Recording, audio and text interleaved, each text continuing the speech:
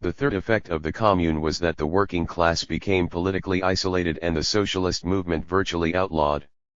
The forces of reaction in Europe rallied against what they took to be the International and all its works. Socialist leaders became oppressed by a siege mentality.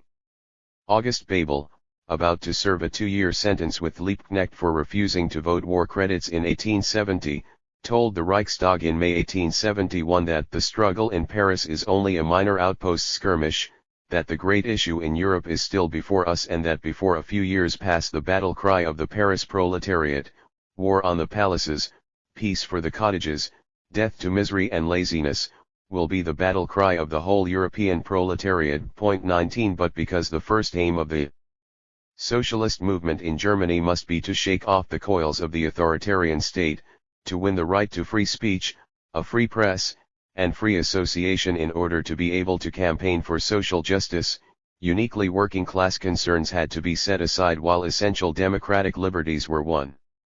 Marx condemned the program of the German Social Democratic Party drawn up at Gotha in 1875 as the old democratic litany familiar to all.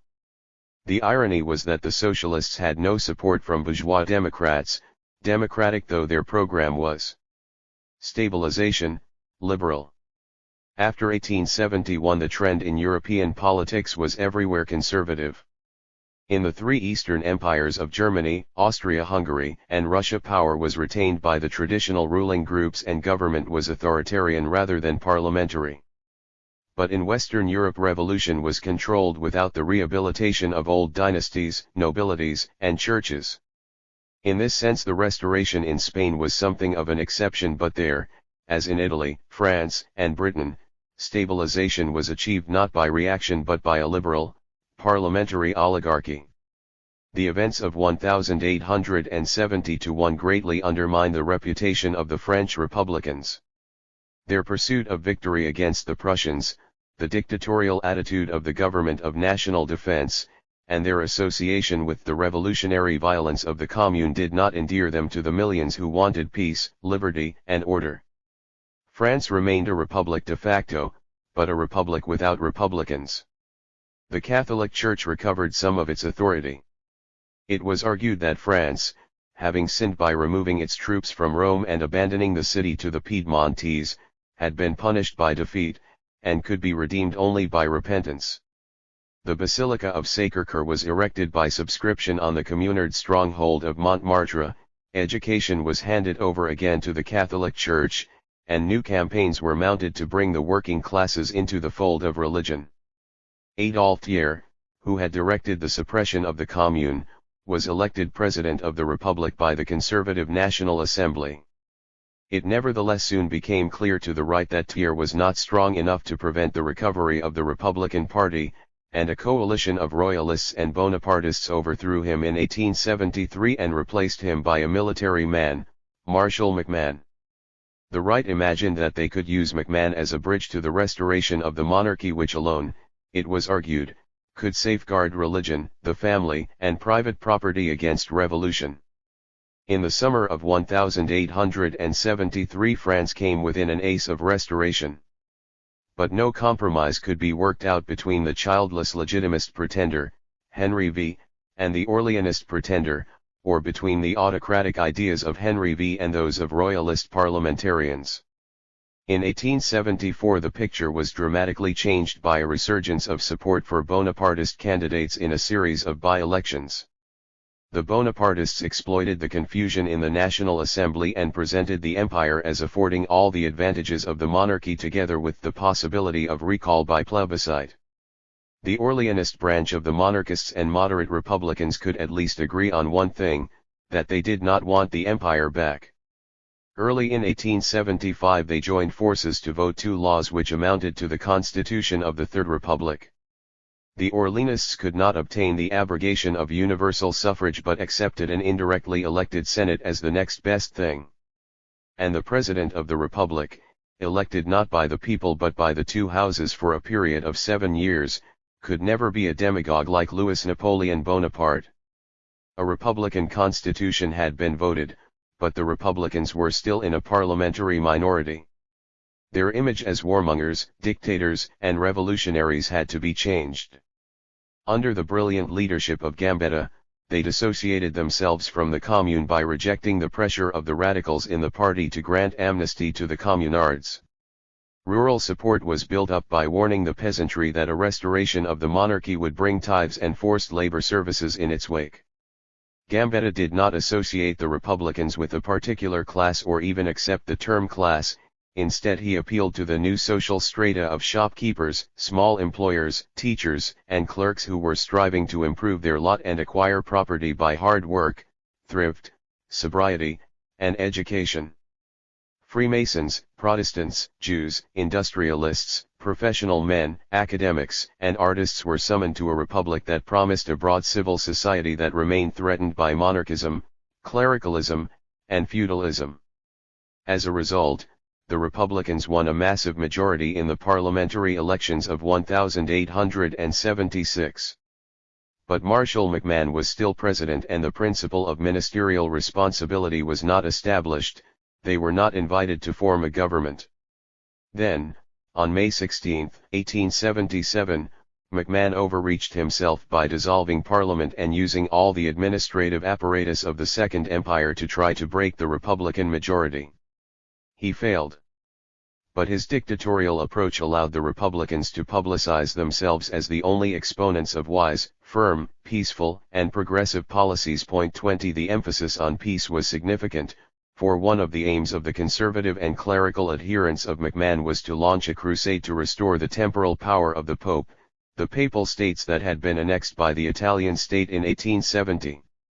However, as Bismarck noted on a memorandum from his military attaché in Paris, clerical France is altogether incapable of maintaining durable peaceful relations with Germany. 21 A Catholic crusade, which stirred up Catholics in Alsace-Lorraine, South Germany, and the Polish provinces, would force Bismarck to take retaliatory action against France. There is little doubt that Bismarck's favor counted in the second electoral success of the Republicans in 1877. Republicans were now offered cabinet posts and in 1879 a Republican president replaced MacMahon. The prime ministers whom he appointed were moderate men. The policies they pursued included railway building programs and a shift to protectionism which satisfied capitalist interests, and all projects of revenge on Germany for the humiliation of 1870 were shelved.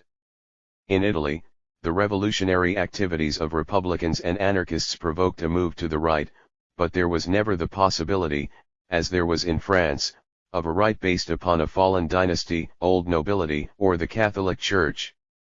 The House of Savoy reaped the prestige of having carried through national unification, and Francis II of Naples had no popular standing after his deposition. The nobilities of the Italian states, one must use the plural, were gelded politically by administrative centralization. Only the displaced aristocracy of the South, still pro-Bourbon and able to make use of peasant hostility to taxation to fight a guerrilla war of resistance, and the black nobility of Rome who still attended the papal court did not yet rally to the new regime.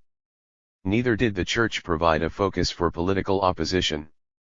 Pius IX never forgave Piedmont, the subalpine usurper and confiscator of his temporal power. And though the law of guarantees of 1871 gave him the privileges of an independent sovereign in Italy, Pius repeated his instructions to the Catholic faithful that they should neither stand nor vote in parliamentary elections. The Church wielded immense influence after 1870 as an educational, cultural, and charitable body, but did not exert that influence through any political party. There was indeed a right and a left in Italian politics in the 1870s, but the terms represented only facets of a single liberal oligarchy, whose policies differed in emphasis rather than in kind. The right, which held power down to 1876, was the old Cavourian, governmental party, which placed official patronage in the hands of provincial intendants in order to win elections. Rome had opposed it, so it was firmly, if moderately, anti-clerical, and applied the 1855 law on religious congregations in the Papal States. It looked after the interests of a landed, professional, and industrial elite, and saw the Italian masses either as a source of revenue, to be mulcted by the grist tax of 1869, or as potentially explosive, to be put down by military force when they revolted, which they often did over taxation. The left, which attained office in March 1876, was a coalition that included the Piedmontese center-left, non-Piedmontese Republicans who had since rallied to the monarchy, and the notables of the agrarian South. Once in power, the left used all the instruments of state to manage the elections of November 1876, and in Sicily could rely on the mafia bosses, suitably placated, to organize the return of loyal deputies. They enlarged the electorate in 1882, but there was still a tax and education requirement which limited the increase to 2 million or 7% of the population, and much lower in the South, although the improvement of elementary education was part of the package. The anti-clericalism of the left had a sharper cutting edge than that of the right, although its bill on compulsory civil marriage in 1879 was rejected by the Senate. The left agreed to abolish the grist tax in 1880, but its main concern was to win favor with banking, railway, and industrial interests by the promotion of vast railway building programs and a shift towards protection, in order to displace the right as the classical governmental party. The impact of revolution was much greater in Spain than it was in Italy. Southern Spain was the only region where the anti-authoritarian International found mass support. The effect on the Republican movement was divisive. For Pi y Margall, the lesson of the Commune was that Republicans must forsake revolutionary folly and, like the French Republicans, try to build up support in the Cortes. Intransigent Republicans, on the other hand, were inspired by the Commune and urged the boycott of parliamentary politics together with revolution to establish a federal republic. Meanwhile, the ruling coalition of progressives, former Democrats, and liberal Unionists was breaking up. The progressives divided between those who wanted to take a conservative course, in closer alliance with the liberal Unionists, and those, who now called themselves the Radicals, who wanted to move to the left to harness republicanism for their own purposes. The Radicals gained office in June 1872, fixed the elections to give themselves a majority in the Cortes, and launched attacks on the Catholic Church and the army. King Amadeo, cut off from the possibility of a conservative ministry, abdicated in February 1873 and brought the Radicals and the monarchy down with him. The Republicans now secured their republic and Pi y Margall became its first president in April 1873. Elections to the constituent Cortes were ordered to be free, to break the link between the government and the caciques. Largely because 3/4 of the electorate abstained, a majority was won by the federal Republicans and the Cortes was filled with lawyers, journalists, and club orators. Unfortunately, the base of the new Republican regime was very narrow. The federal Republicans in the provinces, the militants of the cafes, clubs, and volunteers of liberty, were impatient to organize power by revolution from below, and would not calmly await instructions from Madrid. A wave of municipal revolutions established revolutionary juntas in the cities of the south, Cartagena, Granada, and Malaga, Valencia and Castellón, Seville, and Cádiz. This cantonalist movement inspired the French anarchist Paul Brousse, one of the internationalists who tried to seize the town hall of Barcelona in the confusion, with the view that socialists might in future take power municipality by municipality. But it brought about the fall of Pi, and subsequent Republican presidents had to resort to the army to crush the revolts and revert to a unitary republic. A second reason why the army became necessary was to fight the Carlists, who responded to the fall of the monarchy by establishing a state in northern Spain that was virtually independent. But reliance on the army to crush rebellions resulted, by turns, in a republican dictatorship, the dictatorship of Francesco Serrano, a general of the 1868 revolution, a Spanish McMahon, and eventually, because the royalist generals in the army gained the upper hand, in a restoration of the monarchy, December 1874. The grey eminence behind the restoration was nevertheless a civilian politician, Antonio Canovas del Castillo. A protégé of O'Donnell and one of the architects of the Liberal Union in the period 1854–66, he had persuaded Queen Isabella to abdicate for the sake of the monarchy in 1870 and sent her son, Alfonso, to Sandhurst to learn how to be a constitutional king. Alfonso XII arrived in Madrid in January 1875, but it was Canovas who was in charge of affairs. Freedom of the press was suspended, municipal councils and provincial assemblies were dismissed, officials were purged. A liberal conservative party, in the image of the Liberal Union, was hammered together from former moderates and conservative progressives who were willing to rally to the monarchy, in order to serve the interests of the government. Links were re-established with the caciques, who received immense powers to assess taxes locally, sell forest land, control the courts, and appoint to municipal and provincial offices, in order to build up a network of clientage that would vote in government majorities at every election. In the elections to the Constituent Cortes in 1876, Republican and Radical candidates were not allowed to stand, and the Constitution of 1876 abrogated universal suffrage, established a Senate that was half appointed, half elected, and made the Catholic religion once again the religion of state. But it was not a restoration à la Ferdinand VII, absolutism was consigned to history and real power was vested in the Prime Minister, Canovas. In Britain, the radical agitation of the Reform League had been successfully appropriated by the Liberal Party for the elections of 1868. The danger of revolution came from Ireland, where small-holding and extremely insecure tenants were now engaged in an agrarian war with their English or Anglo-Irish landlords.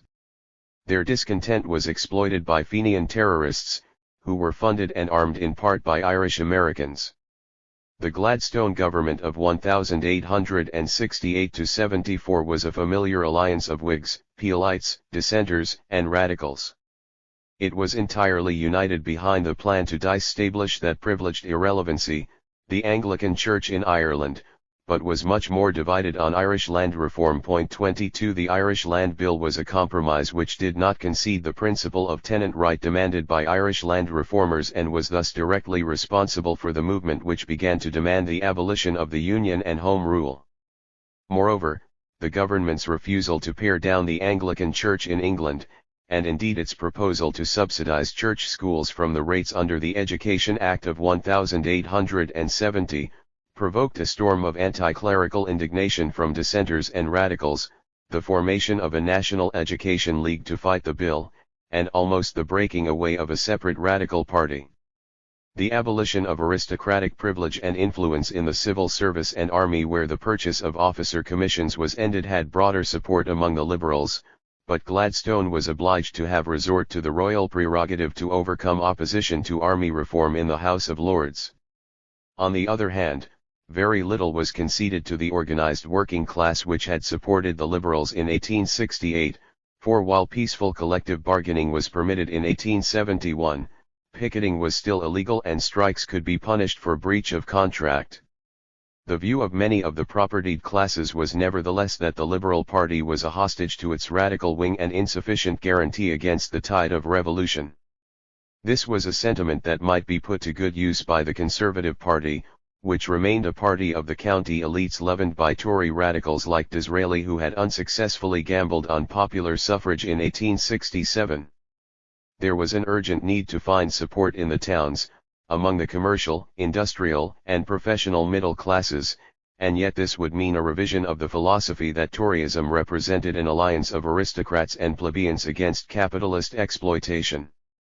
At Manchester in April 1872, Disraeli played on middle-class fears by arguing that the Liberals were out to destroy the Church, the Lords, and the monarchy itself. At the Crystal Palace 2 months later, Disraeli committed himself to improving the condition of the people, but counted above all on his sense that the working classes were proud of belonging to an imperial country, and are resolved to maintain, if they can, their empire, that they believe on the whole that the greatness and the empire of England are to be attributed to the ancient institutions of the land. 23. Disraeli's advocacy of more energy abroad, greater peace at home, and above all the maintenance of established institutions proved a successful formula in the elections of 1874, despite Gladstone's promise to abolish income tax and reduce military expenditure. "People are frightened," a Liberal peer told Gladstone afterwards. The masters are afraid of their workmen, manufacturers afraid of strikes, churchmen afraid of nonconformists, many afraid of what is going on in France and Spain, and in very unreasoning fear all have taken refuge in conservatism. 24 Conservative support spread from its traditional base in the counties to the large towns, where the new party machine had been working since 1870 to mobilize it. Disraeli's cabinet of 1,874 was overwhelmingly aristocratic, and the government sought a balance between middle and working class interests. Thus picketing and strikes were no longer punishable as criminal offenses, in the hope that the organized working class would turn away from socialism. Workers' housing was to be improved, but always according to what the rates would stand, while freeing up the drink trade satisfied brewers and beer drinkers alike. Above all, the emphasis of the government was on a dazzling and triumphant foreign policy. The Suez Canal shares of the Khedive of Egypt were bought up. The Queen was made Empress of India and a firm stance taken against Russian ambitions in the Straits and Balkans. But Disraeli's imperialism led straight to unsuccessful wars in Afghanistan and South Africa, and in 1880 the British electorate deserted him for Gladstone, whose Midlothian campaign had won support back for the People's William. Stabilization, authoritarian. For a little while after 1867 parliaments in both Germany and Austria were dominated by liberals, who pursued policies of free trade, anti-clericalism, and anti-militarism. By the end of the 1870s both countries had become more conservative and more authoritarian. The Catholic Church stood up to persecution and had to be reconciled. The prosperity of the mid-century came to an abrupt end, and propertied classes demanded both the repression of social discontent and the protection of national economies against foreign competition. Lastly, Russian militarism again endangered the peace of the Balkans, and governments were obliged to make commitments that were anathema to liberals. In the first elections to the Reichstag of United Germany, held in 1871, the liberal parties, combining the National Liberals, Progressives, and other liberal factions, won over half the seats, leaving the rest divided between the conservative parties, the Centre Party, and Polish, Danish, and Alsatian deputies. A liberal majority imposed constitutional, parliamentary rule, freedom for trade, capital, and enterprise, which was justified by the boom of 1868–73, and war against the Catholic Church. Liberals had their reasons for attacking Roman Catholicism. The Church had often reinforced arbitrary and aristocratic regimes in states now annexed to the Reich and had opposed Prussian hegemony in Germany. Moreover, liberals genuinely believed in a civilizing mission against ignorance and superstition, and they were anxious still to appear militant, even after they had capitulated to Bismarck. Bismarck had his own reasons for waging war against the Catholic Church in Germany, a war that became known as the Kulturkampf. First, he was convinced that not only the annexed Catholic populations of South Germany and Alsace but above all the Polish Catholics of West Prussia, Upper Silesia, and Posen were opposed to a Prussian-dominated Reich. He wanted to replace the religious, corporative, and regional loyalties cultivated by the Catholic Church by the loyalty of the citizen to the state. Second, he wished to secure a parliamentary majority by preventing a rapprochement between the center and the conservatives, and making sure of the support of anti-clerical liberals. To do this, he needed to single out the Catholics as being guilty of separatism and ultramontanism. Third, when the Catholic clergy and the papacy opposed his policies, Bismarck argued that popes were now challenging emperors as in the Middle Ages, and that the state must tighten its control over the Church. To this end a law of 1872 made school inspectors into state officials and resulted in the sacking of clergy, especially Polish clergy, from the inspectorate. A series of laws passed in May 1873 empowered the state to direct the training of priests and to dismiss recalcitrant clergy, one of whom was the Polish Archbishop of Posen. A law of 1874 required Catholic couples to have a civil marriage as well as a church ceremony. Clergy were no longer allowed into schools to give religious instruction after 1876, and interconfessional schools were imposed on the Polish provinces, and promoted by liberal-controlled cities like Cologne. Bismarck's Kulturkampf was a failure. The Catholic laity rallied behind their clergy, particularly in Rhineland-Westphalia, where the Catholic Centre Party was founded in December 1870 and the Mainz Association in 1872. Instead of celebrating Sedan Day on September 2, Catholics celebrated June 16, anniversary of the election of Pius IX, throughout the Kulturkampf. In the Reichstag elections of 1874, over 4/5 of German Catholics voted for the Centre Party, which now returned 91 deputies. Worse still, the Protestant Church and its most stalwart supporters, the Prussian aristocracy, defended confessional schools, and Bismarck could not afford to lose their favor.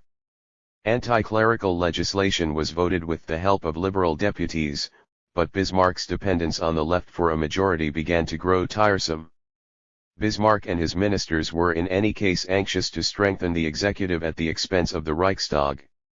Consideration of military affairs by the all-German Reichstag seemed particularly inappropriate because the army was overwhelmingly composed of Prussian contingents. The outgoing Prussian war minister, Roon, wanted to establish the principle of a peacetime army of 400,000 men, maintained by an automatic per capita grant, which the Reichstag would not be required in future to debate. His concerns were not only related to national defense. An efficient army, he argued, is the only conceivable protection against the red, as against the black, Spectre 25, but it was precisely the black and red spectres, the center, the left wing of the National Liberals, the Progressives, and the 9 Socialists now in the Reichstag, who voted against this carte blanche to militarism. It was the National Liberals who rallied to the government and proposed the compromise solution of a military budget voted for 7-year terms, the Septennat. What Bismarck really needed to obtain his majority was a good war scare. The liberal parties, who still held over half the seats in the Reichstag after the elections of 1874, were not broken until the onset of the economic depression.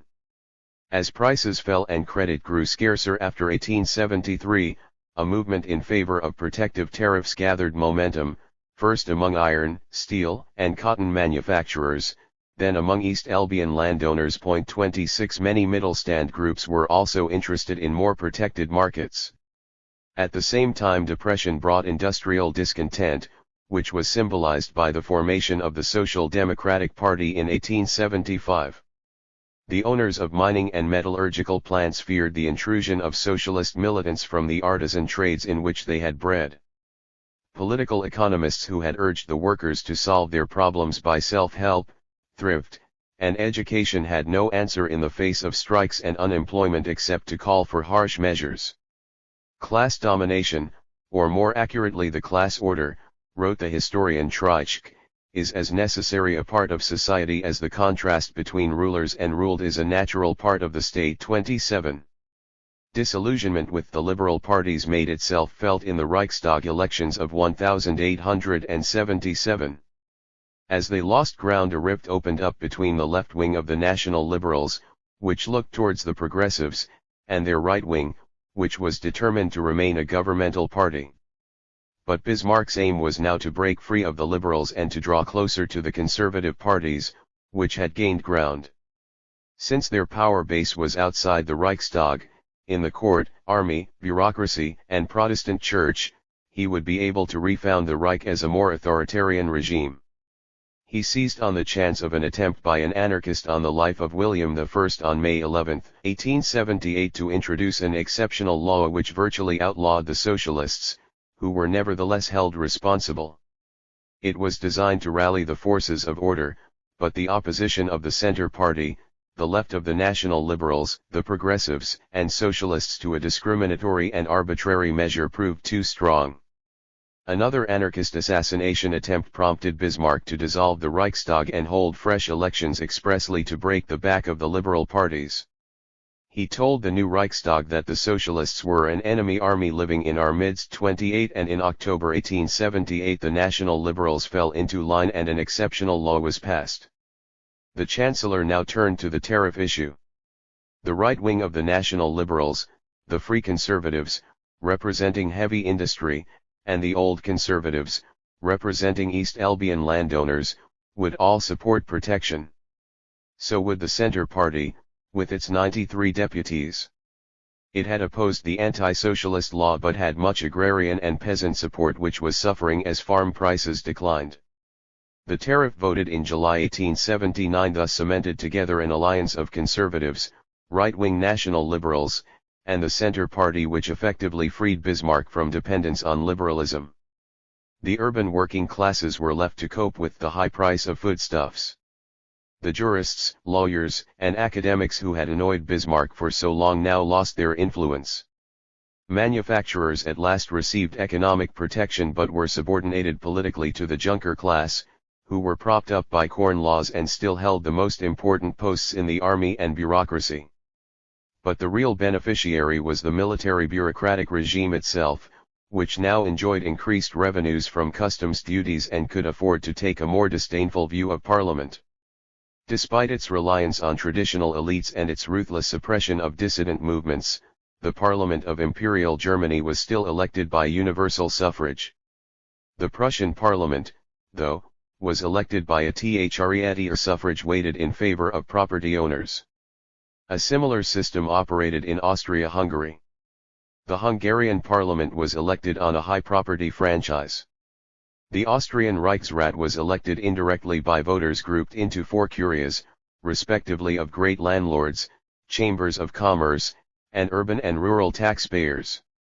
The regime in Hungary, an oligarchy of Magyar landowners and bureaucrats controlling a tiny electorate by means of governmental pressure, was not unlike that of Spain. The left center of Tisza, which in 1866 had wanted much greater independence from Austria, including a separate Hungarian army, came round to accepting the broad provisions of the Ausgleich for the sake of power, and in 1875 the left center coalesced with the Decaists to form the Liberal Party. Tisza became Minister of the Interior, and was appointed Minister-President by the Emperor in his capacity as King of Hungary in October 1875. A new electoral law passed in 1874 set out conditions for the franchise based on property, taxation, and professional qualifications and limited the electorate to a mere 5.9% of the population. And that was not the end of the matter. Constituencies were redrawn to give maximum weight to Magyars and minimum influence to other nationalities such as Slovaks, Serbs, and Transylvanians. The county assemblies, traditionally the parliaments of the local gentry, were virtually replaced by administrative committees which included 10 members of the assembly and 10 officials. These were entirely in the hands of the government's representative in the country, the High Sheriff, who was in turn directly subordinate to the Minister of the Interior.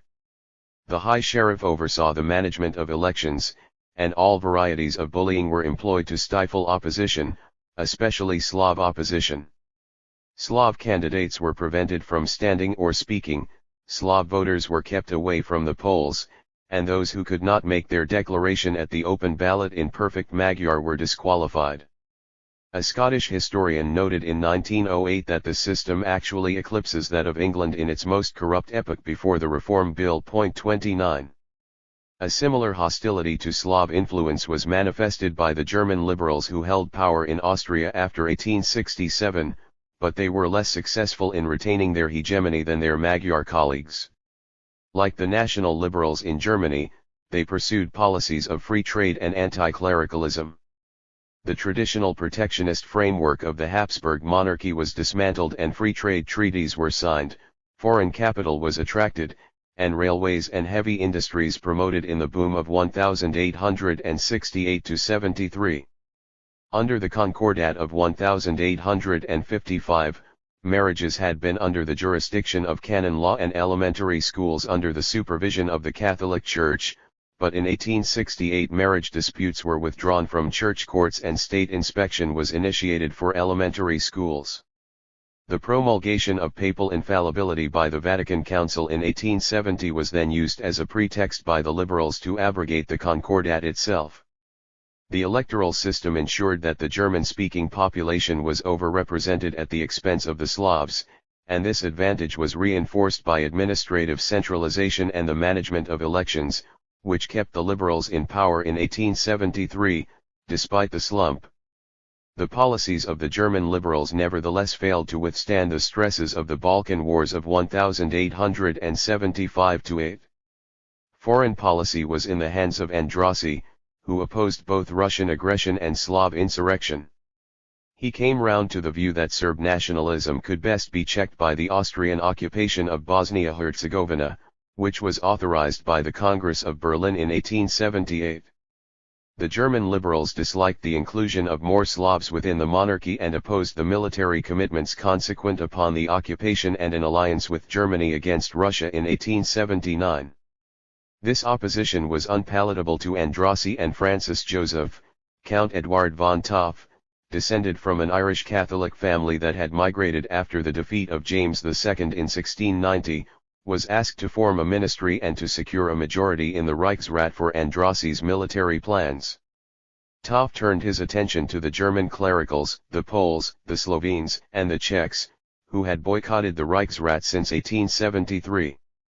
All these improved their representation in the 1879 elections, and the liberals, who lost ground, were unable to stop the government's defense bill. But Toff had to pay a price for securing the support of the nationalities, especially the Czechs, whose self-confidence was manifested in the Slavonic dances and rhapsodies of Dvorak, 1878, and the opening of the Prague National Theatre in 1883. A series of language ordinances of April 1880 thus required the use of Czech as well as German in the outer service or lower levels of the administration and courts, and provided for a Czech section in the University of Prague. The way was now open for the Czech middle class to complete its education and find employment as lawyers, judges, and officials. The liberal ministers who still remained in the government resigned in June 1880. The iron ring of Toff, dominated by aristocratic and clerical Germans and Slavs, was complete.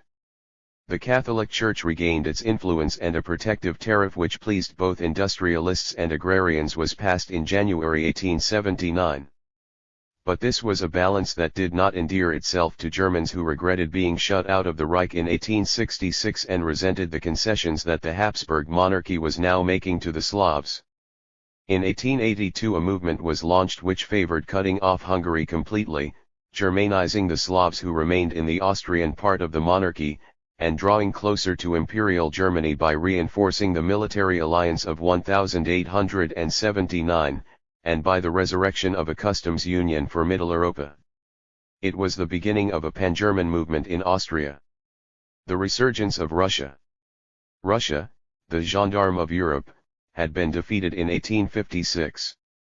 During the next decade its former beat swarmed with revolutionaries and politicians pursuing their own interests at its expense.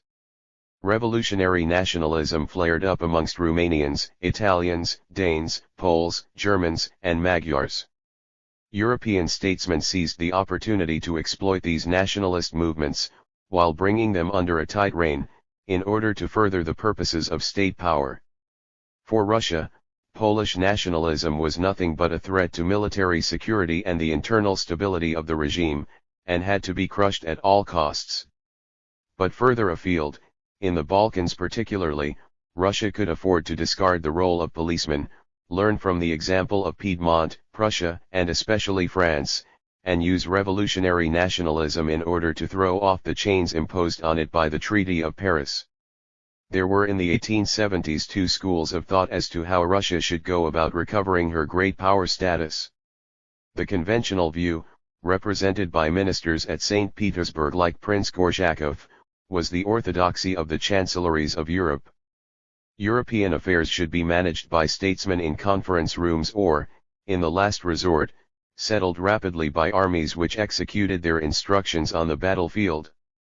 Good relations between Russia and Prussia had been reinforced by Prussia's help in suppressing the Polish insurrection of 1863, and when Prussia went to war with France in 1870, Gorshakov was happy to guarantee the neutrality of Russia.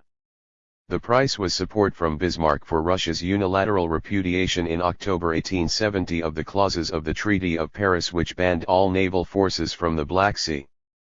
Great Britain was not willing to fight for the clauses, and though Austria-Hungary was deeply concerned by Russia's intentions, Bismarck had been magnanimous towards Austria after his victory in 1866 and was able to prevail on her to agree to the revision. Bismarck capitalized on this agreement by resurrecting the Holy Alliance as the League of the Three Emperors in October 1873. The one principle on which all three courts could agree was hostility to the international and the defense of monarchy. The alliance would be safe so long as the Eastern question was not raised. The second school of thought was that which prevailed among generals who had extended Russian imperialism in the Caucasus or Central Asia, former Slavophiles who promoted Russian cultural influence through the Moscow Slav Benevolent Committee, founded in 1858, and diplomats like Ignatieff whose point of view had been shaped in the embassy at Constantinople and whose fondest ambition was that Constantinople should revert to Russian hands. Responsibility for all Slavs of the Orthodox faith had been the guiding philosophy of the Slavophiles. But the Polish revolt had rudely emphasized the fact that many Slavs were Catholic. The ideology of the Pan-Slavs who succeeded them focused on the struggle between Latin, Germanic, and Slav races, and argued that the destruction not only of the Ottoman Empire but also of the Austrian Empire was a precondition of the triumph of Slavdom. The way to Constantinople, ran the formula, lies through Vienna. 30 The Slav peoples of the Balkans must be liberated from Ottoman and Austrian oppression, and then gathered in a federation under the aegis of the Tsar. The question of oppression and liberation in the Balkans came sharply to life in the summer of 1875, when the Slav peasants of Bosnia and Herzegovina, weighed down by taxes and forced labor services and suffering the effects of a bad harvest, rose in revolt against their Muslim overlords. An initial attempt by Ottoman troops to put down the rebellion failed, although the insurgents would not be able to hold out indefinitely without assistance. There was the possibility of support from Montenegro and Serbia, themselves still obliged to recognize Ottoman suzerainty and pay tribute to Constantinople, but otherwise independent. The ruler of Serbia, Milan Obrenović, a cousin of Prince Michael, who was assassinated in 1868, was half Romanian, French educated, and not particularly dedicated to Serb nationalism. He was wary of offending the governments of Russia and, above all, Austria. But in 1869 he had granted the Serbs annual assemblies and the elections of August 1875 were won by liberals who were committed to intervention and foisted an interventionist ministry on him. The pressure was building up against Turkish oppression, and in May 1876 Bulgarian revolutionaries, trained in a Russian seminary in Odessa, launched an insurrection of their own. It was premature and a disaster, resulting in the massacre by the Turks of between 12,000 and 30,000 Bulgarians. European opinion was horrified, and Milan was forced to act, if only to save his reputation and his dynasty. Montenegro and Serbia invaded Ottoman territory on June 30, 1876. It remained to be seen what the great powers would make of this revolutionary nationalism. For Austria-Hungary and its foreign minister, Andrassy, the situation was dangerous. Serbia must not be allowed to annex Bosnia or Herzegovina. A large Slav state outside Austria's frontiers would exercise a magnetic influence on Slavs within the monarchy, and if Russia decided to back Serbia, the results could be catastrophic. Andrassy believed that the integrity of the Ottoman Empire must be maintained, although the Porte should make reforms to lighten the burdens on its Christian subjects. In Russia, two foreign policies operated in tandem. For the Pan-Slavs, Ignatieff returned to Constantinople and tried to urge the Porte to enlarge Montenegro, the highland state to which Russia had always looked first for a satellite. The deposition of Sultan Abdul Aziz in May 1876 was a blow to his plans. Inside Russia, Slav benevolent committees sprang up everywhere to send money and volunteers to help the Balkan rebels. A Pan-Slav general was sent with the blessing of the Moscow Slav Committee, but without that of the government, to organize the Serb troops for war. But official foreign policy was still in the hands of Gorshakov, who feared the repercussions of Slav rebellion within the Russian Empire, and was determined to settle the Balkan problem around the negotiating table and within the framework of the Three Emperors League. In December 1875 he and Andrassy agreed to require the Porte to make reforms on behalf of its Christian subjects. Once Serbia had declared war on Turkey, the situation was somewhat different.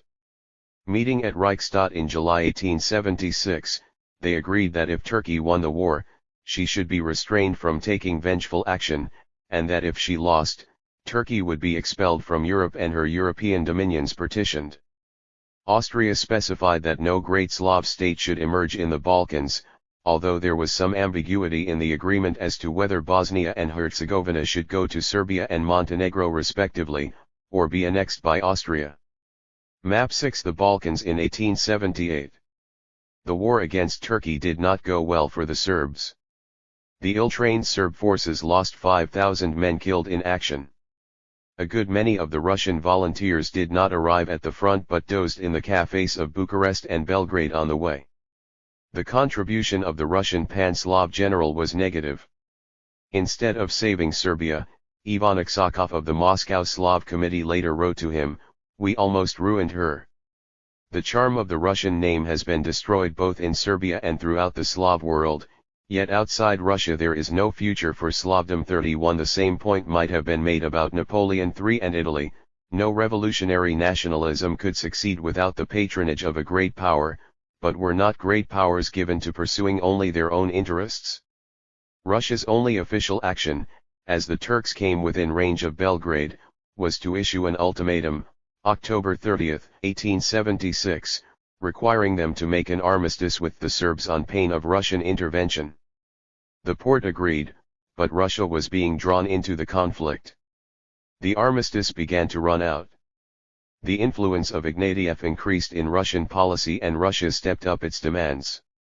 The Porte must concede not only reforms for Bosnia and Herzegovina but the creation of a Bulgarian state, which would serve Russians' interests in the Balkans much better than Serbia. These demands were refused. The demands of the Pan-Slavs for war became louder and louder, but Gorshakov could not afford to antagonize Austria in the Balkans, for the sake of the Three Emperors League. Under a secret military convention of January 15, 1877 and a political convention of March 18, 1877, Russia agreed to keep her troops out of the western half of the Balkans, to refrain from creating a large Slav state, and to allow Austria to occupy Bosnia and Herzegovina. On April 24, 1877, Russia declared war on Turkey. The ostensible reason for Russia's declaration of war was the protection of Balkan Christians. But she did not ask for their military assistance, and in turn expected to give very little away. Serbia could not count on Russian support and her interests, though she did not know it, had been mortgaged by Russia to Austria. Serbia concluded a separate peace with Turkey in February 1877, just before the armistice expired. Russia had to make some agreement with Romania, whose territory stood between Russia and the Danube frontier of the Ottoman Empire, to ensure a passage for her troops. In return, under a treaty of April 1877, Russia guaranteed the integrity of Romania, but in 1856 Russia had been forced to concede part of Bessarabia, which had been won in 1812 from the Ottoman Empire, to what was then the Danubian principalities, and had not in fact given up the claim. If Russia was serving any Balkan interests, it was the creation of a Bulgarian state from the Ottoman Empire, but that would also serve Russian purposes, influence in the Balkan Peninsula, access to the Aegean, and a frontier within shouting distance of Constantinople. It was only when the Russian armies became bogged down at the Turkish fortress of Plevna, just south of the Danube, between July and December 1877, that requests had to be sent out to the Balkan states for help. Romania joined in the war in September 1877, Serbia just after the fall of Plevna, and even Greece in February 1878. But this did nothing, in the eyes of Russia, to improve their bids for territorial compensation. There was no possibility in 1877 to 8 of a Crimean coalition against Russia. Disraeli persuaded the British cabinet and parliament to authorize the sending of a fleet to the Dardanelles, to protect Constantinople. But Disraeli's attempts to bring Austria into an alliance foundered because of Andrassi's secret deal with Gorshakov by which Austria would gain Bosnia and Herzegovina from a Russian success. As during the Crimean War, Austria was looking both ways and none. Again she miscalculated, because the treaty terms that were imposed on the port at San Stefano in March 1878 were entirely the work of the Pan-Slavic Natif, and went against all international agreements. Russia did create a large Slav state in the Balkans, although at the eastern end Bulgaria. In the Western Balkans Montenegro, which had continued fighting the Turks, was tripled in size, but Serbia got next to nothing, Greece nothing, and Romania lost Bessarabia to Russia. This was a slap in the face for most of the Balkan countries and Romania, and quite unacceptable to the European powers. The Congress system, which was intended to maintain a balance of power in Europe, had broken down after 1856, but it might yet be reused to put Russia in its place. For British security was threatened and Austria realized that it had been double-crossed. At the Congress of Berlin, which opened in June 1878, Andrassy and the British envoy, Lord Salisbury, strove to clip Russia's wings and recover some satisfaction. Both Britain and Austria were now forced to admit that the Ottoman Empire was a spent force, and that a settlement must be made at its expense. Big Bulgaria was split down the middle along the Balkan Mountains. In the northern part, Bulgaria proper, a Russian governor-general assumed military and financial control and presided in 1879 over the drawing up of a constitution, the election of a national assembly to ratify it, and the election of a foreign prince, Alexander of Battenberg. The status of the southern part, eastern Rumelia, remained somewhat confused. Austria was allowed to occupy Bosnia and Herzegovina, although the former rebels showed their dissatisfaction by inflicting 5,000 casualties on Austrian troops. Britain was no longer certain that Constantinople could close the straits to a Russian fleet, but its main concern now was Egypt and the Suez Canal, and it acquired Cyprus as a base from which to survey Russian ambitions. Russia retained Bessarabia and secured Batum, on the Caucasian Black Sea coast, but it had suffered a setback, always a threat to the survival of the autocracy. The war had already encouraged popular disturbances at home. The recruitment of 500,000 reservists deprived the countryside of manpower, and ex-conscripts returned to spread rumors of a forthcoming partition of the land. Between 1875 and 1878 peasant revolts broke out in the Kiev region and there were strikes in the textile mills of St. Petersburg. Young revolutionaries of the Land and Liberty movement went to the people and tried to organize and educate these Ukrainian peasants and the workers of Odessa and St. Petersburg to provide mass support for their cause. The Tsarist government acted fast, rounded up hundreds of young revolutionaries, and attempted to discredit them by means of a show trial of 193 prisoners between October 1877 and January 1878. But the discredit rebounded onto the government itself. 75 of the prisoners died, committed suicide, or went mad before or during the trial, and the day after it ended the governor of St. Petersburg, who was responsible for their incarceration, was shot and wounded by a young revolutionary, Vera Zasulich. To the great delight of the public, at her trial she was acquitted. The immediate response of the regime was to tighten up repression. State crimes could now be tried by military district courts. Among the liberal gentry of some Zemstvos a movement began to find a middle course between revolution and repression, in support of the granting of constitutional liberties and greater self-government. It had little support. Most Zemstvos feared terrorism and supported the hard line of the government. The revolutionaries scorned the ability of liberals to obtain any reform from the autocracy and their refusal to contemplate land reform. "The people will not give a damn for your landowner's constitution," declared one of the populist leaders, Mikhailovsky. 32 They continued with their revolutionary tactics, and on April 2, 1879 an attempt was made on the life of the Tsar. Again, the government stepped up repression, appointing governors-general with dictatorial powers in the major cities. A score of dissidents were hanged and hundreds sent into exile. Some of the populists wanted to go on educating and organizing the masses, but a terrorist group named the People's Will split off from the Land and Liberty movement in June 1879 to reply to the regime in kind, by murder. At this point, paradoxically, those in high circles who believed that the government would have to make some concessions began to carry weight.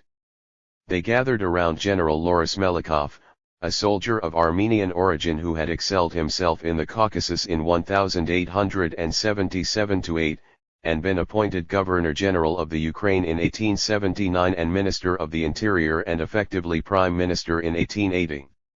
He was anxious to relax censorship of the press and discipline in the universities, and to include representatives of zemstvos and city councils on a general commission where legislation on administration and finance would be drafted for consideration by the Council of State.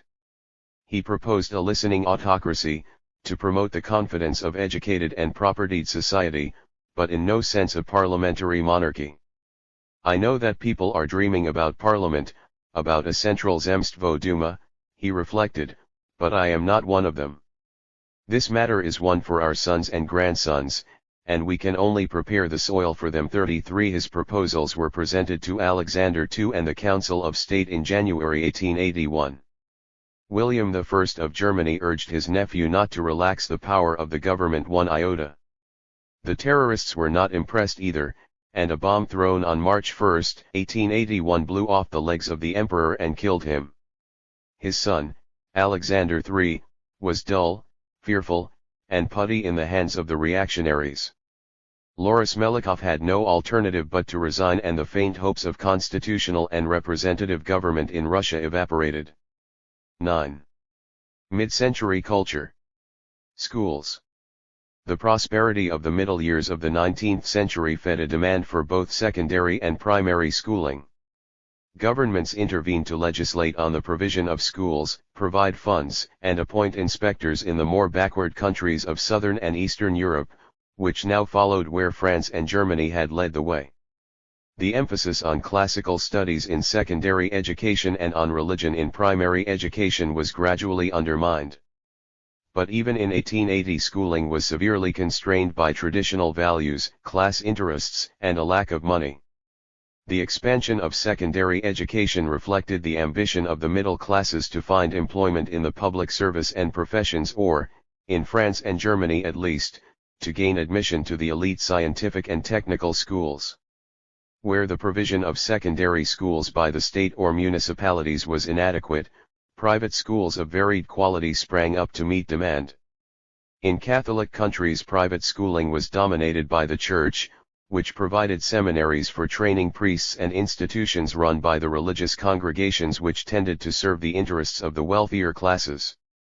In France, the state retained its monopoly of secondary education, with the exception of seminaries, down to 1850, but the opponents of revolution who then achieved power established the principle of liberty of education and opened the way to a resurgence of Catholic colleges and convents. Between 1854 and 1876 the population of state-run lycées and municipal colleges increased by 71%, while that of ecclesiastical secondary schools rose by 120%. The education of young ladies was monopolized by nuns, and an attempt to introduce state secondary education for girls in 1867 was defeated by the French bishops at the head of Catholic opinion. In Italy, girls were uniformly educated in convent schools, while the lack of state schools for boys, especially in the south, was compensated for by the existence in 1865 of 260 seminaries educating over 13,000 pupils. Only a fraction of these were destined for the priesthood. Seminaries provided a cheap, Catholic education for those destined to be lawyers, clerks, and ushers.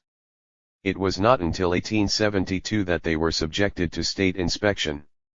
In Spain, a law of 1857 required every province to set up a lycée, but these were unpopular with the Catholic bourgeoisie, while the schools of the congregations, flourishing since the Concordat of 1851, continued to expand.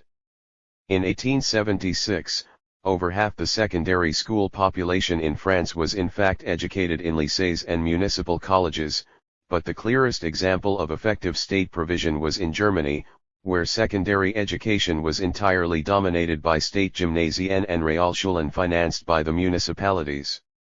It may be argued that Prussia did not have the problem of a Catholic majority religion to contend with except in the Rhineland, but neither did England, and there the public provision of secondary schooling was minimal. A system of endowments and ancient foundations ensured the prosperity of 9 public schools charging large fees and of a number of grammar schools which were no longer for poor scholars.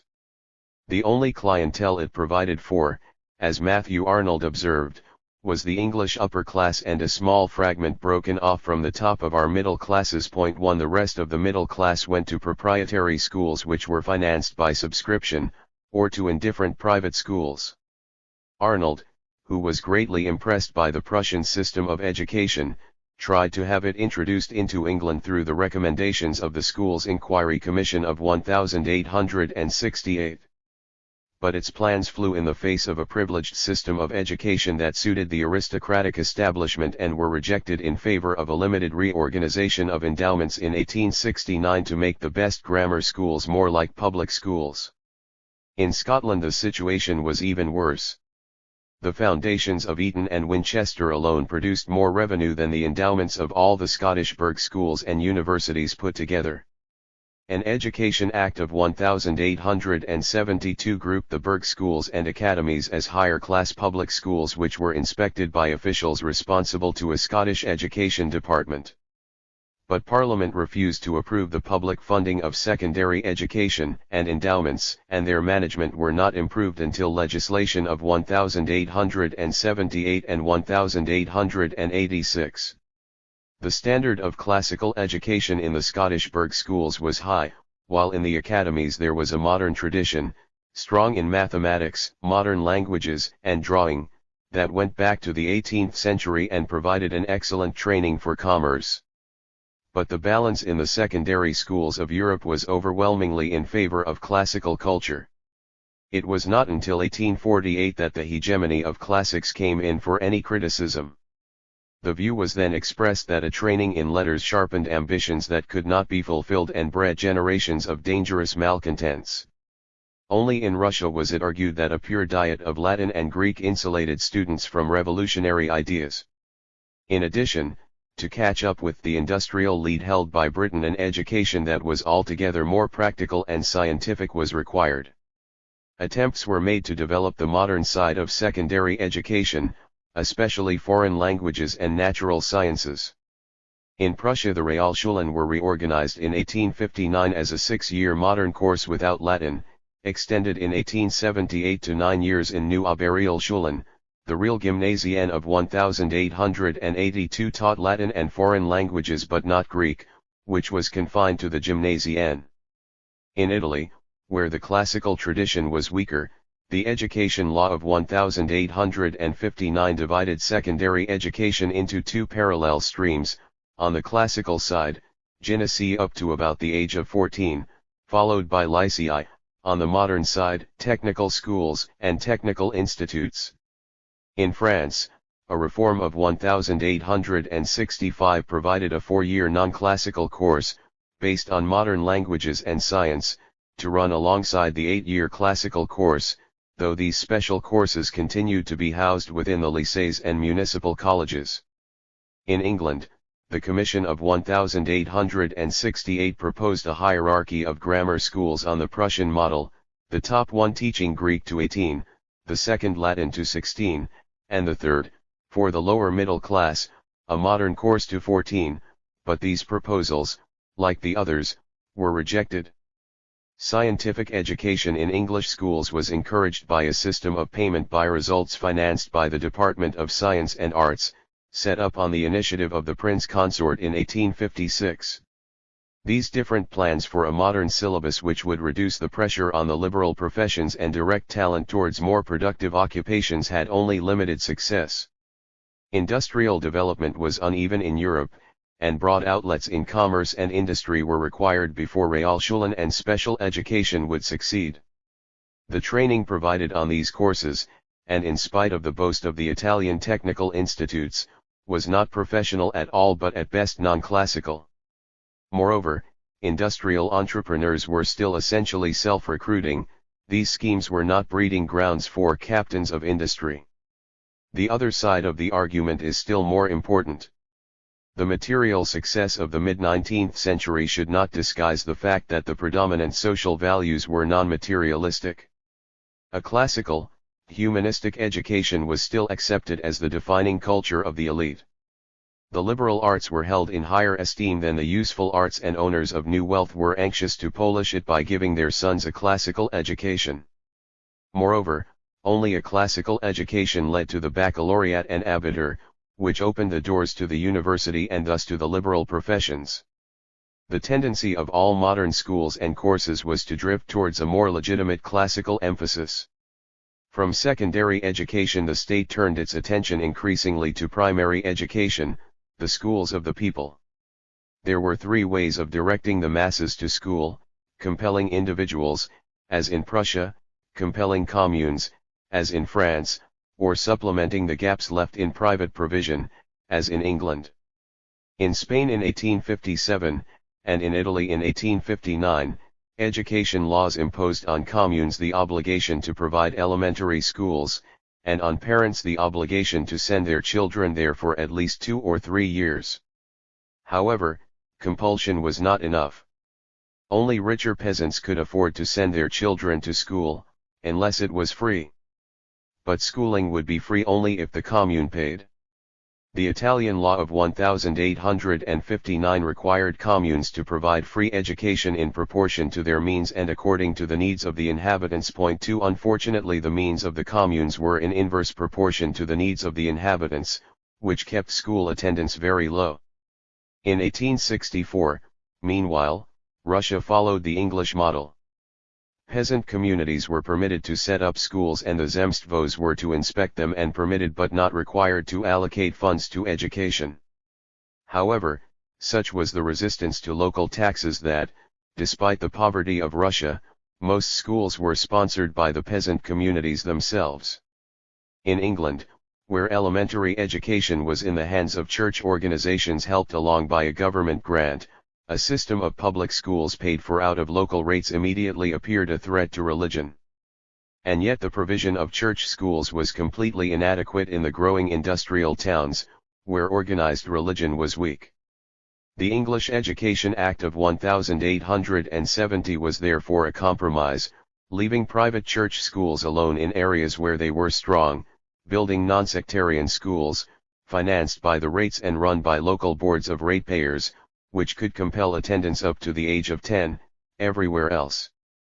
The basic functions of elementary education were first, to train individuals to be citizens of nation-states, some of which were brand new, instead of being loyal to local communities, provinces, corporations, or churches; second, to forget their patois, dialect, or peasant language and learn the language of the dominant nationality; and third, to moralize the people.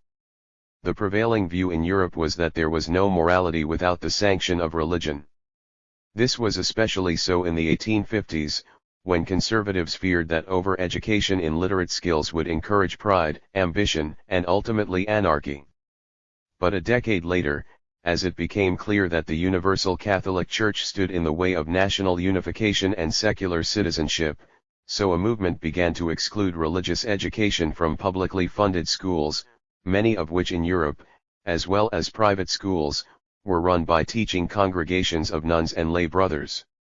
This would be replaced by a moral and civic training to ensure that all children, irrespective of their religion, would grow up to become dutiful citizens of the state. The movement started in Belgium, where an education league was set up in 1864 to campaign for the neutrality of public schools in matters of religion. A similar league was established in France in 1866 and branches appeared in Italy in 1870. Even in England, where the established church was Anglican, nonconformists and radicals organized a national education league to ensure that under the 1870 Education Act the catechism would not be taught in rate-supported schools. Liberals and radicals who obtained power excluded the catechism from publicly supported elementary schools in Italy in 1877, in Belgium in 1879, and in France in 1882. The imposition of a dominant national language in the new nation-states was no easy task.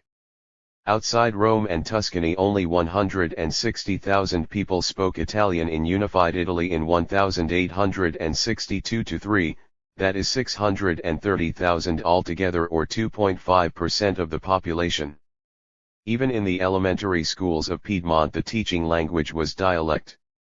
In 1864 over 13% of the population in Prussian schools were Polish, and rates of illiteracy were far higher in the Polish provinces.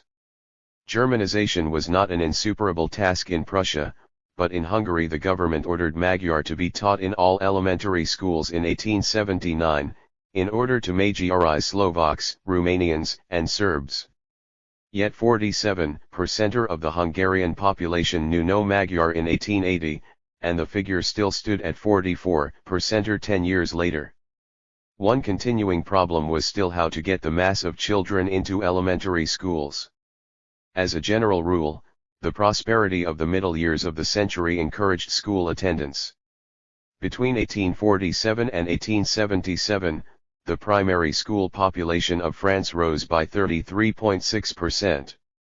But the number of boys at school rose by only 10% to 2.4 million while the number of girls rose by 71% to 2.3 million. 5 years before universal free education was proclaimed in France, 57% of these pupils were being educated free. But levels of school attendance in Europe were not determined only by whether schooling was free, or indeed compulsory. In poor regions where there was little more than a subsistence economy, children were required to work in the fields, or mind the sheep, or raise silkworms.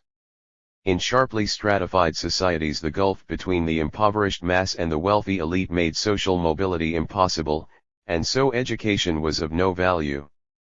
In southern Italy, for example, there were only two ways to improve one's lot: brigandage or emigration. Industrialization did not immediately create a demand for education, because the requirement of the textile industry was for masses of unskilled labor.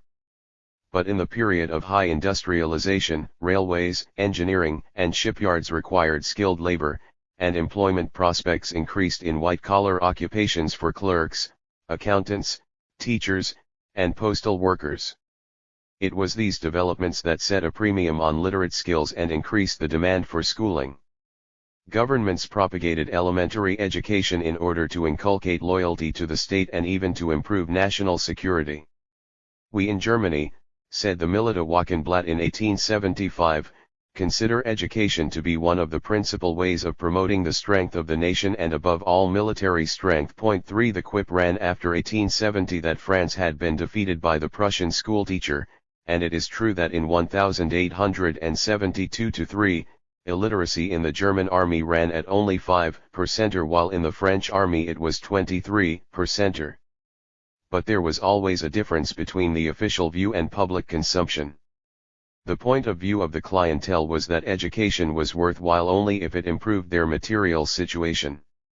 School attendance therefore remained low in the backward regions of Europe, and illiteracy rates were correspondingly intractable: 68% in Hungary in 1869, 72% in Italy in 1871 and in Spain in 1877.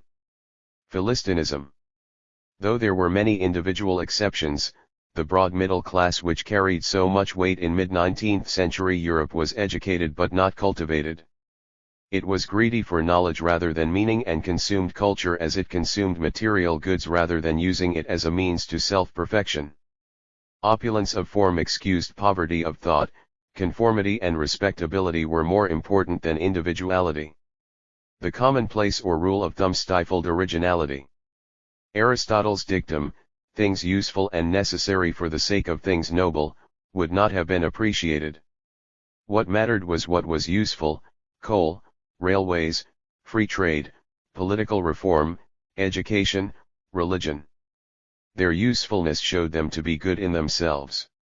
Some contemporaries were critical of this mentality. Monsieur Joseph Prudhomme, the quintessential bourgeois, the creation of the caricaturist and playwright Henri Monnier, became a stage personage in Paris in 1852 and published his memoirs in 1857. Flaubert's Dictionary of Received Ideas was a mocking collection of reach-me-down prejudices masquerading as profundities. The term Philistine was popularized by the German poet, Heinrich Heine, who died in Paris in 1856, and Matthew Arnold, who admired him deeply, attacked the bad civilization of the English middle class in his Culture and Anarchy, 1869. The typical bourgeois of the middle years of the century was too busy making money to be bothered with politics. The fact that in countries like France and Germany political censorship was fairly stiff between 1850 and the later 1860s did not inhibit the explosion of the printed word, because the demand was not for political journalism. Newspapers were bought for information, share prices, law reports, theater guides, society gossip, and the serialized novel. In response to this demand, the production of newspapers became a large-scale industry like any other, commercialized, served by modern technology, and offering the possibility of large profits. In England, the abolition of the stamp duty in 1855 immediately brought down the cost of newspapers. Increasing use of advertising brought it down still further.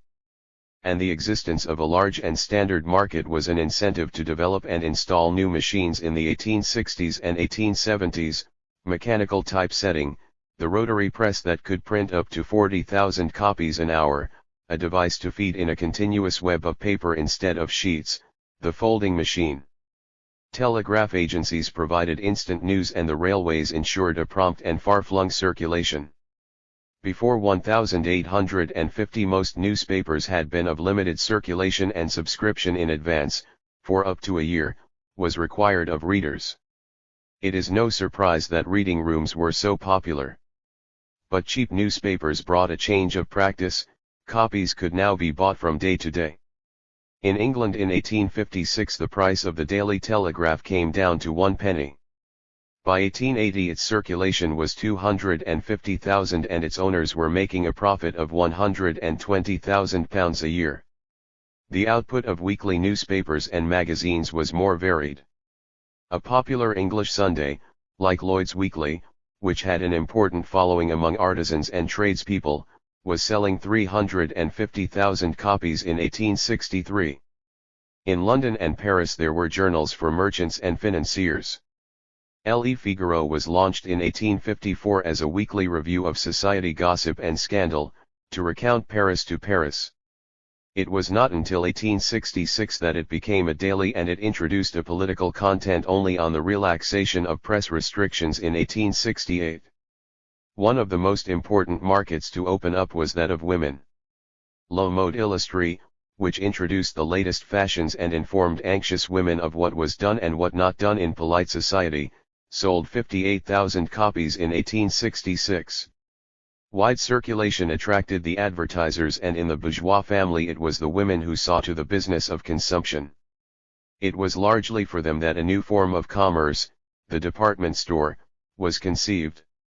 Au Bon Marché, Le Louvre, Le Bazar de l'Hôtel de Ville, Printemps, and La Samaritaine all opened in Paris during the course of the Second Empire. In Germany and Austria the press was much more provincial than in Britain and France, and the middle stand was slower to catch up with reading the daily press. Even in 1881 the circulation of successful papers like the Königliche Zeitung, the Dresdner Nachrichten, and the Neue Freie Presse of Vienna, founded in 1865, was not above 35,000 copies. Far more popular was a weekly started in 1853 by a Leipzig bookseller, Die Gartenlobby, which brilliantly combined instruction and diversion, and had a circulation of 400,000 copies in 1874. The most impressive breakthrough in this period was nevertheless made by Le Petit Journal, a Parisian daily of tabloid size, launched in 1863, and selling for 1 sou, 5 centimes. It was not registered as political, which avoided punitive taxation, and contained everything from news to financial and legal reports, literary reviews, human interest stories, and the feuilleton, or serial. It was the newspaper of the little man, extending to the provinces as well as Paris, and in 1880, when the circulation of 60 Paris dailies was just under 2 million copies, 583,000 of those were accounted for by Le Petit Journal. Books became more accessible in the same period, partly because the distinctions between book, periodical, and newspaper were breaking down. Serialized novels, often little more than thrillers using the trick of the cliffhanger, boosted the sales of the newspapers, and the technique spread from Britain and France to Germany, with the serialization in 1849-51 of Karl Gutzkau's Night of the Spirit. Books were published in parts, as periodicals, with the added attraction of illustrations, for later binding. It was a response to the demand for encyclopedic knowledge, but in an easily packaged form. John Cassell's Penny Parts of the Popular Educator, the Illustrated Family Bible, and the Illustrated History of England together sold up to 35 million copies a year. Pierre-Jules Hetzel, a publisher who fled to Brussels after Louis Napoleon's coup d'état and brought out Victor Hugo's attacks on the regime, returned to Paris to launch the illustrated periodical, the Magasin d'Éducation et de Récréation, in 1864. It was accompanied by a book series of the same name, which included the best-selling titles of Jules Verne, Alphonse Daudet, and Erckmann Chatrian.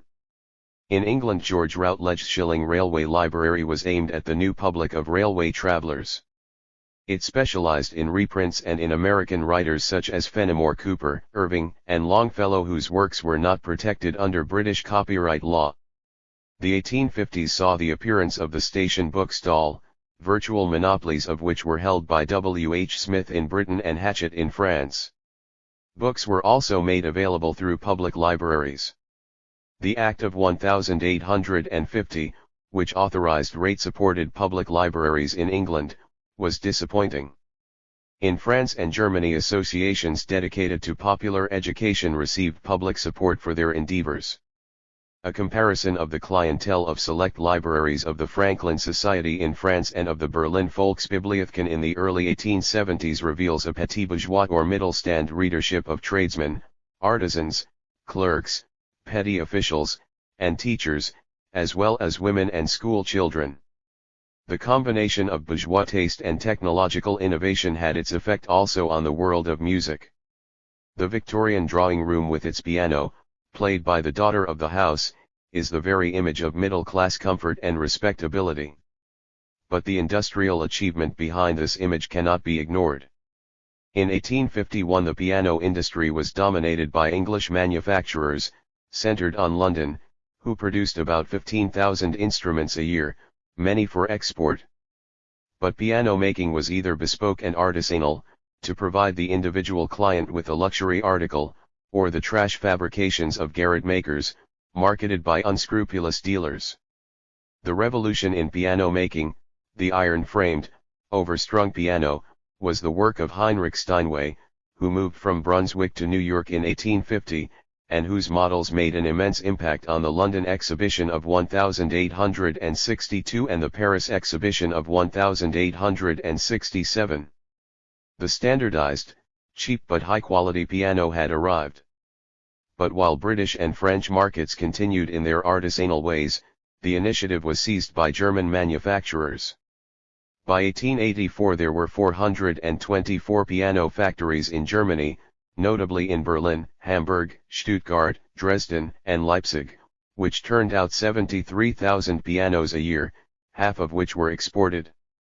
The public, which converged by rail and steamer on London and Paris for the exhibitions, to admire the artifacts of modern technology and to see the sights, was also the public of the theaters and concert halls.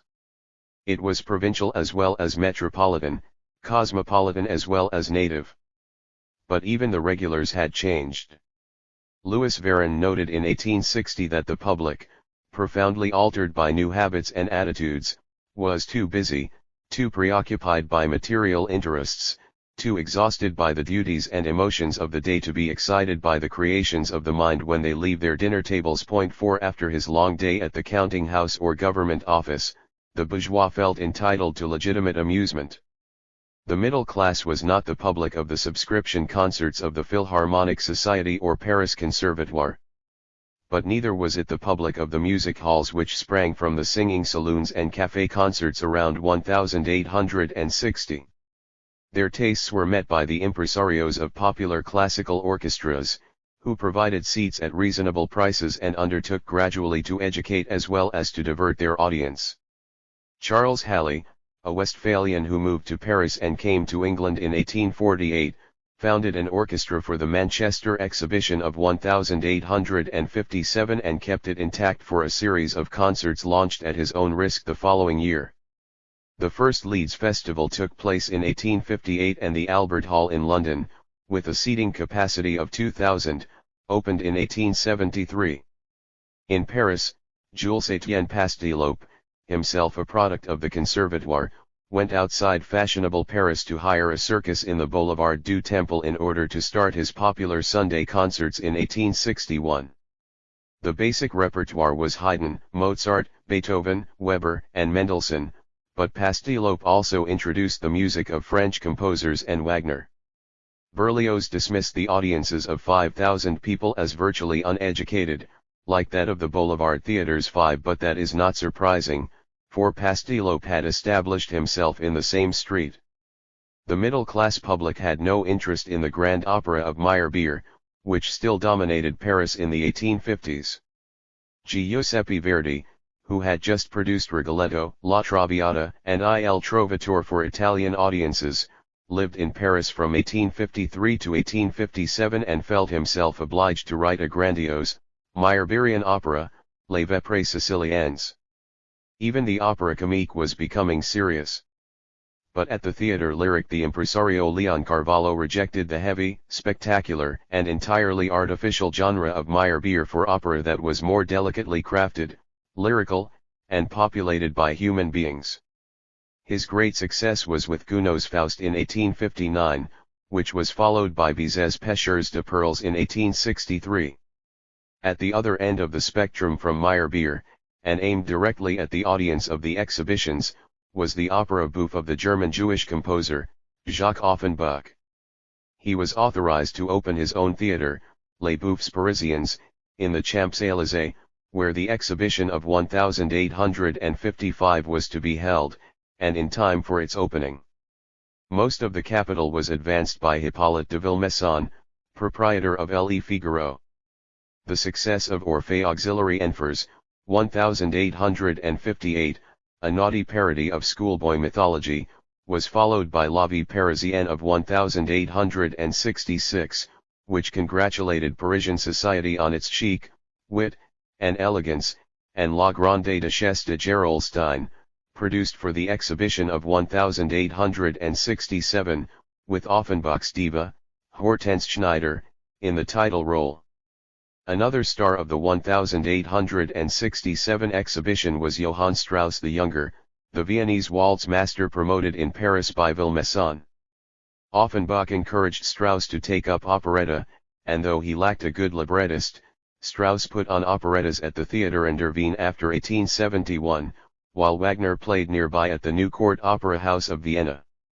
Wagner was not a composer who commanded popular appeal, and he himself was quick to condemn successful Jewish musicians and the Philistinism of the public in general. His ambition to use myth to express eternal truths of evil and redemption, to resurrect old German poetry for his text, and to squeeze vain soloists into the seamless web of the music drama, went against the conventions and taste of his day. The rising tide of nationalism did not help his cause either. His Tannhauser was performed at the Paris Opera in 1861 under the patronage of Princess Metternich, wife of the Austrian ambassador. But, as the tenor, who had been told by Wagner to clip his virtuoso performance, noted, it was literally hissed off, hooted off, and finally laughed off. 6 Between 1857 and 1864 he made no progress on the Ring cycle, whereas the nationalistic Meistersinger of 1868 gained an easy popularity in Germany. On the other hand, anti-German feeling in France obliged Pasdeloup to stop playing Wagner after 1870, while the defenders of Italian opera in Italy assembled to shout down Tannhauser when it was performed at Bologna in 1872. Wagner's project for a new opera house at Bayreuth, in northern Bavaria, was snubbed by German plutocrats who would not contribute to an opera house that was not to be based in Berlin or Vienna. Bayreuth was completed only by virtue of a generous subsidy from King Ludwig of Bavaria, and it was King Ludwig who heard the first performance of The Ring there, in August 1876, alone. More cosmopolitan was the world of the spa towns and fashionable resorts, where cures were only one attraction among many. British tourists switched from Italy to the French Riviera in the 1860s, not least for the delights of the Casino of Monte Carlo. There were 200,000 visitors a year to French spas in the 1860s, mainly French. But when French gambling houses were closed in 1836, the leading casino owner set up his trade at Baden-Baden, and introduced a pump room, baths, racecourse, and theatre, to which Berlioz and the Bouffes Parisians were invited. There were 60,000 visitors a year to Baden-Baden alone on the eve of 1870, from all over Europe, the aristocracy setting the tone. Aristocratic leisure was nevertheless associated with idleness, and although the middle class had time on its hands, it was God's time and could not be frittered away uselessly. The Protestant bourgeoisie devised the alternative of rational recreation, time set aside to regenerate the body and refresh the mind, according to the formula mens sana in corpore sano, in order to return to the duties of work with that much more efficiency. Gymnastics associations and shooting societies were revived and coordinated in Germany when the threat from France made itself felt in 1859. The Prussian government tried to replace acrobatic activities on horizontal and parallel bars by military drill. Following the German model but in order to educate their oppressed nation both physically and morally, the Czechs set up a gymnastics movement called the Sokol, Falcon, in 1862. It offered the Austrian government help in the 1866 war with Prussia, but the Austrians were not keen to arm the Czech gymnasts and later clamped down on the movement itself. The Poles set up a gymnastic organization in Austrian Galicia in 1867, but brother organizations were banned in Russian Poland and not allowed in Posen until 1885. In England, the French rather than the German threat gave rise to the volunteer force, which supplemented the regular army and militia. While the latter were officered by the gentry and drawn from the lowest ranks of the population, the volunteer force was a middle-class organization, whose members were attracted by the prospect of rifle training, military drill, camps, and pub crawling. The French learned their own lesson too late, after the defeat by Prussia in 1870. Next to the schoolteacher, urged the Republican Gambetta in 1871, we must place the gymnast and the soldier. 7 France had 100 gymnastic and shooting clubs by 1878, rising to 650 in 1886. Another sport that took off in this period was alpine mountaineering. Until then the Alps had been viewed from afar by poets and painters or been used by local people hunting chamois. Mont Blanc was first climbed in 1786 by 2 Frenchmen, but the amateur passion took off with the foundation of the Alpine Club in Birmingham in 1856. The chamois hunters became guides, and the predominantly English amateurs turned the Alps into what its president in the 1860s, the cleric, Cambridge Don, and writer Leslie Stephen, called the playground of Europe. This caused some offense to purists such as John Ruskin.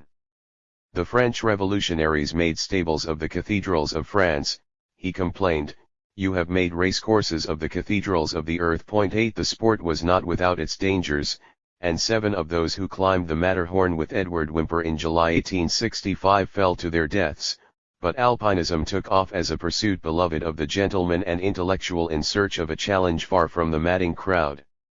Religion and science. In the decade after 1848, organized religion, and especially the Catholic Church, was rehabilitated as a principle of order and authority in a turbulent world. But its position was coming under attack from a number of new directions. First, the Papal State's temporal power was held by Catholics to be essential for the spiritual independence of the Pope and for his influence over the universal Church.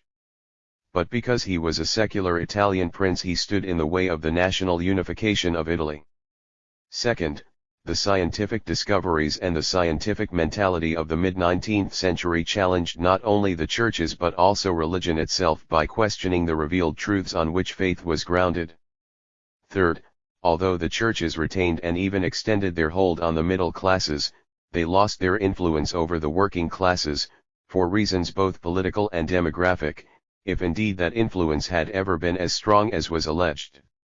After 1848, governments were keen to harness the authority of the church as a force for order, and they relaxed many of the state controls that had been imposed in more liberal times. Education was handed back to the church and religious congregations were allowed to multiply. In France, recruitment to religious congregations reached a high point in 1855-9, and the number of nuns multiplied from 66,000 in 1850 to 135,000 in 1878. The Spanish clergy, which had been deprived of most of its land, was salaried by the state under the Concordat of 1851. Austria agreed a Concordat in 1855, and in many of the smaller German states the clergy obtained the same privileges. After 1860, however, relations between church and state changed once again. As a universal monarchy, the Roman Catholic Church stood in the way of movements of national unification. As a community of the faithful, it hampered the new relationship being forged between individual citizens and the state. As a defender of religious uniformity, it opposed ideas of religious pluralism and free thought championed by liberals and freethinkers. Though Louis Napoleon as President of the French Republic had sent French troops to restore Pius IX to Rome and keep him there, in 1859 as French Emperor he sent French troops into war for the benefit of Italian unification and published the opinion that the spiritual influence of the Pope would be greater if he surrendered his temporal power to the emerging Italian state. This lost him the support of Catholics in France, and Orleanist notables like Guizot and Thiers joined in the criticism. In reply, Napoleon began to replace, one by one, the controls that the state had formerly imposed on the church. All Catholics in Europe opposed the interference of the state in what were regarded as the internal concerns of the church, but at that point the Catholic opposition divided. The so-called Ultramontanes believed that the state should serve as the secular arm of the church and enforce its monopoly of the truth against all rival ideologies. The liberal Catholics, on the other hand, who met in Congress at Malines in Belgium in 1863, argued that the church should not use the state as a crutch. It should end its association with reactionary regimes, which only discredited the church and numbed the minds of the faithful, they said, and descend into the marketplace of ideas, to win the argument according to the rules of fair competition. The liberal Catholics were strong in France and Belgium, weaker in Italy, and virtually non-existent in Spain. They were isolated between on the one hand anti-clericals, who now had the support of the French and Italian states, and on the other the papacy, which made its position quite clear. The Syllabus of Errors issued by Pope Pius IX on December 8, 1864 listed a series of propositions with which the papacy could not agree. These included the views that Catholicism should no longer be treated as an exclusive state religion, that the civil power had authority over the church, that wicked acts done in the name of nationalism might be justified, and that the Roman Pontiff can and ought to reconcile and harmonize himself with progress, with liberalism, and with modern civilization.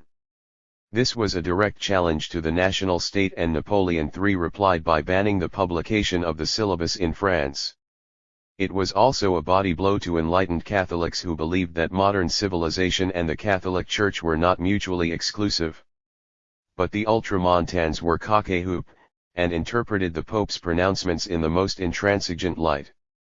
In the opposition camp, the anti-clericals were stirred into action. The Belgian Education League was formed in December 1864 to campaign for the abolition of religious instruction in publicly financed schools, and French and Italian anti-clericals soon followed the Belgian example. 9. The unification of Germany, as much as the unification of Italy, was a disaster for the Catholic Church. South German Catholics had preferred a loosely organized confederation under the protection of Austria that preserved the liberties of the Church. The defeat of Austria by Prussia in 1866 threatened a Germany dominated by Protestant Prussia, which would be much more centralized and bend the church to the will of the state. Though some German Catholic bishops were ultramontane, most, together with the influential laity, were liberals. They viewed with apprehension the preparations that were being made in Rome for the Vatican Council that would proclaim the infallibility of the Pope when he spoke ex cathedra on matters of faith and morals. In September 1869 they met at Fulda and came out decisively against the doctrine, which, if sanctioned, would bring down upon their heads accusations of Jesuitism and blind obedience to a foreign power. But the declaration of infallibility was part of the Pope's scheme both to insulate the Church from all modern errors and to subordinate the Catholic episcopate without question to the Holy See. It was duly voted by the Vatican Council on July 18, 1870. Later in the year 1870 a heavy defeat was suffered by the papacy. France was defeated by Prussia, and was forced finally to withdraw its garrison from Rome, which was duly occupied by Italian troops. The Pope was shorn of all his temporal power, with the exception of his palaces, diplomats, and Swiss guards. The principle of the universal monarchy was defeated by that of the nation-state, and it was on the grounds of loyalty to a foreign potentate that Catholics could now be persecuted in Germany, Italy, and France. Even the Jews of Rome were released from their ghetto and announced to Victor Emmanuel that under the scepter of your majesty we will from now on, outside our synagogue, be aware only of the fact that we are Italian and Romans. 10. European Jews tended to gain from the process of national unification and the retreat of the Catholic Church. They had prepared the way for their own emancipation by a process of urbanization, education, and embourgeoisement. Increasingly they moved to the big cities, restrictions on the residence of Jews in Vienna, for example, being lifted in 1848.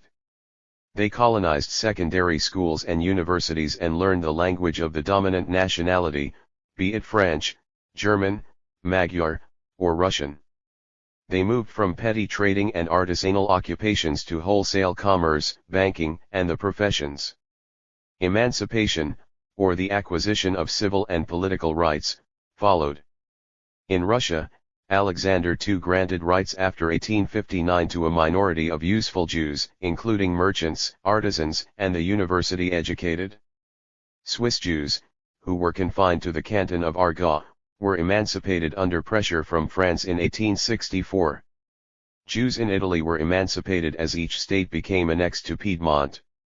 In Germany the way was led by the liberals of southern Germany.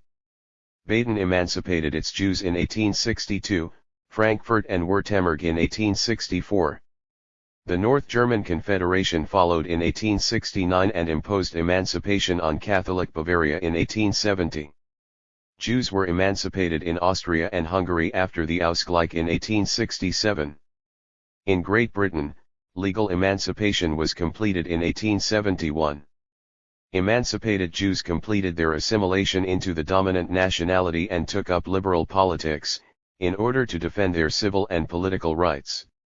This did not mean that they lost their Jewish identity. Only a small minority of Jews converted to Christianity, about 6 or 7% in Germany between 1800 and 1870. Few intermarried with non-Jewish families. Jews tended to remain in certain residential areas, had their own system of education teaching Hebrew or Yiddish, and retained a distinctive socio-economic profile. In Vienna, Jews accounted for 61% of doctors in 1881, 58% of barristers in 1888, and an increasing proportion of teachers and academics. In France and Germany the pressure was great to join the dominant nation or Volk, whereas in the Habsburg monarchy, because of its ethnic diversity, it was relatively easy for Jews to be politically Austrian, culturally German, and ethnically Jewish. In Eastern Europe, where the Jews dominated economic life and yet remained unassimilated, emancipation was retarded and anti-Semitic passions ran high. In Romania, a pogrom broke out in Bucharest when the parliament met to debate emancipation in 1866, while the Greek merchants of Odessa initiated a pogrom against their Jewish rivals in 1871. National unification in Italy and Germany marked a defeat for the Roman Catholic Church. In a wider sense, all churches, and even religion itself, were threatened by the progress of science. In the early 19th century, science was widely considered to be a branch of philosophy. Into the scientific worldview was built the notion of a divine creation and purpose of the universe, and thus that the natural world was a creation of the spirit and the spirit a driving force in nature. Particularly influential was vitalism, which held that life was what connected matter and spirit. The vital principle safeguarded the distinction between soul and matter and postulated a divine providence which ordered human affairs. Philosophical science was thus broadly compatible with the teaching of the churches, and combined to justify the existing social order. This system was rudely challenged by young German physiologists who laid the foundations of an alternative view on the eve of the 1848 revolutions and pushed home their arguments after the revolutions had failed. Jacob Moleschott, a Dutch physiologist studying at Heidelberg who was greatly influenced by Feuerbach, published his Doctrine of Food in 1850, which contained the statement "no thought without phosphorus." Feuerbach put it over more succinctly in his review, asserting that man is what he eats. For these scientists, the biological and physical worlds were one. Mind was the same as matter, and governed by the same scientifically verifiable laws. The existence of an immaterial soul and the divine purpose of the universe was contested. After the publication in 1852 of his Cycle of Life, which advocated the cremation of human bodies for fertilizer, Moleschott lost his teaching post and was driven to Switzerland and Italy to find support for his research. Less polemical but more influential in the long term was the school of experimental medicine which developed in Germany and France. Its concern was to raise the biological sciences to the same level of rigor and certainty as the physical sciences by asserting that the phenomena of life were essentially the same as those of physics. The vital principle was discarded as unscientific and an unwarranted intrusion of philosophy into science.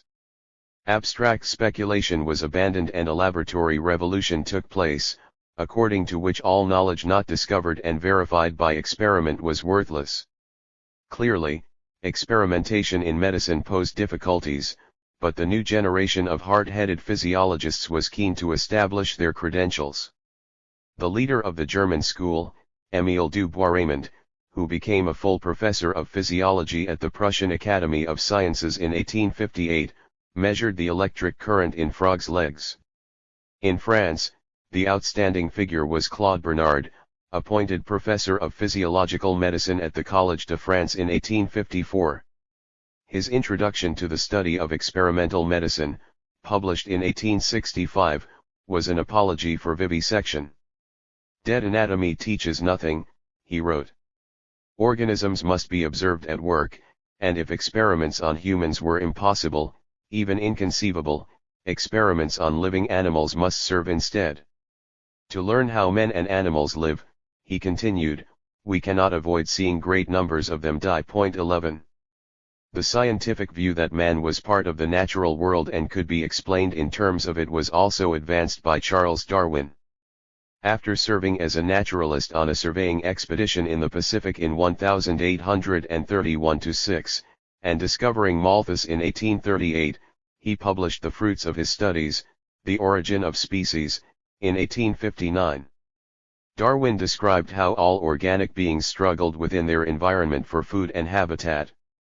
Because these beings multiplied at a far greater rate than the resources available, there was competition for life between species and between individuals of the same species. Some individuals underwent small variations, and if these variations were useful in the struggle with the environment and with other organisms, they left more descendants and such variations became more frequent in following generations. By a process of natural selection, the better adapted individuals and species survived while the others died out. Man himself was not created as a separate species but evolved like every other organism by a process of evolution. Darwin was an objective scientist, and did not actually use the word evolution in the first edition of his work. But his findings provided high-caliber ammunition for the opponents of religion. It could be used to disprove the doctrine of creation and the providential nature of history, for it implied that the world had evolved from time immemorial according to its own internal laws. Man himself was not created by God in his own image but was descended from the apes. The churches were thrown onto the defensive. At a meeting of the British Association in Oxford on June 30, 1860, Samuel Wilberforce, Bishop of Oxford, allegedly challenged his audience to trace their descent from apes on the side of their grandmothers as well as on that of their grandfathers. Thomas Huxley, the British scientist who humbled the bishop by sarcasm, went on to become an influential popularizer of Darwin's thought. 2 years later, a Berlin zoologist, Ernst Haeckel, started to carry the gospel all over Germany. Clemence Augustine Royer, the only female member of the Paris Anthropological Society, translated it into French, while the medical department of the University of Florence spread the message in Italy. An American, John William Draper, whose History of the Conflict Between Religion and Science was published in New York in 1874 and translated into 8 European languages, argued that every scientific discovery must undermine faith in God and denounced the Roman Catholic Church for fighting truth with mumbo-jumbo. Some thinkers were moved by these scientific ideas to become militants for atheism. The National Secular Society was founded in England by Charles Bradlaugh in 1866, and soon had 60,000 members. One of its leading lights was Annie Besant, who left the Lincolnshire vicarage of her husband in 1873 to work with Bradlaugh in London. In 1876 he took part in a 6-night public debate in order to challenge the view that the Bible was the revealed Word of God. Approaching the same question as a scholarly critic, Ernest Renan, a Breton Catholic who gave one lecture as professor of Hebrew at the Collège de France in 1862 before being suspended, published a Life of Jesus in 1863, which portrayed Christ. The title he chose is significant, not as the Son of God but as a purely human figure, who inspired by the example of his life and teaching alone. In the Syllabus of Errors, the Pope roundly denounced the views that the Bible contained mythical inventions, that spirit was the same as matter, and that God's hand had no influence in the world. This stubbornness only sharpened the attacks of the apologists of science. Even so, it would be wrong to imagine that religion and science were entirely irreconcilable. One of the most famous scientists of the 19th century, Louis Pasteur, director of scientific studies and then professor of physiological chemistry at the École Normale Supérieure between 1857 and 1877, whose work on microorganisms led to cures for anthrax, rabies, and pebrine, which destroyed vines, and to the sterilization of milk, always remained a good Catholic. Experiment, he said, constantly revealed that the least manifestation of nature was other than men initially supposed. The thick veil of the beginning and end of all things could not easily be torn. Moreover, Pasteur, who lost 3 small daughters from typhoid fever, confided that my philosophy is all of the heart and not of the mind. I surrender myself to that which is inspired by those naturally eternal feelings that one experiences at the bedside of a child whom one has loved and just seen breathe its last. At that supreme moment there is something at the bottom of the soul that tells us that the world may very well not be a simple cohesion of phenomena like a mechanical equilibrium which has emerged from the eternal chaos by the gradual play of material forces alone. 12. Equally, the churches could not afford to ignore the progress of science. After the Paris Commune, a movement started among the Catholic clergy and laity in France to obtain authorization to set up Catholic universities. This was partly to endow young clergy with a solid intellectual training and partly to break the monopoly of the official university, which was impregnated by Gallicanism, rationalism, scientism, positivism, in a word, by all the poisons condemned by Pius IX in the Syllabus of Errors. The moral order regime permitted the formation of Catholic universities with limited autonomy in 1875.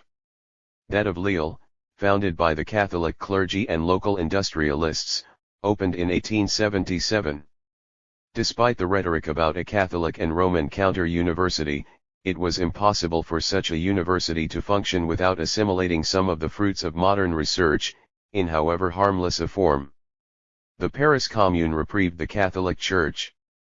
The erosion of Catholic beliefs by Protestantism, philosophy, science, atheism, and socialism were all held responsible for the carnage. The execution of the Archbishop of Paris by the communards did far more for organized religion than the syllabus. Renan became a staunch conservative overnight. "My belief is that society without Christianity is the commune," wrote Cardinal Manning of Westminster to Gladstone. "What hope can you give me? 13 No order, no institution, no government is secure," concluded the Catholic Association of Venice in October 1871. "The ruler trembles on his throne, the priest at his altar, the magistrate on his bench, the private citizen in his home. All about there menace the plots of the revolutionary, the stones of the mob, the dagger of the assassin, the torch of the incendiary. The individual, the family, property, justice, the social order, all are threatened." 14. The return to religion was in the first instance a popular movement.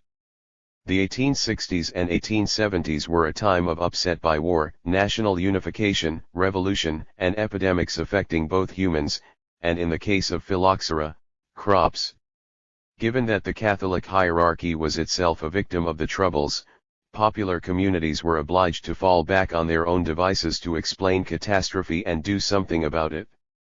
Apparitions of the Virgin Mary, usually to poor peasant girls, were common in this period, from that at La Salette in the Alps in 1847, to that at Lourdes in the Pyrenees in 1858, to Pont-Main in western France, Alsace, Cremona, and Soriano in Calabria in 1870-1, to Marpingen in the Saarland in 1876 and Knock in Ireland in 1879. That of La Salette was large and maternal, weeping bitterly for humanity; that of Lourdes was small and girlish, and announced herself as the Immaculate Conception. Local cults sprang up spontaneously, challenging the civil and ecclesiastical authorities to endorse them. The attitude of the Catholic hierarchy was ambivalent. For most of the century it had looked askance at pilgrimages, which tended to mix prayers and devotion with feasting, drinking, and dancing. Now, however, the clergy saw a way of using popular religiosity to protect the beleaguered Church. The message of the Virgin, as relayed by the Church, was that disaster had struck, not least in 1870, as punishment for men's sins, and that only atonement and a return to the faith would restore the protection of God.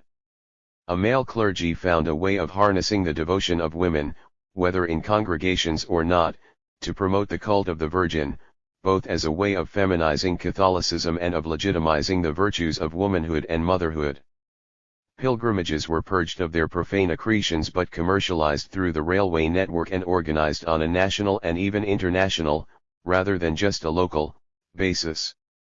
3 million faithful visited shrines in France in 1873, when the first national pilgrimage to Lourdes was held, and pilgrims came to Lourdes from Belgium in 1873, Germany, Poland, and Italy in 1875, Spain and Ireland in 1876, and Switzerland and Portugal in 1877.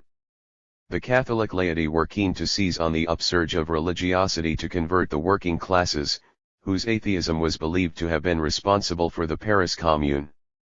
Bishop Ketteler of Mainz led the way with the foundation of workers' associations in the Rhineland after 1870. His example was followed by two French officers, Albert de Mun and René de la Tour du Pin, who were captured in the Franco-Prussian War and interned at Aachen in the Rhineland. They returned to France to set up workers' circles in the early 1870s. The Opera dei Congressi, which took off in Italy in the same period, were inspired by the same vision of a Christian social order. In France, the right-wing National Assembly decreed in 1873 that a Basilica of the Sacred Heart should be built on the hill of Montmartre, to atone for the crimes of the Commune. In Germany, on the other hand, the government was fearful that pilgrimages might be used to whip up resistance to the Kulturkampf. Troops occupied the village of Marpingen for a fortnight in 1876 and the organizers of the local cult were put on trial in 1879, but acquitted. Governments came to realize that whereas national unification had sharply undermined the power of the hierarchy, Roman Catholicism was now the recourse of many who wished to defend local values and loyalties and resist national integration. Positivism. Just as scientific laws were being developed to explain the relationship of man to the natural world, so also the view was put forward in the mid-19th century that society was something more than the individuals who composed it, and that the relationship of man and society could also be explained in terms of scientific laws. In a word, sociology was born. This challenged religious and ethical systems, for if the good of society came first, then the good of the individual had to come second. It also questioned the notion that man could successfully reform society purely in the light of his religious or political beliefs. Clearly, if society was shaped by social laws, those social laws would have to be understood before reform could begin. The ideas put forward by the French mathematician and philosopher Auguste Comte in his course of Positive Philosophy, 1830-42, had a convincing scientific aura and served as the credo of the positivist school. Comte's argument was that the current political and moral crisis was the result of intellectual anarchy. Two rival ideologies were still fighting for supremacy. The theological view held that man was corrupted by original sin and must be controlled by a Catholic and feudal hierarchy. The metaphysical view believed in the perfectibility of man and that his natural rights of liberty and equality should be realized in political democracy. The clash of these two conceptions was responsible for the chaos that had disrupted Europe since the Revolution, and even since the Reformation. Comte now proposed an alternative, scientific conception that would make possible the reorganization of society along scientific lines. For Comte, man must now examine human society as if it were part of the natural world, and having discovered the laws that explain the phenomena of the natural world, discover the laws that govern the relationships between men in society. These could be subdivided into the laws of social statics, or sociology, which started from the premise that political institutions, social structures, and ideas were all interdependent in a given society, and the laws of social dynamics, or the laws of history. Man's mistake until now had been to try to remake society according to some blueprint, whether in the image of heaven or according to the rights of man. But just as a physician had to understand the laws governing the human body before he could diagnose a disease and prescribe a cure, so the political scientist must establish the laws governing human society before he could pinpoint its weaknesses and propose reforms. Comte was not an original thinker. Most of his thought was derived from that of Saint Simon, whose secretary he had been in the years 1817 to 22. Later Comte tried to minimize this influence, and played down what he called the morbid liaison of his early youth with a depraved juggler. 15 His logical exposition and confident system building attracted a reverent following at the time. But at the end of the century Renan, Engels, and Durkheim all rediscovered the genius of Saint Simon, and even that of Condorcet, which Comte had tried to appropriate as his own.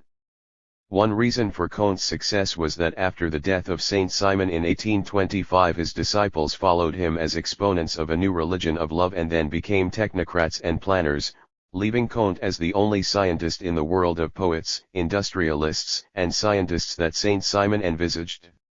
Subsequently, the contradictions in Saint Simon's thought caught up with Comte as well. His marriage was unhappy and broke up in 1842. He then fell in love for the first time, but Clotilde de Vaux, the object of his attentions, died 18 months later.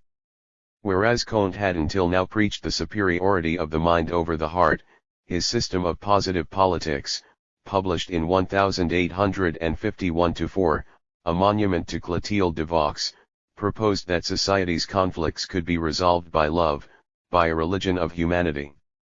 This religion would center on the cult of the woman, in her roles as mother, wife, and daughter. 9 social sacraments were instituted, from presentation, or baptism, to incorporation, or canonization, after death. Public festivals would be dedicated to the glorification of fundamental social relationships, such as marriage and filial piety, and to the stages of human evolution, from fetishism and polytheism to monotheism. With its Marian cult, its sacraments and calendar it strongly resembled, as Thomas Huxley said, Catholicism without Christianity. Because of this about turn, Comte left two sets of disciples when he died in 1857. There were those who were inspired by the later Comte and dreamed of establishing a religion of humanity. And there were those, led by the dictionary maker Émile Littre and including Jules Ferry, the architect of the education reforms of the Third Republic, who subscribed to the earlier Comte and the cult of science. However, even the latter were as estranged as Comte himself from the practicalities of social engineering, for they believed that education was the key to social harmony. In a speech of 1870, Jules Ferry regretted social inequality but emphasized that he was advocating no social leveling. The solution was to educate rich and poor on the benches of the same school, to teach them that all occupations were socially useful and had equal dignity, and to develop a spirit of fraternity that would prove stronger than class differences. Fraternity was also at the center of the positivists' moral teaching. The Church's view that there could be no morality without religion was rejected. Religion was worm-eaten, no longer had a hold on the mass of the people, and was basically antisocial, orientated as it was towards the salvation of the individual in the next world. Yet metaphysical morality, which was concerned only to assert individual rights, was socially disruptive. We realize, said Ferry in 1875, that in society there are only duties, and as Auguste Comte said, each man has only one right, which is to do his duty. 16 A system of ethics based not on divine command but on the notion of duty, which was derived from mutual interdependence in society and reinforced by the spirit of fraternity, was the positivists' answer to social tension. And because Ferry's speech was given on the occasion of his induction with Littre into one of the lodges of the Grand Orient, it also represented the general view of French Freemasonry, the hidden system through which so many Republican politicians were promoted. Despite the translation, and abridgment, of the Course of Positive Philosophy by Harriet Martineau, published in 1853, Britain was not a particularly fertile ground for positivist thought. John Stuart Mill, though influenced by Comte's view of social statics, was wary of social determinism and keen to preserve a sphere in which the individual enjoyed the freedom to make moral choices. Herbert Spencer, whose Social Statics appeared in 1850, was very much Britain's own Comte, although he denied that he was influenced by the Frenchman, and claimed that he was ignorant of the positive philosophy until George Eliot introduced him to it in 1852. Spencer argued that man was subject to social laws, the most important being that men adapted to new environmental conditions imposed by the increase of human populations. Eventually, he claimed, individuals would learn to adapt perfectly to new challenges. As animal communities allowed the sick and malformed to die out, for the vitality of the race, so also for Spencer human societies should be subjected for their own good to the severe discipline of the struggle for life and death. Consequently, he proposed that the state should not concern itself with education, religion, poor laws, or health reform, for this would only increase human misery in the long run. Spencer criticized Comte for failing to grasp the notion of evolution, in this case from simple to complex societies. He seized on Darwin's concept of natural selection and in his Principles of Biology, 1866, invented that of the survival of the fittest. The conclusion he came to was that the unfit should die out and that welfare measures interfered with evolutionary processes that worked for the benefit of humanity. Criticized in Britain for an affront to religious and ethical notions of duty and compassion, he enjoyed some popularity in the United States, from where his ideas returned to Britain in the 1890s as social Darwinism. Meanwhile, in France, scientific laws accounting for competition and evolution were applied to races by Count Arthur de Gobineau.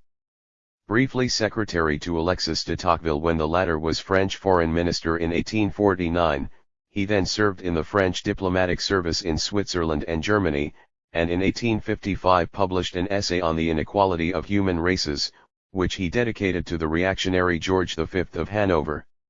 He argued that a hierarchy of races existed, with the white, Aryan, race at the top and yellow and black races at the bottom. Though races had a tendency to mix, the greatness and brilliance of any civilization depended on the ability to maintain its purity. Thus the Franks had been weakened by mixing with Gallo-Roman blood south of the Loire, at the time of Charlemagne, while the Anglo-Saxons were mixing with Red Indians, blacks, and Latins in the United States, so that modern civilization now depended on the survival of the Aryan race of Northern Europe. Tocqueville had no time either for his determinism or for his pessimism. "You profoundly despise the human race," he chided Gobineau in 1857, "you consider it not only fallen but unable to rise again." 17. While Gobineau centered his scientific explanations of social evolution on race, Marx focused his on class.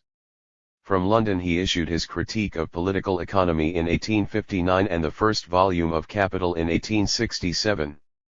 Like Darwin, he argued that man struggled with the environment to gain his subsistence, whether by farming, mining, or manufacturing. But for Marx, production was a social activity, and society was shaped both by the division of labor and by the rivalry between those who owned the land or capital required for production, and those who did not, and were exploited by the possessing classes. The legal system, state apparatus, and ideology served only to reinforce and legitimate the domination of the possessing classes.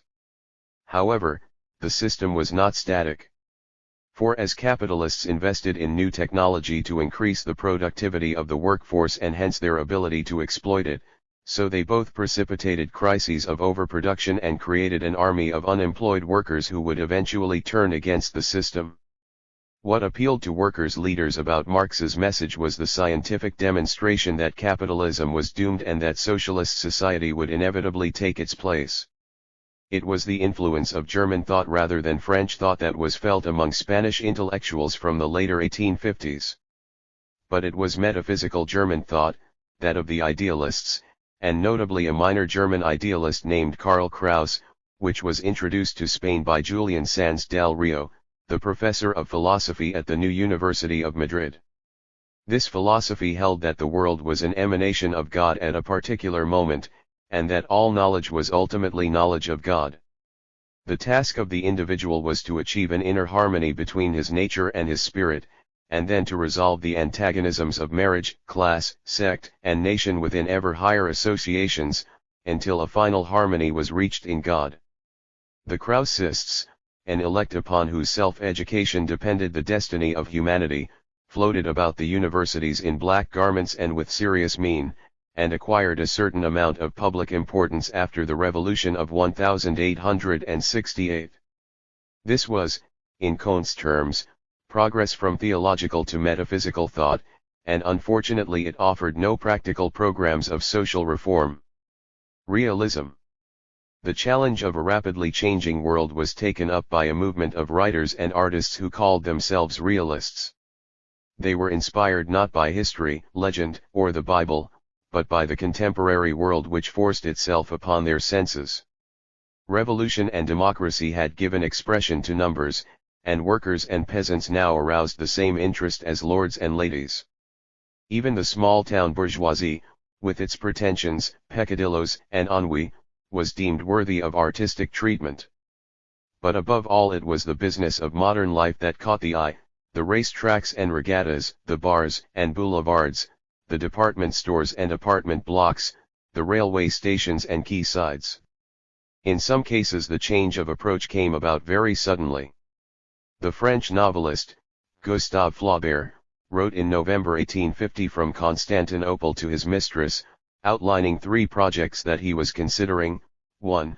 Un Nuit de Don Juan, which I thought of in quarantine at Rhodes. 2.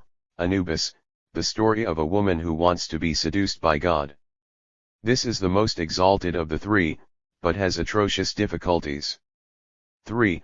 My Flemish novel about the young girl who dies a virgin and mystic in the arms of her father and mother in a small provincial town, at the end of a garden full of cabbages and fruit trees, beside a stream the size of the Raubec.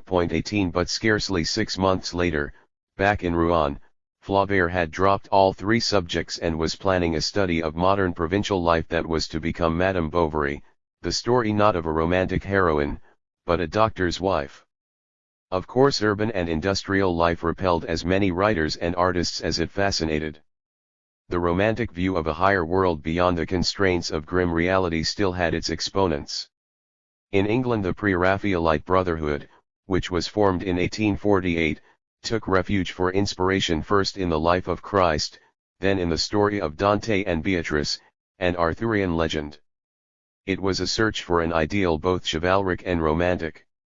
A leading German painter, Anselm Feuerbach, fled from the realist obsession of artists in Paris and stayed in Rome between 1856 and 1873, his work influenced by the poetry of Dante, by the Madonnas of Raphael, and the apotheoses of Titian.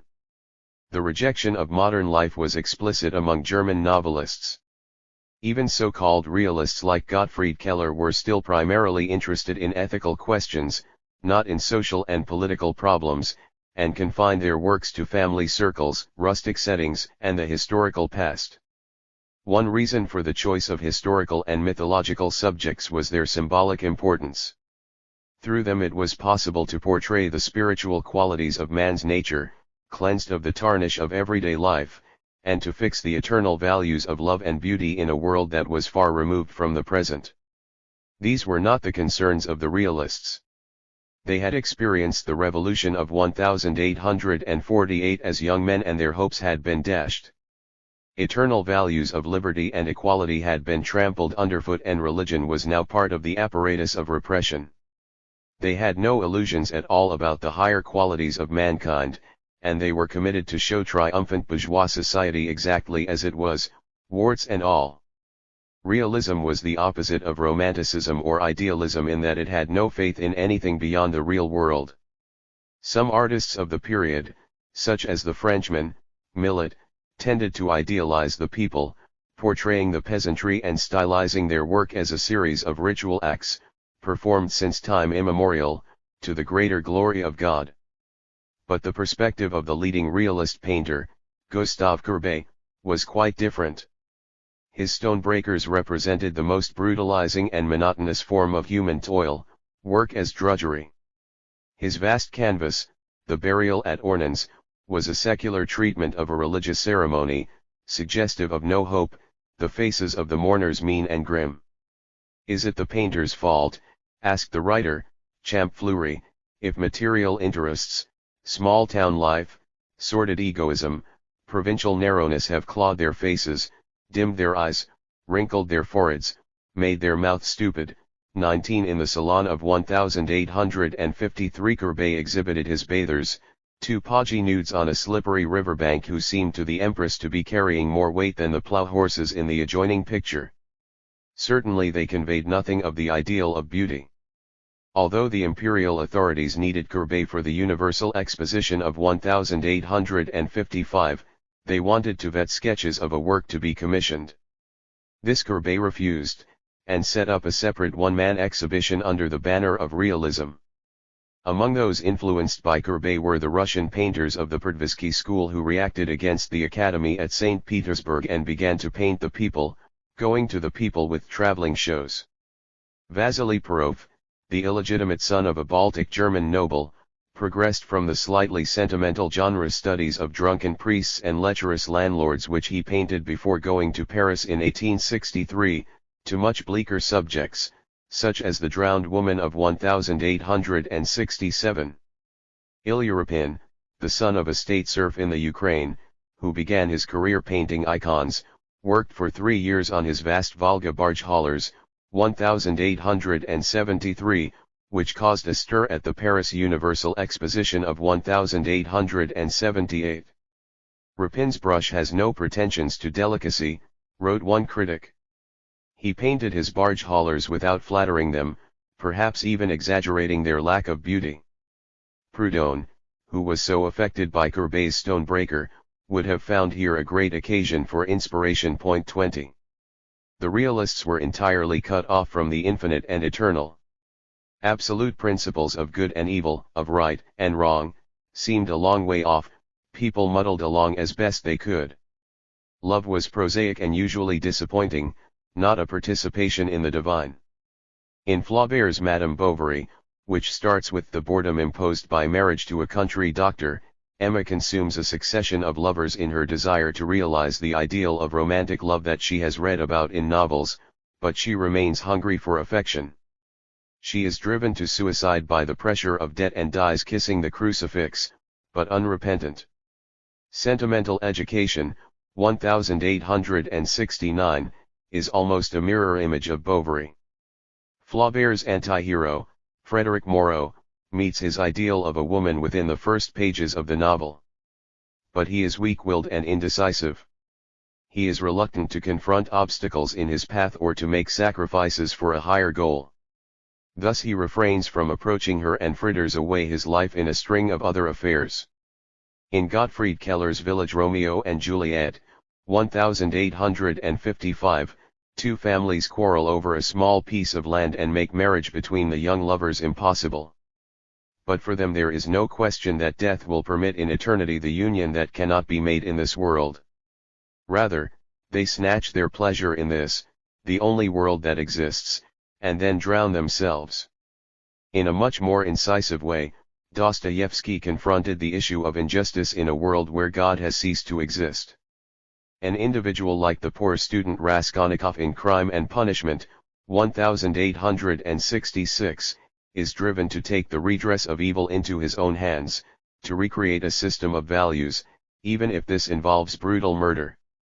The enclosed world of the realists flew in the face of a bourgeois society that believed in the observance of certain artistic conventions in order to suggest an ideal of beauty and to protect order, religion, and morality. The realists' concern with ordinary people was disapproved for political reasons. They had dissolved the national workshops, they had defeated the proletariat in the streets of Paris.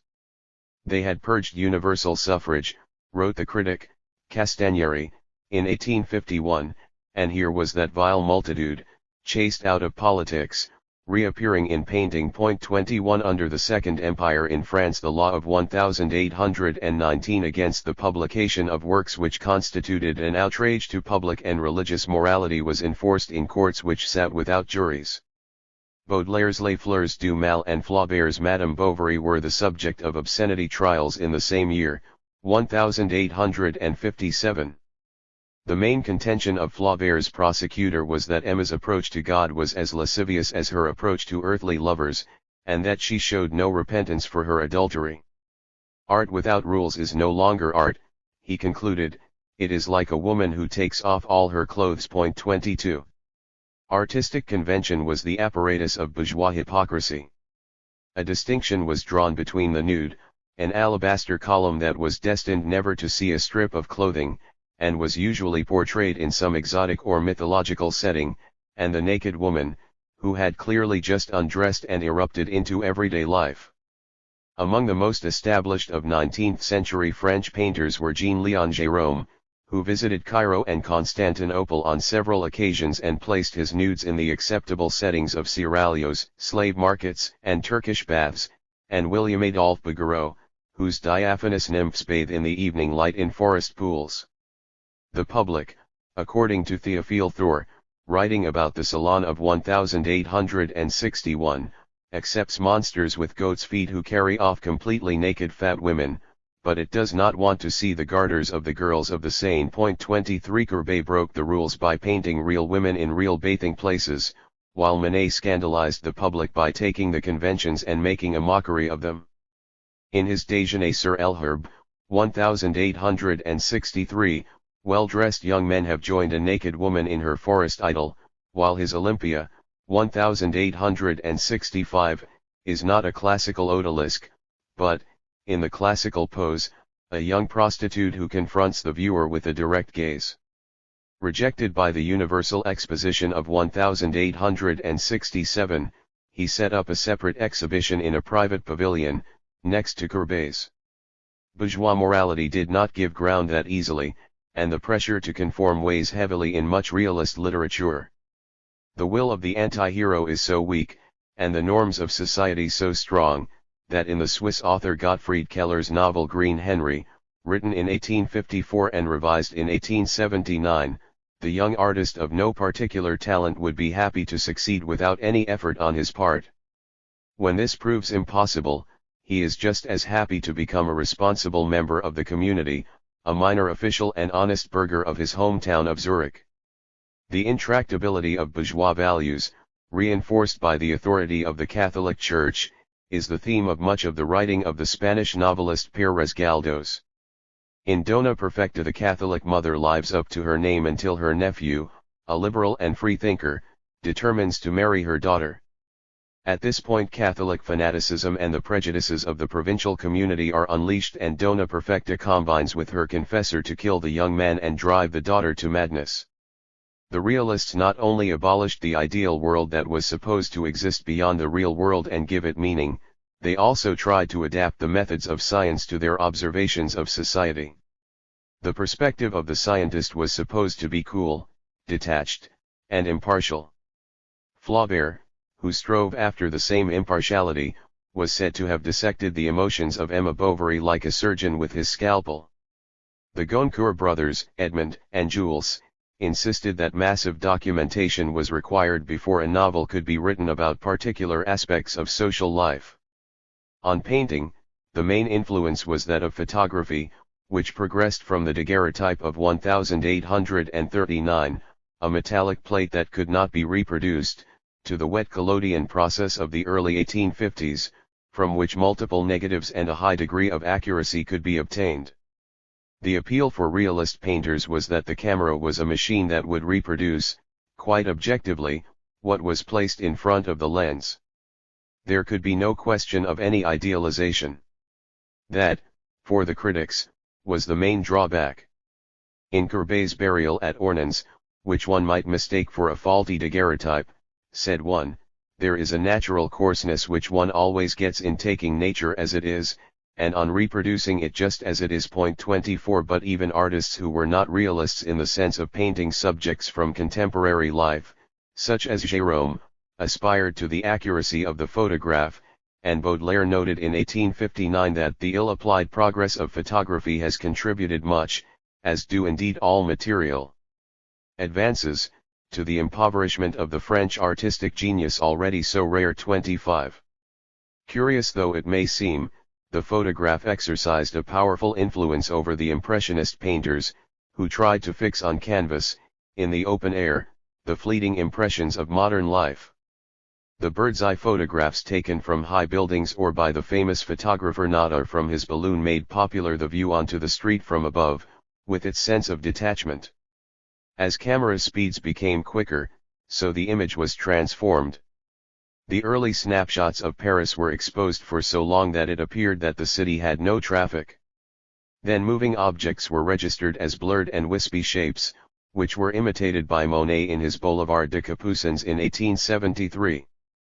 But already the exposure time of 1/50th second made it possible to freeze rapid movements in print and see them in a totally new way. Impressionists like Degas, who was a photographer in his own right, were anxious to catch the instant of action in their pictures, whether it was the awkward gait of a galloping horse, the bow of a dancer, or an acrobat hanging by her teeth at the Cirque Fernando. Lastly, composition itself was influenced by the snapshot, which cut off some figures at the frames and included others distributed in a wholly random manner in streets and on beaches. In many Impressionist pictures the only thing that the disconnected elements have in common is to be within the same frame at the same time. Realism was not only a scientific means of observation. It followed science in its search for laws that determined the behavior of human beings in society, whether they were laws of heredity or laws of the environment. At this point it is possible to speak of naturalism, a sub-movement of realism, which was extremely pessimistic about the scope of free will and portrayed individuals in the grip of genetic and social forces beyond their control. The Goncourt brothers were particularly interested by medical conditions, and in Germany Lasserturux, 1865, they traced in vivid detail the physical and mental degeneration of a girl sent up to Paris from the country and falling prey to all forms of exploitation. Émile Zola devoured Darwin's Origin of Species when it was translated into French in 1862. The central thesis of struggle for survival between individuals and species and the determining roles of environment and heredity was applied to his 20-volume Natural and Social History of a Family under the Second Empire, Le Rougon-Macquart. Zola also learned from Claude Bernard that the task of the scientist was to verify hypotheses by observation and experiment. His novels were planned as experiments in which the influence of hereditary factors such as alcoholism, and different environments from the slums of Paris to the coal fields of northern France, could be tested. Where the scientist remained uncertain, Zola argued that the novelist could use his intuition and forge ahead of him. Such intellectual arrogance may be ridiculed, but the dramatic effect of his theories is remarkable. Subjective individuals are no longer the mainspring of the plot, as in the romantic novel. Instead, characters are the victims of forces greater than themselves and are swept up in the tide of the epic. Naturalism had a certain amount of popularity in other countries, although few writers went to the extremes of Zola's determinism. In Italy, Giovanni Verga started a cycle of novels, The Tide, that would interpret passions and emotions in purely mechanical terms, but he never got beyond the third volume. Galdosa's novel The Disinherited, 1881, is the treatment of a girl with a family history of insanity who is obsessed by the mission to prove her noble lineage. When she is rejected by the noble caste, she descends into hysteria and prostitution. Inherited flaws and the evils of a rigid social hierarchy are brought out, but Galdos does not imply that free will has been sacrificed on the altar of behaviorism. And despite the popularity of Darwinian theory in some German circles, the legacy of German idealism inclined writers there to repudiate a theory that undermined the ethical dilemmas that confronted the individual as a free moral agent. In art, as in religion, the challenge of a deterministic science was firmly contained. Part 3. Europe 1880 to 1914. 10. The struggle for economic supremacy. Mass migration. At the end of the 19th century, Europe's political center of gravity shifted from west to east. The cause was partly demographic. The rate of population growth in Mediterranean countries, Scandinavia, and the British Isles was sluggish, and in the case of Spain, Norway, Sweden, England, Wales, and Scotland, slower in 1880 to 1910 than it had been in 1850 to 80. The population of France remained almost static. On the other hand, the Netherlands, Belgium, Germany, and Austria grew faster than in the period 1850 to 80, while in Eastern Europe there was nothing less than a population explosion. Numbers in the Hungarian part of the Habsburg monarchy grew more vigorously than in the Austrian part, but the biggest leaps were achieved by Romania, the Balkan countries of Bulgaria, Greece, and Serbia, and, most of all, Russia. The key factor behind population growth was falling mortality. Debate about the explanation of this change swings between medical discoveries and environmental causes, including better nutrition.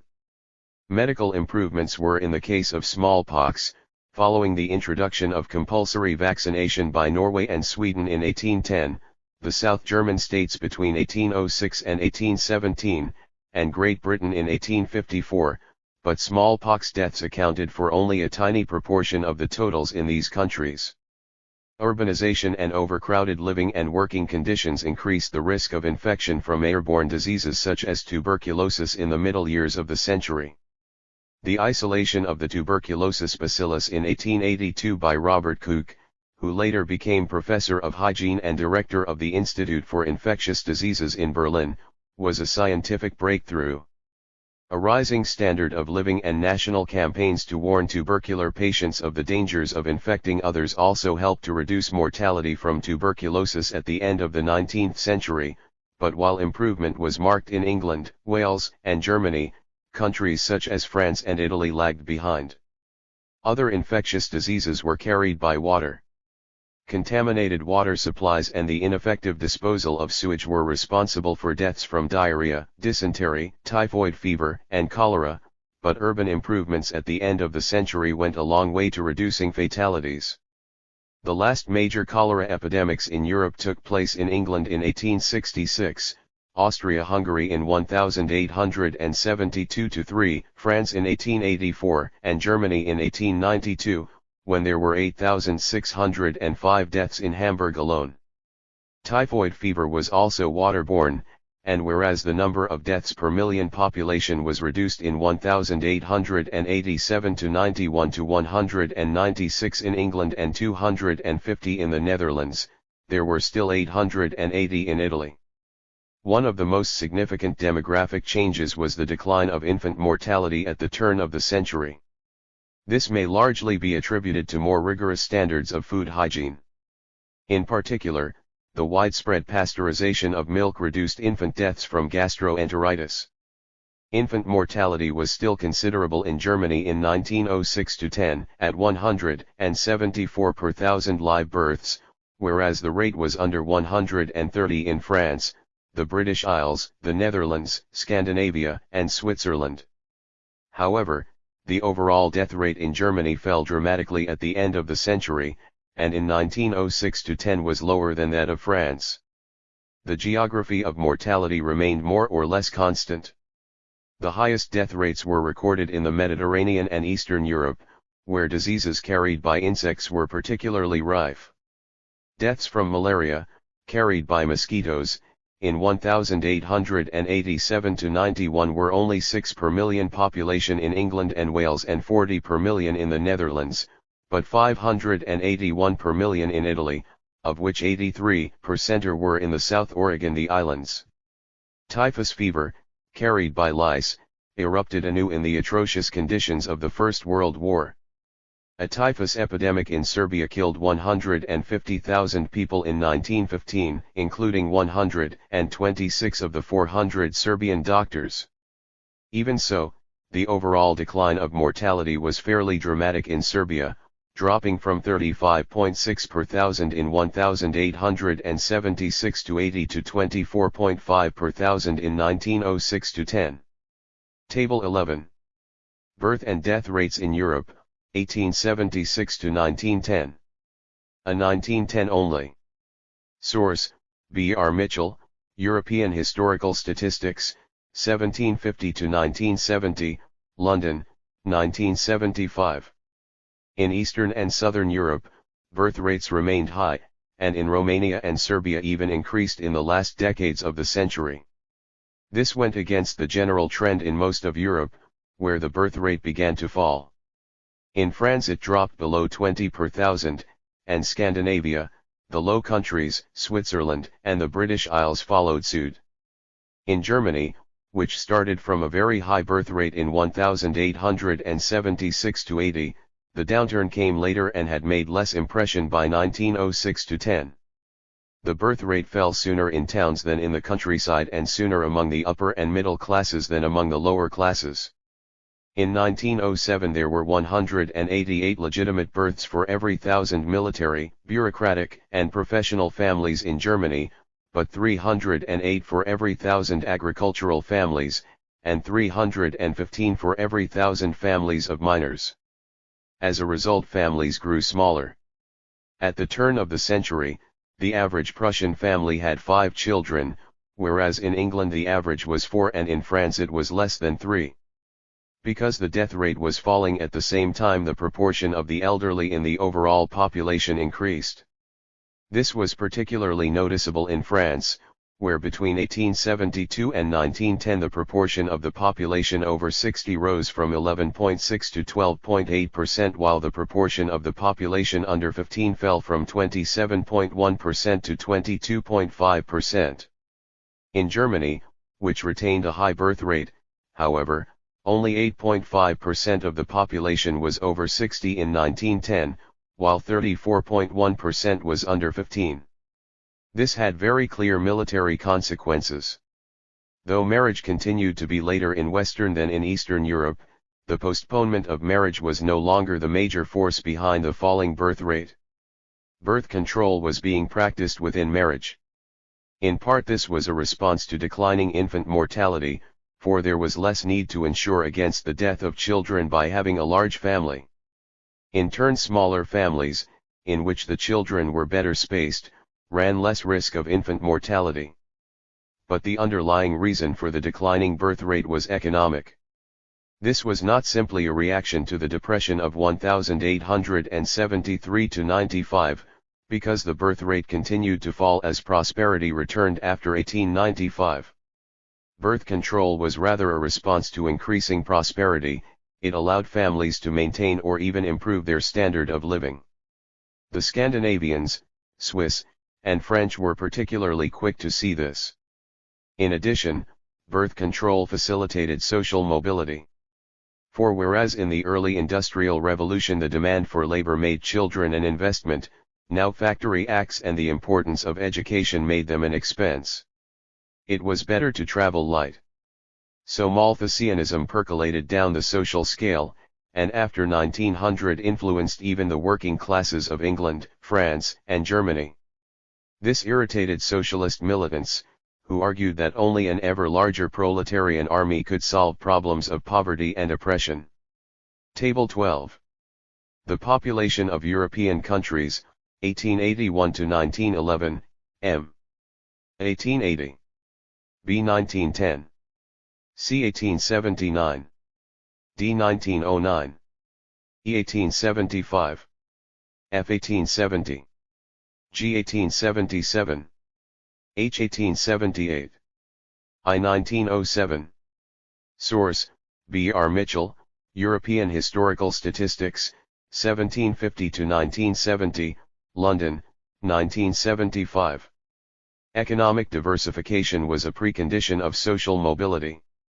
The birth rate therefore remained higher in backward southern and eastern Europe than in the more advanced north and west. By 1910 the agricultural base had fallen below 10% of the active population in Great Britain and had been shrinking rapidly since 1880 in Germany and Belgium. But in France it was still 41% in 1910.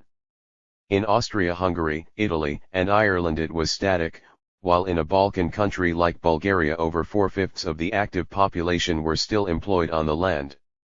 In Germany and Belgium, followed by the late developer Sweden, the active population was moving decisively from agriculture to industry. However, the German economist Werner Sombart noted that for every 100 jobs in basic industry, another 100 would be created in trade, services, and administration. It was the size of this tertiary sector that was particularly striking, not only in Germany but also in the Netherlands and Belgium, Great Britain and Ireland, the Scandinavian countries, and France.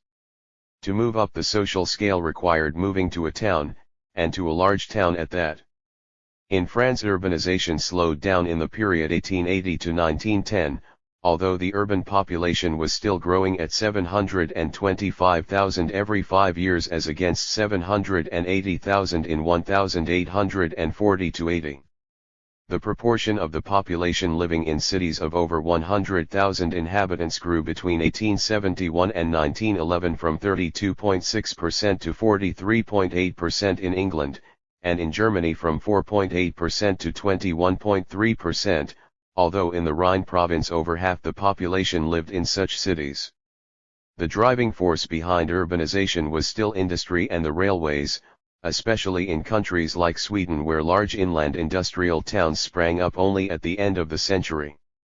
In Germany, the most rapidly growing town was the Westphalian mining town of Gelsenkirchen, while the steel town of Ekaterinoslav in the Ukraine multiplied 12-fold between 1863 and 1914, but single industry towns could go as fast as they came.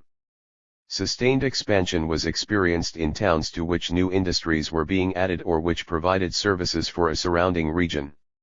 Rotterdam or Kiel with their shipbuilding industries came into the first category, Amsterdam with its financial and commercial services into the second. Berlin and Manchester came into both. Few migrants to the cities, especially at the end of the century, found the streets paved with gold. Geographical mobility did not necessarily entail social mobility. This was clear in Gelsenkirchen, where in 1907 60% of the workforce were miners and half of those were immigrants from rural northeast Germany. In Vienna in the 1890s native-born Viennese provided 30.2% of the workforce, but 35.7% of salaried employees and only 23.6% of unskilled laborers. In Paris an Auvergnat colony was well established by the Second Empire in the coal and wine trade and branched out into the hotel and restaurant business. But the Bretons who flowed into Paris during the agricultural crisis of the end of the century remained peasants of Paris, vegetating at the bottom of the pile as railway workers and laborers in the suburbs. In St. Petersburg and Moscow 70% of the population were immigrants in the 1880s, and the chimney sweeps in the former were all Finns. The problem was that even in the cities the class system was becoming more stratified, and in general, the larger the city, the greater the degree of stratification. The bourgeoisie became less open to penetration from the lower middle classes, among whom mobility was now basically sideways, from the old artisan and shopkeeper sector to the new white-collar sector. The separation of classes was underlined by the formation of middle-class suburbs, linked to the town center by trams, omnibuses, or railways. The working classes were left isolated both geographically and socially. In the Ruhr town of Bochum only 18% of manual workers moved into non-manual posts between 1880 and 1901, while only 3% of white-collar workers or lesser officials sank into the manual trades. Table 13. Structure of the active population in Europe, 1910, percent. A 1911. B 1909. C 1907. Source, P. Baruch, La Population Active ETSA Structure, Brussels, 1968. In Western European countries the scale of industrialization made it possible for the growing population to be absorbed even if it were only in hard manual labor. Because of this, whereas migrants had been forced to go abroad in the middle years of the century, they were now able to find employment at home. The flow of emigrants from Ireland continued at a high rate, especially during the boom in the United States in 1887 to 92, and as the British economy stagnated after 1900, Scots and to a lesser extent the Welsh also migrated overseas. In Scandinavia and Germany, on the other hand, the expansion of industry resulted in a radical decline of emigration after 1880. The development of the Ruhr sucked in a labor force from the eastern provinces of Prussia, which had a large Polish contingent, and by 1913 over 400,000 Poles were working in the Ruhr. This in turn created a vacuum in the east, and Polish labor had to be imported from Austrian and Russian Poland, to work on the Junker estates or in the mines of Upper Silesia. Despite the concern of the German government and German nationalists, Germany became a net importer of labor after 1894. Table 14. Emigration from Europe, 1876 to 1910, average annual emigration to non-European countries per 100,000 population. Source, Walter F. Wilcox, International Migrations to, New York, 1931. Labor flowed from backward regions to the industrial areas of Europe. Italians from Piedmont and Venetia worked on building projects in Switzerland or the south of France, where local hostility to strike breakers culminated in a lynching of 20 Italians at Aigues-Mortes in August 1893. After 1908 the French steel cartel began to import Italian labor into the metallurgical plants of Lorraine, and 13,000 Italians were employed there by 1913. But in southern Italy, Spain, Hungary, and Romania, which were isolated from centers of industry and where large landed estates predominated, the surplus population had to look further afield. Portuguese and Italians migrated to Argentina and Brazil, but after 1898 the Italians turned to the United States, where they were followed by a mass of emigrants from Eastern Europe. Employment prospects increased as the United States economy boomed after 1898 and fares cheapened as the American shipping companies began a price war with the shipping companies of Liverpool, Hamburg, and Bremen in the period 1903-8. Emigrants from Eastern Europe were very often persecuted minorities who were seeking a new home altogether. Migrants from Austria were mostly Poles and Jews from Galicia. Migrants from Hungary were not Magyars but Slovaks, followed by Serbs, Croats, and Romanians. Emigrants from Russia were Poles, Jews, Lithuanians, and Finns from the borderlands. In the generation before the First World War about 3.5 million Poles emigrated to the United States from Russia, Austria, and Germany. Between 1901 and 1905 11.2% of immigrants into the United States were Jews, and between 1899 and 1913 Jews accounted for 41% of immigrants from Russia into the USA. The Jewish community in Britain 65,000 in 1881 increased fourfold over the next 30 years. On the other hand, Russian peasants proper, in search of land and liberty, turned not westwards but eastwards. In the period 1901 to 10 there were 1,481,000 emigrants from Russia to the United States, Canada, England, Argentina, Brazil, South Africa, and Australia.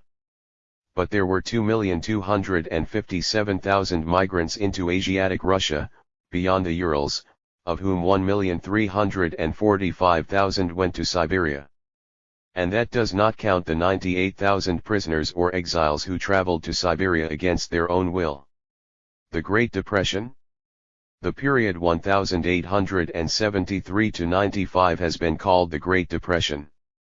Prices fell, especially the price of agricultural products, as supply overtook demand.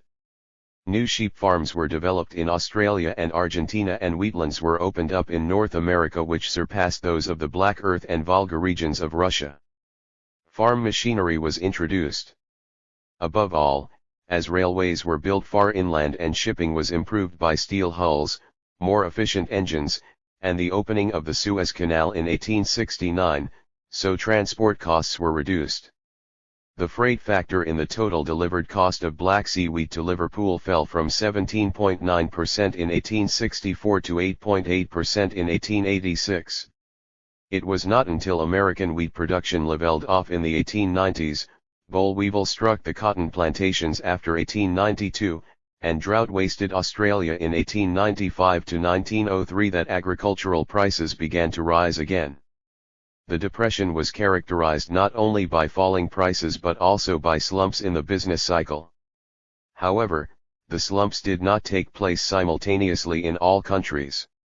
The 1870s were a depressed decade for the United States and Germany, but Great Britain did not reach the bottom of the cycle till 1879, while in France a government-sponsored railway building program of 1878 staved off the Depression until 1882. In the 1880s the United States and Germany recovered as iron and steel production reflowed their economies, but France and Britain failed to increase investment and sank into depression. After 1892 the economy of the United States slumped, but the German economy remained buoyant and pulled most of the European economies with it in the boom of 1895 to 1900. It has been suggested in recent years that the Great Depression is something of a myth and that structural developments behind the cycles were more important. Moreover, while the picture looked fairly gloomy from the British point of view, it was much less so for Western European countries in general. This was because the industrial lead established by Great Britain in the middle years of the century was being eroded by other countries such as Germany, which were industrializing rapidly and narrowing the gap.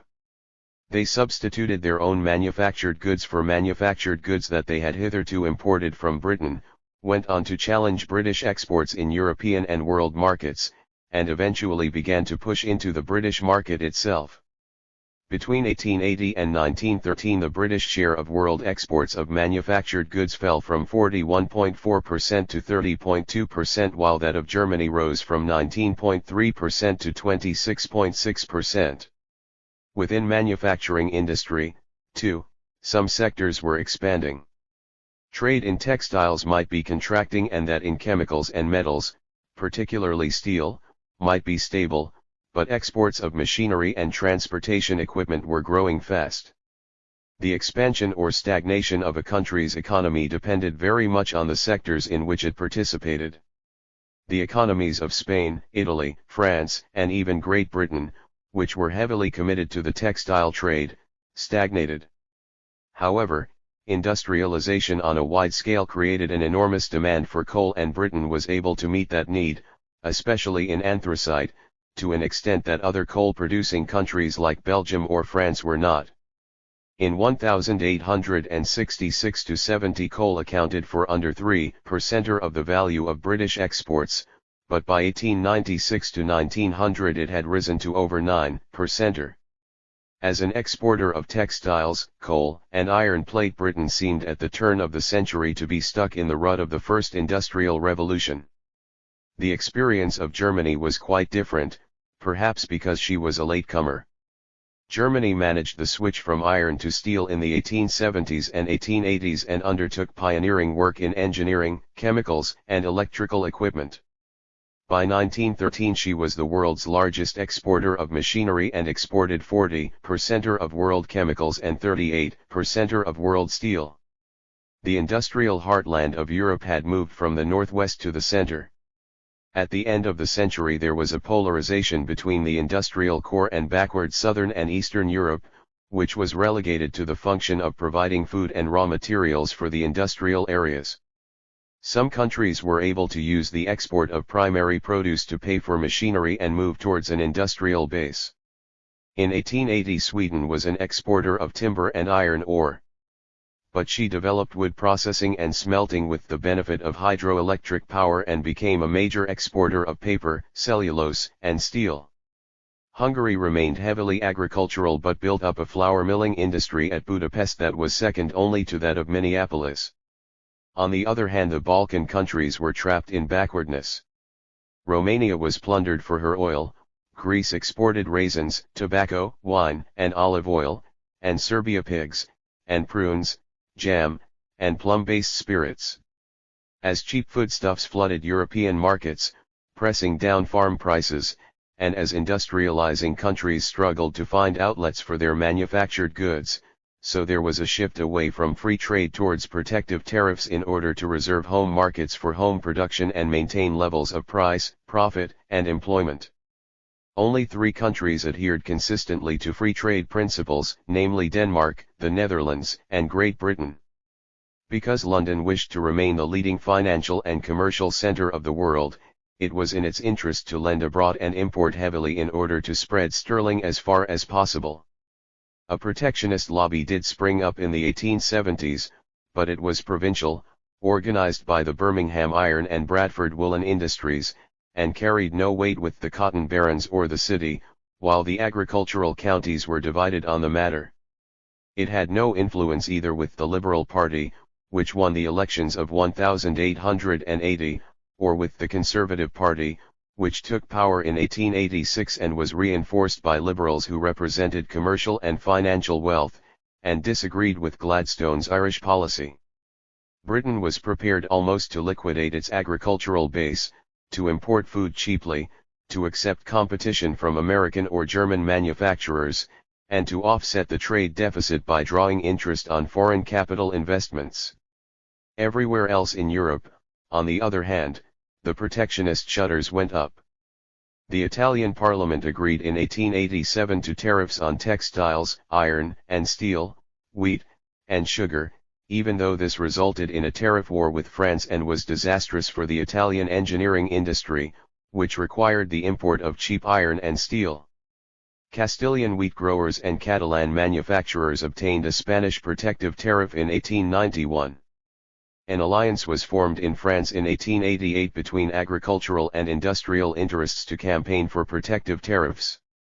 In the elections of 1889 they secured the return of 300 or 400 deputies favorable to their cause, and their spokesman, Jules Méline, back in office, gave them a protective tariff in 1892. Germany led the field by imposing tariffs in 1879 and raised agricultural duties in 1885 and 1888. Protective tariffs were imposed by Austria in 1887, Sweden in 1888, the United States in 1890, and Russia in 1891, in order to ensure that railway building benefited its own iron and steel industry.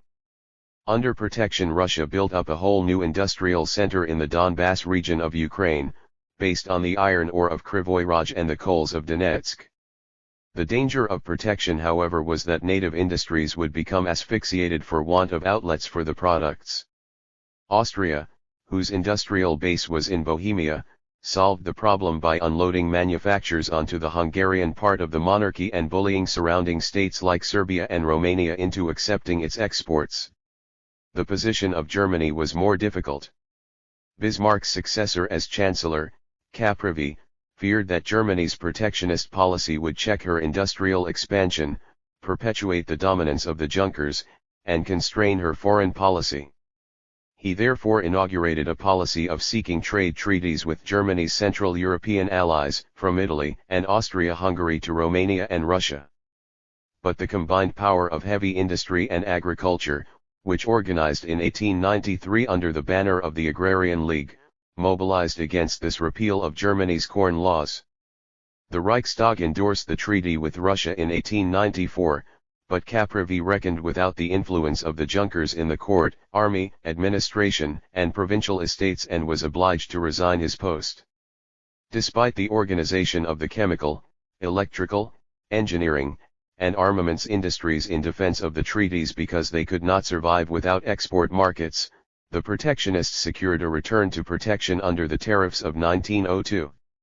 In Great Britain, a new campaign for protection was launched in 1903 by Joseph Chamberlain, the Unionist politician, now colonial secretary, as the only way to defend national industries, finance social reform, and maintain the integrity of the empire. But he was unable to convert the Conservative Party to his cause.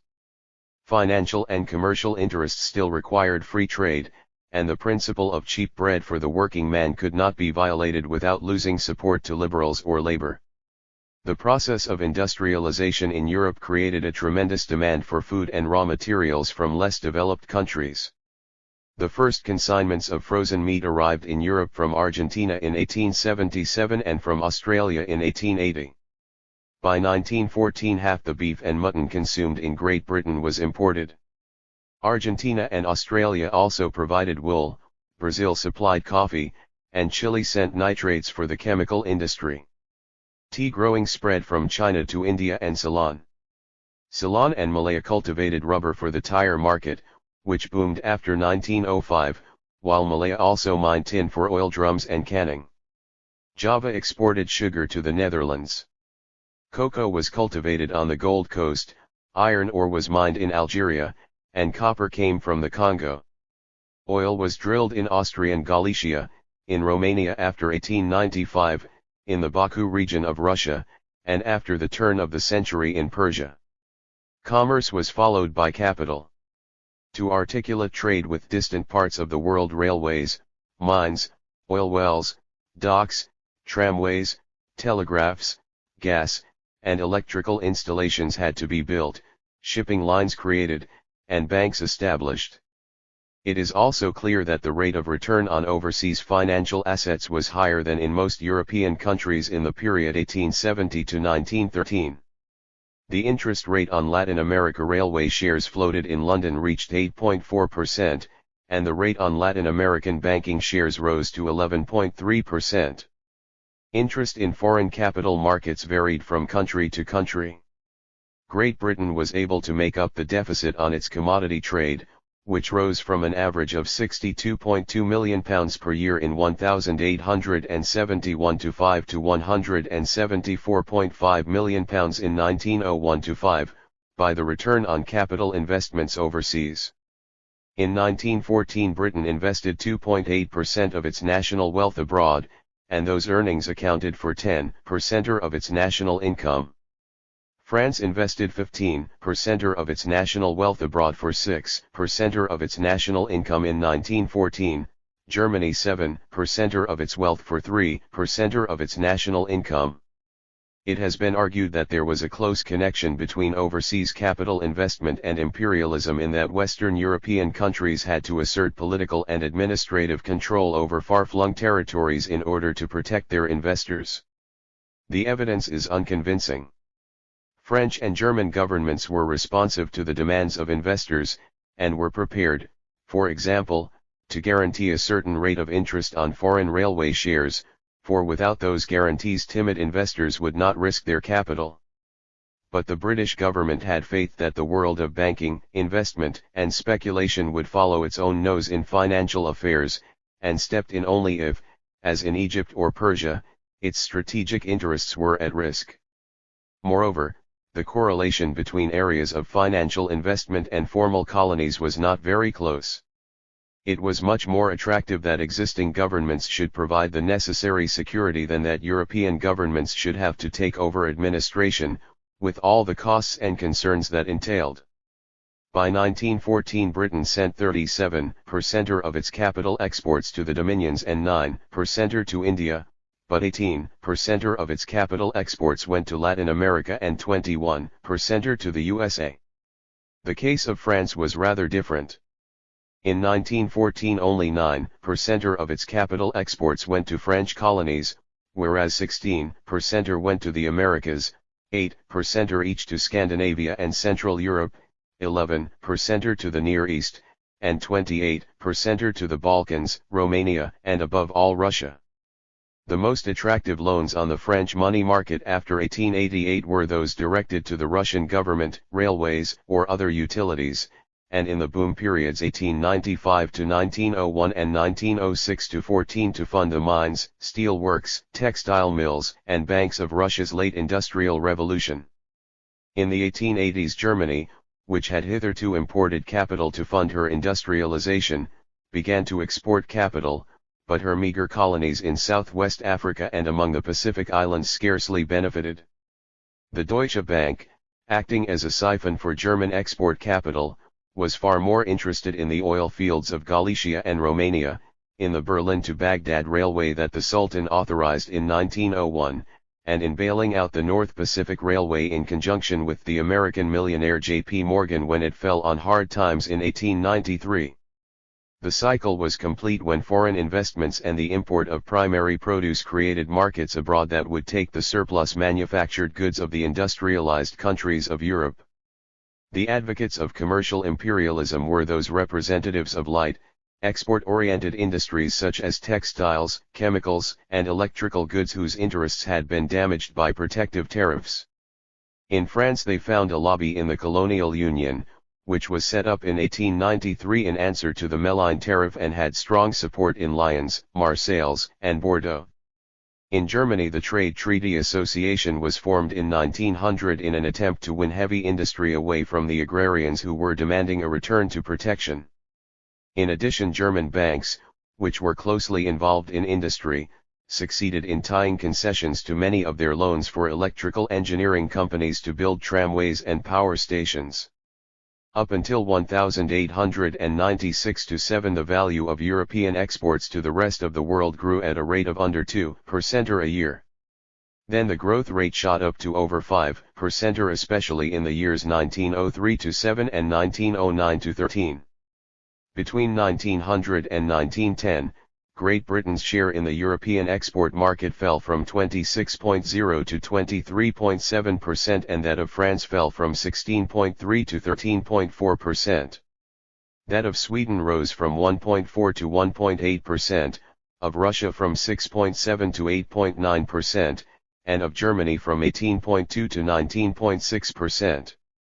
If the Great Depression had struck in the 1880s its effects were clearly gone by 1914, and the shift in the balance of power was plain in economic terms at least. Agricultural crisis. At the end of the 19th century European agriculture went through a very difficult phase. Overproduction and cheap transportation drove down farm prices, especially those of cereals. Between 1871 to 80 and 1891 to 1900 the price of wheat fell in France from 133.0 to 96.6 grams of silver per 100 kilograms and in England from 126.5 to 69.9. In the Netherlands the price of rye fell from 91.1 to 63.3 grams of silver. Falling prices reduced land rents and land values, and the labor force abandoned many rural areas to migrate to the towns or overseas. The reaction of the agricultural lobby in many countries, as we have seen, was to press for tariff barriers against cheap foodstuffs. But in Northwest Europe the challenge was met by more intelligent means that either, as in France, accompanied protection or, as in Great Britain, the Netherlands, and Denmark, served as an alternative to it. These included the mechanization of agricultural methods, a shift away from cereal farming to new specialization, and the organization of farm cooperatives. In areas where there was significant rural depopulation, such as Great Britain, France, and Germany, and the wages of agricultural labor rose as a result, there was a strong incentive to replace costly human labor by machines. The horse-drawn reaper binder, which made its appearance in the late 1870s, could reduce the cost of harvesting by 2/3 or 3/4. Another innovation was the threshing machine, which was to be found on 374,000 holdings in Germany in 1882 and 1,436,000 holdings in 1907, although only a third of those machines were driven by steam and the rest were horse-powered. But where farms were small and rural labor was plentiful, there was little incentive to mechanize. At the turn of the century there was one threshing machine to every 111 hectares in Germany, but 1 to 945 hectares in Hungary and 1 to 1,194 hectares in Romania. In Bulgaria in 1900 only 10% of plows used were made of iron, the rest were made of wood. Because cereal prices slumped more sharply than other farm prices, there was also an incentive to switch from arable farming to other products. Moreover, improved communications and a widening market made specialization in certain cash crops a viable proposition. Some backward countries like Serbia had always preferred livestock raising to arable farming, and in 1900 Serbia had the greatest number of pigs per head of population in the world. The tendency in East European countries such as Serbia, Bulgaria, and Romania at the end of the century was in fact to move into the production of wheat, largely because Austria-Hungary banned cattle imports in 1882 in order to encourage domestic cattle breeding. In Germany the ratio of arable to pasture increased between 1870 and 1900, for despite the influx of cheap grain from Russia the phenomenal growth of the population and economy made it necessary to grow more grain, not less. Spain also resorted to intensive wheat farming on newly enclosed lands after 1870. But the pattern in Great Britain, France, the Low Countries, and Scandinavia was different. Diminishing returns for cereals encouraged farmers to move over to livestock, and above all to dairy farming. Germany stopped importing live pigs from Denmark in 1887, but Denmark found new markets for its bacon, eggs, butter, and cheese in urban Britain, where dairy farmers fell back on the production of liquid milk. Cattle farming required a more intensive cultivation of fodder crops such as maize, potatoes, turnips, and mangels. Sugar beet farming took off in Bohemia, Germany, northern France, eastern England, and even in Spain after the loss of its sugar plantations in Cuba and the Philippines in 1898. In the Mediterranean, improvements in irrigation and marketing made possible the specialist farming of fruit, such as oranges in Valencia and peaches, apricots, and cherries in Provence. More important was the wine boom in Spain and Italy in the 1880s, which took advantage of the phylloxera epidemic in France. Between 1877 and 1886 Spain had 60% of the French market, Italy 12%. Then France replanted its vineyards, erected tariffs against Italy in 1887 and Spain in 1892, and provoked catastrophe among the wine growers of those countries. In Catalonia, where the length of tenancies was tied to the life of the vine, the problem was compounded by the appearance of phylloxera after 1890, which provoked a wave of rural unrest, strikes, and clashes with the civil guard and military in 1893. After 1900 the crisis rebounded on France, where huge domestic wine crops were topped up by Algerian imports, competition from beet alcohol, and the fraudulent sugaring of poor wines to produce a massive glut. Wine prices collapsed, and in Languedoc, which had gone over to wine monoculture, there was a massive peasant revolt in the summer of 1907. As farm prices declined, the large estates, which could cut costs, tended to fare better than the small farmers, who were enslaved to rural creditors, suppliers, and wholesalers. The only way to improve their competitiveness was through the cooperative movement, which could reduce costs and bypass middlemen. The so-called Raiffeisen system of rural savings banks spread through Germany, Austria, Belgium, and northern France after 1880 and made it possible for farmers to raise cheap capital for improvements. Consumer cooperatives were set up to purchase tools, machines, and fertilizer at discount prices. At the same time, pooled expertise could ensure against fraud, for as the use of chemical fertilizers increased, so did the number of unscrupulous tradesmen who were happy to sell worthless products to an ignorant peasantry. The processing and marketing aspect of the cooperative movement was most fully developed in Denmark. The first dairy cooperative for making butter and cheese was set up there in 1882, and 90% of Danish farms were linked to such cooperatives by 1909. Similar cooperatives were set up for processing bacon and eggs, and cooperative export companies were set up after 1895 to break the ring of British importers. Declining prices threatened the small producer more than the large producer, but the effects of the agricultural depression must also be analyzed as they affected landowners, tenant farmers, and laborers. In general, declining farm prices reduced rents and brought down the price of agricultural land after 1880. Where landowners also owned urban properties, which increased in value as a result of urban development, as in Great Britain and Russia, they were to some extent cushioned from the decline. In Prussia, on the other hand, where landowners tended not to own urban properties, they were forced into farming the land themselves or ever greater dependence on the state. Meanwhile, British and French landowners who invested capital overseas also did well, particularly in the boom years after 1905. As rents declined, so farmers were placed in a better position to negotiate easier terms, more secure tenure, and compensation for improvements made. This was clearly the case in Britain and northern France, where large tenant farmers predominated. But where there was rural congestion, as in Ireland, landowners were better placed to impose harsh terms on their tenants. Irish farmers replied to declining prices and continuing oppression by forming the Irish Land League in 1879 in order to campaign against rack renting and evictions by the use of the boycott, and aiming in the long run to make tenants owners of their farms. After 1880 it had a mouthpiece at Westminster in the Irish Home Rule Party and, not least to preserve the Union, Gladstone in 1881 conceded a Land Act which improved the position of the Irish tenant farmer and broke the Land League. In southern Europe tenant farmers were a good deal worse off. Spanish landlords were notorious absentees and entrusted their estates to managers who sublet them at extortionate rents.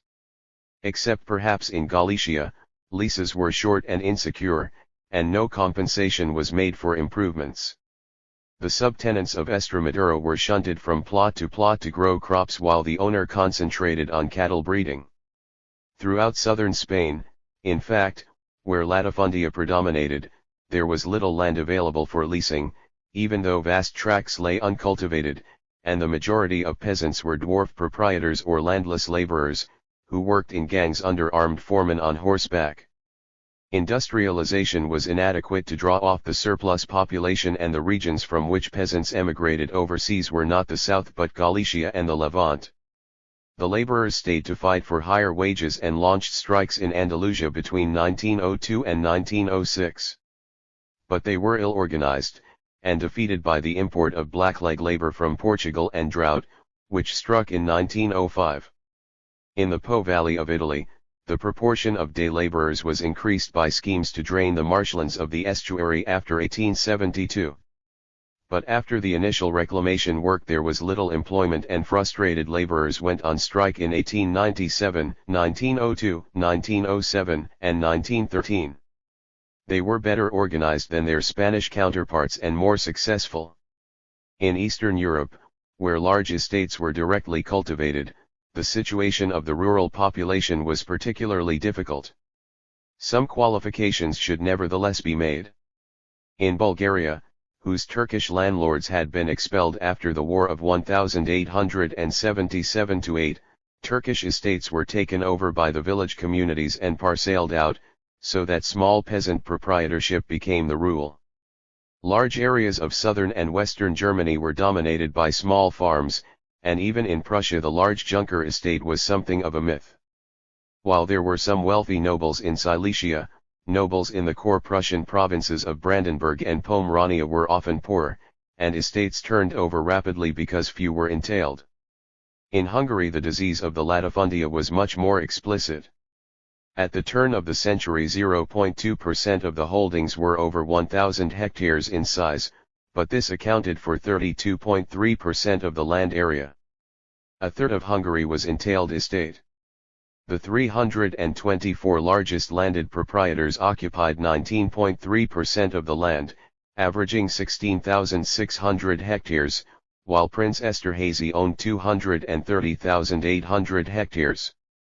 At the other end of the scale, over half the holdings were less than 5 hectares, but these accounted for only 5.8% of the land area.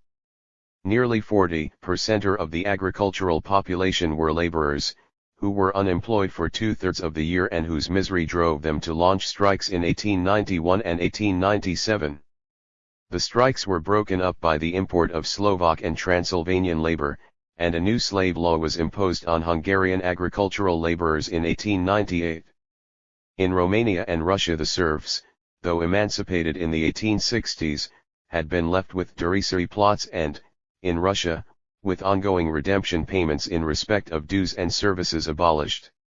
In some areas, like the Baltic, White Russia, the Ukraine, and Black Sea, direct farming was the rule and peasants were landless or near landless. Elsewhere, in the central Black Earth and Volga regions of Russia, and in Romania, landlords were prepared to lease their land for rent paid in money, kind, sharecropping, or labor services.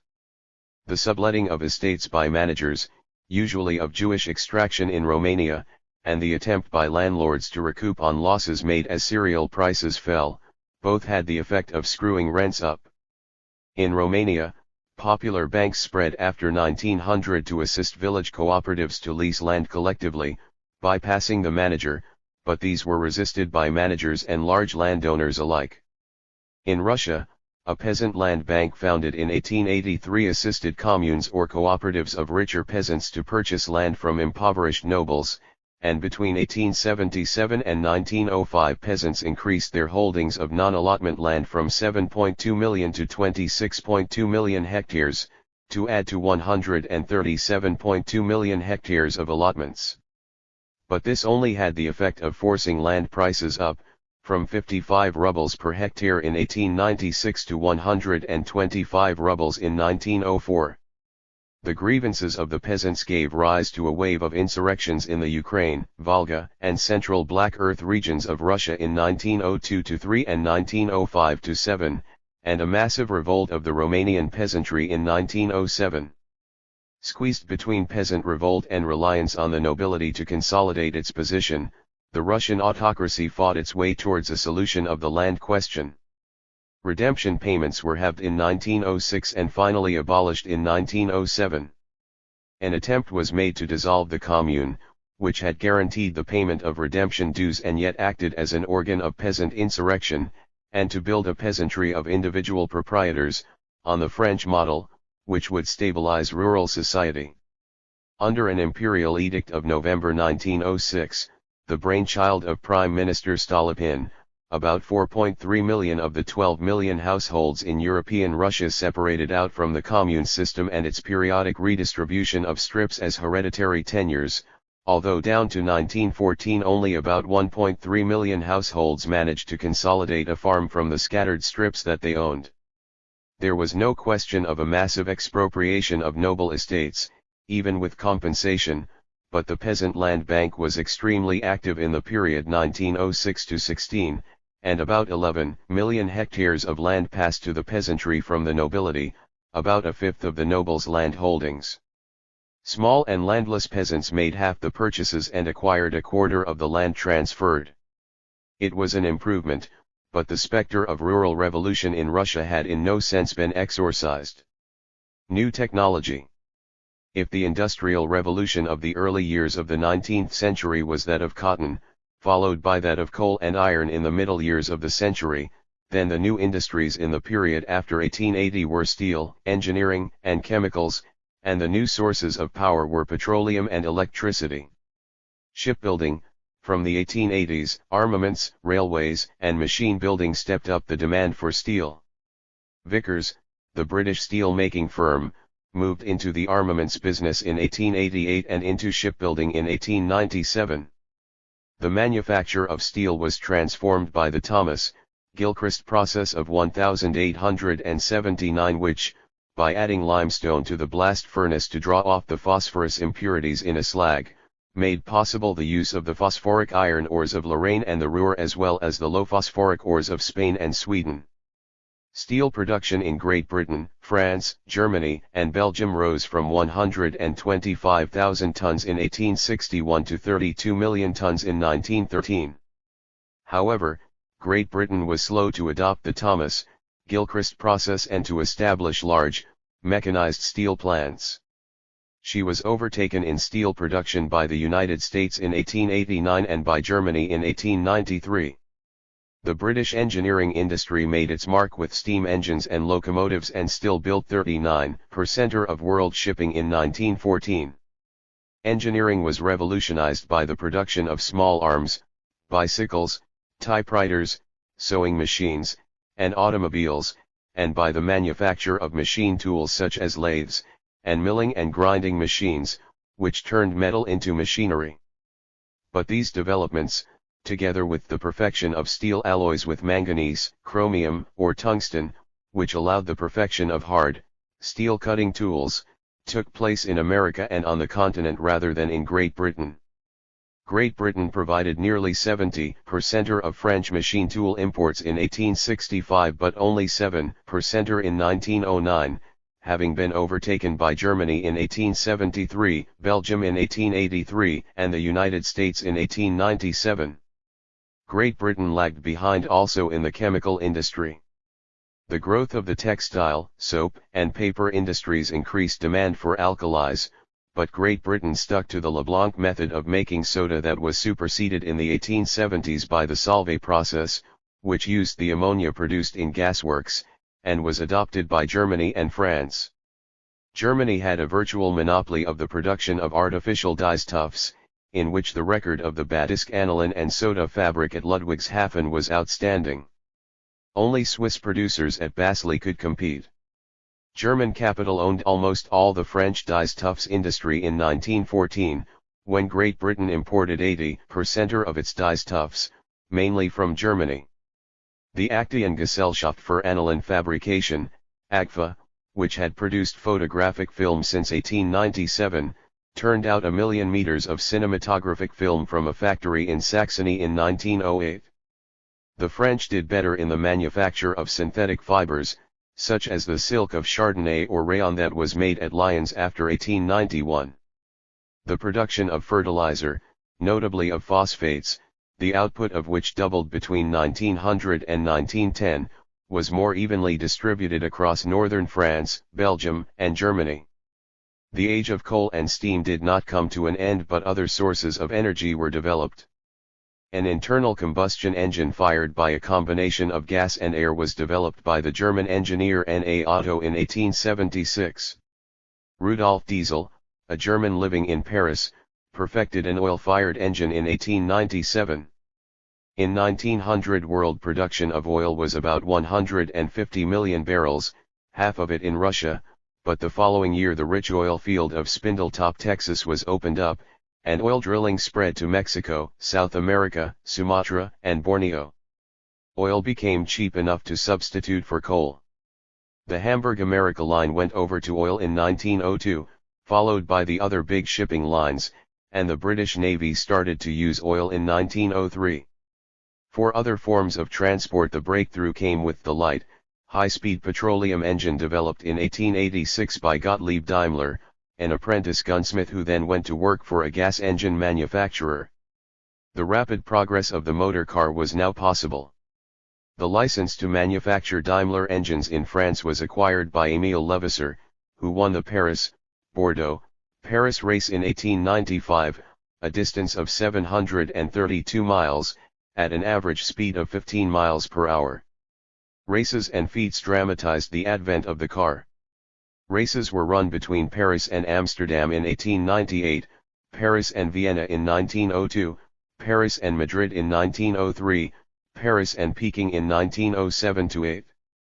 The first Grand Prix of the Automobile Club de France was held in 1906, and won by Renault at an average speed of 65 miles per hour. Hardy motorists traveled from New York to San Francisco in 63 days in 1903 and from Adelaide to Darwin in 51 days in 1907-8. The commercial production and sale of motor cars lagged some way behind. The total world production of motor cars in 1900 was 9,000.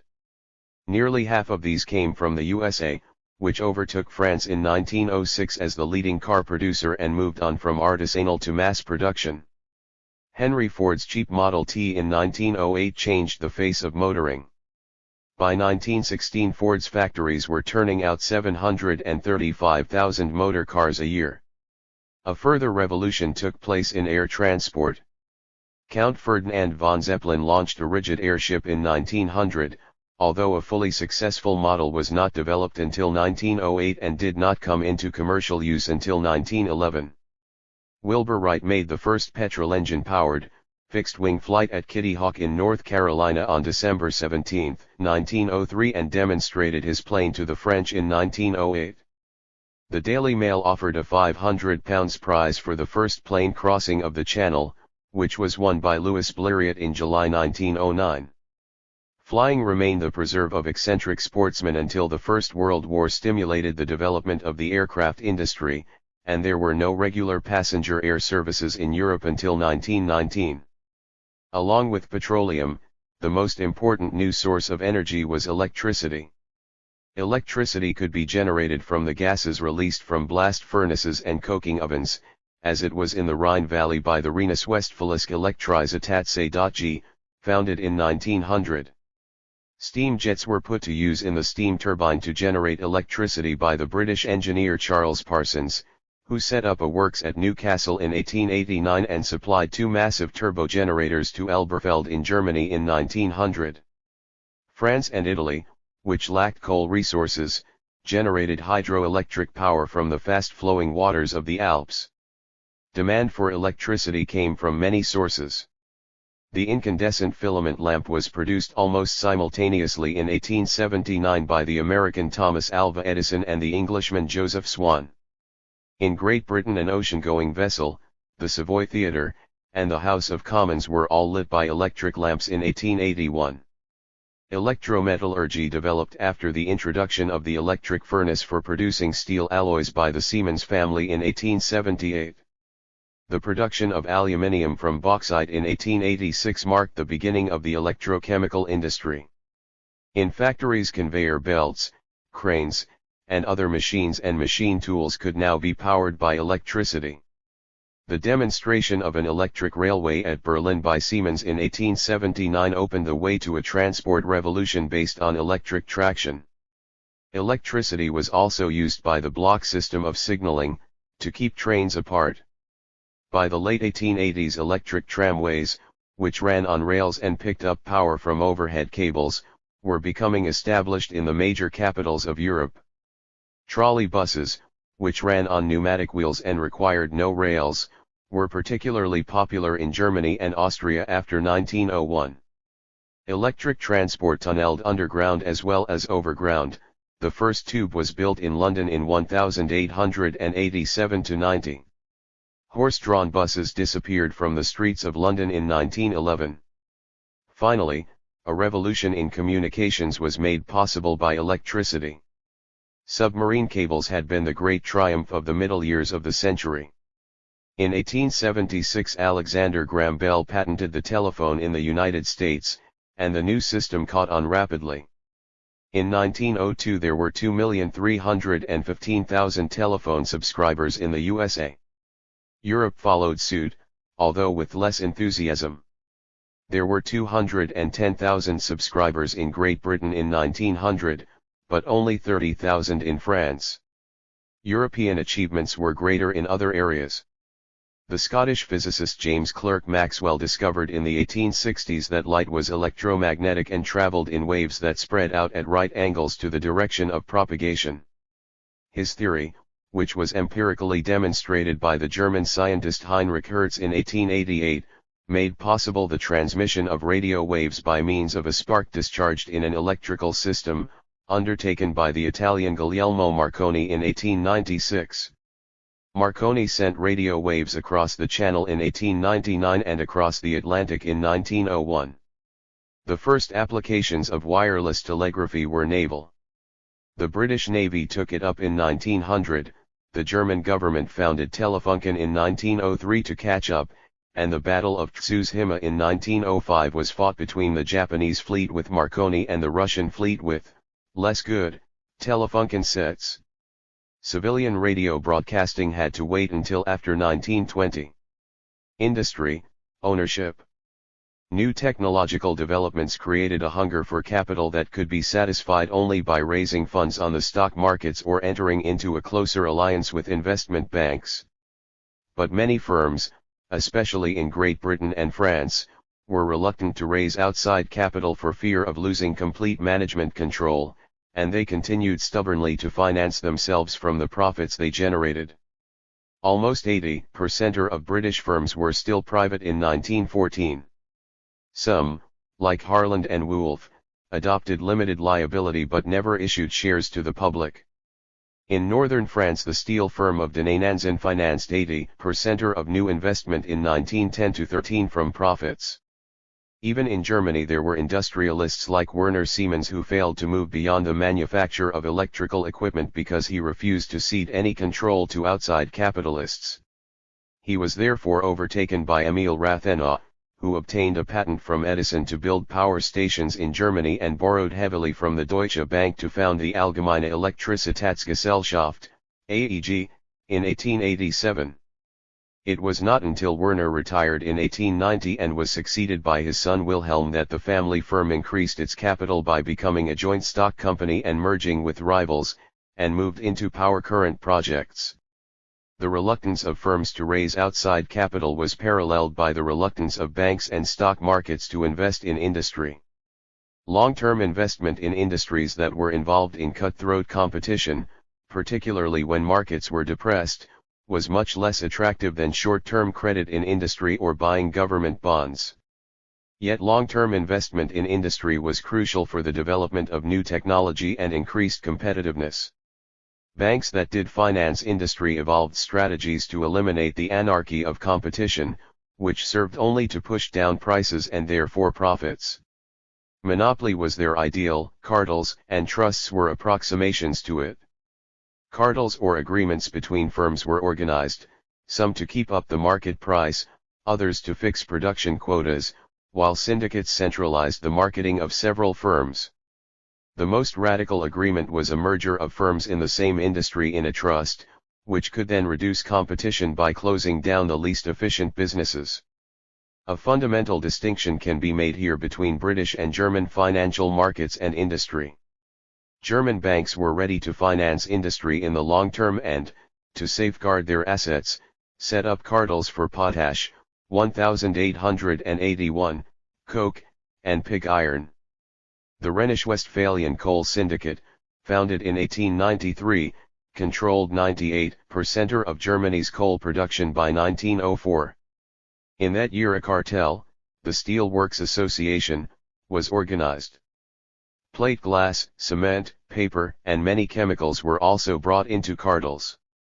Some of the industrial concerns became so large that banks had to form consortia in order to raise enough capital to satisfy them, and the influence of bankers on the board of directors of industrial firms was matched by the influence of industrial magnates with the banks. In Britain, on the other hand, while local banks had provided short-term credit to local industries before 1880, the bank amalgamation movement of the 1880s and 1890s subordinated local bank managers to general managers in London who were keen to reduce the bank's commitment to industry. As late as 1913, moreover, only 37% of prices quoted on the stock exchange were of domestic, non-government stock. Government bonds and overseas investment held far greater appeal. As a result, there was no leverage for a process of cartelization in Britain. In other parts of Europe there was the same reluctance on the part of the banks to become involved in industry. In Sweden, the Enskilda Bank of Stockholm, which was in trouble in 1879 as a result of overcommitment in the railway industry, drew in its horns and reverted to lending to the Swedish government. However, after 1896 it helped to promote Sweden's industrial push by financing the iron ore, timber, and electrical industries. On the other hand, Austrian banks, which had lost heavily in the crash of 1873, and Bohemian banks, which had promoted the local sugar industry that suffered a crisis in 1884, remained altogether more conservative. They tiptoed back to financing industry after 1898, but on the basis of current account credit and bills of exchange rather than the purchase of share capital. Where they did invest, as the Credit Anstalt and Bomisk Eskomte Bank did in the Skoda Arms Works in 1898, they insisted that the company become a joint stock company so that they could spread the capital risk more widely. The banks transformed Austrian industry into one of the most heavily cartelized in Europe. There were 40 Austrian cartels in 1897 and over 200 in 1912. Even then, the Austrian and Bohemian banks played safe. Lending money to the government was still a major preoccupation, and in 1900 over half their assets were mortgage loans, mostly on the security of large estates. In Eastern Europe, deficiencies in private enterprise and the conservatism of the banks had to be compensated by the intervention of the state. The state with its military priorities had always closely supervised the railways, which were vital for the swift transportation of troops. As financial crisis struck in 1873, so the German states were obliged to replace withdrawn private capital by the nationalization of the railways. This precedent was followed by Austria in 1877, Hungary in 1880, Russia in 1881, Italy in 1885, and even Belgium in 1897. In 1901 the Austrian Prime Minister Kerber tried to stimulate industry by direct government investment in rail projects to link Prague and Trieste, and a canal plan to link the Danube and the Oder. The naval expansion of the turn of the century meant government orders for the shipbuilding, steel, and armaments industries, especially in Germany and Great Britain, but it was such orders that almost alone maintained the somewhat artificial heavy industrial sector in Italy. In a country as backward as Russia, state intervention went much further. There was little alternative to the forced transfer of capital from one sector of the economy to another. The industrialization planned by Sergei Witte, who became Russian finance minister in 1892, and which revolved around the construction of the 4,000-mile Trans-Siberian Railway, 1891 to 1904, was carried out on the backs of the peasantry. Direct taxes accounted for only 17% of government revenue in 1903, but between 1870 and 1910 indirect taxes on paraffin, matches, tobacco, sugar, and vodka, which became a government monopoly in 1894, quadrupled. By 1910 the vodka monopoly produced a quarter of government revenues. Such heavy taxation contributed to the famine of 1891, caused peasants to default on taxes and redemption payments, which resulted in the forced sale of their property or forced labor, and depressed rural demand at the expense of Russian industry itself. It was possible for countries which generated little surplus from agriculture, let alone from trade or financial dealings, to import capital for industrialization from those that did. Italy turned to France for capital, but French capital was interested mainly in building and municipal public works and withdrew after the collapse of the Italian building trade in 1887. It was replaced by German capital, which formed the Banca Commerciale Italiana at Milan in 1894 and the Credito Italiano in 1895, to fund the steel industries at Terni, Umbria, and on Elba, and the shipbuilding, engineering, chemical, and electrical industries that carried Italy's industrial spurt of 1896 to 1908. The Russian experience was somewhat in reverse, because German investments, which increased in the 1880s, were replaced by French capital after a diplomatic row between St. Petersburg and Berlin in 1887-8. Between 1892 and 1908, about 60% of the capital formation in Russia was foreign investment, compared with a foreign capital contribution of 45% in Hungary between 1873 and 1900, and 35% in Austria in 1900. French and Belgian capital built up the coal and metallurgical industries of Poland and the Ukraine, German capital developed chemical and electrical industries in the Baltic, and British capital exploited the oil wells of Baku and the Caucasus. Foreign firms and investors were attracted by the high profits in Russia, but they had also little alternative to investing in Russia because the tariff of 1891 virtually shut out imports. On the other hand, the Russians had to export oil in bulk and more grain than was good for the subsistence of the population in order to pay the interest on foreign capital investment. There was always a danger that capital for development would turn into financial imperialism. In Romania, over 95% of the oil industry in 1914 was in the hands of foreigners who were exploiting it for their own ends. Borrowing by poor Balkan countries was often not so much for industry but to build up their armies and to nationalize the railways that foreign powers were pushing across their territory. A country that defaulted on the repayment of loans risked foreign intervention to protect the interests of bondholders, which would be ensured by the earmarking of taxes. Loans were accompanied by demands for railway concessions and contracts for the supply of arms. Portugal was able to avoid foreign controls when it defaulted on repayments in 1892, because it was a European country. The Ottoman Empire and Egypt, which defaulted in 1876, were not. Serbia was deeply in debt after it nationalized the part of the Vienna-Constantinople railway that ran through it in 1889–92, and had to accept the control of a consortium of foreign powers in 1895. Similar controls were imposed on the finances of Bulgaria in 1902 and on Greece after it was defeated by Turkey in 1898. Industry, management. In order to compete with their rivals, it was necessary at the end of the 19th century for firms to make economies of scale, to grow either by going public or by undertaking mergers. In Great Britain, the biggest joint stock companies were the railways, but in manufacturing industry family firms still predominated. A method was found to increase capital funding without ceding control to backers, through the private company.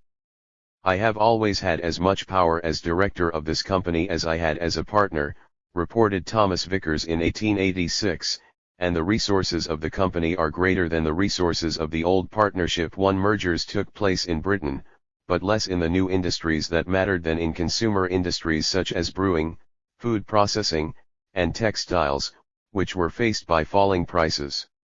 These included the Distillers Company, 1877, J&P Coats in textiles, 1890, Tate & Lyle, 1900, Lever Brothers in soap, 1906, and the Imperial Tobacco Company, 1901.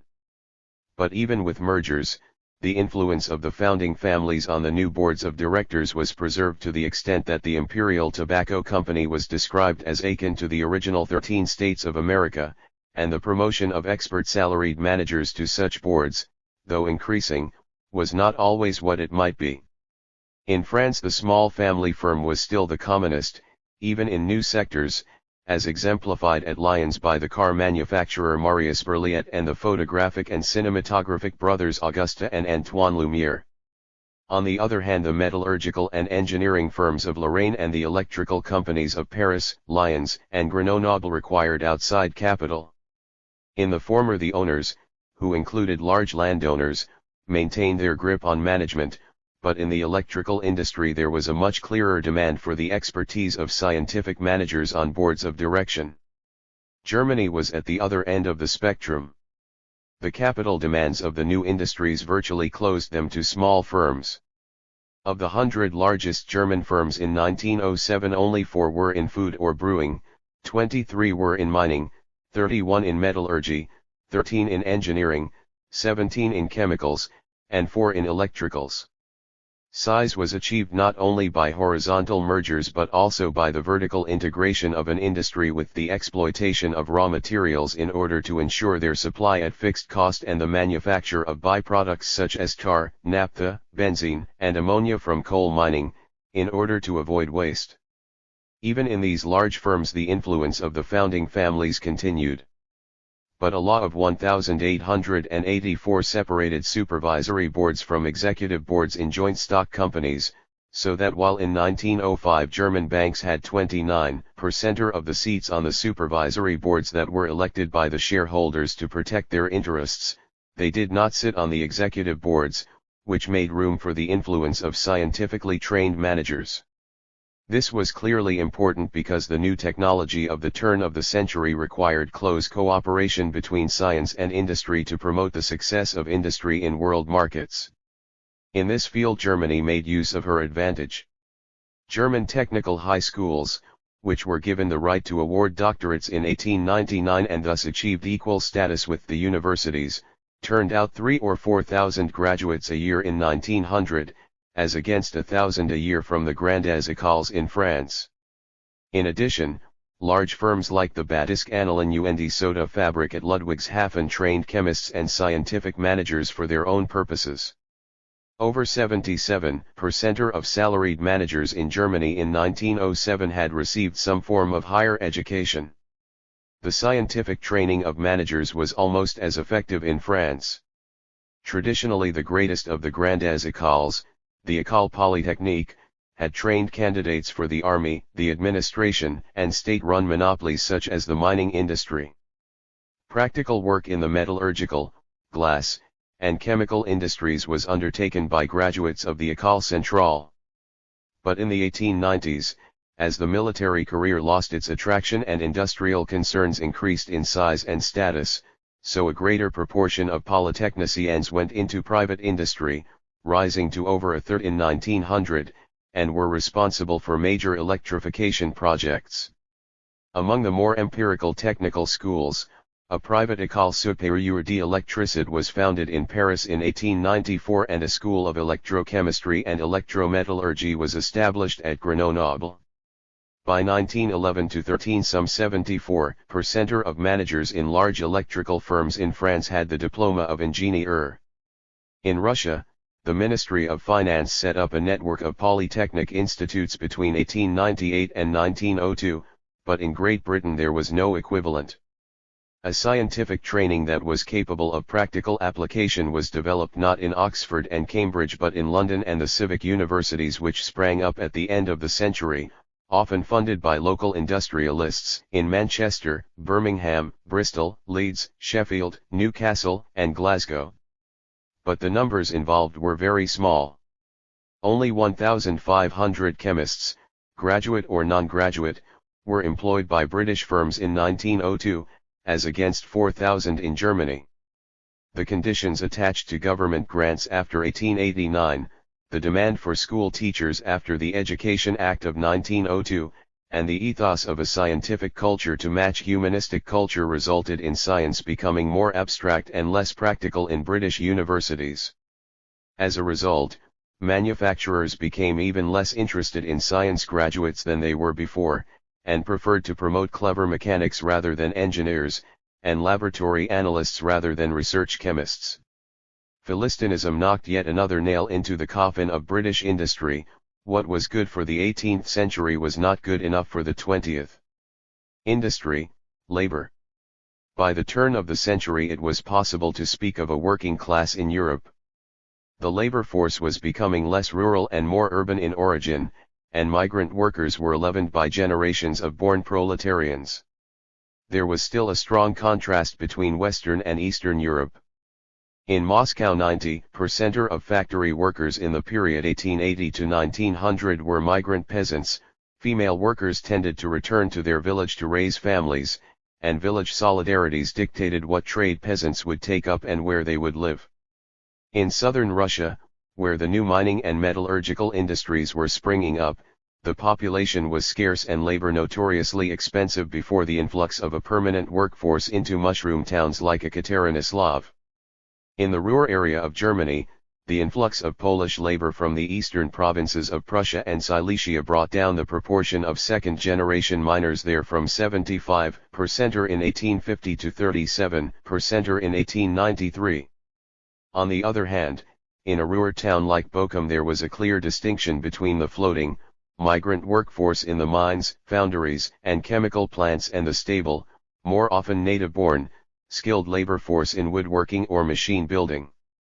In Leipzig the proletarian origin of workers increased from 57% of those born before 1845 to 90% of those born between 1867 and 1878. Trends were similar in France. In Saint-Étienne the proportion of workers born in the town rose from 39% of men and 44% of women in 1850 to 1 to 42% of men and 59% of women in 1901 to 11. After urbanization, the working class was forged by mechanization. It has been suggested that the United States mechanized its industry far sooner than did Great Britain, because the relatively high cost of labor made it urgent to replace that labor by machines. On the other hand, it is clear that the wages of workers were higher in Britain than they were on the continent. A French survey published in 1907 calculated the average hourly wage of a sample of skilled workers to be 2.36 francs in New York and 2.1 francs in Chicago, 1.0 francs in London and 0.91 francs in Birmingham. In Paris the average hourly wage was 0.87 francs, in Berlin 0.81 francs, in Leipzig 0.66 francs, in Amsterdam 0.52 francs, and in Brussels 0.46 francs, and this fell to 0.41 francs in Milan and 0.35 francs in Rome. To extend the length of the working day was still a viable alternative to increasing productivity by mechanization, as a way of extracting a surplus from the workforce. In the coal industry mechanization did not progress very fast, for whereas 51% of coal was cut by machine in the United States in 1913, the proportion was 10% in Belgium, 8% in Great Britain, and only 2% in Germany. The miners' strikes which shook Germany in 1889 and 1905 were in pursuit of a shorter working day. Some 32% of strikes in Germany between 1899 and 1914 were against long hours of work, whereas the figure was only 15% in France. The mechanization of many branches of industry took place later in France than in Britain, and made possible the employment of more female labor in France at the end of the century at a time when it was contracting in Britain. Stiffer competition and falling prices gave employers an incentive to mechanize, and women could be paid half the wages of men while being considered a more docile workforce. Women formed 30% of the working population in France in 1866, but nearly 38% in 1906. In Lyons, the introduction of the power loom into the silk industry destroyed the knits or handloom weavers and brought the female proportion of weavers in 1903 to 95%. As a result of mechanization, women took over the boot and shoe industry, the tobacco industry, and the bicycle workshops. A delegate to the Congress of the Metal Federation in 1892 feared that husbands will be forced to do the cooking while women and children go to work outside. Point 2 This view was somewhat exaggerated, for in many expanding industries, such as mining, metallurgy, engineering, shipbuilding, and glassmaking, there were few opportunities for women, and they were forced back on sectors such as textiles, dressmaking, and domestic service. For this reason the proportion of women employed in Great Britain fell by 8% between 1881 and 1911 and, in contrast to France, the working class became more characterized by the adult male. The main way by which mechanization made the working class more homogeneous was to reduce the difference between skilled and unskilled labor and to create a demand for a mass of semi-skilled workers who could learn a specific job in 1 or 2 weeks in order to operate the new machines or machine tools such as lathes. Mechanization enabled employers to displace highly trained, versatile skilled workers who commanded high wages. On the other hand, the introduction of new machinery provoked angry strikes, not so much, in the Luddite tradition, against the machines themselves, for they were accepted, but over whether they would be manned by the old skilled or imported semi-skilled workers. In Great Britain the Amalgamated Society of Engineers was involved in a protracted struggle with employers in 1897-8 over the introduction of machine tools. In France, where mechanization came later, the agony was often sharper, as in the strike of file makers in the Saint-Étienne region in 1910-11. The new machines carried the day, and the exclusiveness of skilled workers, who had established an almost dynastic monopoly of some crafts, was broken down.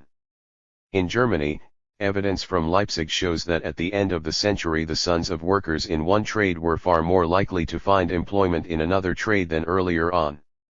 A study of Bielefeld shows that more unskilled workers rose to become skilled workers in 1890 to 1910 than in 1860 to 80, and that conversely more skilled workers dropped into the ranks of the unskilled.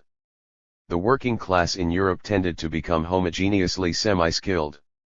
Mechanization and the large-scale organization that went with it threatened the position of the small, independent producer. Accustomed to work for the specific order of a client, artisans were overtaken by the mass demand for cheap, standardized goods. Market prices were falling, but their costs in terms of raw materials, rent, and the wages of apprentices and journeymen remained high. They had not the capital to adopt new machinery and enlarge their scale of production. In Germany, the Depression years of 1873 to 95 were particularly hard on small masters. Moreover, the appearance of department stores like those owned in 26 different German cities in 1906 by Leonard Tietz, who had started as a haberdasher at Stralsund on the Baltic coast, undermined small retailers, with the exception of butchers and bakers. Reich legislation of 1897 protected artisans from proletarianization by permitting trades to set up compulsory guilds and semi-public craft chambers to represent their interests. In Great Britain, the labor aristocracy made the transition to the factory floor more painlessly, taking on the task of foreman. In France, where large-scale enterprise was slow to develop, the boutique of the artisan or retailer proved very resilient. Even so, the combination of economic pressure and the growth of department stores drove a third of jewelry, tailoring, clothing, and shoe traders out of business in the Palais-Royal district of Paris between 1885 and 1900, and a national organization was set up in 1888 to defend the interests of small shopkeepers. As the old lower middle class struggled for survival, so a new lower middle class blossomed.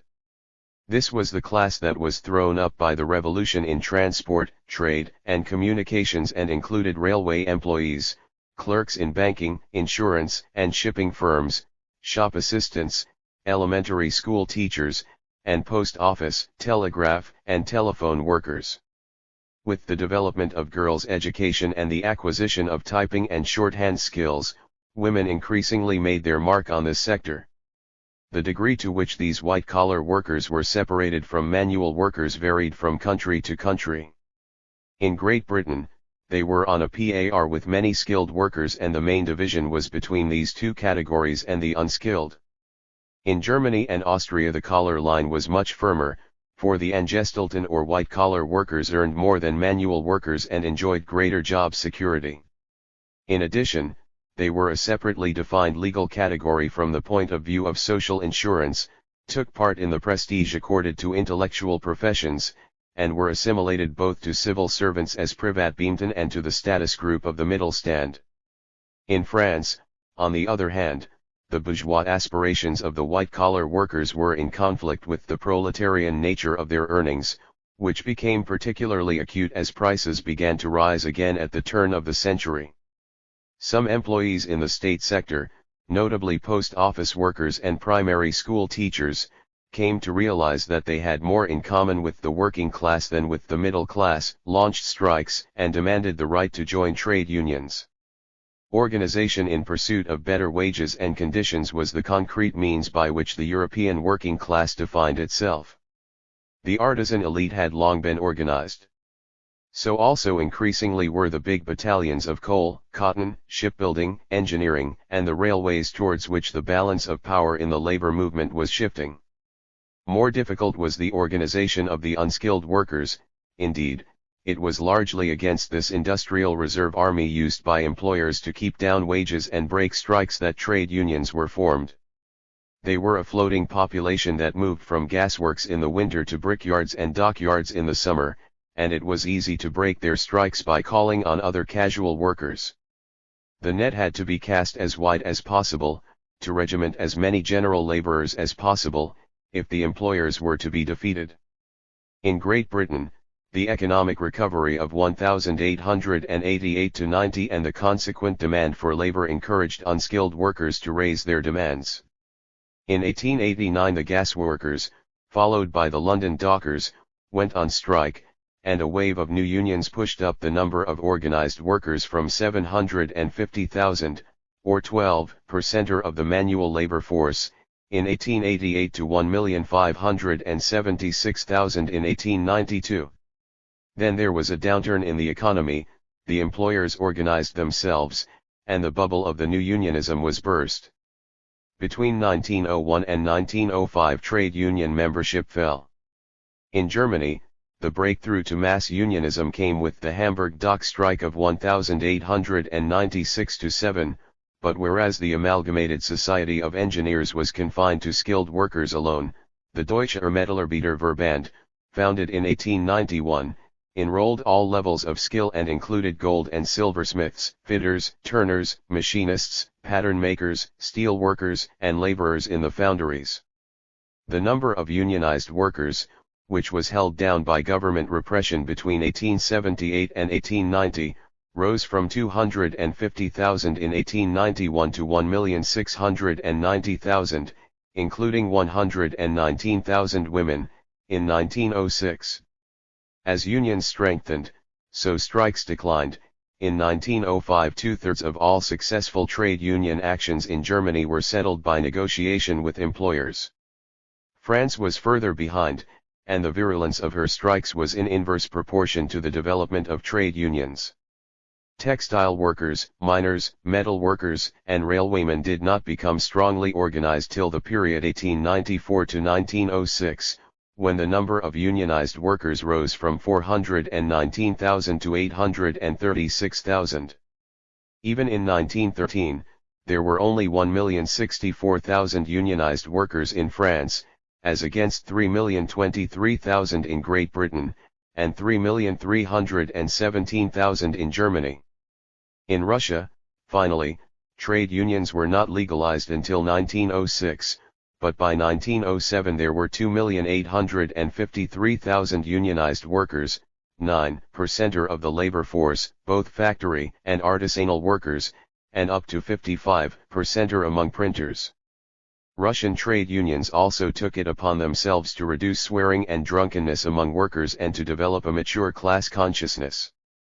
To the problem of how many workers were organized was added the problem of how local unions might be articulated to the best effect. The most powerful structure was again in Germany, where most unions adhered after 1890 to Zentralverband or centralized unions for direction, and these came under a general commission of the German trade unions. In 1906 there were 66 such amalgamations, and in 1913 the figure had been reduced to 47, compared with 1,135 unions in Great Britain. In Britain, the campaign to form national federations for each category of unions met with some success. The Miners' Federation, established in 1883, organized a strike in 1890, weathered a lockout in 1893, and after 1912 pressed for a national minimum wage.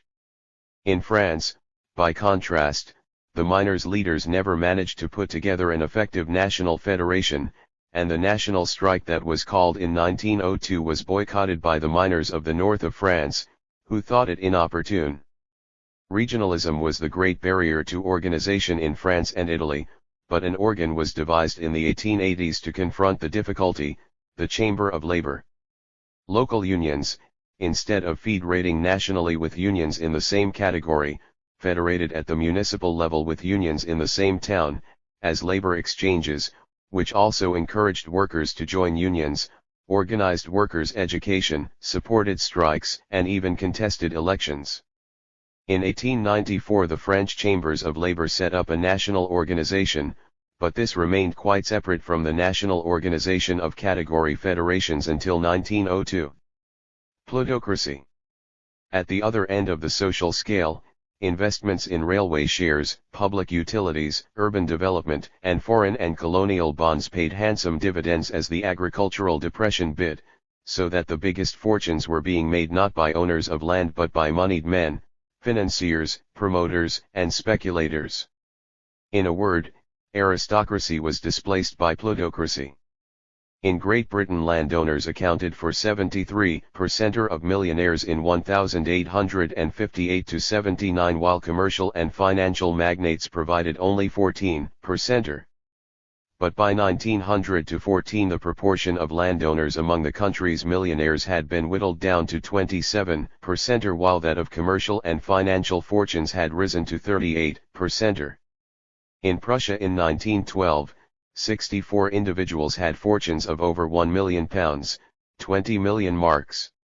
These included 12 old nobles, princes, dukes, and counts, 28 lesser nobles, all of whom were from financial families ennobled during the previous half-century, and 13 of whom were Jews, and 24 industrial and commercial magnates, all of whom were bourgeois and Christian. The wealthiest person in Prussia in 1910 was Bertha Krupp, the granddaughter of Alfred Krupp, who carried on the business dynasty after her weak-willed father, Friedrich, was driven to suicide in 1902 by a homosexual scandal. In Hungary, the Magyar landowners were rivaled by Jewish capitalists, who in 1910 provided 66% of the commercial entrepreneurs and 90% of the bankers in Budapest. The Budapest Jews were important buyers and even more important lessees of large estates, but new men were no longer under pressure to make their wealth respectable by sinking it in land. In the combination of landed and moneyed wealth that defined the plutocracy, it was moneyed wealth that dazzled. If a landowning nobility was to prosper, it was well advised to diversify out of land and reap some of the gain of financial, commercial, and industrial growth. In France, nobles held a third of the directorships of railway companies and a quarter of those of large banking and steel firms at the turn of the century. In Prussia, on the other hand, only the Silesian nobility were involved in industry, and consequently were rich. Most Prussian nobles remained cabbage junkers, surviving by service to the state and thanks to the protective tariffs extracted from the government. Another solution was marriage into new wealth. After 1890, the endogamy of Spanish aristocrats and Catalan bankers and industrialists came to an end as the sons of the former married the daughters of the latter. The French Count Albert de Mun married his two daughters into a Champagne and a Cognac family respectively. Most spectacular in this period, however, were the marriages of European nobles to the heiresses of American millionaires. In 1894, Winaretta Singer, daughter of a German Jewish immigrant to the United States who had invented and made a fortune from the sewing machine, married Prince Edmond de Polignac, son of a minister of Charles X of France, and as Princess de Polignac, she presided over one of the most brilliant artistic and musical salons in Paris. The following year, Consuelo Vanderbilt married the Duke of Marlborough, bringing with her a fortune of $10 million. Altogether, between 1870 and 1914, 60 British peers married American women. Marriage between German nobles and Jewish heiresses was unheard of, but a number of Jewish financiers revived the role of court Jew, offering lavish entertainment, becoming connoisseurs and patrons of the arts, funding charities, and paying the gambling debts of kings and princes. Albert Bollin, promoted director of the Hamburg America line of luxury liners in 1899, became a favorite of Kaiser William II, not least because of his interest in German sea power, and regularly entertained him at the Lower Elbe Regatta at Hamburg, which preceded Kiel Week. On the other hand, because of his Jewish origins, he was never fully accepted, either by the Hamburg patriciate or by the Prussian aristocracy. Baron Maurice von Hirsch, a Jewish banker and builder of the Vienna, Constantinople Railway, who owned vast estates in Moravia and Hungary, was snubbed by the Austrian aristocracy, but became the private banker of the Prince of Wales. After his death in 1896, he was succeeded in this role by Ernest Cassel, another Jewish banker, who promoted South American railways, Egyptian dams, loans to the Mexican government, arms manufacture, and the London Underground.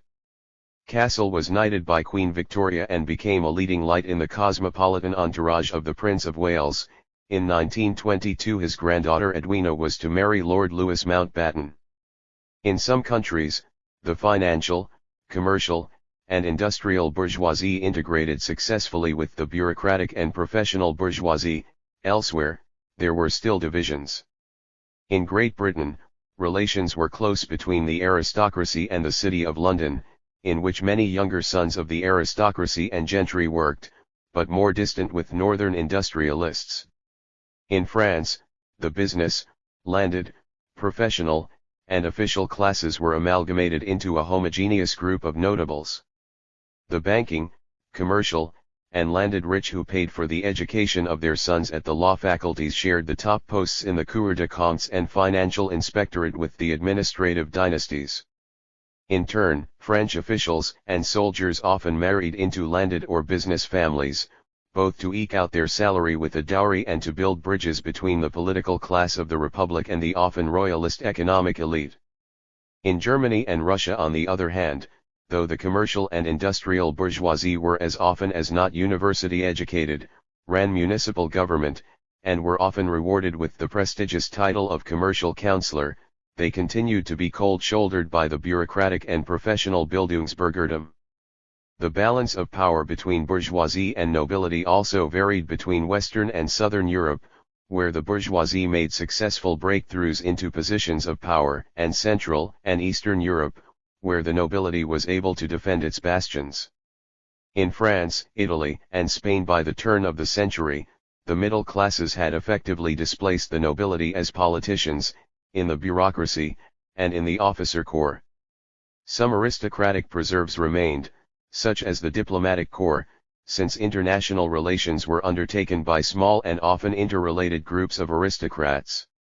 The British Army was also more popular with sons of peers at the end of the century than it had been earlier on.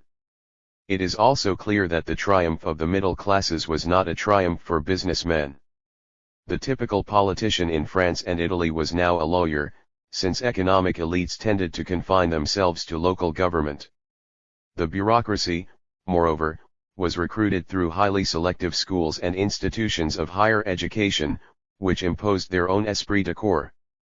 For example, recruitment to the British civil service, which expanded greatly in the Home, Indian, and colonial sections, became more meritocratic, but between 1899 and 1908 public schools provided 42% of the intake, and Oxford and Cambridge universities 82%.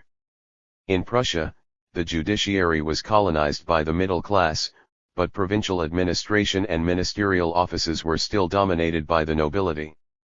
As late as 1911 over 78% of Prussian higher officials came from noble, landowning, and official backgrounds, only 9% came from professional and academic families and only 13% from business circles.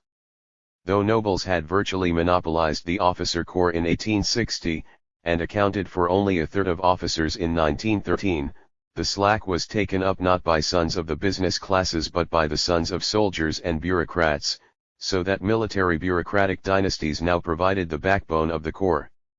Moreover, William II called in 1890 for a nobility of temperament to replace the nobility of birth, and this was sustained by the practice of dueling in defense of personal honor, which was the privilege of the nobility and was imitated by student fraternities throughout Germany. Bureaucratic and military careers were marginally more open in the Austro-Hungarian Empire. The Austrian aristocracy deserted the officer corps after the defeat of 1866, so that only a quarter of career officers were noble in 1910-11, and 17% of reserve officers were Jewish. In Prussia there were no Jewish reserve officers between 1885 and 1914. Between 1890 and 1910 the proportion of aristocrats and gentry in the central Hungarian bureaucracy fell from 59 to 49%, while that of commoners rose from 23 to 42%. Jews found it more difficult to achieve public office, but by contrast they surged into the liberal professions. In 1910 they provided 42% of journalists, 45% of barristers, and 49% of doctors in Hungary. In Russia, under Alexander III, Jews were excluded from public office and their access to the professions was tightly controlled. The proportion of noble army officers fell from 90% on the eve of the Crimean War to 20% in 1913, but the judiciary, unlike in Prussia, and provincial governorships were dominated by the nobility, and between 1894 and 1914-90% of the State Council, which was transformed into the upper house of the Duma in 1906, were drawn from the hereditary nobility. In many countries, though not in all, the composition of the nobility reflected the greater weight of the plutocracy in public life. In Germany, William II gave 14% of his honors to bankers and businessmen, as against 6% by William I, and 36% instead of 49% to army and navy officers.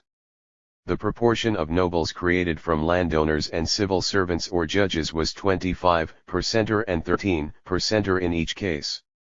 Ennoblement in Austria was even more conservative. In the period 1885 to 1913, under 9% of honors went to businessmen, as against 14% to the civil administration, and 44% to the military. Hungary stood out by ennobling bankers, traders, and railway magnates in significant numbers, and in 1890 the first Jew was promoted, without conversion to Christianity, to the baronage. In Great Britain, similarly, there was a sea change in the creation of peerages between 1886 and 1914. Whereas a quarter of new peers came from old landed families and a third from the professions and public service, a third came from the plutocratic rich, who did not feel the need to gentrify their wealth by sinking it in landed estates before they accepted peerages. Nathan Meyer Rothschild became the first Jewish peer in Britain in 1885, a privilege denied his father by Queen Victoria in 1869, while the ennoblement of brewers such as Michael Bass and Arthur Guinness in the 1880s invited the remark that the British peerage had been reduced to a beerage. Problems of national integration. Whereas the process of national unification until 1870 had been concerned to give the armature of statehood to emergent nations, in the period after 1870 states were concerned fully to integrate the nations over which they presided. This meant, first, imposing a certain idea of the nation, and second, ensuring that the loyalty of subjects or citizens to the nation took priority over loyalties to other communities. There were several competing models of nationhood. One was the recognition of a common ancestry or descent. This was difficult to prove, so it was often linked to the idea of a homeland that had been occupied since time immemorial, famed for its natural beauty or natural frontiers. The combination of ancestry and homeland was expressed in the ideology of blood and soil, la terre et les morts, blood und Boden. A second was the existence of a common religion. This might seem an unlikely element of nationhood, given the universality of religions, but the Poles, for instance, oppressed by Protestant Prussia and Orthodox Russia, identified themselves closely with Roman Catholicism, while the Russians asserted their Orthodox Christianity against the Muslim Turks on their southern frontier. The third, claiming a common language, was the most usual definition of a nation, since a language was held to express the soul of the people. The last model of nationhood was defined by Ernest Renan in a Sorbonne lecture of 1882, to have common glories in the past, a common will in the present, he said, to have accomplished great things together, to wish to do so again, that is the essential condition for being a nation. 1. Once the nation had been defined, the priority of loyalty to the nation above all other loyalties had to be imposed. States had to ensure that other loyalties, to different regions or language groups, to other religions, to social classes or genders, did not assert themselves at the expense of loyalty to the nation. This was the work of national integration. Yet conflicting loyalties there were, and those conflicting loyalties were often subscribed to passionately, even dangerously, as far as the existence of the nation-state was concerned. Socialism asserted that the nation served the interests of the ruling classes and that the working classes had no other homeland than the international working class. A second international was founded in 1889 to group socialist parties in different countries, to fight for the interests of workers and against nationalism and militarism. Roman Catholicism, a universal religion defeated by the process of national unification in 1870, provided an alternative focus of loyalty for communities opposed to the identification of the state with another religion or with no religion at all. The creation of nation-states was a complex affair for multinational empires, and generally meant nothing more than the identification of the state with the dominant nationality. This was resisted by minorities which were beginning to define themselves as nations and to demand home rule or statehood on the basis of that nationhood. Finally, in these states men not only monopolized political life but also exercised social and economic privileges and dominated the family. This patriarchal order now came to be contested by women organized in the name of feminism and was also threatened by what has been seen as a fin de siècle crisis of masculine identity. Socialism, Northern Europe. In the period after 1880 mass socialist parties were formed in Europe, which subscribed to the teaching of Karl Marx. They argued that the state was the instrument of the bourgeoisie to give force and legitimacy to its economic domination, that the workers should organize separate socialist parties ultimately to take control of the state. The orthodox Marxist view was that the state had resorted to legal and military repression to destroy workers' movements, and would do so again, and that socialists must therefore counter repression by revolution, leading to the dictatorship of the proletariat and the expropriation of capitalism. They also held that since the socialist workers were involved in relentless class struggle, they should not make alliances with other parties which, even in opposition, were by definition part of the bourgeois system. There were, in addition, revisionist Marxists who argued that revolution was needless and dangerous in democratic societies where popular suffrage existed and that it was possible for socialists to come to power by legal, parliamentary means. Moreover, they pointed out that as the industrial working class was a minority in society, and that not all workers voted socialist, socialist parties would be well advised to make alliances with bourgeois parties with whom they had something in common, in the first instance to correct the worst aspects of capitalism and to improve gradually the lot of the working classes. Not all leaders of the organized working class, however, were Marxist. There were those who thought Marxist parties centralized and doctrinaire, and who feared that the dictatorship of the proletariat would be the dictatorship of Marxist parties over the proletariat, and no better than bourgeois dictatorship. These thinkers were anarchists. Often they acted as loners, but they also tried to convert the working classes to their cause. They argued that the working classes should organize independently of socialist parties, in occupational trade unions and local chambers of labor, and forsake the political process, which served only the politicians, in favor of using their industrial muscle through the general strike. This combination of anarchism and socialism, which flourished mainly in southern and eastern Europe, was called anarcho-syndicalism. The problem in Great Britain was for a party serving the working class to break the influence of the Liberal Party over those workers who gained the vote when the franchise was again extended in 1884. The Fabian Society, founded that year by George Bernard Shaw and Sidney Webb, an official in the Colonial Office, was influenced by Marx's Capital. On the other hand, it took the view, following the American Henry George, that property owners should not be expropriated but simply have their assets taxed for the good of the community as a whole. George's main influence was on liberals in London who called themselves progressives in order to campaign for the new London County Council in 1888, and demanded a shift of the burden of rates from occupiers to urban landowners.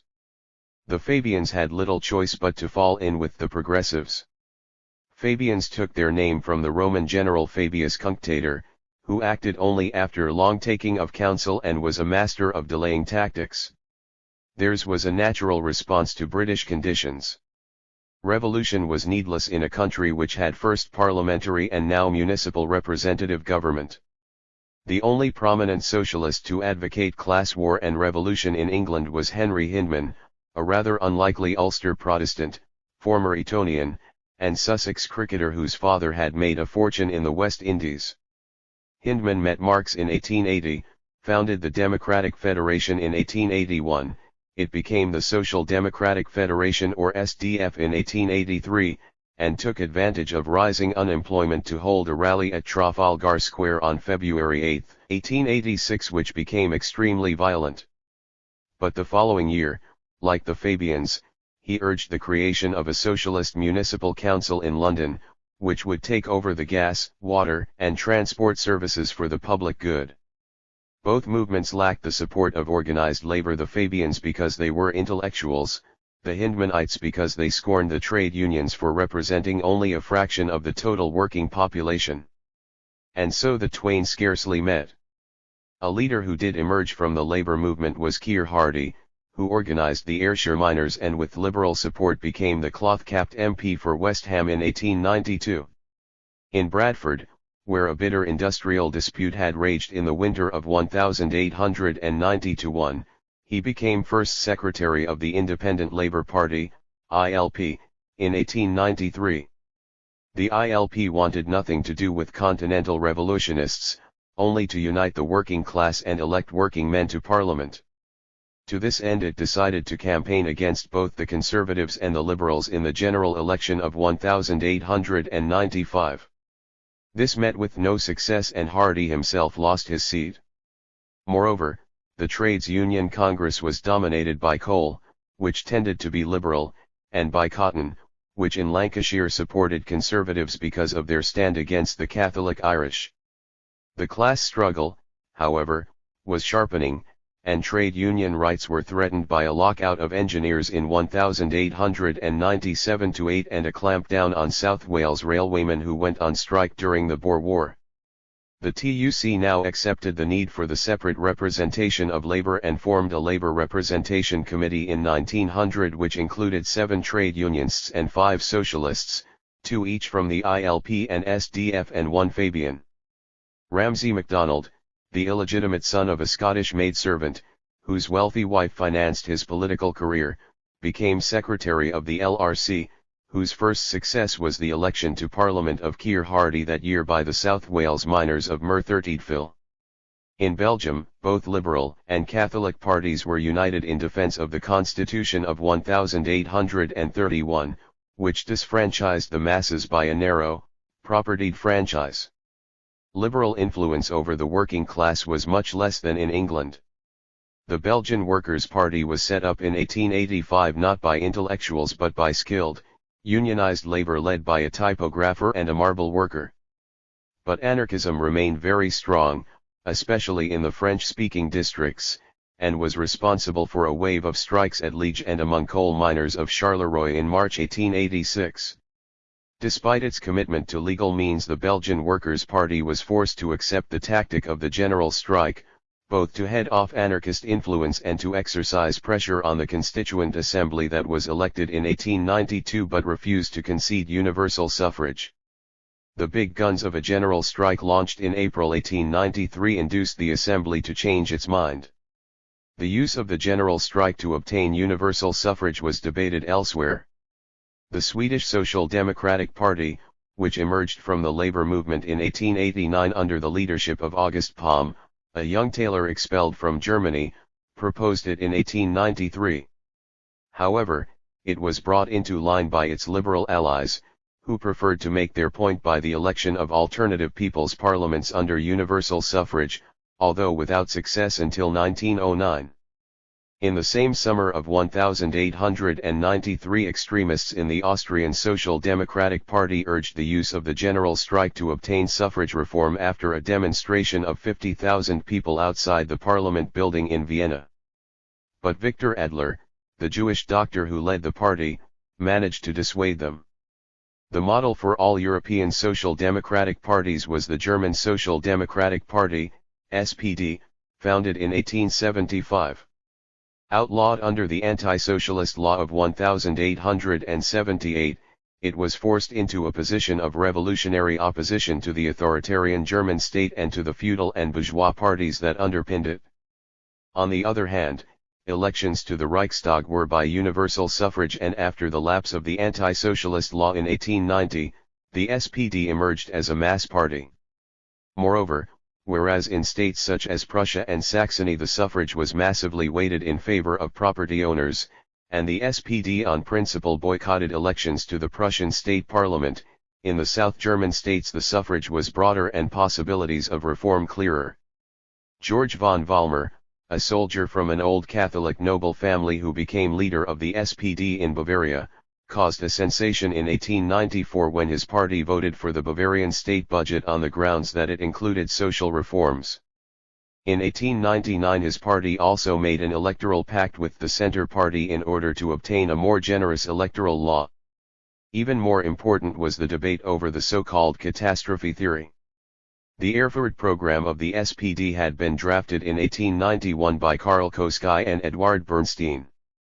Koskai, who considered himself the heir to Engels, described the long-term goals. These were based on Marx's laws of capitalist development, notably those predicting the sucking of artisans and peasants into the proletariat, the growing industrial reserve army of the unemployed, and the declining rate of profit, and held that in time capitalism would inevitably self-destruct. Bernstein, who remained in London after the lapse of the anti-socialist law and was close to the Fabians, dealt with the short-term aims.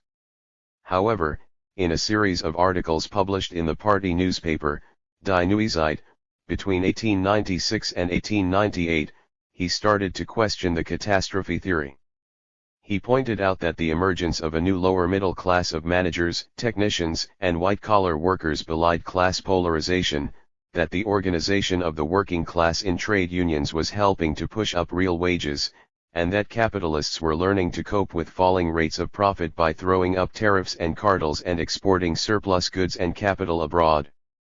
The corollary of this analysis was that the SPD should not indulge in revolutionary politics, but commit itself to a strategy of reforming the worst abuses of capitalism. Bernstein's opinions were broadcast just as the German and European economy in general started on an upswing. But they clashed with a doctrine that offered immense hope to a persecuted and struggling party. As Babel had told Engels in 1885, "Every night I go to sleep with the thought that the last hour of bourgeois society strikes soon." Point 2 Koskai argued that Islam had conquered the world until it ceased to believe in itself. Bernstein was dubbed a heretic and was effectively put on trial in his absence at the Stuttgart Conference of the SPD in 1898 and the Hanover Congress of 1899. Koskai, Babel, and the Polish socialist Rosa Luxemburg reaffirmed the catastrophe theory and the doctrine of revolution. Bernstein was accused of looking at events through English spectacles. Authoritarian, feudal Germany was quite different. It was asserted that if the SPD ever looked like achieving a majority in the Reichstag, it would be destroyed by a coup d'état rather than be allowed to take political power. Bernstein's views were rejected, and the SPD went on to develop its own contradiction, that of a revolutionary class party, but one wedded to parliamentary politics and so bureaucratic that it trembled at the thought that it might ever have to resort to violence. Socialism, Southern Europe. In France, the Paris Commune had been brutally suppressed in 1871. The labor movement remained in a state of shock until the National Workers' Congress of 1876, and militants suffered until in 1880 an amnesty was granted to those who had been involved in the Commune. On the other hand, unlike Germany, France was a democratic republic in which, after 1877, governments reflected the majority in parliament.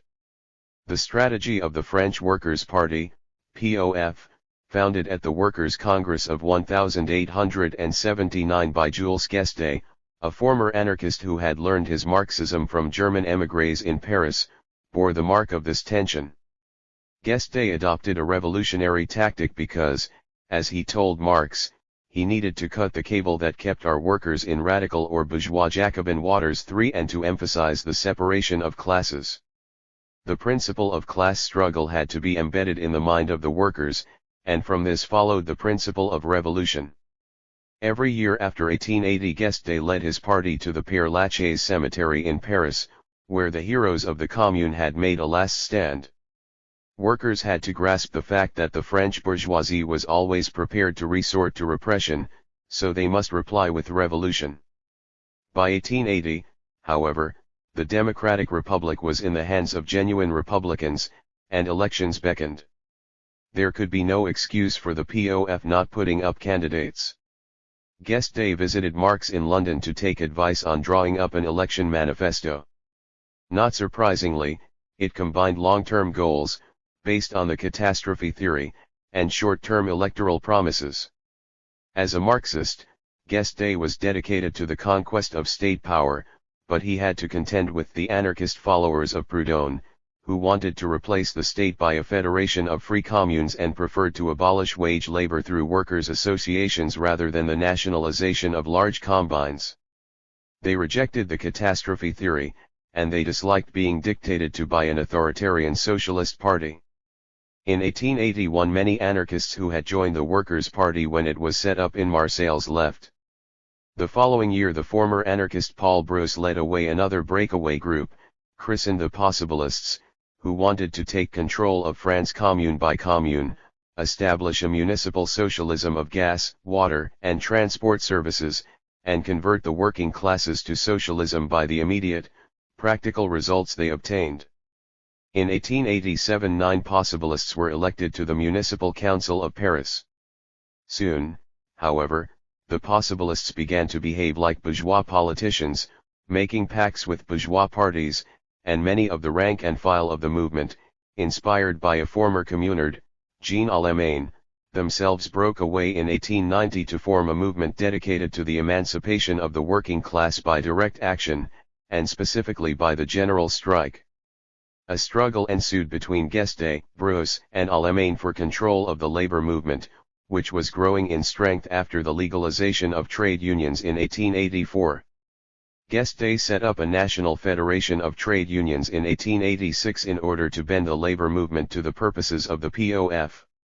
Despite its revolutionary rhetoric, the POF enjoyed considerable electoral success, winning a string of town councils in 1892 and returning 6 deputies to parliament in 1893. These were joined by middle-class intellectuals converting to socialism from bourgeois radicalism, such as Jean Jaurès and Alexander Milrand. Outside Parliament, the POF adopted the device of May Day demonstrations in favor of an 8-hour day, as recommended by the Socialist International, which met in Paris in 1889, to keep the trade unions active but under control. The Allemanists were resolutely opposed to the reduction of the labor movement to a mere transmission belt of socialist parties. They seized control of the Bourses du Travail, which were clusters of trade unions in the same town, from the Broussists between 1890 and 1892, and in 1894 took over the National Federation of Trade Unions from the Gildists by securing a majority in favor of the general strike. The federation was reorganized as the General Confederation of Labor, CGT, in 1895, and an appeal went out to anarchists to join the new movement.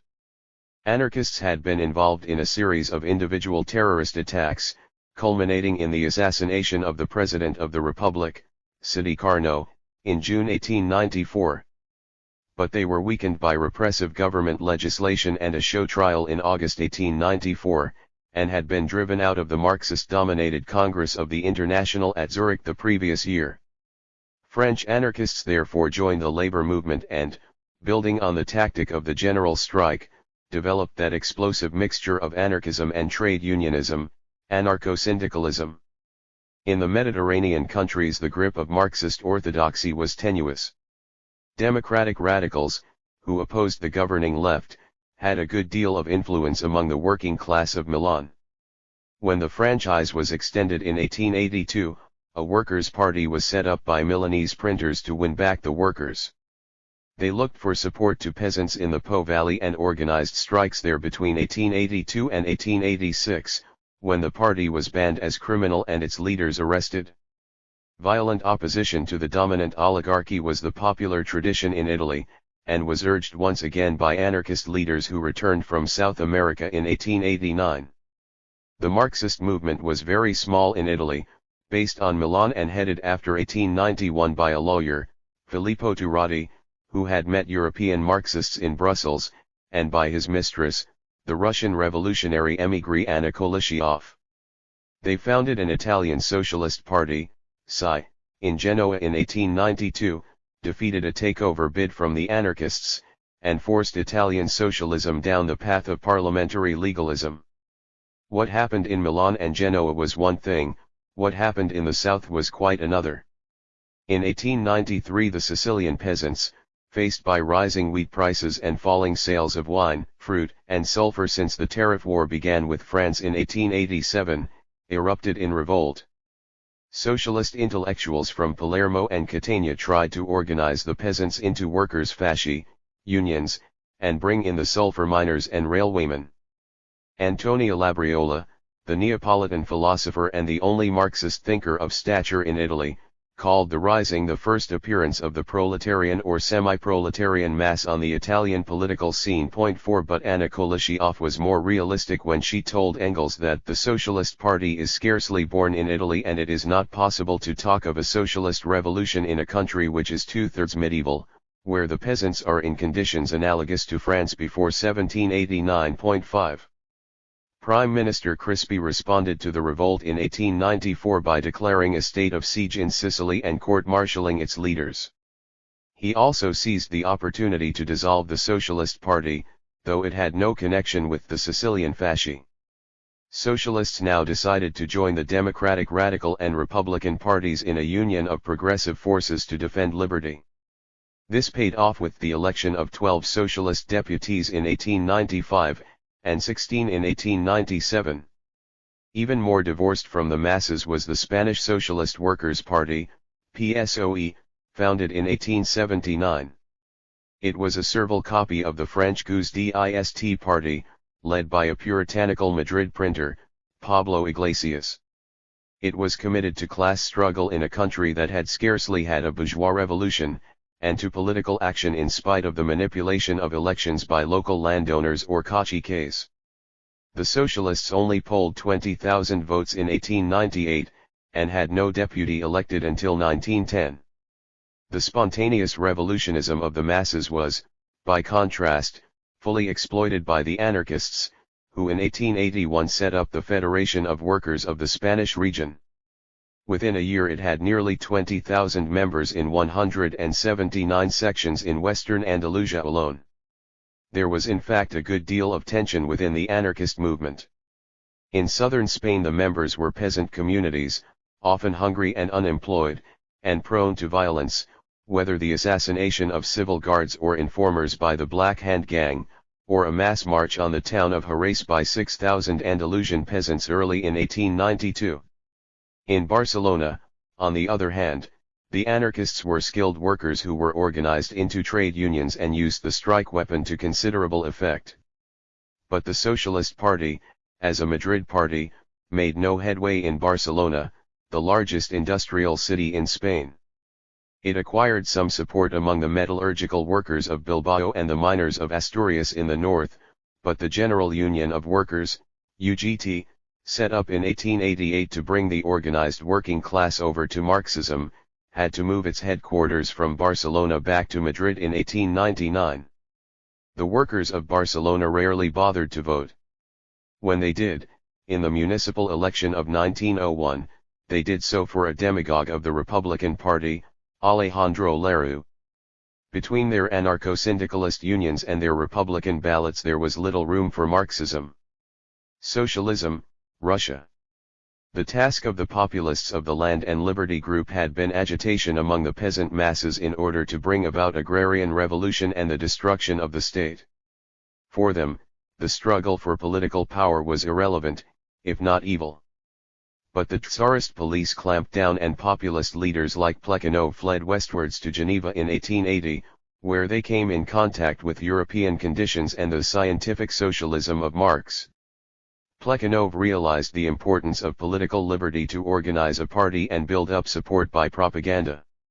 He set up the Liberation of Labor Group in 1883, which looked for its base not to the peasantry but to the industrial proletariat. Russia was backward, but Marx's laws of historical development predicted that capitalism would evolve in Russia and with it a revolutionary working class.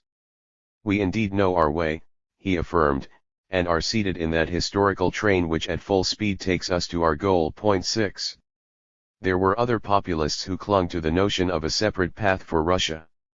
They argued that industrialization, undertaken on the backs of the peasantry, would destroy demand and therefore never take off. They pointed to the peasant commune as the cell of the new communist society. Surely Russia would be able to avoid belching smokestacks and the misery of a growing proletariat and leap over capitalism into the socialist utopia. Varazay Sulich wrote to the aged Marx from Geneva in 1882 to obtain confirmation for this view, and Marx conceded that if Russia could be insulated from market forces it might be possible. But the Russian Marxists, who wanted to throw off backwardness and were mesmerized by European capitalism, democracy, and culture, were already looking for signs of class differentiation in Russia that would herald the arrival of capitalism. Marxist intellectuals, fleeing repressive regimes, tended to congregate in Switzerland. In 1893 Rosa Luxemburg and her lover Leo Jogi set up the Social Democratic Party of the Kingdom of Poland and Lithuania in Zurich. This meant that they were entirely isolated from the working class movements in their own countries, and prone to misjudge them. Yet there were strategic points in Russia and Russian Poland where the proletariat was concentrated and volatile, even if it was only a small proportion of the total population, and was very susceptible to agitation. In 1892 there was a strike in the Polish textile town of Lodz.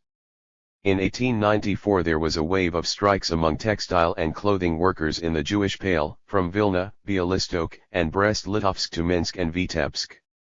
These were stimulated by Jewish intellectuals like Arkady Kremer and Julius Martov with the help of young Jews who were shut out of secondary education by the quota system imposed in 1887-8, and who knew Yiddish, and the ways of the ghetto.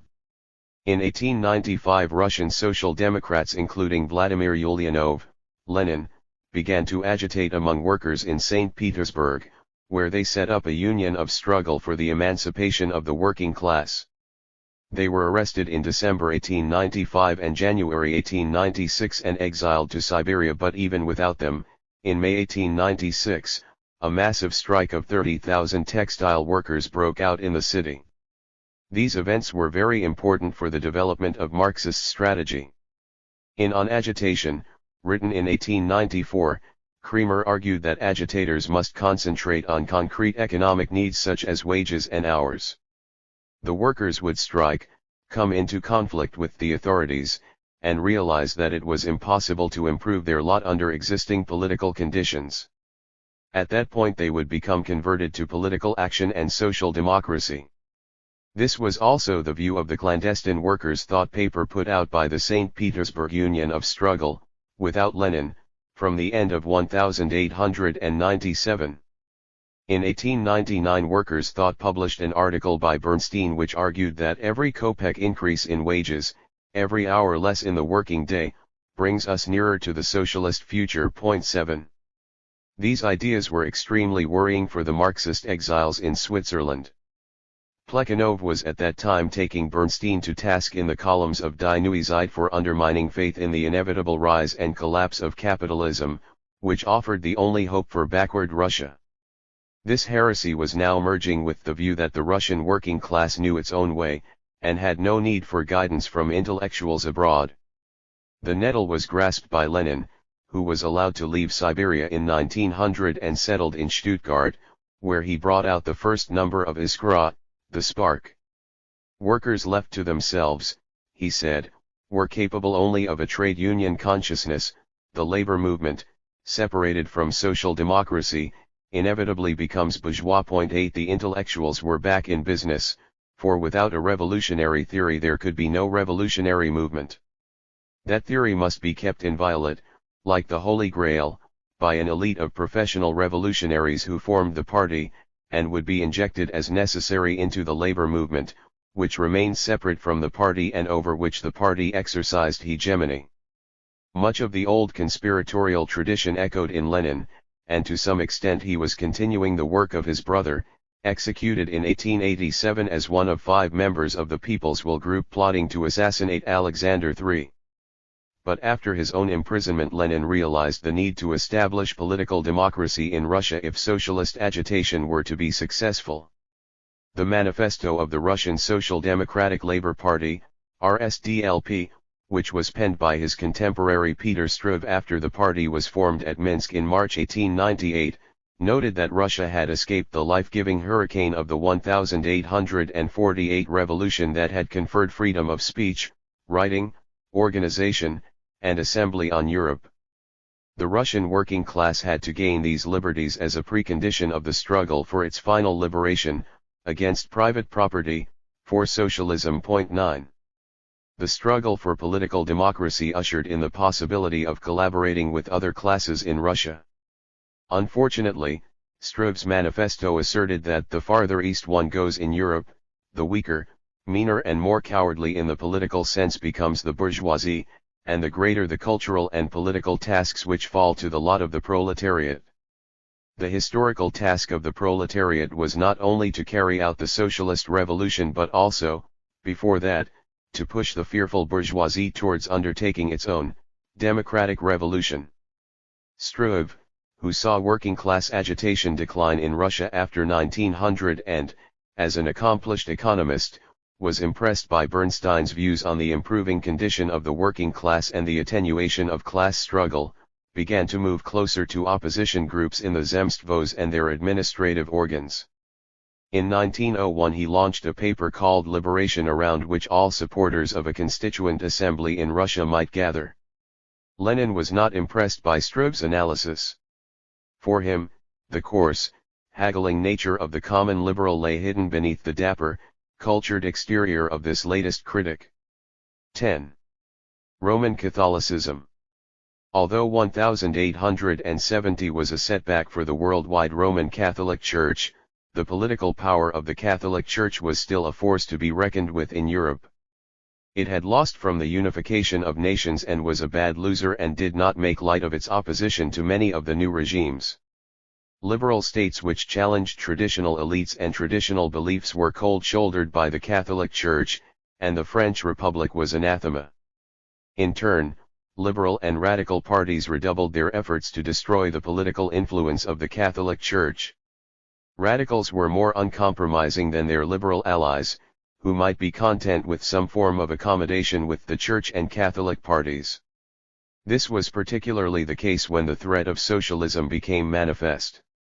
Liberals then realized that they had a common interest with many Catholics, the defense of private property. Sometimes a consensus of ruling groups was achieved, and anti-clerical strife abated. On other occasions Catholic hostility to the regime was too strong to be overcome. In Belgium, Roman Catholic politicians came to power in the summer of 1870. The liberal opposition was divided on the question of suffrage reform between progressists, who wanted it, and doctrinaires, who did not. They could, however, agree on an anti-clerical program for the elections of 1878, which they won, and abolished the use of the catechism in municipal schools the following year.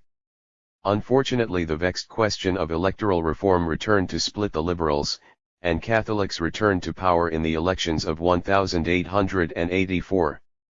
When universal suffrage was demanded by the socialists after 1886, the reaction was rather different.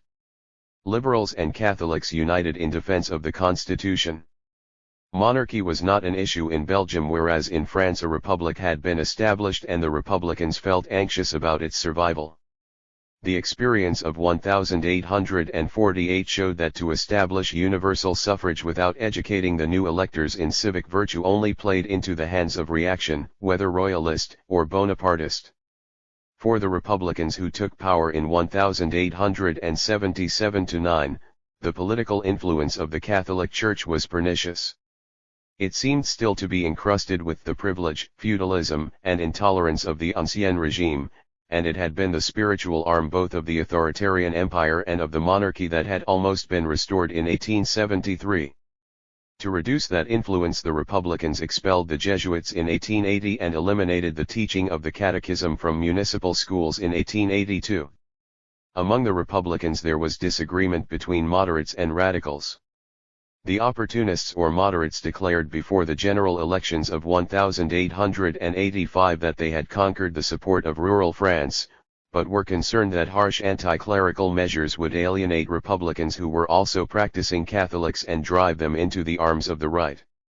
The radicals, on the other hand, savored the rhetoric of anti-clericalism against Vaticanism, monasticism, and the syllabus of errors, and demanded the expulsion of teaching congregations from all publicly supported schools together with the separation of church and state. Opposition to the Republic's anti-clerical measures indeed strengthened the right in the elections of 1885, and opportunists were able to secure a majority, ironically, only with the support of the radicals. The radicals then demanded cabinet posts and forced through a law in 1886 expelling teaching congregations from all publicly supported schools. The intensification of social conflict and the rise of socialism worried Catholics as much as it did opportunist Republicans. Pope Leo XIII urged French Catholics in 1892 to accept the Republic as the existing form of government and to devote themselves to the main task of rechristianizing society. The Pope's quarrel with the Italian state, which had usurped his position in Rome, made it all the more necessary to reach a settlement with the French government. This proposal of a ralliement found favor with many opportunist Republicans, and there was some cooperation between Catholics and opportunists in the elections of 1893. Unfortunately, there were some Catholic clergy and laity, especially in traditional areas of counter-revolution such as the West and the Midi, who refused to abandon their royalist principles. The accommodation of the elites therefore left much to be desired. Moreover, as the Catholic Church made clear its support for the rich against social revolution, so the working class became more virulent in its anti-clericalism. As a republic, France was unique among European great powers.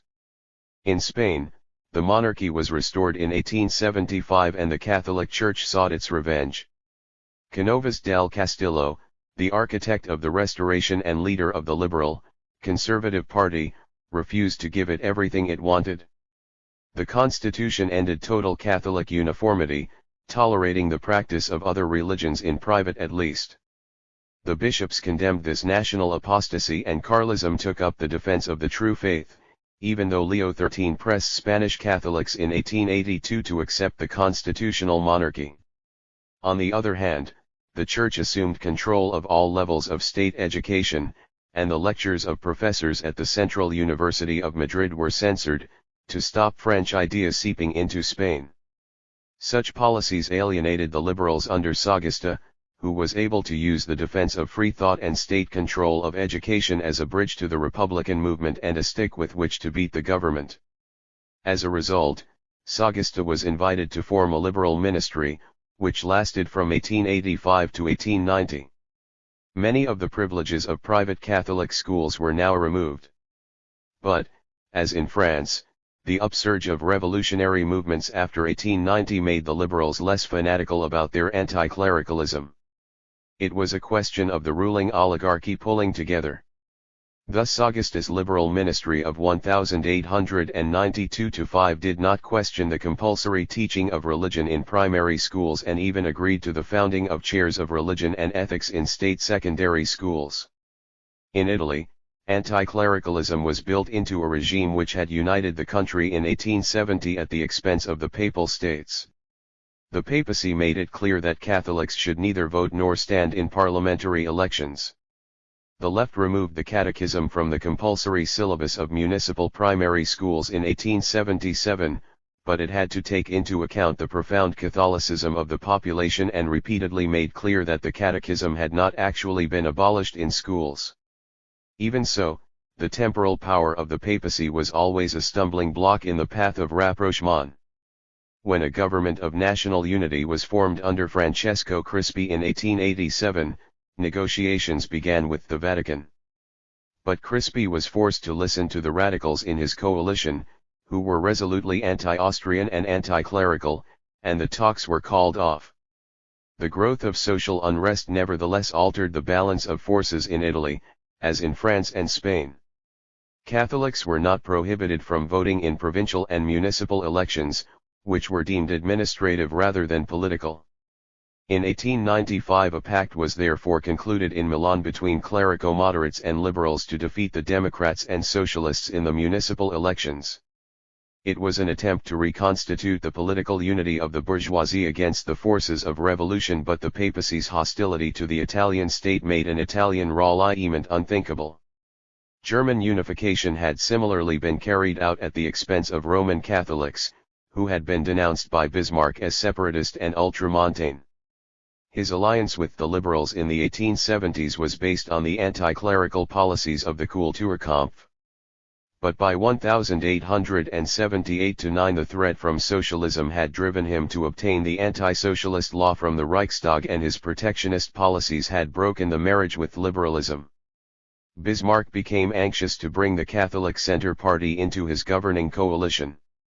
Unfortunately, the Centre Party did not represent the German establishment but the losers from unification: South Germany against Prussia, rural Germany against the Industriestaat, the Catholic middle class that was discriminated against in the universities, civil service, and professions, and the Polish miners of the Ruhr. In his bid to bring over the Centre Party, Bismarck opened negotiations in 1879 with the Vatican and in 1886 with the Catholic Episcopate. But the Centre Party wanted only the abolition of state controls over the Catholic Church, not greater political power for the Church in the state. It was not a tool of the Vatican and the Catholic bishops, and it did not agree to become part of the Bismarckian system, in alliance with the Protestant Conservative Party, in return for an inadequate modification of the state controls imposed on the Church. In 1887 Bismarck abrogated the anti-clerical May laws of 1873, but the Centre Party did not compromise itself by voting the 7-year military appropriations law. In 1893 the Silesian nobles who represented the right wing of the party were keen to vote another army bill in order to become part of the German establishment. But they were defeated by the Rhinelanders and South Germans, who saw the party as the vehicle of another Germany and wanted to maintain its freedom of maneuver. The Kulturkampf was ended, but the coalition of elites in Germany was incomplete. Moreover, the presence of large Polish minorities in the eastern provinces of Prussia highlighted the way in which Roman Catholicism and unfulfilled nationalism could combine to menace the unity of nation-states. National minorities. One powerful obstacle to national integration was the existence of national minorities within states. For most European states were not nation-states in any clear sense, but multinational states dominated by one nationality in particular. While the English, French, Spanish, Germans, Austrians, Magyars, and Russians had achieved statehood and were keen to impose their national language and ideology on all subjects or citizens, intellectuals or sub-elites were emerging at the end of the 19th century among people who had long been mainly of peasant stock, to define their peoples as nations and make demands for them. They struggled with the dominant nationality over land ownership and land tenure, over churches and schools that they wanted in their own religion and their own language, over representation and office holding. The government of the multinational state was caught on the horns of a dilemma. If it made no concessions, it risked insurrection by inferior nationalities. If it did make concessions, it risked confrontation with the dominant nationality and undermining national integration. Things were made more complicated still by the division of some national minorities, such as the Poles, between a number of states, which converted a national problem into an international one. The Irish nationalist movement was a land war against an alien landlord class, and a demand for Home Rule, that is a national parliament in Dublin instead of, or in addition to, the imperial parliament at Westminster. Charles Stewart Parnell, an Irish Protestant MP who had been imprisoned by the British, now led the movement through a national league set up in 1882 to replace the shattered Land League.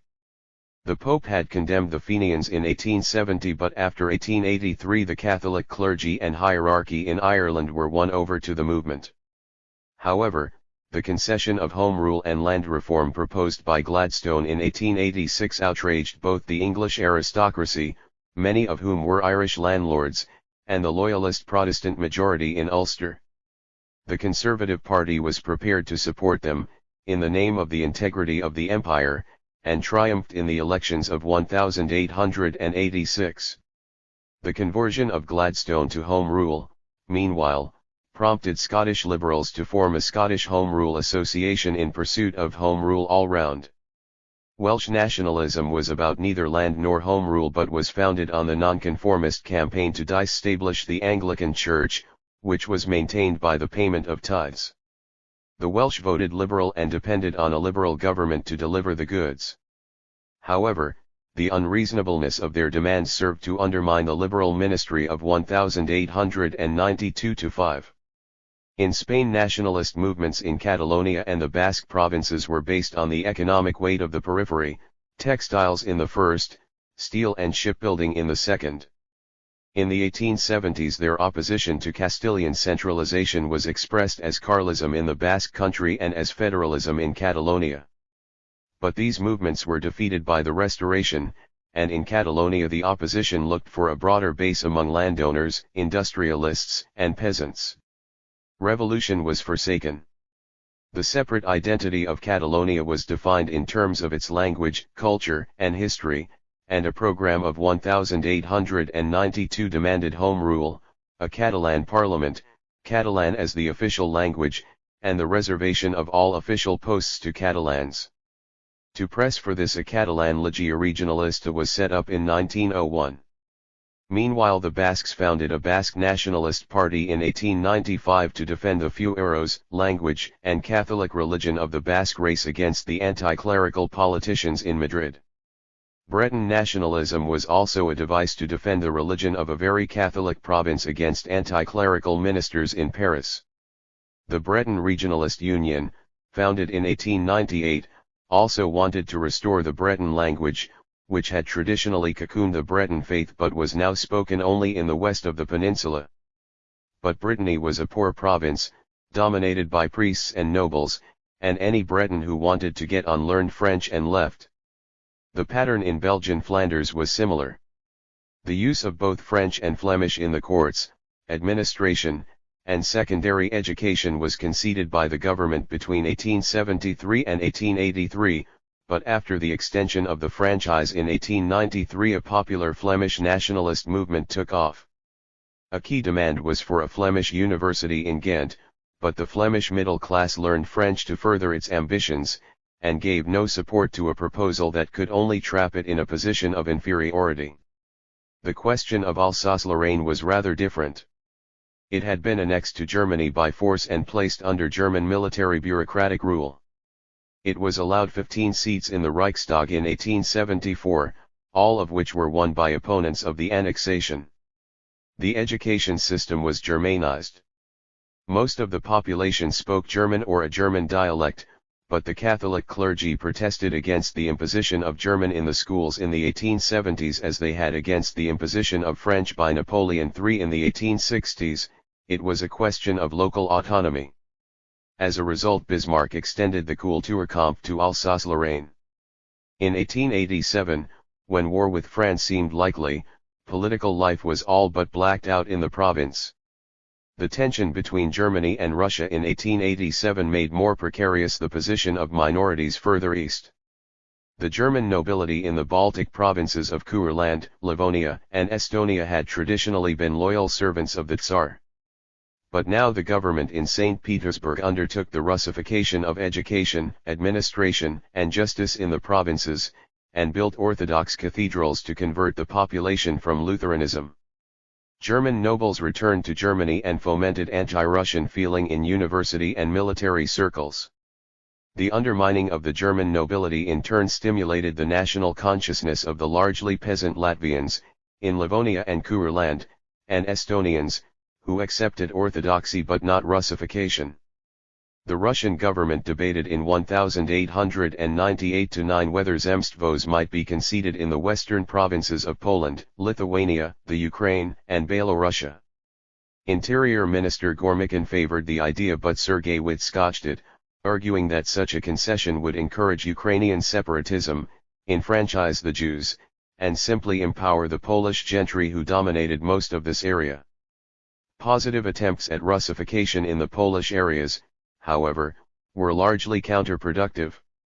The imposition of the Russian language on Polish elementary schools after 1885 only created a clandestine school system in which Polish was taught by local clerks, priests, apothecaries, organists, the children of local gentry, and above all by women. Konrad Prosinski's Polish Primer, published in 1875, went through 42 editions and sold 750,000 copies by 1906.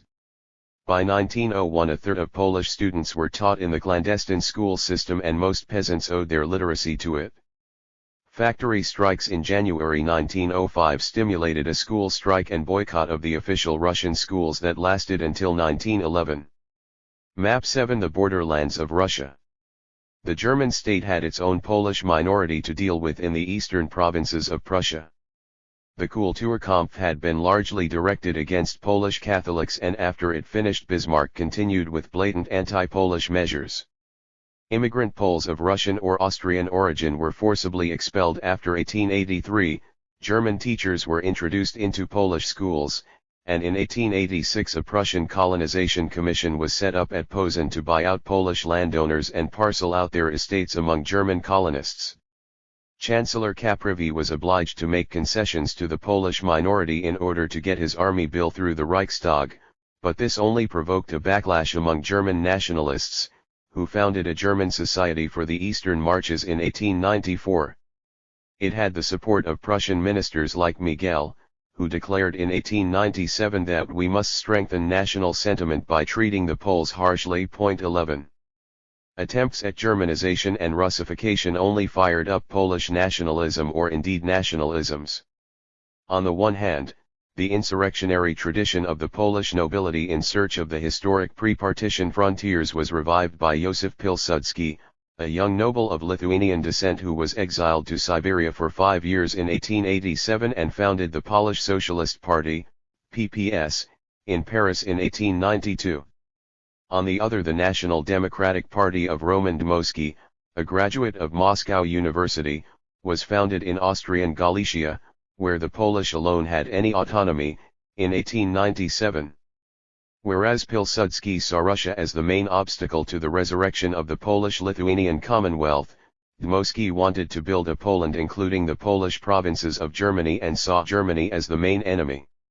Whereas Pilsudski's Poland was cosmopolitan and historical, Dmowski's was narrow and ethnic. He thought in Darwinian terms of the struggle of nations for survival and preached national egoism. For him the Lithuanians, Ukrainians, and Jews were a threat to the consolidation of the Polish nation and must be conquered, colonized, or exterminated. It was a point of some debate whether the Jews, who were scattered in a diaspora across Europe from Moscow to Paris, were a nation rather than a religious group. Moreover, their instinct until now had been to profess loyalty to the state in which they lived and to assimilate with the dominant nationality in order to gain emancipation. The pogroms in the southern Pale of Russia, in which Ukrainians were particularly active, convinced many Jews that assimilation was now impossible and that they had no choice but to migrate. Most headed for the European cities and ports, but a group of students at Kharkov began to organize a migration to Palestine.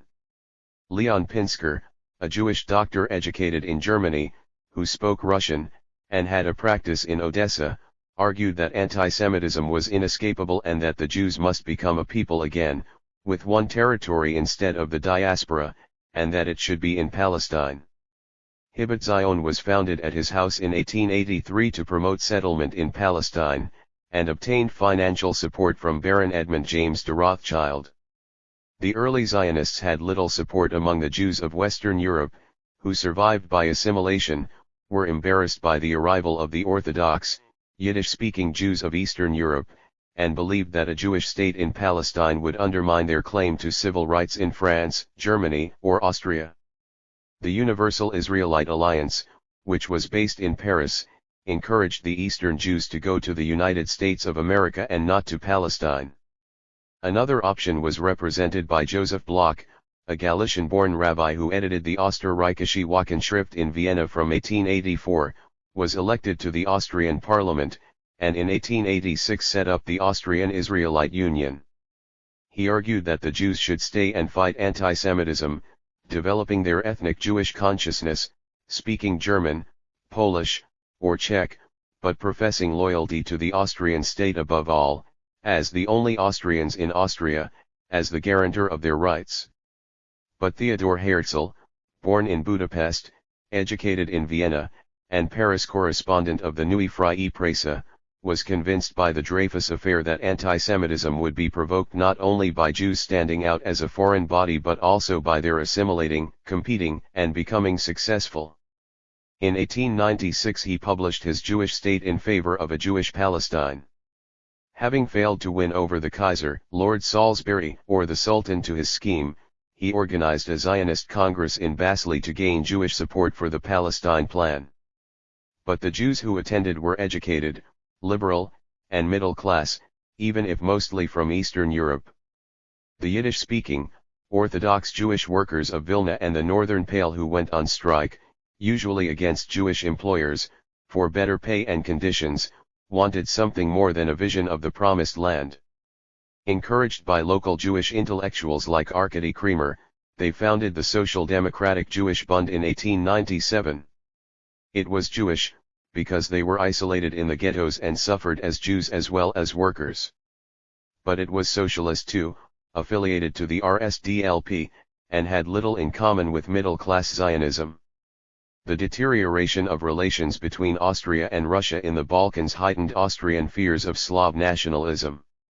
In Bohemia the old Czechs, of landowning and business stock, who supported Toff, were challenged by the young Czechs lawyers and journalists with the support of the commercial middle class and even the peasantry who demanded Czech as the state language in Bohemia and helped to overthrow Toff in 1893. In 1897 Count Badeny, who needed Czech support to push the 10-yearly Austro-Hungarian tariff through the Reichsrat, agreed to make language concessions to the Czechs in Bohemia that would mean dismissal for hundreds of German officials unless they learned Czech. George von Schönerer, darling of the German nationalists, unleashed a campaign of such ferocity inside and outside the Reichsrat that Badeny was forced to resign. Schönerer was convinced that the multinational Habsburg Empire was doomed. The German nation must cut its losses and request inclusion into the German Reich, even if that meant converting to Protestantism. But when the Badeny decrees were withdrawn in 1899, the Czech leader Thomas Masaryk wrote, "Pálaki said that we were here before Austria, and that we shall be here after Austria has gone." But whereas for Pálaki that was only a phrase, I want that to become a fact. 12 Given the hostility of the Bohemian Germans, Masaryk based his Czech nationalism not, like Pálaki, on Bohemian state rights, but on the ethnic solidarity of the Czechs of Bohemia, Moravia, and Silesia. The Austrian monarchy found it difficult to abandon the German ruling class.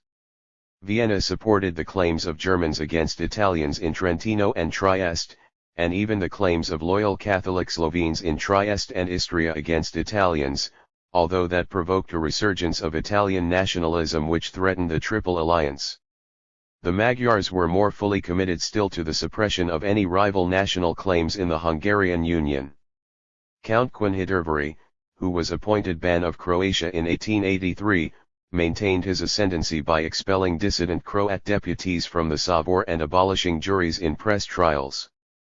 Fortunately, the Croat opposition was at daggers drawn with the Serbs, and the Serbs within the monarchy were kept on a leash until 1903 by good relations between Vienna and the Obrenović dynasty in Belgrade.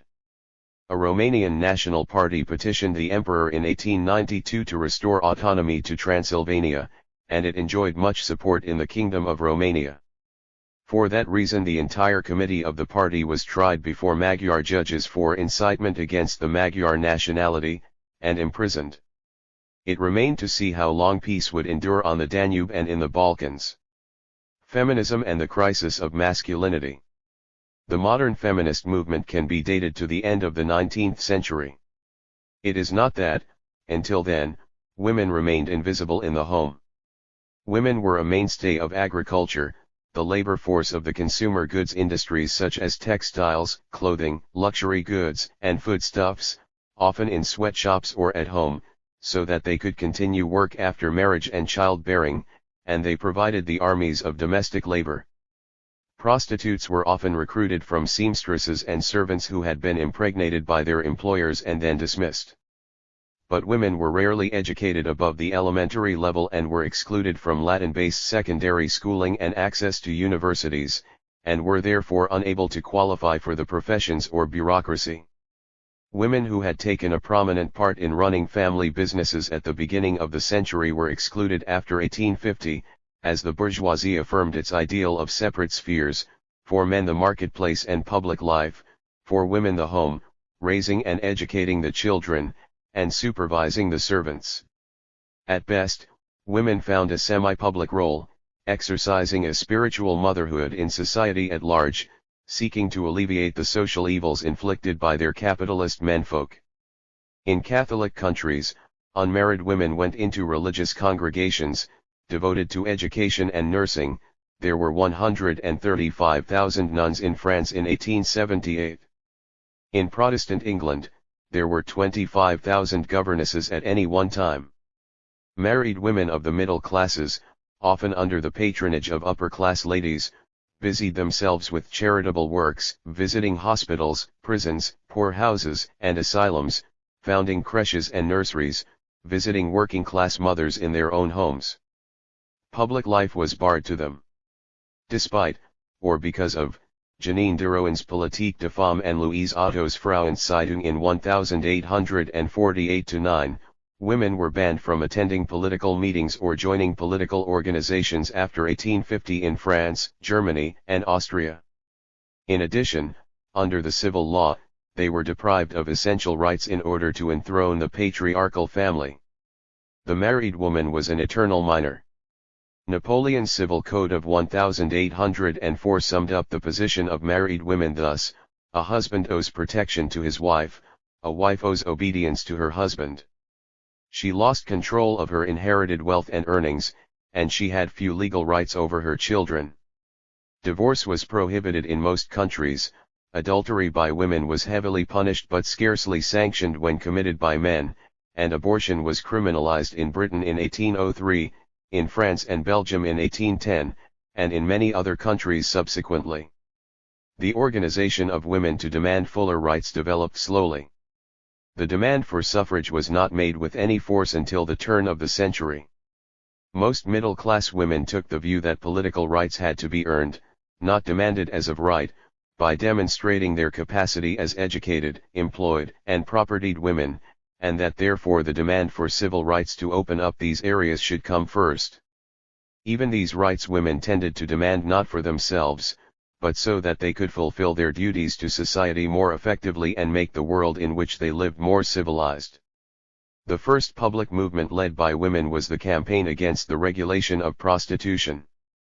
From the First Empire in France, and from the 1840s in Russia and the 1860s in Britain, any woman suspected of being a prostitute was liable to arrest, registration with the authorities, and compulsory vaginal examination to check for venereal disease. Brothels were tolerated by the law, but had to be licensed by the state. Public order, decency, and hygiene were the overriding concerns. The Contagious Diseases Acts in Britain provoked a movement of revulsion led by the strongly Protestant Josephine Butler.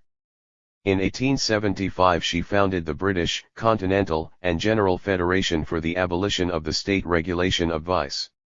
She argued that the regulation of prostitution sanctioned vice and criminalized women, while leaving men, who produced fallen women and then infected them, scot-free. The only way to stop prostitution and ensure sexual justice, she asserted, was for men to refrain from sex outside marriage. Her movement had the regulation system lifted in Britain in 1883, and was copied by Anita Augsburg of the Frauenwohl Association in Germany, but the French solution to the problem was to tighten up state regulation, and the question was not debated in Russia till 1910. Butler then moved on to trying to stamp out the white slave trade of child prostitution, and organized an international conference on the subject in 1899. This was not attended by Italy or Spain, and a French bill on trafficking failed, but a Russian Society for the Protection of Women, founded in 1900 by the cream of St. Petersburg society, had the age of brothel girls raised to 21 in 1909. A second line of campaign centered on securing the rights of women to gain a good education, pursue professional careers, secure control of their earnings, and be able to divorce their husbands. Barbara Lee Bodichon and her group of women at Langham Place, London launched the English Woman's Journal in 1858, campaigned for married women's property rights, which were secured by Act of Parliament in 1870, set up the National Society for Promoting the Education of Women in 1859, and helped to found Girton College, Cambridge, in 1869. Louise Otto, now Louise Otto Peters, founded a General German Women's Association at Leipzig in 1865 and published a journal, Neue Bohnen, in which she argued that since women could not base their claim to rights on military service, they must base it on education, employment, and service to the community, which must be furthered. Through the education of the female sex and through the spread of women's employment, she wrote in 1872, we will prepare the foundation for the structure, of which women's suffrage will be the capstone. 13 In France, restrictions on public associations under the Second Empire, then the priority given by liberal women to establishing the Republic, delayed the women's rights movement, but a journalist, Leon Richer, and a woman of independent means, Maria de Raismes, set up a society for the amelioration of the condition of women in 1875, which was relaunched as the League for Women's Rights in 1882.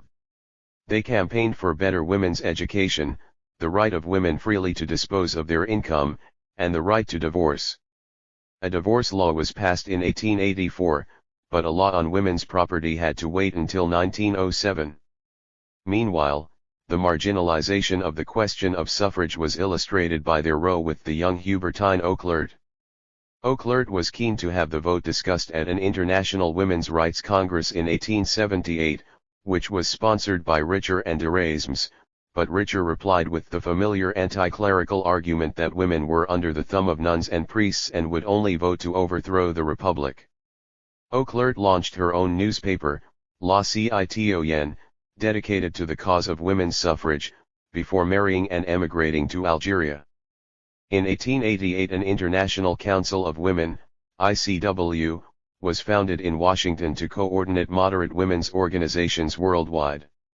These included the League of German Women's Associations, BDF, founded in 1894, and the National Council of French Women, CNFF, dominated by Protestant and Jewish ladies, established in 1901. These organizations were still in the first instance philanthropic, although increasingly they campaigned for civil rights. In Germany, civil law for the whole Reich was only slowly being unified, and when its draft proposals were published in 1896, it appeared that women's rights were to be circumscribed instead of enlarged. The BDF, prompted by activists like Augsburg, launched a protest movement and collected a petition of 25,000 signatures. Some progress was made in these traditional areas. The University of Zurich was open to women in 1865, and was especially popular with Russian women, who did not have access to Russian universities until 1905. The University of London was open to women in 1878, Scottish universities followed en masse in 1889, Heidelberg was opened in 1901, and German universities as a whole followed in 1908. Gradually women entered first the medical, then the legal professions. Female suffrage, however, still eluded them. A female suffrage amendment to the British Reform Act in 1867 was voted down, leading John Stuart Mill, inspired by his wife Harriet Taylor, to leave Parliament and write on the subjection of women, 1869.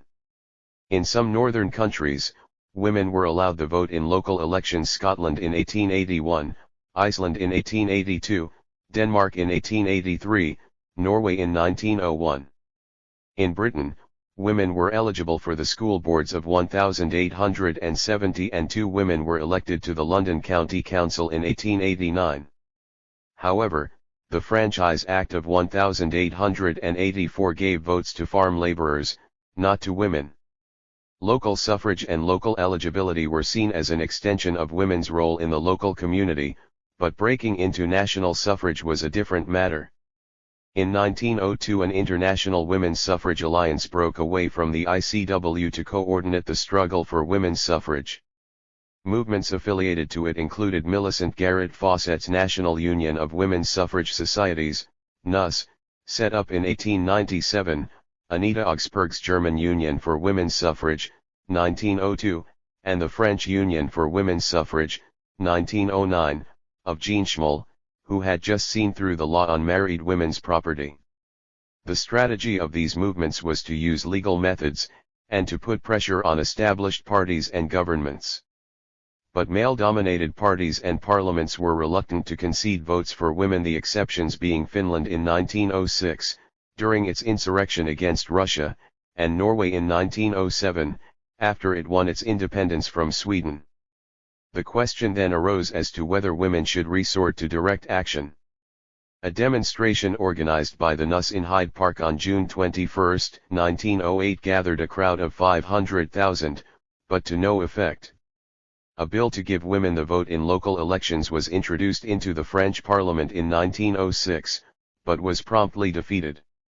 Hubertine Auclert, returning to active campaigning, and a young psychiatric doctor, Madeleine Pelletier, who had been on the Hyde Park demonstration, overturned ballot boxes in a Paris town hall during the municipal elections of 1908.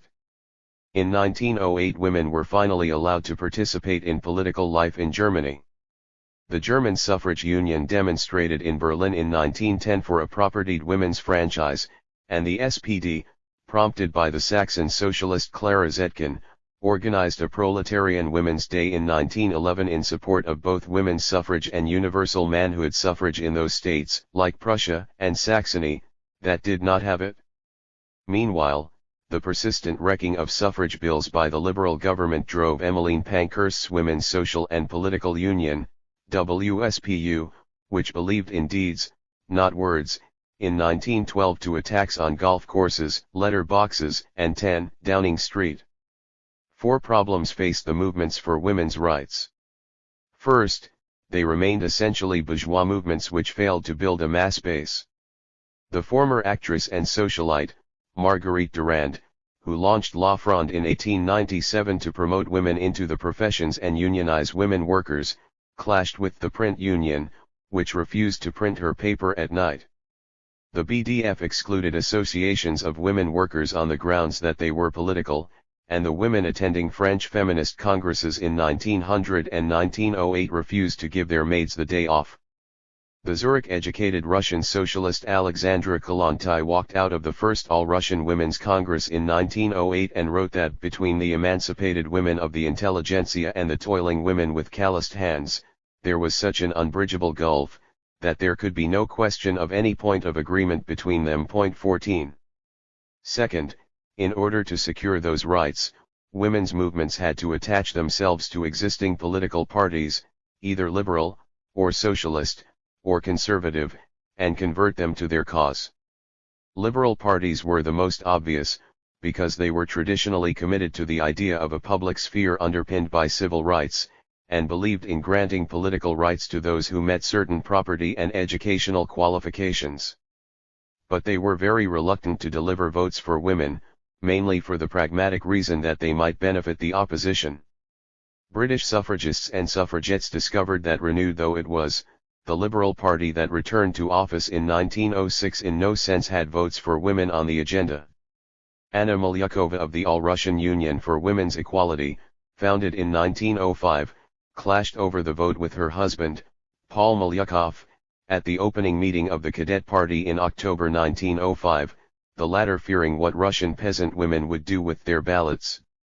The French radicals were an immovable obstacle to female suffrage, the Prime Minister, Georges Clemenceau, stating in 1907 that if the right to vote were given to women tomorrow, France would all of a sudden jump back into the Middle Ages. Point 15.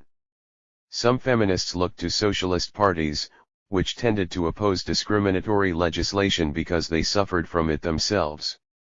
But Marxists also took the view that feminist concerns with higher education and married women's property rights were essentially bourgeois concerns, that proletarian women had to be emancipated as proletarians before they were emancipated as women, and that feminist movements threatened to distract working-class women from the primacy of socialist goals. In a word, the class struggle came first.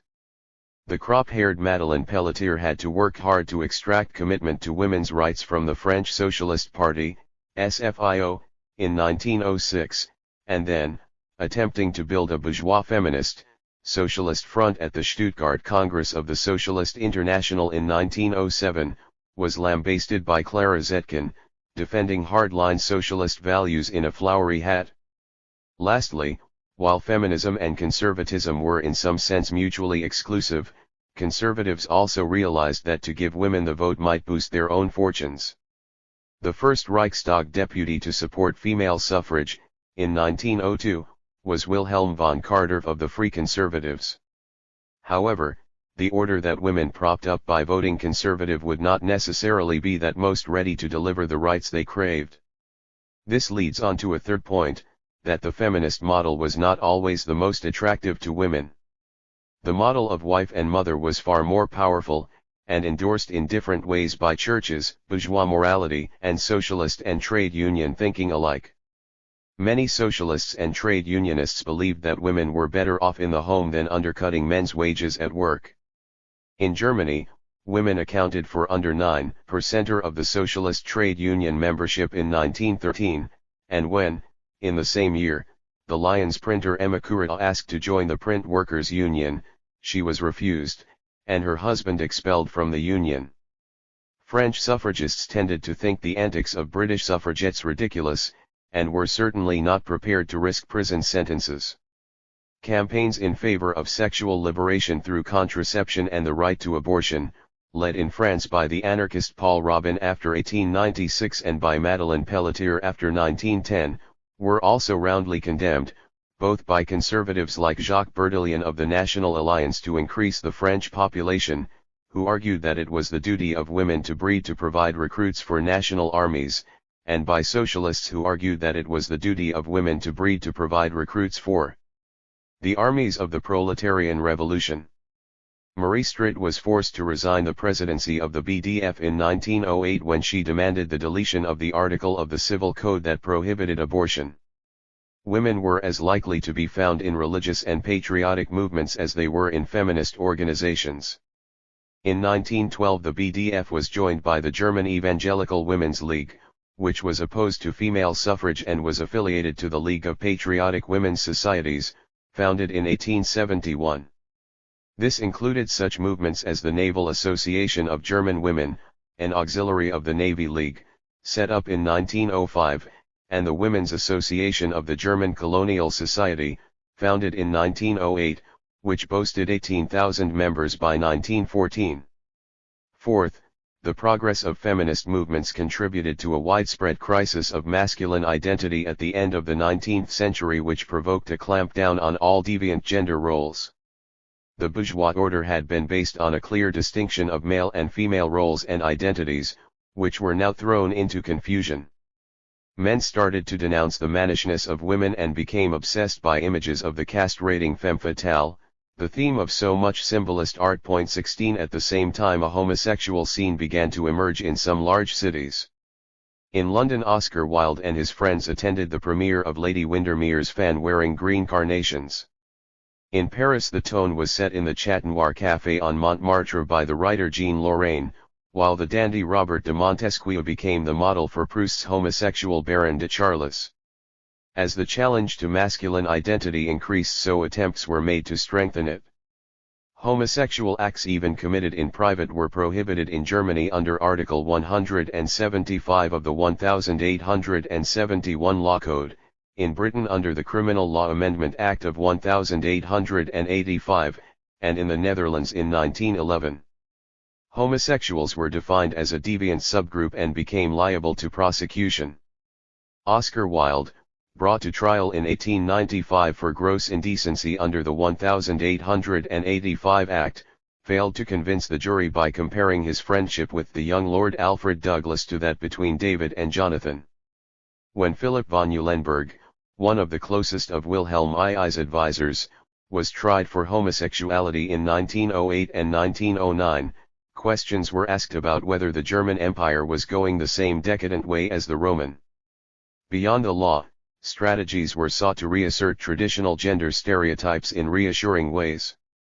Empires were arguably built on the repression and displacement of sexual feelings by a new model hero. Architects of the British Empire such as Rhodes, Gordon, and Kitchener never married. The cult of the big game hunter was extraordinarily seductive at the turn of the century.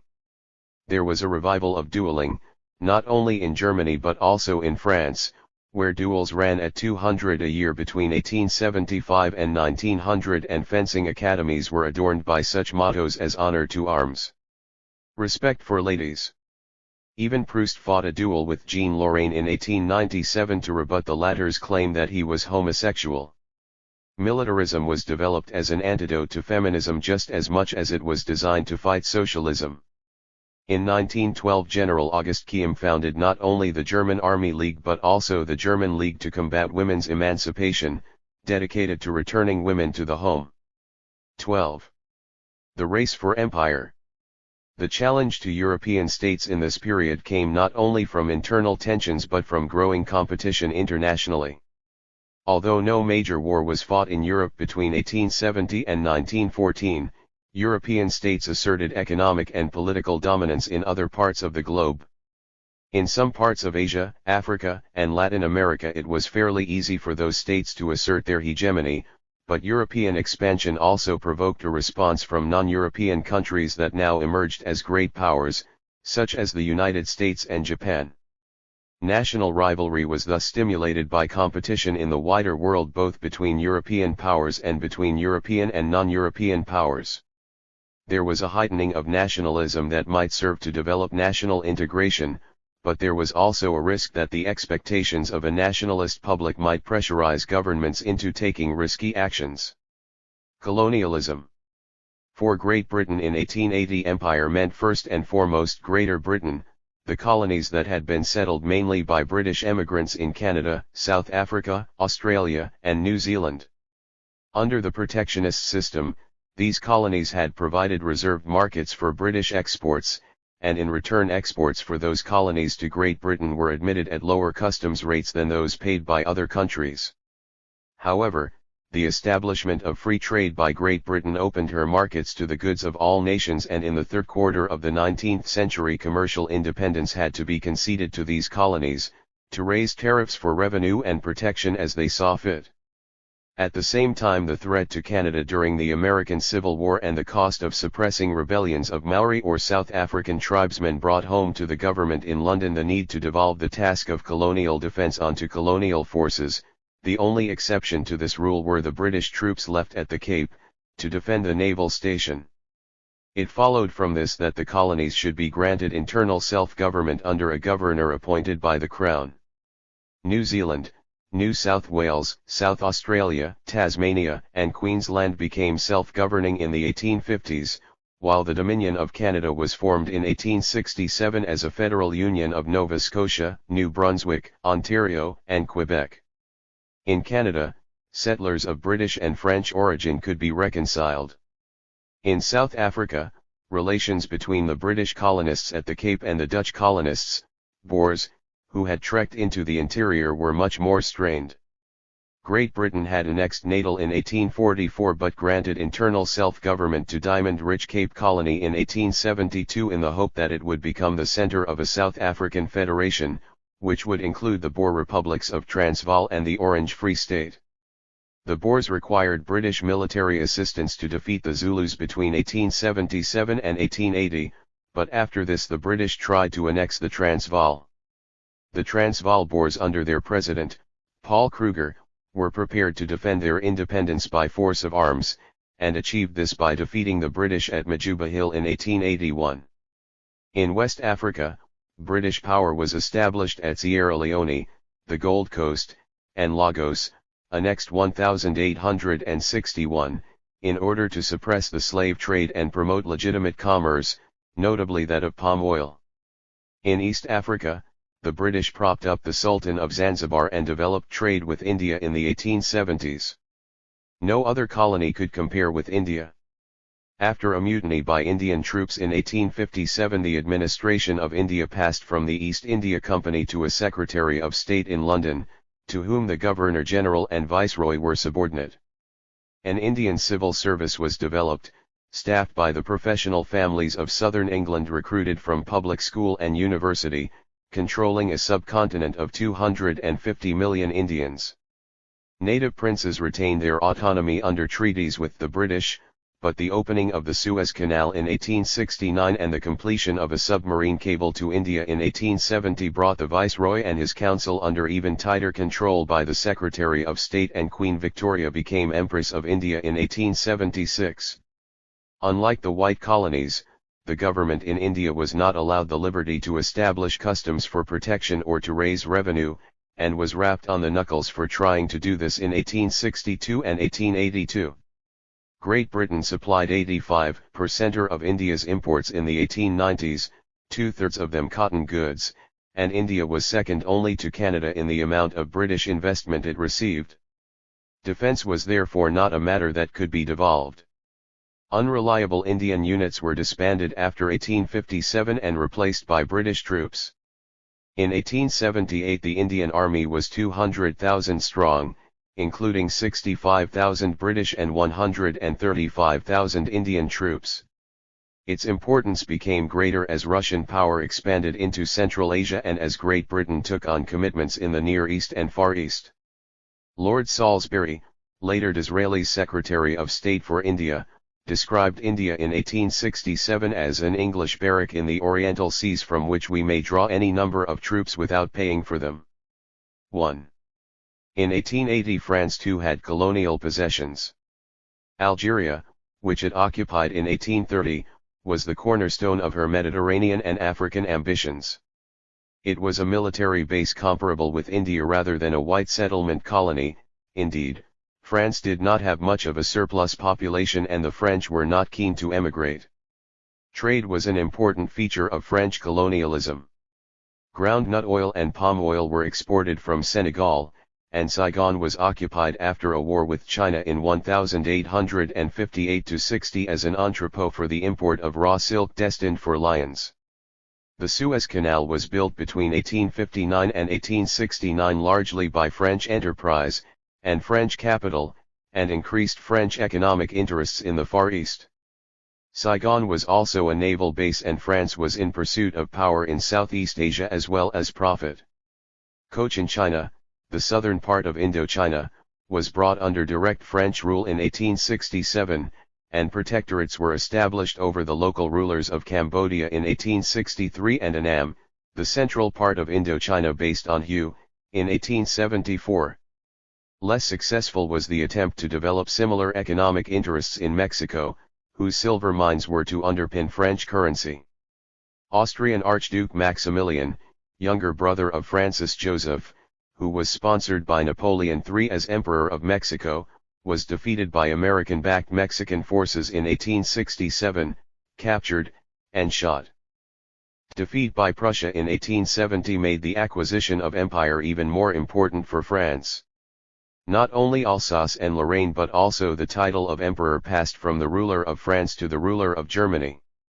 Disraeli's purchase of the shares of the Khedive of Egypt in the Suez Canal Company was a further blow to the French, who had not forgotten that Great Britain had displaced French power in Canada and India in the 18th century. France moved away from a system of free trade and made Senegal and Algeria into economic dependencies, reserved markets for French exports, given preferential duties on their exports to France in return, in 1877 and 1884. In 1879 the governor of Senegal won over the French government to the idea of building a railway eastwards into the African interior to meet the river Niger. Both commercial and military ambitions would be satisfied. In particular, the thrust of British trading companies up the Niger would be checked. French interest in North Africa also increased.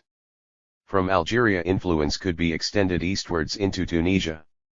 One difficulty was that there were only 1,000 French colonists there, as against an Italian settlement of 25,000. But the Bey of Tunis was heavily indebted to French creditors, which served as a lever after 1878 for French companies to win concessions to build a railway across the Algerian border to Tunis, to sink mines, and to develop land, in preference to Italian speculators. The Italian clergy, especially the Capuchins, were another barrier to French influence in Tunisia. However, Charles Marshal Lavigeri, the French Bishop of Algiers since 1867, founded a missionary congregation of white fathers who established a community in Carthage. In 1878 he sent 12 white fathers into Equatorial Africa on apostolic safaris to establish 4 mission centers. Lavigeri informed the French government in 1880 that from the frontiers of Algeria to those of the British and Dutch colonies of the Cape of Good Hope, all the interior territory is henceforth placed, from the religious point of view, under a French authority. 2. The possession of colonies was a factor of world power and also increased the standing in Europe of the country that possessed them. In the 1880s, conversely, the structure of power in Europe also influenced the drive for more colonies. After the unification of Germany and the war between Russia and Turkey, Bismarck constructed a system of alliances which ensured German security in Europe and forced international conflicts to be played out in a wider sphere. A dual alliance between Germany and Austria was concluded in October 1879, which was to be of central importance down to 1914. But whereas Bismarck saw the alliance as a step towards a renewal of the Dreikaiserbund, including Russia, the Austro-Hungarian foreign minister, Andrassy, saw its purpose as strengthening Austria in the Balkans against Russia. Unfortunately for Austria, the British general election of April 1880 returned the Liberals to power, and Gladstone supported Russia's patronage of oppressed Balkan Christians against Turkey. Austria was now isolated, and forced in June 1881 to accept a Dreikaiserbund between herself, Germany, and Russia, which guaranteed for Russia the closure of the straits to British warships and German and Austrian neutrality in the event of a war between Russia and Great Britain. France still floated free of Bismarck's system, and no alliance was conceivable so long as Alsace-Lorraine was annexed to Germany as a Reichsland.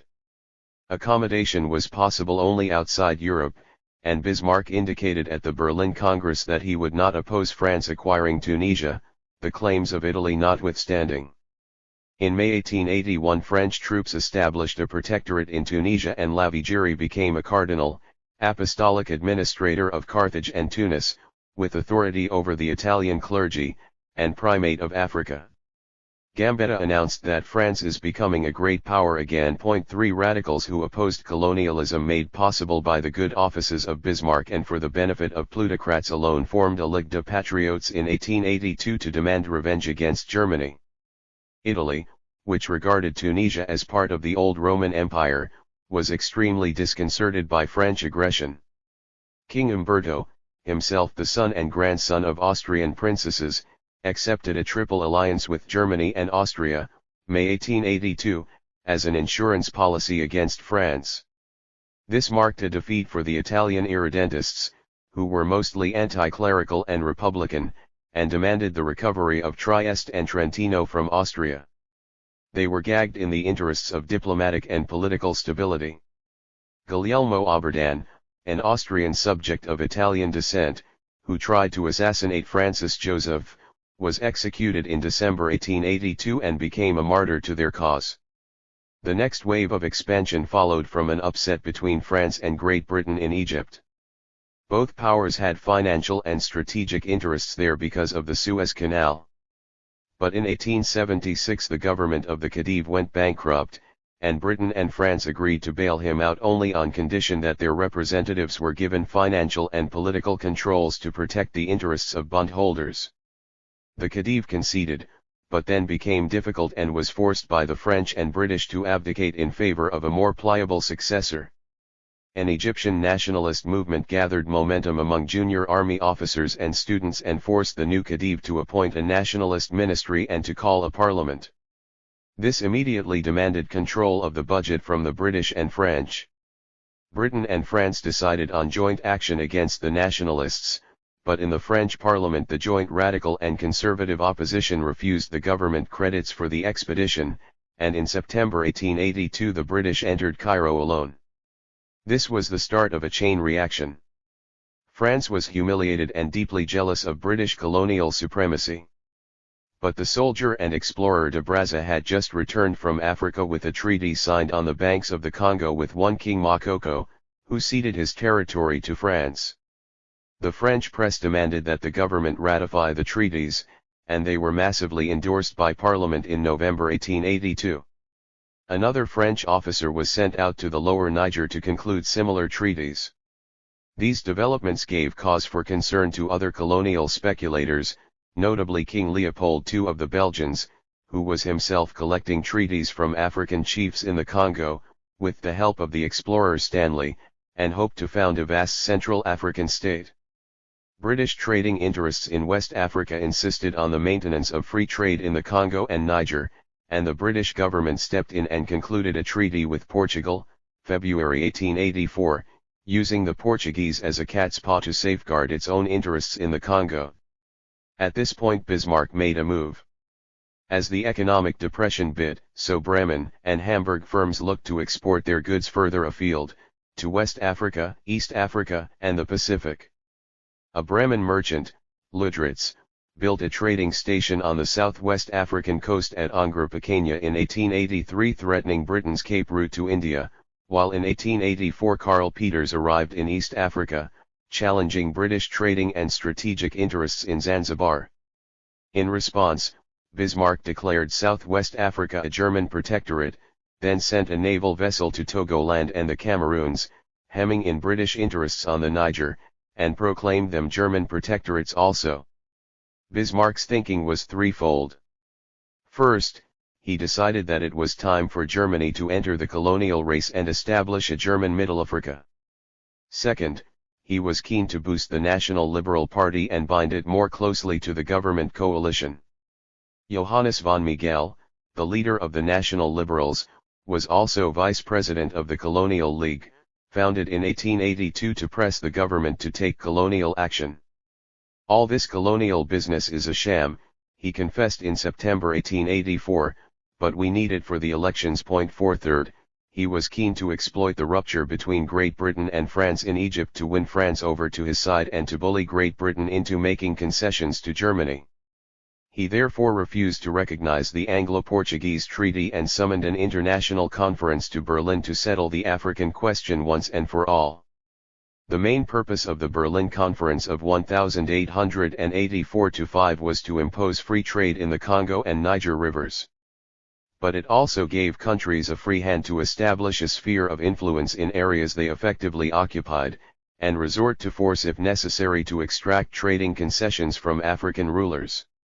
The upshot was a rash of companies, chartered by their respective governments, which drove into the African interior in pursuit of commercial and strategic interests. Karl Peters founded a German East Africa Company in 1885 and signed treaties with local rulers in Tanganyika.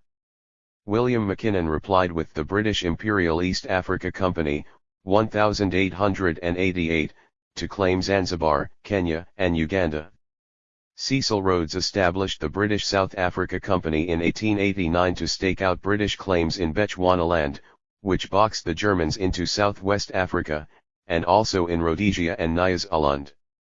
Even with German help, France did not manage to release the British grip on Egypt, but she established a protectorate in Tunisia and then turned her attention to Indochina, where the Emperor of Annam, a tributary state of China, had died in 1883. The native Mandarinate organized a rebellion against the French and were supported by Chinese regulars and irregulars.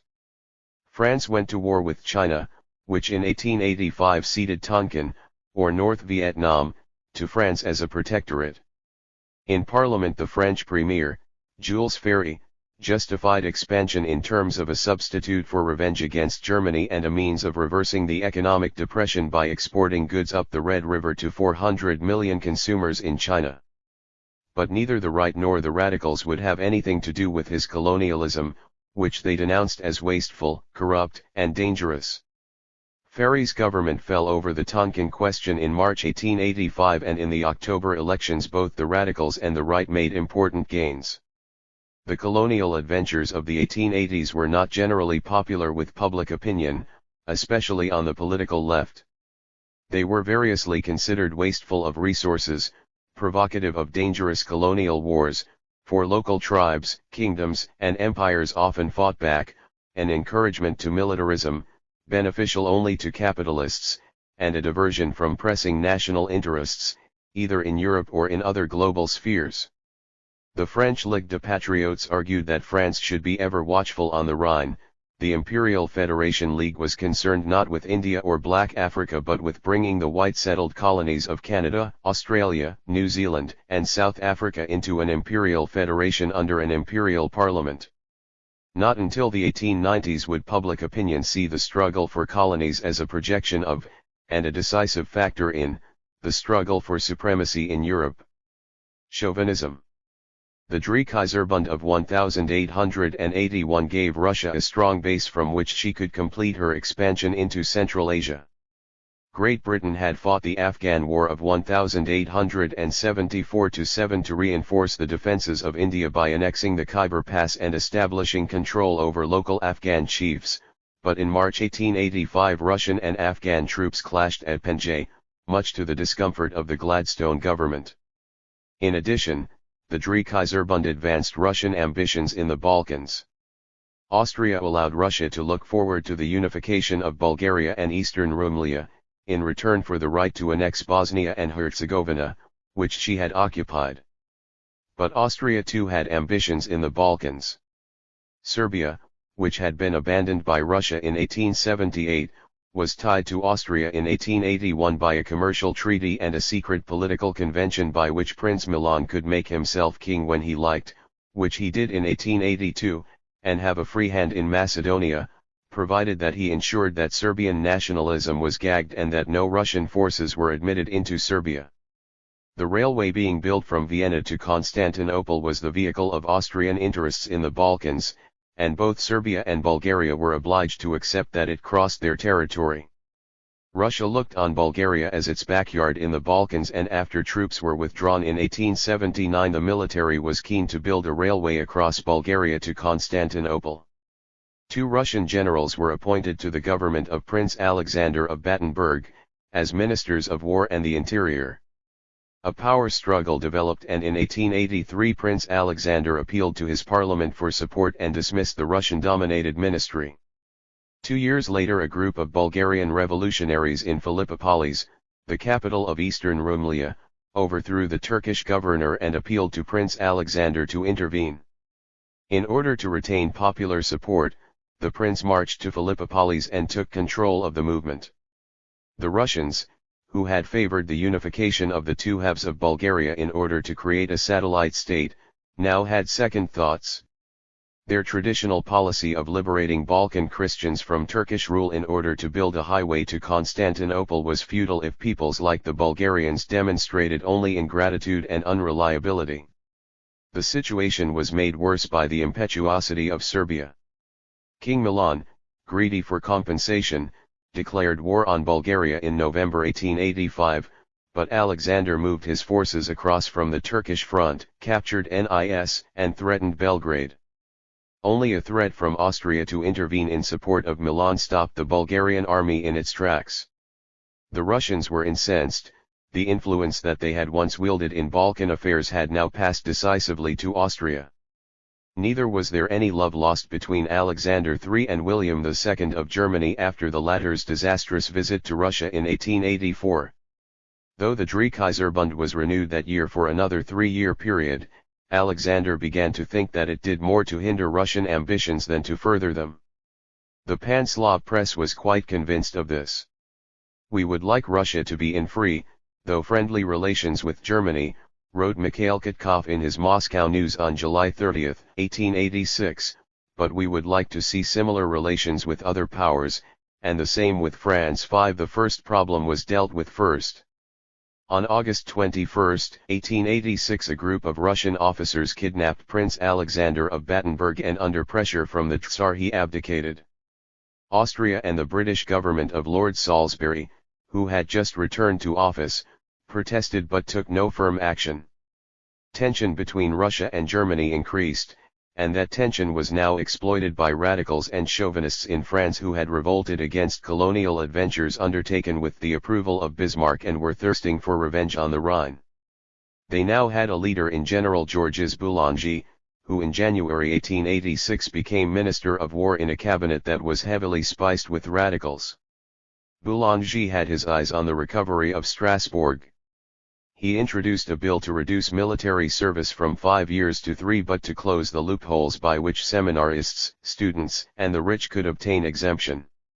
He set about purging the officer corps of royalist and Bonapartist elements and took advantage of the law of June 1886 exiling the heads of France's ruling families to dismiss half a dozen royal dukes and counts from their posts in the army.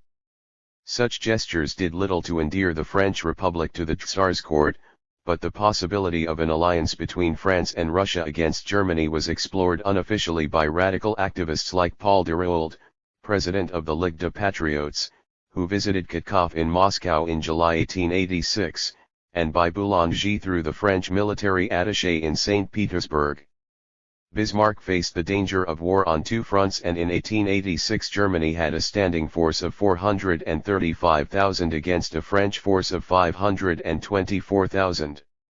In January 1887 Bismarck decided, a year in advance, to ask the Reichstag to enlarge the German army under a new septennat. The Reichstag agreed to the increases, but only for a 3-year term, not for 7. Bismarck promptly dissolved the Reichstag, called elections, and whipped up fears of Boulangist aggression in the press by calling up 75,000 reservists. It was the manufacture of a war scare in order to strengthen the governmental coalition of conservatives, free conservatives, and national liberals. The anti-militarism of the left liberal and social democratic parties was publicized as anti-patriotism, and the wave of chauvinism that swept Germany knocked away their support. Against the combined threat of France and Russia, the Triple Alliance with Austria and Italy, though renewed in February 1887, was not enough for German security. But through the Triple Alliance it was possible to make overtures to Great Britain, which was antagonized by Russia in Afghanistan as well as in the Straits and harassed by France for staying put in Egypt. There was no question that Lord Salisbury would commit Britain to an alliance that would engage her forces if one of her allies were attacked. But Britain was as concerned about Russia as Austria was concerned about France and Italy. Under the Mediterranean Agreement, which was an exchange of notes between the British and Italian governments in February 1887 and between the British and Austrian governments the following month, the status quo in the Mediterranean, Aegean, and Black Sea was upheld. In the event, Bismarck was let off the hook abroad as well as at home. In May 1887 the radical-dominated cabinet of which Boulanger was war minister was overthrown in the French parliament by moderate Republicans, with the support of Royalist and Bonapartist deputies, in order to avoid war with Germany. A Republican ministry was formed with the support of the right. The radicals and the Ligue des Patriotes were incensed by this German ministry and gathered in their thousands to cheer Boulanger at the Gare de Lyons when he was sent off to a command in central France. In June 1887 the Dreikaiserbund expired, but Bismarck was able to negotiate a reinsurance treaty with Russia alone. Strictly speaking, this was incompatible with the Triple Alliance, for the one committed Germany to give Russia a free hand in the Straits while the other committed her to keep Russia out of them. But Bismarck was safe so long as secrecy was maintained and Russia was pledged to remain neutral if Germany were attacked by France.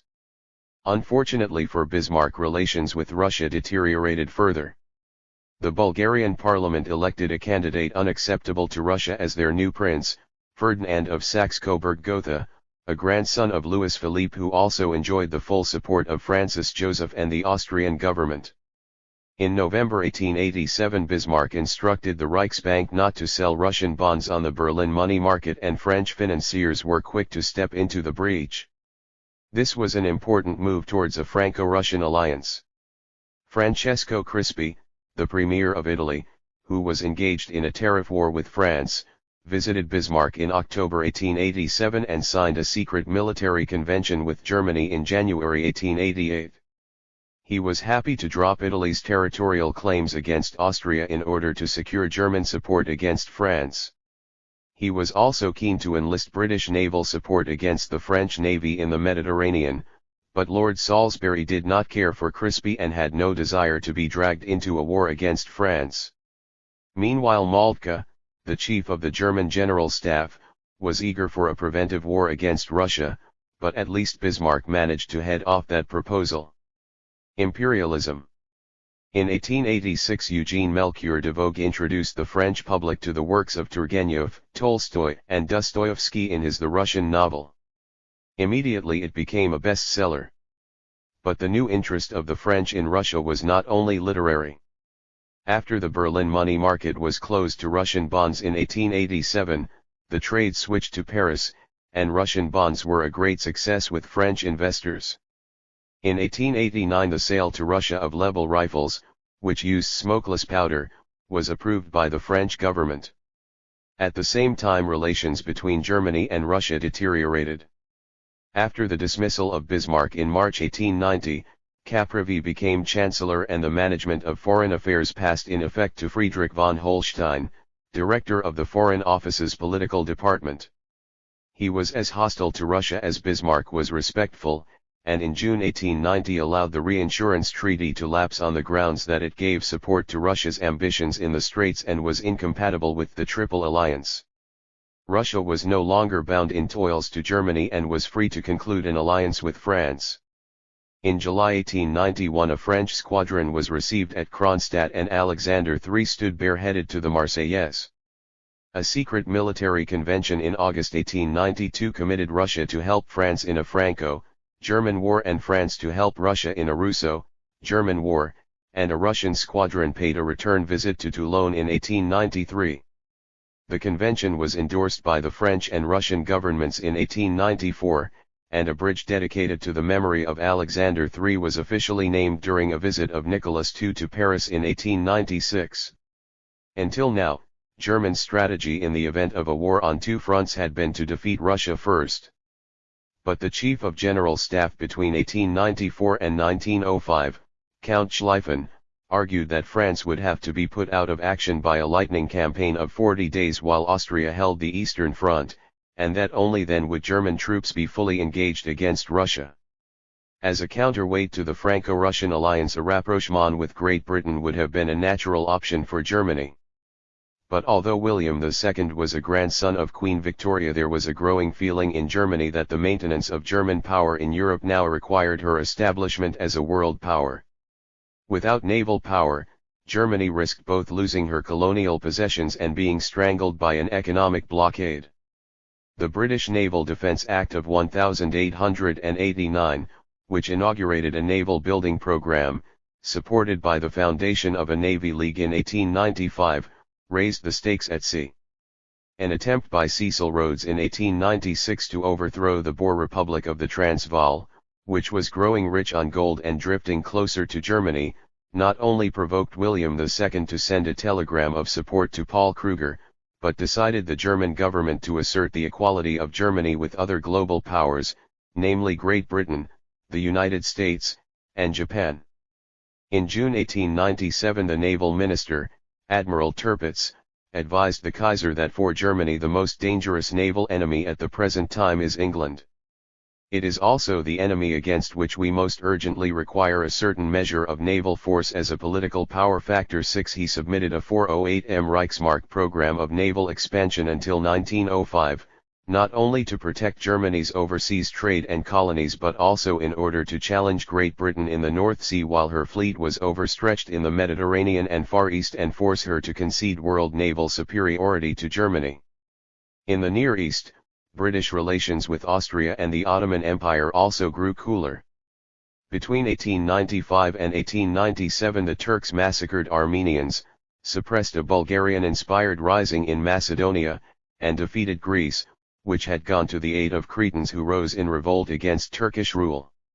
Lord Salisbury would have had no public support in Britain for shoring up the Ottoman Empire and adopted a Canongite policy of combining with Russia and France to force sweet reasonableness on the Porte. In addition, he was less worried about a Russian presence at Constantinople so long as Britain was secure in Egypt and could obtain guarantees from Russia to secure British interests in India. Great Britain therefore failed to renew the Mediterranean Agreement in January 1897 and Austria, deprived of British support, had no choice but to come to an understanding with Russia in May 1897 to put the Balkans on ice. The Balkans had peace for almost a decade, not least because Russia was pursuing ambitions in the Far East. China and Japan had remained closed to Western trade until the mid-19th century. Western military and naval power then forced China in 1842 and 1858 and Japan in 1854 and 1858 to make important trade concessions under treaty, but there the similarity between the fate of the two countries ended. In Japan the supreme warlord or shogun, who had capitulated to the Western powers, was overthrown and the Meiji Emperor restored to full authority in 1868. The hierarchy of feudal vassals on which the power of the shogun rested was abolished and replaced by a centralized system of government and a modern army.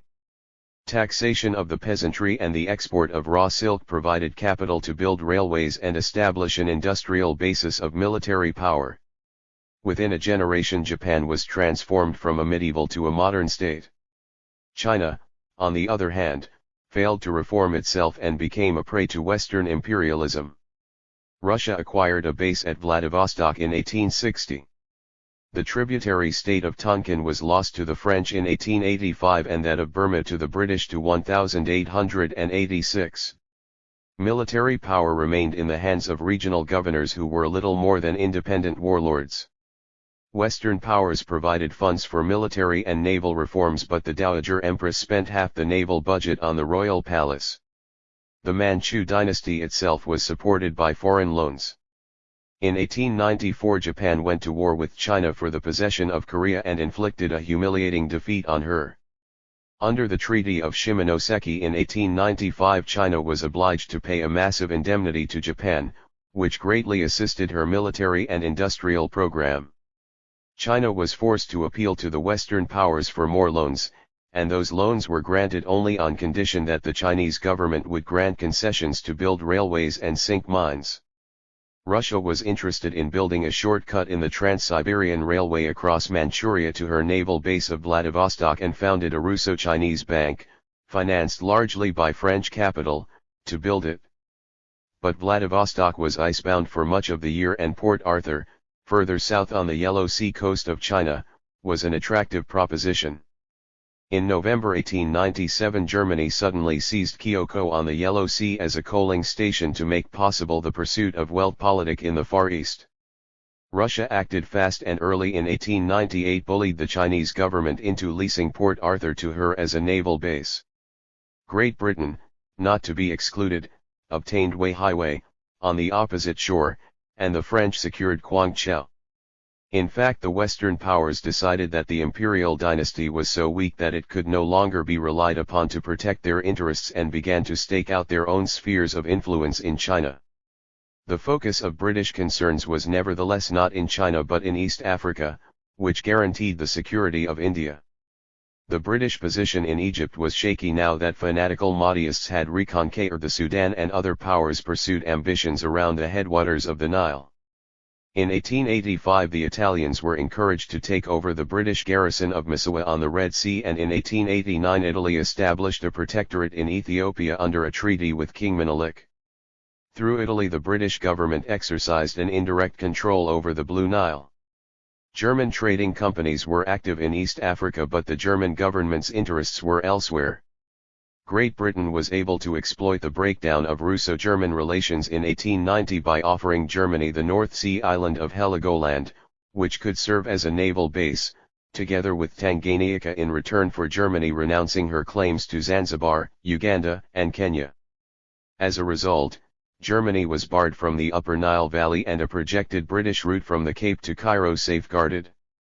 France was induced to accept British ascendancy in this area by the offer of a free hand in central and western Sudan, which was largely desert, and in Madagascar, where the French had established a nominal protectorate in 1885. The French invaded Madagascar at the end of 1895, annexed it, and gave Governor-General Joseph Gallieni a free hand in its pacification. Governments could not act in total isolation from public opinion. In France, a group of bankers, shipping magnates, industrialists, military men, politicians, writers, and journalists set up a French Africa Committee in 1890 to protest against the government's abject agreement with Great Britain. It organized lectures, brought together a colonial group in the Chamber of Deputies, and acquired influence in government circles.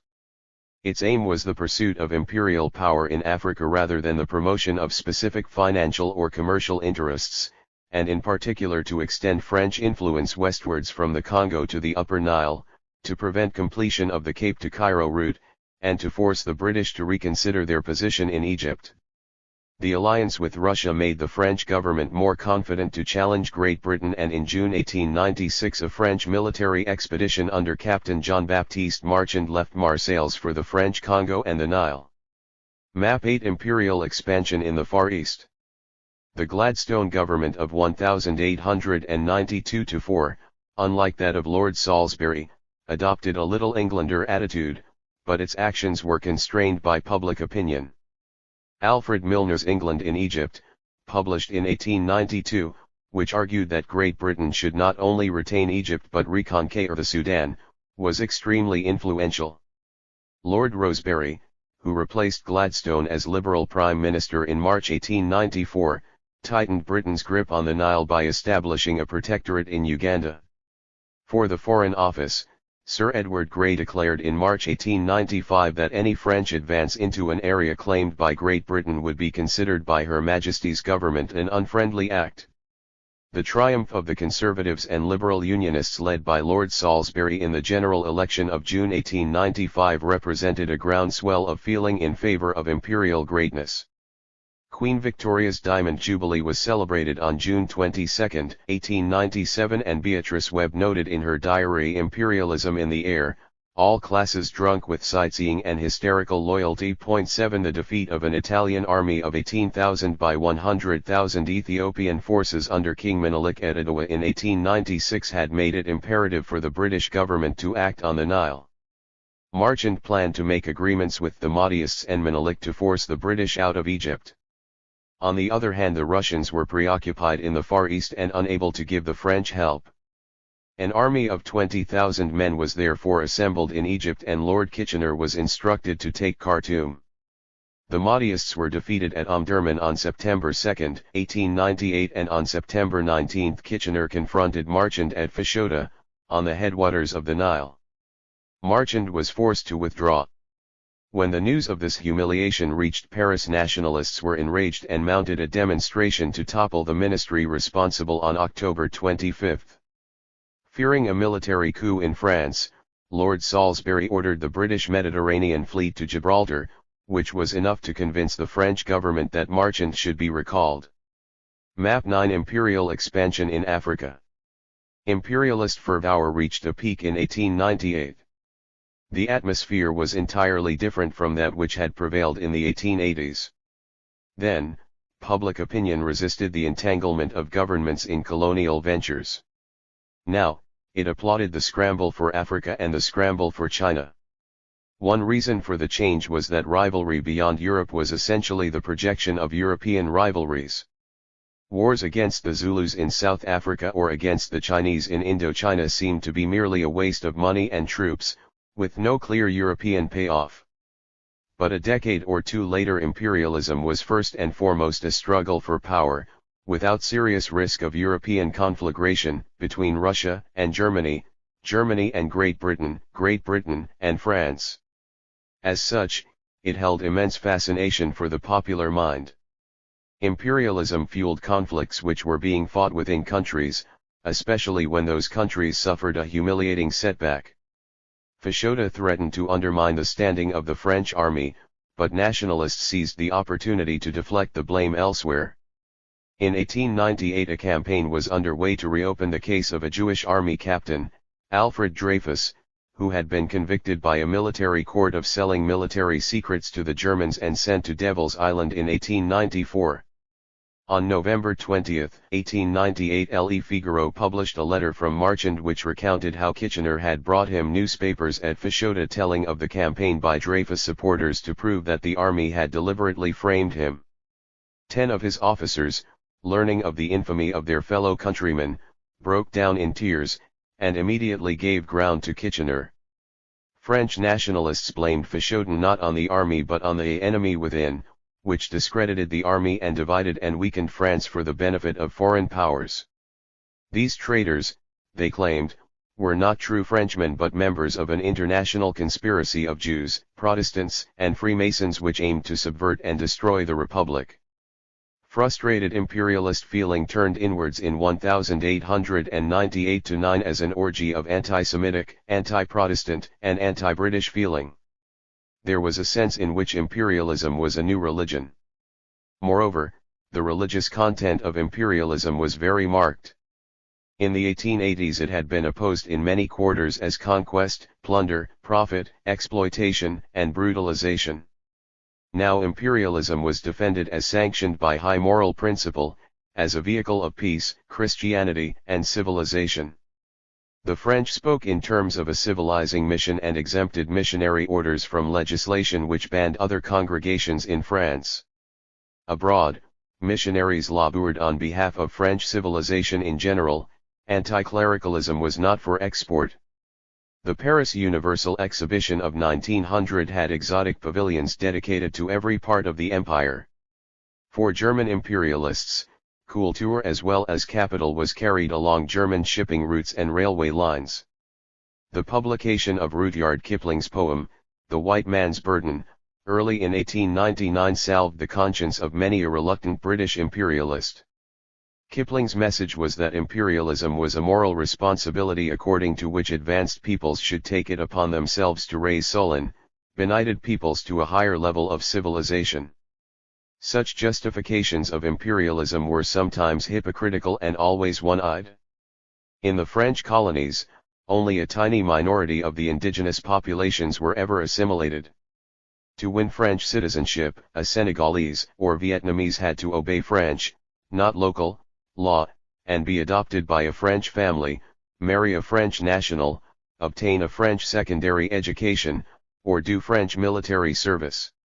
All others remained subjects without political rights, and were subject to forced labor for the benefit of French colonists.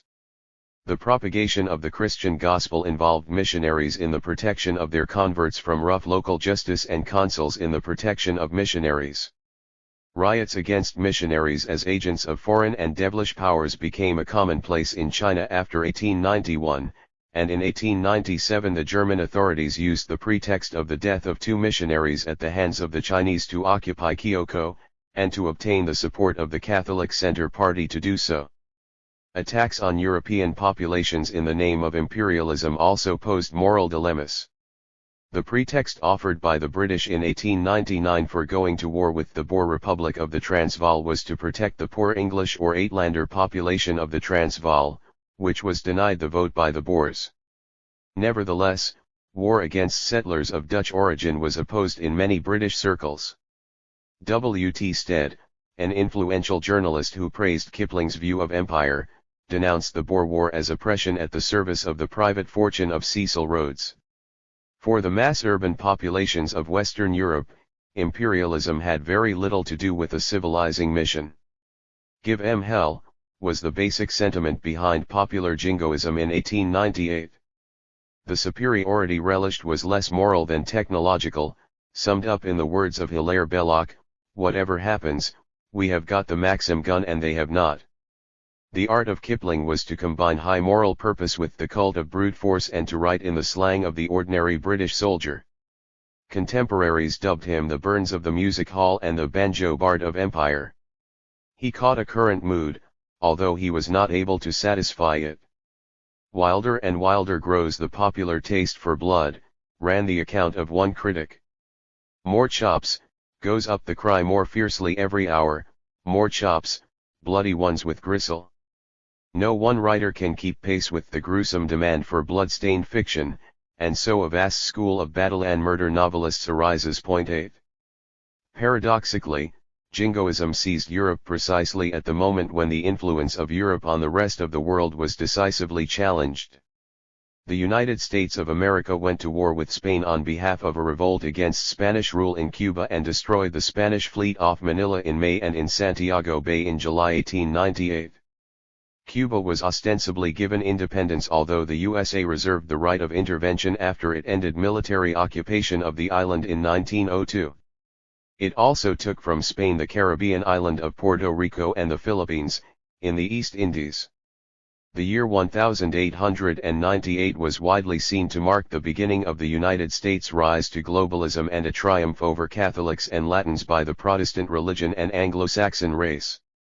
The British colonial secretary, Joseph Chamberlain, argued in a speech at Birmingham on May 13, 1898 that Great Britain should abandon its splendid isolation and make alliances with the United States and Germany. Lord Salisbury did not approve of his initiative, and the struggle for naval supremacy stood in the way of a real understanding, but Britain was able to come to an agreement with Germany over southern Africa in August 1898, which ended German patronage of the Transvaal and gave Britain a free hand to deal with the Boers. Cooperation between Great Britain, Germany, and the United States was possible also in China, where a popular rising against the imperialists who were partitioning the country, orchestrated by the Righteous and Harmonious Fist Society, received the name of Boxer Rebellion. In June 1900, supported by the Manchu dynasty, the Boxers laid siege to the foreign legatians in Peking. British, French, German, Russian, American, and Japanese troops were all involved in the relief of Peking and the restoration of order. Russia took advantage of the situation to oblige the Chinese government to agree in November 1900 to a thinly disguised Russian protectorate over Manchuria, allowing her to complete a railway to Port Arthur by 1903. Great Britain was extremely worried by the emergence of Russian power in the Far East and persuaded Germany to sign an agreement to uphold the territorial integrity of China against Russian expansion. However, in March 1901 Chancellor Bülow declared to the Reichstag that the fate of Manchuria was a matter of absolute indifference to him. The seizure of Kyoko had been a spin-off from Germany's Flottenpolitik, and that Flottenpolitik was directed against British navalism. Great Britain found itself confronted not only by German naval power but also the ambition of Russia to become a naval power in the Far East, with France in tow. The solution was an alliance concluded by Great Britain in 1902 with Japan. Japan was keen to uphold the integrity of China, given her protectorate in Korea, which was now threatened by Russian expansion down to Port Arthur. The alliance gave Britain joint naval superiority in the Far East against Russia and France and liberated British ships for use in home waters against Germany. For her part, Japan demanded of Russia that she confirm the integrity of China and recognize the Japanese domination of Korea. When Russia refused, in February 1904, Japan launched a torpedo attack on Port Arthur and the Russo-Japanese War began. 13. The management of society. In the last years of the 19th century, a social panic swept through Europe's ruling classes. Rapid industrialization and economic depression sharpened exploitation and deepened unemployment and poverty. The growth of large cities brought problems of overcrowding, bad sanitation, and disease, as well as criminality, prostitution, and social violence. Social and medical research was publicizing these problems in new ways, and reports such as The Bitter Cry of Outcast London, 1883, gave a new twist to what was called the social question. All this came at a time when international rivalry was becoming more intense and states were trying to forge strong, healthy, and cohesive nations. Clearly the social question needed to be addressed, if only to ensure that the ambitions of the state were not fatally undermined. A number of options were tried. The first was to develop not only secondary and higher education, that of the social elite and state servants, but also elementary education, that of the people. A modern state needed a population literate in the official language, and a population that was disciplined either by religious instruction or by a secular civic morality.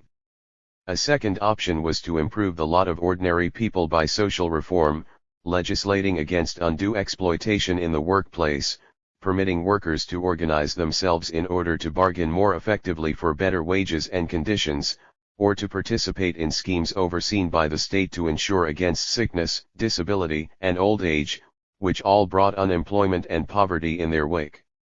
A third option was social engineering, to guard against fears of the degeneration of the human stock of the nation and to develop its quantity and quality. This was the new science of eugenics. A fourth was to attack the social problem not directly but indirectly, by blaming a particular scapegoat for its emergence. A favorite refrain at the end of the century was that the social question was the Jewish question and that the answer to a multitude of social ills was thus anti-Semitism. All these options apart from eugenics could involve the churches with the state as a partner, but the modern state was also under pressure to free itself from the influence of the churches, so that church-state conflict in these areas was more common than cooperation.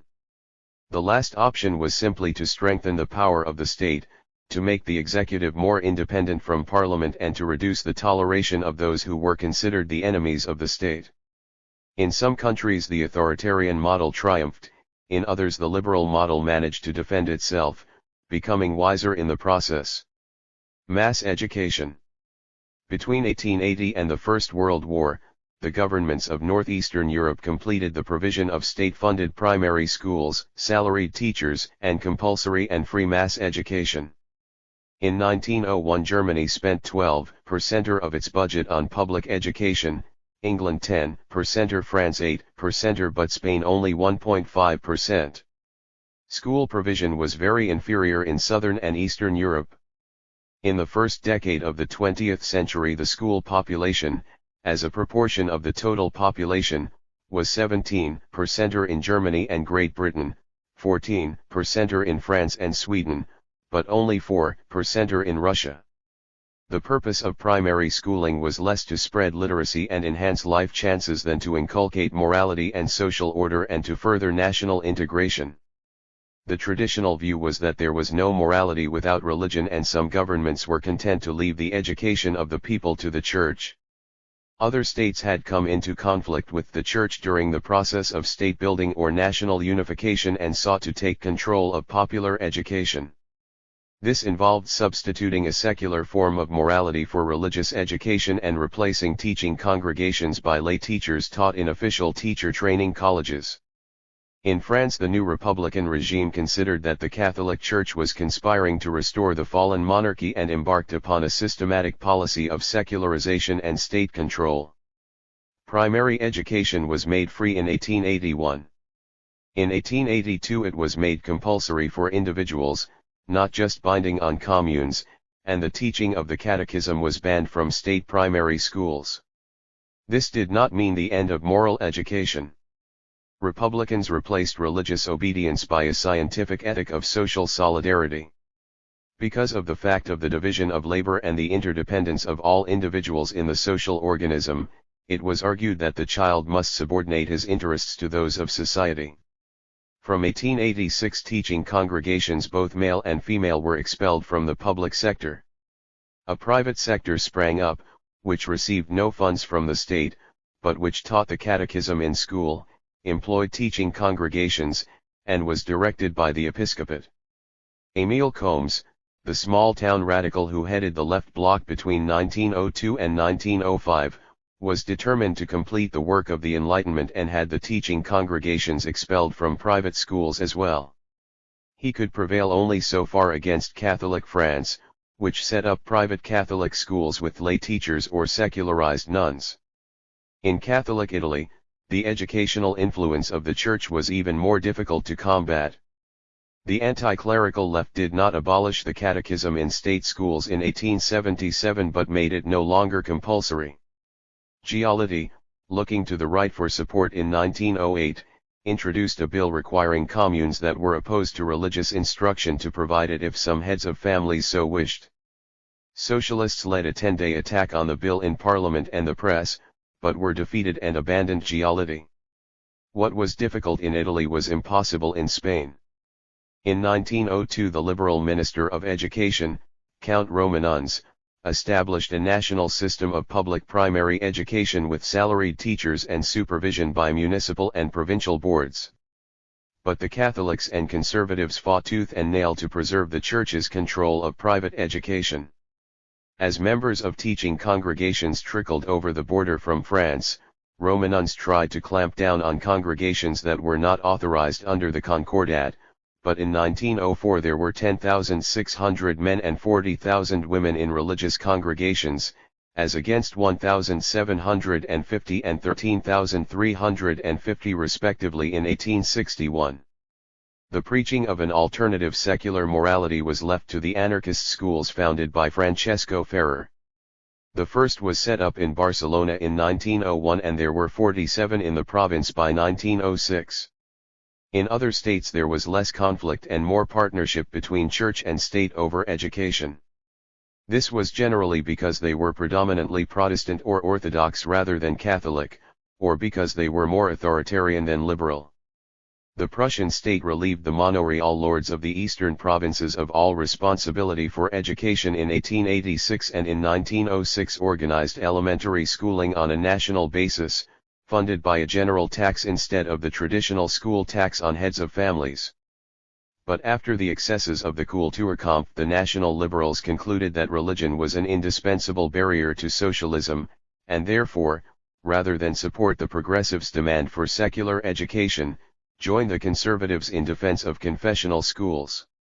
In England and Wales the 1871 dualism of church-run voluntary schools and state-run board schools was increasingly felt to be unsatisfactory and the Conservatives' Education Act of 1902 replaced the school boards by local education authorities at county and county borough level.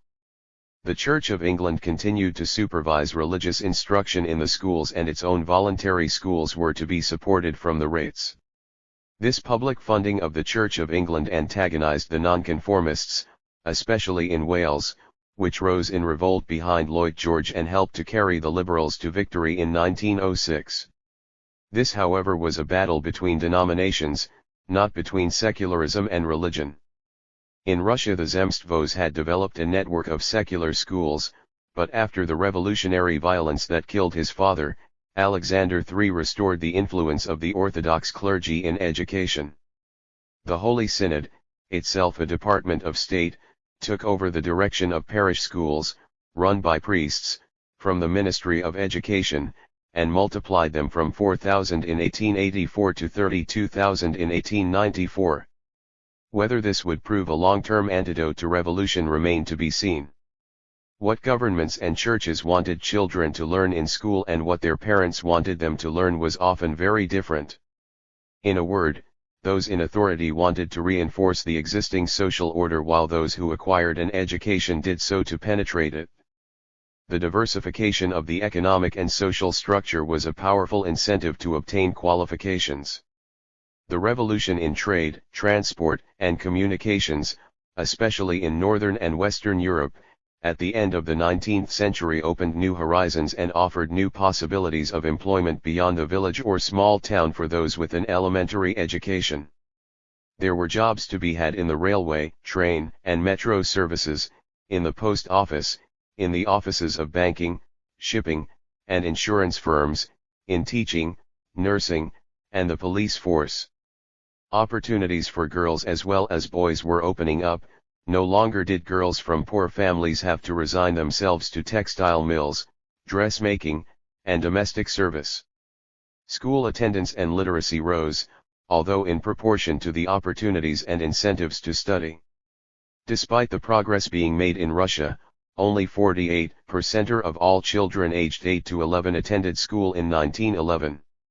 In 1912, the proportion of children between 6 and 12 years old enrolled at school in Italy ranged from 97% in Piedmont and 86% in Lombardy to 38% in the Basilicata and 31% in Calabria in the south.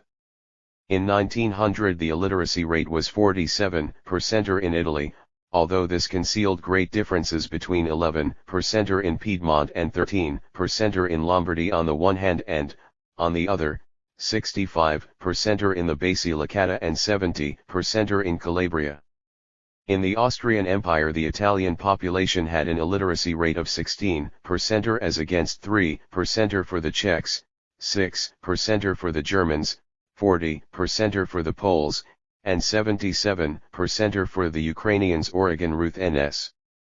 The overall illiteracy rate in the Austrian part of the monarchy was 26%, while in the Hungarian part it was 41%.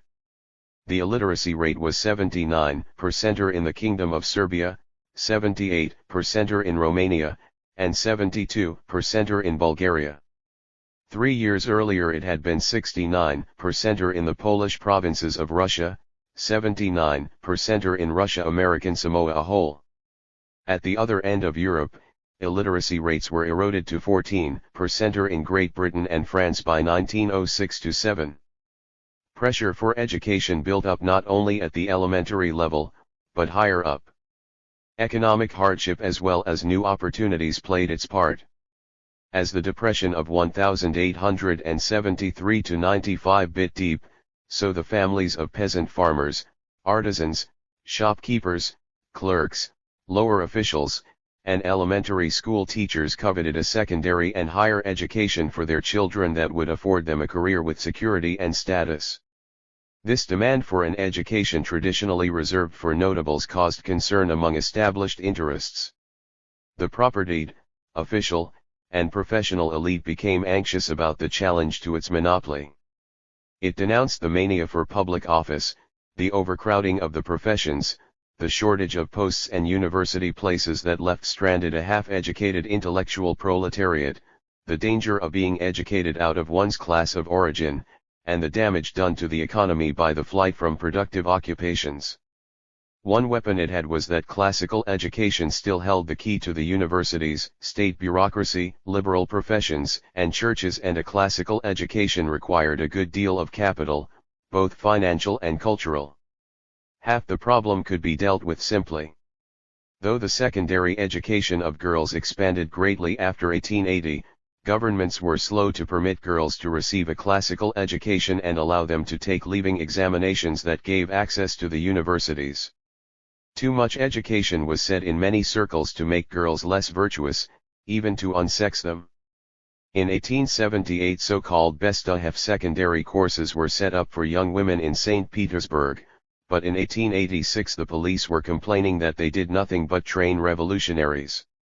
The other half of the problem was tackled by diverting boys away from gymnasium and real gymnasium, or the classical side of lycées and colleges, towards secondary courses based on modern languages and sciences, or towards higher primary schools which provided a practical training after the standard primary education. In Germany, ambitious sons from poorer families were directed towards Realschulen, completed after 1878 by Oberrealschulen, which together delivered a 9-year modern course. In 1887 the Russian education minister Delianov advised that gymnasia and progymnasia should be closed to the children of coachmen, servants, cooks, laundresses, petty tradesmen, and other such persons. 1 This gave rise to the notorious Circular on Cook's Children of June 18, 1887, and between 1884 and 1892 the proportion of children of urban estates in Russian gymnasia fell from 36 to 31%, while that of children of gentry and officials rose from 49 to 56%. In French lycées and colleges non-classical special education was upgraded to modern education in 1891.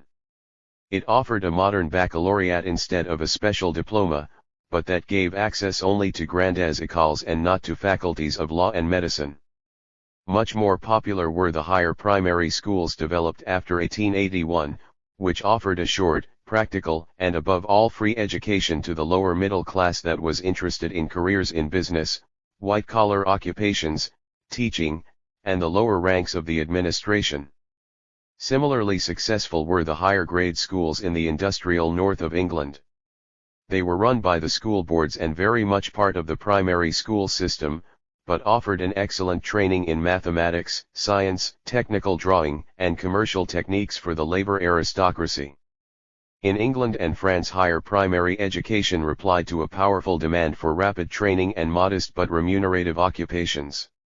By the turn of the century secondary schools there were desperate to regain a clientele which had abandoned them. One of the aims of the English Education Act of 1902 was to channel the higher primary school pupils back into the grammar schools. While some students preferred the higher primary track, students embarking on secondary education wanted it to pay and resisted diversion towards modern courses which did not have access to universities. The gradual lengthening of modern courses was one response to this pressure.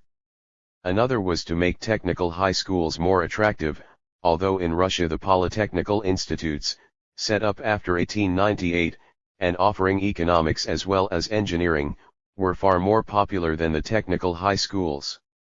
Eventually, governments had to concede the principle of equal access to university for students from modern schools. This occurred in Germany in 1900 and France in 1902. At the same time, the medical and legal professions had to drop their requirement of knowledge of Latin and even Greek. Universities began to open up, in terms of both social origin and gender. After 1900, Mittelstand groups arrived in German universities in greater numbers, and seeing the law and medical faculties blocked by the propertied and educated classes, ironically favored the theological and philosophical faculties as a quick track to teaching and the church. Women also gained entry to universities in greater numbers. The proportion of women in university populations in 1914 was 7% in Germany, 10% in France, 20% in Great Britain, and, though they attended separate universities, a striking 30% in Russia. Social welfare and social engineering. Naturally, the social question could not be dealt with only by means of education. Problems of poverty, sickness, unemployment, crime, prostitution, and social revolt required more than the 3 R's and the Catechism. Some argued that these problems could be explained environmentally, and dealt with by such environmental improvements as raising living standards, protecting female and child labor, and developing systems of social insurance.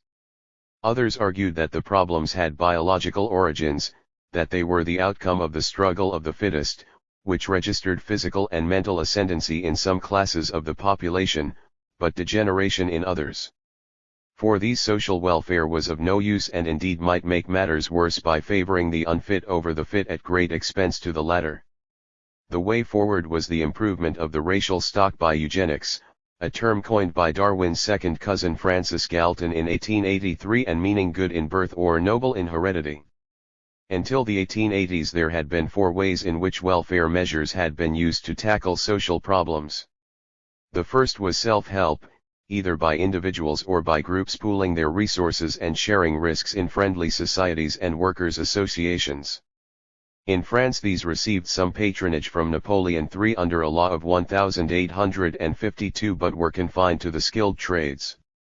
In Prussia the Gewerbeordnung of 1845 provided for sickness, invalidity, and old age funds in the craft industries, and these were extended to factory workers in 1849. But this system, which was geared to the small workshop, fell apart under the pressure of rapid industrialization in the 1860s and 1870s, and employers blatantly ignored the obligations laid upon them. The mass of the population fell back onto a second option, the charity of religious bodies, or onto a third option, the poor relief provided by local communities. German workers who suffered accidents tended to return to the countryside from which they had come and increase the burden on the rural poor funds. In Britain, the rate of parishes for poor relief was calculated according to the number of poor, not according to the wealth of the inhabitants, which overburdened the districts that could least afford to pay. Public works to relieve unemployment were tried in the French national workshops of 1848, in the Rhineland under the Elberfeld system of 1853, which set the unemployed to work repairing roads, improving town squares, and reclaiming land, and in Lancashire during the cotton famine of 1863. None of these measures could cope with the mass unemployment of the 1880s, which left no alternative to the fourth option, long resisted by local communities, the churches, and employers, that of state intervention. State intervention concentrated on 3 areas: factory acts, social insurance, and permitting the working class to organize in order to raise their standard of living. A number of different models were tried. The authoritarian model of Bismarck combined the repression of militant socialism under the anti-socialist laws of 1879 with a system of social insurance which had 3 elements: compensation for industrial accidents to be the responsibility of employers alone, 1884, sickness benefits, which would also cover the first 13 weeks of an accident, to be funded 1/3 by employers and 2/3 by workers, 1883, and old age and disability pensions, which would be funded equally by employers and employees and include a state contribution, 1,889. The package was in fact less generous than it appeared. It was largely financed out of workers' contributions, or by workers through indirect taxes that fell predominantly on them. Benefits were earnings related, so that better paid workers paid in more and received higher benefits. Finally, the scheme was open only to industrial wage workers, not to domestic servants, agricultural laborers, or the self-employed. The SPD opposed the schemes as insufficient, although its right wing was attracted by echoes of Lassaline state socialism. Left liberals feared that industrialists' costs would increase and exports suffer. The aristocratic wing of the Center Party was ready to support Bismarck, but the Rhineland Catholics opposed state intervention and state contributions to buy the souls of Catholic workers. They were happier with the Factory Act that was passed in 1891 after the fall of Bismarck, to protect female and child labor. A second, more Catholic and corporative model was tried in Austria, where industrialization was less developed than in Germany. Struggling artisans found support among the lower clergy, who organized them after 1887 into Christian social associations, and among the Catholic, federalist aristocracy, which gathered around the Vaterland Journal of Baron Karl von Vogelsang, a Lutheran noble from Mecklenburg who had converted to Catholicism and moved to Austria in 1865. This aristocracy, which passionately opposed the centralized, secular regime and Jewish capitalism of the Austrian liberals, which could only breed class conflict and socialism, aimed to restore a Christian corporative social order and actually carried sufficient weight in Toft's iron ring after 1879 to achieve something.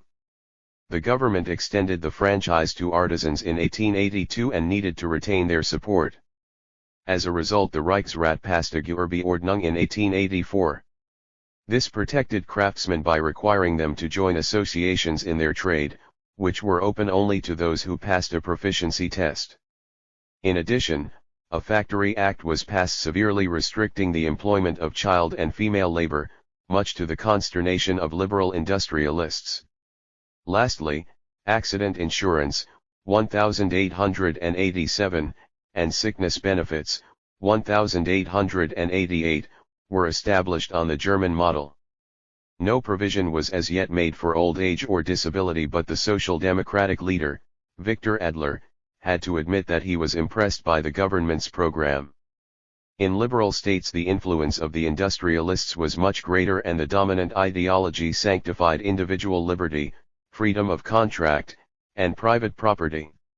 Even the trade union movement, with its own mutual aid schemes, preached self-help. In Great Britain, Fabian socialists and radicals led by Joseph Chamberlain pressed for more government intervention to relieve poverty, exploitation, and unemployment, but the liberal government of 1892-5 was far from Bismarckian. Gestures were made, with a bill to make employers responsible for industrial accidents and bills to limit working hours, first of railwaymen, then of miners, and finally of women and children in docks, dangerous trades, and domestic industry. But railway, mining, and manufacturing interests mobilized their spokesmen in the Liberal Party and the House of Lords, and bills were emasculated and defeated. The Liberals went down in the elections of 1895 to the Conservative and Unionist parties, whose policies echoed something of Bismarck's. Social legislation, said Arthur Balfour, is not merely to be distinguished from socialist legislation, but it is its most direct opposite and its most effective antidote. Point 2. They introduced a Workmen's Compensation Act in 1897 which finally made employers responsible for industrial accidents but refused to consider a pension scheme because of the cost. Meanwhile, the trade unions and the social reformer Charles Booth set up a national committee for promoting old age pensions to campaign for a system of universal pensions financed out of general taxation. French Republicans went scarcely further along the road of social reform than British liberals. An alliance of moderate Republicans and Royalists passed a law in 1893 limiting female labor to 11 hours a day and introduced a bill on accident insurance. but by the time it became law in 1898 the Senate had watered it down so that it was not compulsory for employers, and employees had to take them to court. In 1899 a government of moderate Republicans and Radicals took office and offered the Ministry of Commerce to the socialist Milrand. He introduced an associations bill to permit trade unions to own property, and another bill to provide for arbitration in industrial disputes, which was rejected both by employers and unions. His main achievement was a Factory Act of 1900 that reduced the working day to 10 hours in workshops which employed women as well as men. No pensions bill was introduced until 1906. In Italy the ascendancy of liberalism and the influence of the employers meant that social reform was even less developed. A Factory Act to protect children was passed in 1886, but it was little enforced in an economy so reliant on child labor, and female labor was not protected until 1902. 11 bills to make employers pay compensation for industrial accidents failed between 1879 and 1896. The best that could be managed was a voluntary scheme in 1883 to ensure against accidents for employers and workers. Similarly, the pension law of 1898 was voluntary and contributory, with only minimal contribution by the state. It was so unattractive that only 1% of the Italian workforce had subscribed to it by 1905, when 51% of the German workforce had signed up to their scheme. In Catholic countries and regions, of course, the Church stepped in alongside the state to advocate its own program of social reform. Inspiration was provided by the encyclical Rerum Novarum of Pope Leo XIII, published in 1891, which declared private property to be sacred but condemned the brutal exploitation of man by man under naked capitalism. Workers must be encouraged to improve their lot, in order to render them less vulnerable to socialist demagogues, by joining in associations. These might be workers' circles or unions, composed of workers only or mixed with employers, but their purpose should be not strife but justice and harmony. Rerum Novarum was clearly a response to the threat of socialism. But its message was ambiguous. It encouraged the social Catholic movements that existed already to win back workers, artisans, and peasants to the Church in order to strengthen a conservative, hierarchical social order. It sanctioned the work carried out in France by Count Albert de Mun in favor of workers' circles, mixed unions, factory legislation, and social insurance. It supported the charitable Opera dei Congressi in Italy and the Rural Credit Bank and cooperatives propagated in Venetia and Lombardy after 1892 by Giuseppe Toniala, a professor of political economy at Pisa University who was fighting to stop the penetration of socialism into the countryside. The Archbishop of Valencia gave his full backing to the Catholic workers' circles founded by the Jesuit Antonio Vicente, and gathered in a National Council of Catholic Workers' Corporations in 1896. In Germany, especially in the Rhineland, the Centre Party set up Catholic workers' associations, which provided sickness benefits, education, leisure activities, and religious instruction, and had about 60,000 members by 1895. It also organized Christian trade unions in 1893, which had a membership of 160,000 members by 1900 and did much to block the expansion of social democracy in Rhineland-Westphalia. This was obviously a gift for the Catholic hierarchy, although it was uneasy about the use of the strike weapon.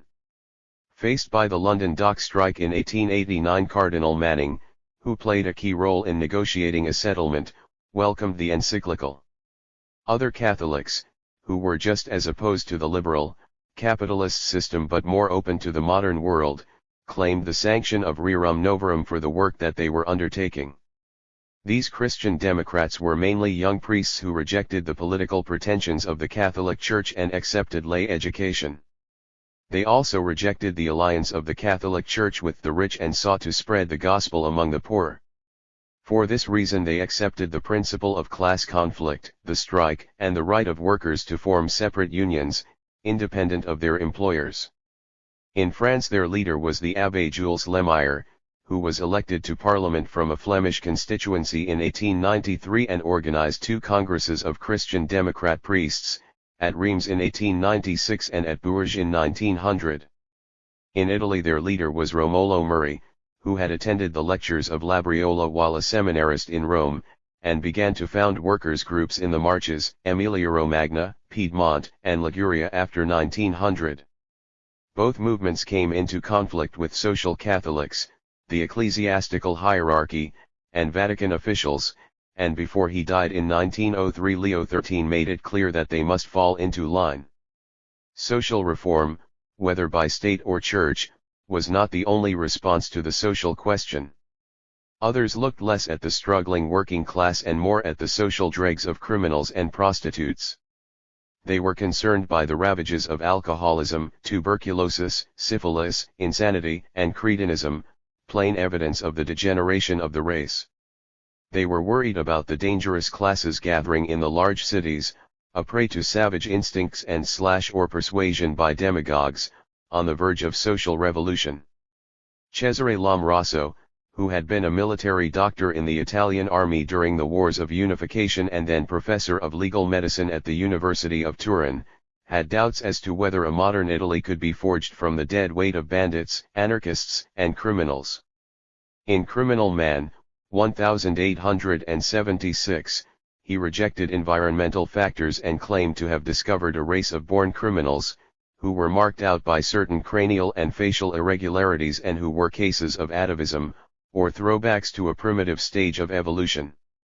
Madmen were little different, they were cretins in a moral sense. Delinquent women, about whom he wrote a book in 1893, were prostitutes rather than criminals, but exhibited the same irregularities of protruding jaws and overlapping teeth, and had a tendency to corpulence. Society's defense against crime now became a very simple matter. Since these degenerates had no sense of moral responsibility and could not distinguish bad from worse, they must be eliminated by artificial social selection, transportation, perpetual imprisonment, or death. Lombroso's work was translated into French in 1887 and won the praise of Hippolyte Taine, who thought that the French Revolution was caused by a debauched and degenerate Canaille. His letter to Lombroso, printed in the second edition of Criminal Man, 1895, congratulated the Italian for showing us libidinous, ferocious orang-outans with human faces. If they rape, steal, or kill, it is infallibly because of their nature and their past. All the more reason to destroy them as soon as it is discovered that they are and will always remain orang-outans. 3. Taine was not the only Frenchman to portray the mob in such unflattering terms. Gustave Le Bon, who turned from medical studies to become a popular writer on science, was terrified by the scenes of the Paris Commune in 1871 and was also influenced by Lombroso. In his Psychology of Crowds, published in 1895, he argued that men who were conscious, rational beings in isolation descended several rungs of civilization when they became swept up in a crowd. They became slaves to impulse, began to hallucinate, and, in a hypnotic trance, became completely vulnerable to the suggestions of leaders who might be thrown up.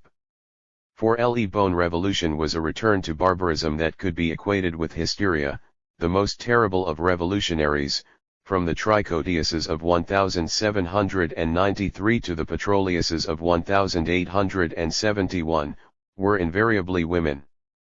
In Germany, the Freiburg embryologist Augusta Weissmann claimed in 1883 to have discovered an immutable hereditary material he called germplasm, which determined the nature of the racial stock and against which all environmental influences were powerless.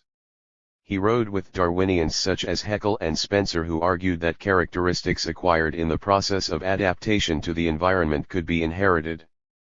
By contrast, he had a great influence over Alfred Ploetz, whose book On the Fitness of Our Race and the Protection of the Weak, 1895, argued that while capitalism produced poverty, disease, and high mortality, socialism interfered in the process of natural selection.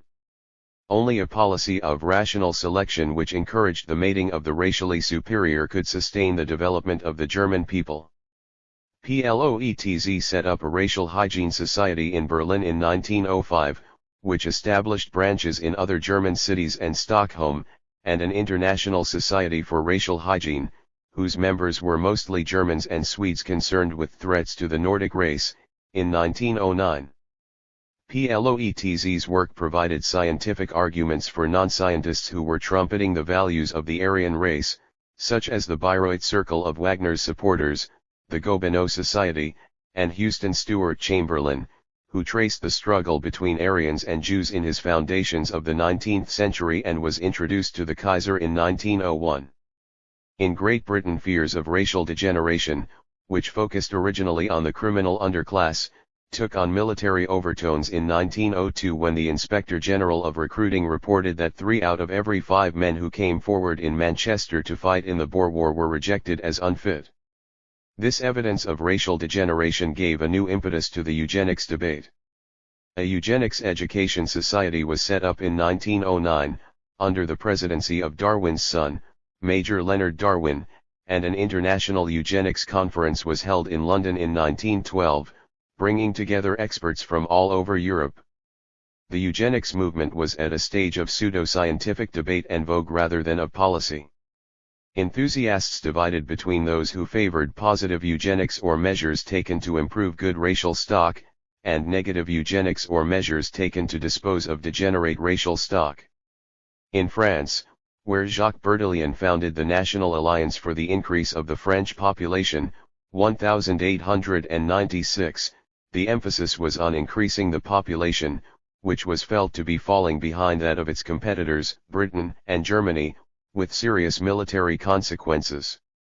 The great contribution of the French medical establishment was puericulture, or the production of healthy babies, which had little sinister about it.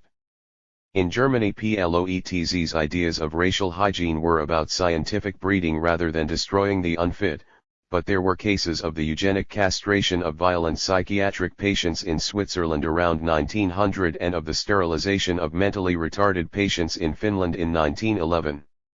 Ironically, it was George Bernard Shaw, in a lecture to the Eugenics Education Society in 1910, who publicized the notion that had been whispered by negative eugenicists, that of the lethal chamber. Antisemitism. The assassination of Tsar Alexander II in March 1881 was attributed to Jews and unleashed a series of pogroms in the southern Pale and the Polish provinces of Russia that lasted for over a year. A mass exodus of Jews to cities further west, mostly Orthodox and Yiddish-speaking, began. Between 1880 and 1900 the Jewish population of Warsaw rose from 99,000 to 219,000, 32% of the city population, that of Budapest from 70,000 to 166,000, 24% of the total, and that of Vienna from 73,000 to 147,000, 9% of the total. A sharp increase in anti-Semitism after 1880 was partly a response to this influx of Ostjuden. Anti-Semitism, however, had no direct or necessary link to the number or kind of Jews in any one place. It was a cultural phenomenon which dealt with the painful modernization of 19th-century Europe by blaming it on the Jews. To some extent the Jews could be associated with these developments, but to hold them fully responsible was sheer fantasy. One aspect of modernization was the rapid and uneven development of capitalism. In backward Russia and Eastern Europe the vast majority of the population were peasants, while the Jews, who were not allowed to own land, were peddlers, small traders, innkeepers, money lenders, small manufacturers, and sweated laborers. At a time of political crisis and agricultural depression, it was easy to single out Jewish middlemen as exploiters and usurers. Where capitalism was developing fast, as in Germany and Austria, the establishment of free trade and free enterprise occurred at about the same time as the emancipation of the Jews in the 1860s, so that large-scale enterprises employing cheap labor and large-scale outlets that undercut small businesses could be denounced as Jewish. Even in mature capitalist economies, where businesses were used to turning to the money markets for credit, banking, and stock exchange, crises which provoked bankruptcies and the centralization of capital were laid at the door of speculation by parasitic Jewish financiers. Another aspect of modernization was the passage from arbitrary, authoritarian regimes in which representation was based on estates and favored the nobility, to constitutional, parliamentary regimes in which the franchise was based on wealth or education. In Western Europe this had been going on since the French Revolution, but in Central Europe it was relatively recent. These parliamentary regimes were promoted by the liberal middle classes, supported by emancipated Jews who were among the beneficiaries of the new order. Wealth and education combined in a political press that was often Jewish-owned and Jewish-run, and was used to influence public opinion and maintain liberal parties in power. This was anathema both to the traditional right and to democratic and socialist movements which found it easy to dismiss liberalism as Jewish. Modernism and Jewishness might also be thrown together. Conservatives who were concerned by anti-clerical attacks on the Catholic Church blamed them on Jews, who were said to have invented Freemasonry as a front organization for this work. The expansion of education was seen to favor Jewish ambitions, while the education of women and divorce laws were denounced as Jewish attacks on the traditional family. Modern art, modern literature, modern theater, which seemed to have so little regard for conventional morality, were attacked as the work of Jewish publishers, producers, dealers, and critics. The pogroms in Russia were endorsed both by certain revolutionary groups, who were happy to denounce the Jews as exploiters, and by the reactionary advisors of Alexander III, who saw the possibility of harnessing popular anger in defense of autocracy, orthodoxy, and nationality.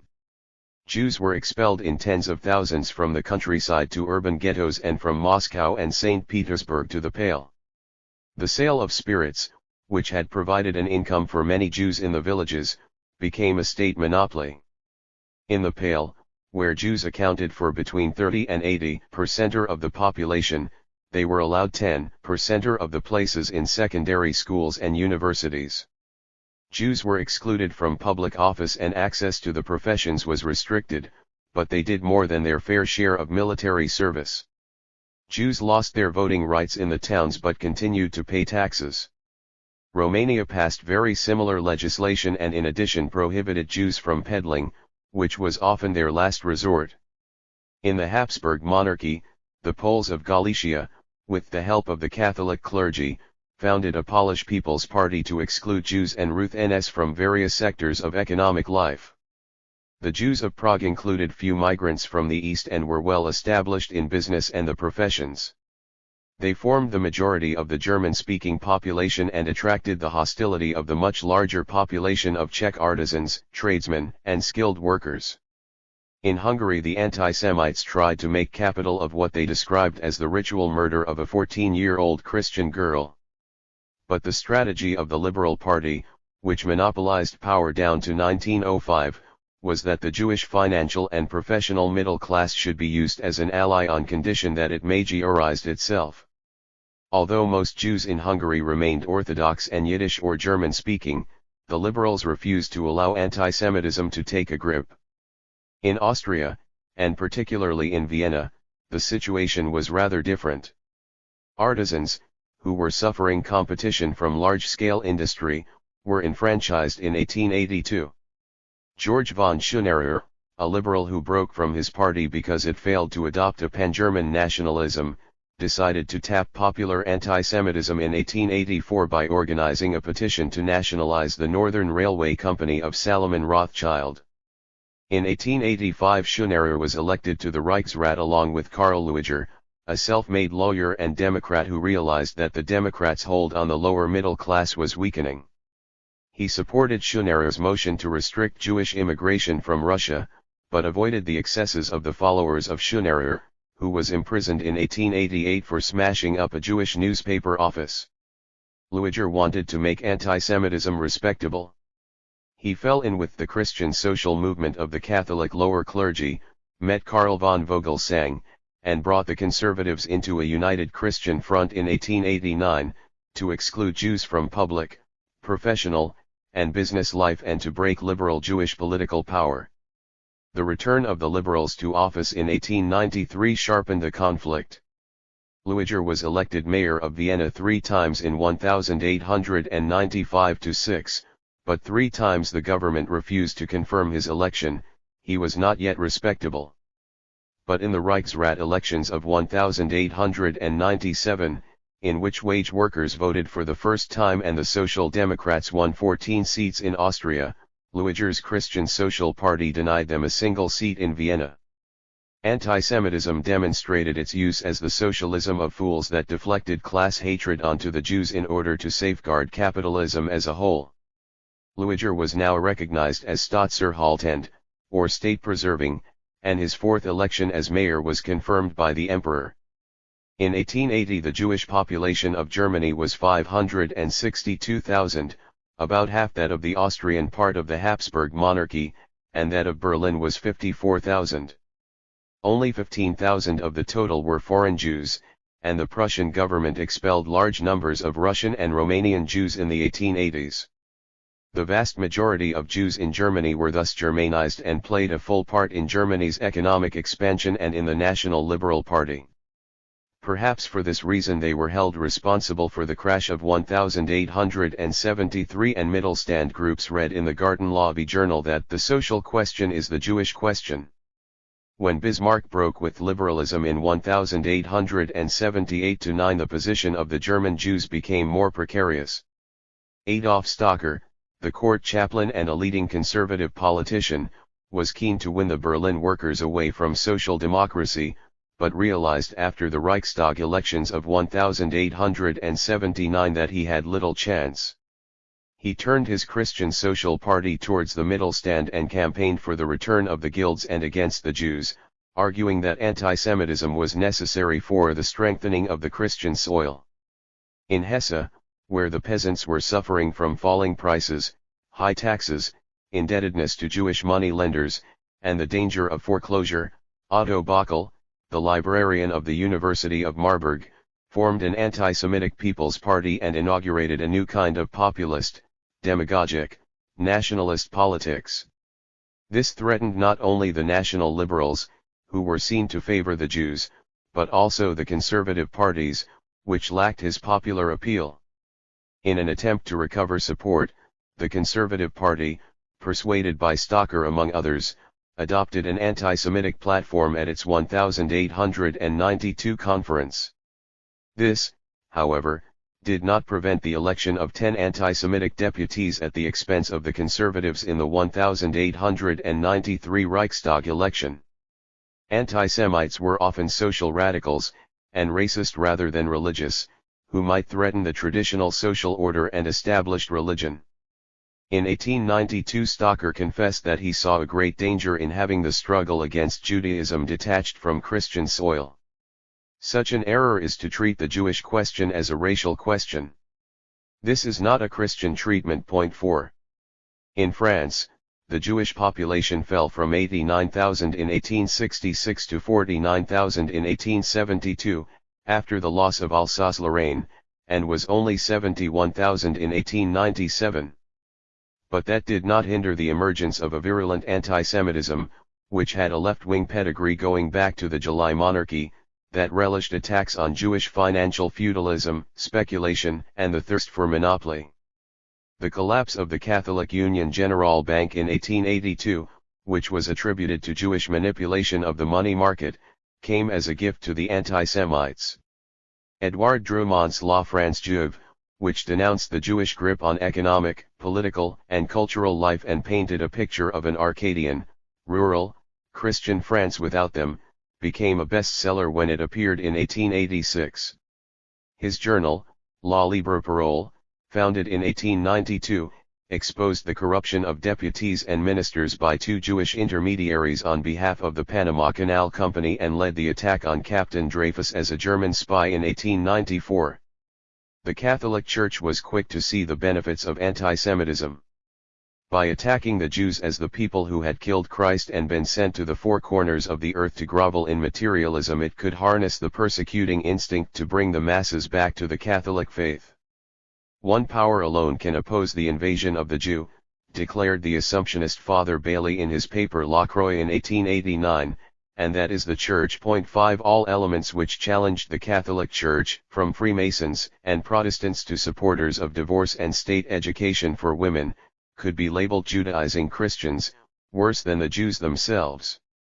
The circulation of La Croix rose to 130,000 in 1889, after it adopted an anti-Semitic position, and ran into several provincial editions. La Croix du Nord, for example, had a strong following among factory workers. At a time of social unrest, the capitalist class was vulnerable to criticism, but in anti-Semitism it found a solution to its ills. In the end, explained La Croix in 1894, the social question is the Jewish question. 6 Be rid of the Jews, and exploitation and misery would cease. Bernard Lazare, a Jew who had taken to anarchism and was one of the first champions of the innocence of Dreyfus, was quick to see the sleight of hand. Only a minority of Jews, he argued, were rich; the rest, from Vilna to the Lower East Side of New York, lived in extreme poverty. Anti-Semitism is a capitalist trick designed to safeguard the totality of the banking, industrial and landowning class by a small and cleverly limited operation. 7 The Christian bourgeoisie, echoed Theodor Herzl in 1898, seems quite disposed to throw us to the socialist wolves. 8 In the elections of 1898, 22 anti-Semites were elected to the French Parliament, along with 57 socialists. But one of the socialist leaders, Jors, favored the campaign to retry and acquit Dreyfus, while Jules Guesde declared that the guilt or innocence of a Jewish army captain was of no consequence to the labor movement. Authoritarianism. The government of the French Third Republic was criticized, even at the time, for being weak. Parliamentary deputies were considered by many too powerful and corrupt. They received jobs, scholarships, and contracts from ministers to nourish support in their constituencies for the next election, on condition that they supported those ministers in the next vote of censure or confidence, of which there were many. They received money from railway, canal, and industrial companies to pay for their election expenses or fund the newspapers that put across their viewpoint, in return for obtaining concessions and contracts from ministers for those companies.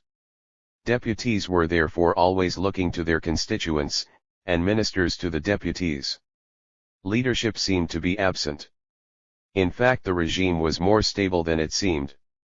The Constitution of 1875 provided for a parliamentary republic, in which an indirectly elected Senate represented the moderation and continuity of rural and small-town France. The President of the Republic was also indirectly elected, by the Chamber and Senate sitting as a National Assembly, so that he would not dispose of the authority that Louis Napoleon was accused of misusing. The President nevertheless chose the Prime Minister, and President Grevy, 1879–87, was biased against insufferable radicals like Gambetta, who was Prime Minister for only 2 months. Ministries rose and fell, but the ministers were drawn from the same pool and enjoyed long periods in office. The main disadvantage seemed to be that the parliamentary oligarchy monopolized power and did not take sufficient pains to conceal the way in which the spoils system operated. A sharp attack on the parliamentary republic was made by the radical partisans of General Boulanger when he was removed from office in 1887. The Ligue des Patriotes turned up en masse at the Gare de Lyon to wave him off to his new command in central France.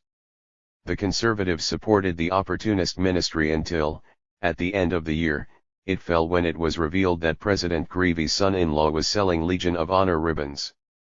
Both the radicals and the conservatives were now stranded.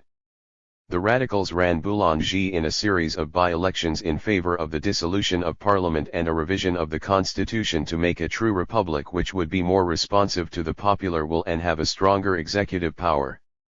Behind the scenes, both Bonapartists and Orleanists saw the opportunity to exploit the mass support that Boulanger's campaign generated and use him as a Trojan horse for the restoration of their own claimants. Boulanger's campaign electrified the country in 1888 and reached a climax in January 1889 when he won a by-election in Paris. At that moment he might have marched on the Élysée Palace with his supporters and staged a coup d'état. But he panicked, fled to Brussels, and later committed suicide on the grave of his mistress. The failure of Boulanger illustrated the resilience of the moderate republic. Conservatives, discredited by their association with Boulanger, lost ground in the general election of 1889. Socialists who had been mesmerized by Boulanger's populism decided to have no more to do with bourgeois leadership. Strikes, May Day demonstrations, the formation of new federations of unions by railwaymen and textile workers, a federation of chambers of labor, socialist gains in the municipal elections of 1892, and the legislative elections of 1893, when their representation jumped from 12 to 48 seats, all marked a resurgence of class politics. Many conservatives realized that they must collaborate with moderate Republicans to ensure the stability of the existing political order, and the protective tariff of 1892 and ralliement were bridges over which they could march. Tough measures were taken by the Republican government in an attempt to check the tide of revolution. The Paris Chamber of Labor was shut down by force for political activities in July 1893 and remained closed for 3 years. After a bomb was lobbed into the Chamber of Deputies in December 1893, so-called villainous laws were passed which restricted civil liberties in order to break the anarchist movement, and a show trial of 30 alleged anarchists was held in 1894, following the assassination of President Carnot. A radical ministry which gained office with socialist support in 1895 and tried to introduce graduated income and inheritance taxes was brought down by the Senate. The ministry of Jules Mélin, 1896–8, one of the longest in the Third Republic, was supported by conservatives and represented the closest they came to exercising power within the Republic. For landowners, industrialists, financiers, the Catholic Church, and the military who witnessed the consummation of the Russian alliance in the state visit of Nicholas II to France in October 1896, it was an Indian summer. The defeat of the French right in the elections of May 1898 was a heavy blow. A republic which was tolerable while they could exercise the dominant influence in it became anathema once they were excluded from power. The campaign of left-wing intellectuals to reopen the Dreyfus case was interpreted as a smear campaign against the army, which had tried and sentenced him. Fasciosa, which conservatives argued was the result of the demoralization of the army, made it all the more necessary to silence the intellectuals before they took power in the Republic. The Ligue des Patriotes, which was banned after the Boulanger affair, was resurrected at the end of 1898 and mobilized support on behalf of the conservatives. Its leader, Déroulde, tried to win over the military at the funeral of the President of the Republic, on February 23, 1899, to occupy the Élysée Palace, but without success. The decision of the Court of Appeal to reopen the Dreyfus trial provoked a massive demonstration by nationalists in support of the army. Fortunately, a government of Republican defense which included moderate Republicans, radicals, and a socialist minister took office in June 1899 and blocked the threat from the right. On the other hand, the government could not afford to embarrass and anger the military to the extent that they would attempt a coup d'état. Dreyfus, retried by a military court at Rennes in August 1899, was found guilty with extenuating circumstances. No proceedings were therefore brought against the high-ranking army officers so cordially detested by the intellectuals. The new president of the Republic duly pardoned Dreyfus, to appease his supporters, and the government tried to deflect their frustration by punishing Déroulde and launching a new attack on religious congregations. In Italy, King Umberto feared that the French Republic was funding the Republican opposition, and suffrage was kept limited, even after 1880. On the other hand, unification had undermined the Italian nobilities and caused the Catholic Church to forsake politics, so that there was no basis for strong right-wing opposition to the liberal Italian state. Deputies accepted patronage from the government in order to build up local support as the price of being transformed from one political allegiance to that of the government majority. This trasformismo, which combined the forces of left and right, was the outstanding achievement of Agostino Depretis, who was prime minister between 1876 and 1887. But it divided the insiders from those who received nothing from the spoils system, the socialists, the Democrats, and the conservatives. Francesco Crispi, a Sicilian who had been Garibaldi's henchman before he became Depretis's Minister of the Interior, regarded himself as an Italian Bismarck and was indeed described by a French journalist as Bismarck without the eyebrows. 9 He wanted Italy to be a major player in Europe, in alliance with Germany, and to this end wanted to forge her as a strong, united nation. In impassioned speeches he appealed over the heads of the politicians directly to the people and reinforced the executive power. The political role of prefects was made explicit, and they were given much tighter control over provincial councils, while administrative justice was introduced to protect officials. He would have hastened the rapprochement of state and church if there had been less liberal opposition. His finance minister, Giovanni Giolitti, took over as premier in 1892 and used the resources of the Bank of Rome to win the elections that year for the non-socialist left, but the bank deal became a scandal and he was unable to put down growing disorder in Sicily. Crispi returned to power to organize the repression of socialists and anarchists, repeatedly prorogued parliament, governed by royal decree, dissolved town councils, banned opposition newspapers, outlawed socialists, and drafted 40,000 troops into Sicily, before using force and fraud to create a huge majority for his government in the elections of 1895. His political career was brought to an end by the defeat of Italy at Ottawa in 1896. In Italy, as in France and Spain, 1898 was a year that tested the liberal state to the limit. Bad harvests and the war between Spain and the United States drove up wheat prices to a level that provoked bread riots all over the peninsula. These were exploited by the socialists, who demanded that the agrarian industrial elite cut tariffs and taxes. 80 people were killed and 450 injured when the military put down demonstrations in Milan in May 1898. States of siege were proclaimed in the provinces of Milan, Florence, Livorno, and Naples, and in June King Umberto asked General Pellew to form a government and put paid to parliamentary rule. Then, early in 1899, Italy was humiliated in the scramble for China. Germany, Russia, Great Britain, and France had all acquired naval bases there, but Italy's request for one was rejected by the Peking government. Pellew resigned, and then formed a new ministry that was based on the right of the assembly.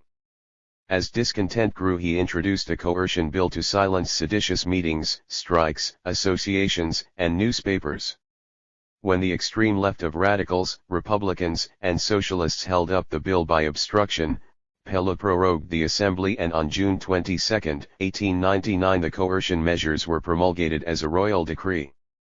His unconstitutional behavior convinced the left of Giolitti and Zanardelli, who resigned as Speaker of the Chamber of Deputies, that they must join the Socialists to fight for democratic liberties.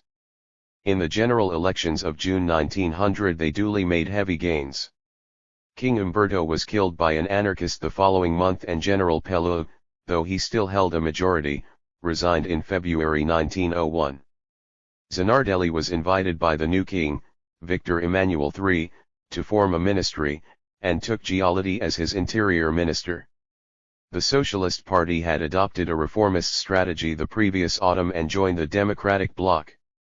In Italy, at least, authoritarian measures were checked. In Spain, elections were in the hands of powerful caciques who used government funds and force to return ministerial candidates.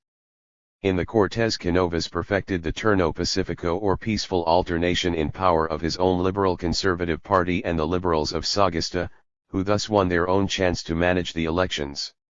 This he saw as preferable to the military pronunciamento as a way of sharing the spoils of office, and it was only frustrated Republicans who were driven to foment a mutiny, in the garrison at Badajoz, in 1883.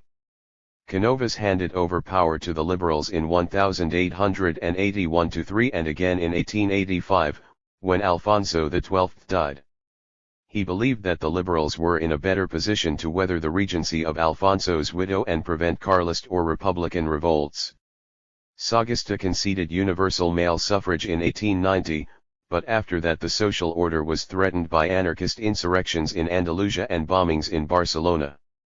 The army, Canovas was forced to admit when he resumed power in 1890, will remain for long, perhaps forever, the robust supporter of the social order, and an invincible dike against the illegal attempts of the proletariat, which will accomplish nothing by violence but the useless shedding of its own blood. 10 As it happened, anarchists responded to the mass torture, court-martial, and execution of anarchists in the fortress prison of Barcelona in 1896 with the assassination of Canovas the following year. Military disaster, as in France and Italy, provoked an internal crisis. Defeat at the hands of the United States, the triumph of the New World over the Old, of Protestantism and materialism over the secular arm of Roman Catholicism, was particularly galling. It caused an epidemic of introspection among Spanish intellectuals. The generation of 1898 around Joaquín Costa believed that Spain had been punished for its backwardness.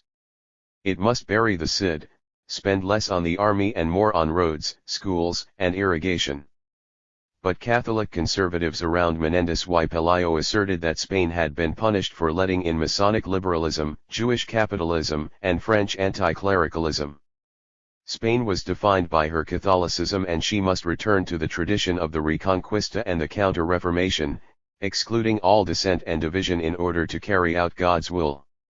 The cliques of politicians who had shared power among themselves so cynically since the Restoration now came under attack. The frustrated military contemplated a pronunciamiento. Catalan industrialists and agrarians protested about having to pay taxes to such a corrupt regime. The liberal government of Sagasta, which had presided over the defeat, was replaced in 1899 by a conservative government under the relatively high-minded Francisco Silvila. He was not able to satisfy the Catalans, who organized a tax strike and in 1901 founded the Ligia Regionalista to fight for autonomy. In 1903 Silvila was replaced by Antonio Mora, who wanted to break caciquismo by an appeal to public opinion, but opinion that was articulated through corporative institutions and limited by authoritarian government. He lost the support of the liberals, who joined with the Republicans to oppose him. Neither could he count on the young king since 1902, Alfonso XIII, who relied on the military for advice, dreamed of personal rule, toppled Mora, and closed the Cortes in 1904 in order to install his favorite general as Minister for War. In Great Britain the parliamentary system remained intact. But the threat of violence, less from socialists than from the land war and terrorist outrages mounted by the Irish nationalists, altered the pattern of politics. After the general election of November 1885 the Irish nationalists held the balance in the House of Commons. But in seeking to placate them by the introduction of a Home Rule Bill, Gladstone was seen to be giving way to revolution and was abandoned by both Whig aristocrats and the middle-class radicals around Joseph Chamberlain, who as liberal unionists allied with the Conservatives in defense of the Union of Great Britain and Ireland. The Liberals were again defeated at the polls in July 1886, and 2 decades of almost unbroken Conservative and Unionist rule began under the Marquess of Salisbury. This combined the aristocratic landed interest led by Salisbury and Balfour, the suburban middle classes empowered by the Redistribution Act of 1885 and given a powerful voice in Joseph Chamberlain, and a section of the working classes given more influence by the Franchise Act of 1884.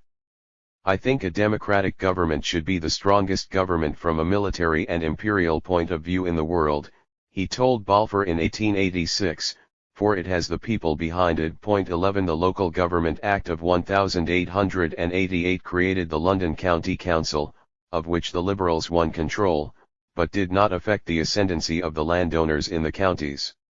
And while there was much criticism of the control of the army by civilian ministers and officials, Salisbury retained a distrust of military experts and professionals, and successive reforms in 1888 and 1895 stopped short of establishing a Chief of General Staff to advise the Secretary of State for War.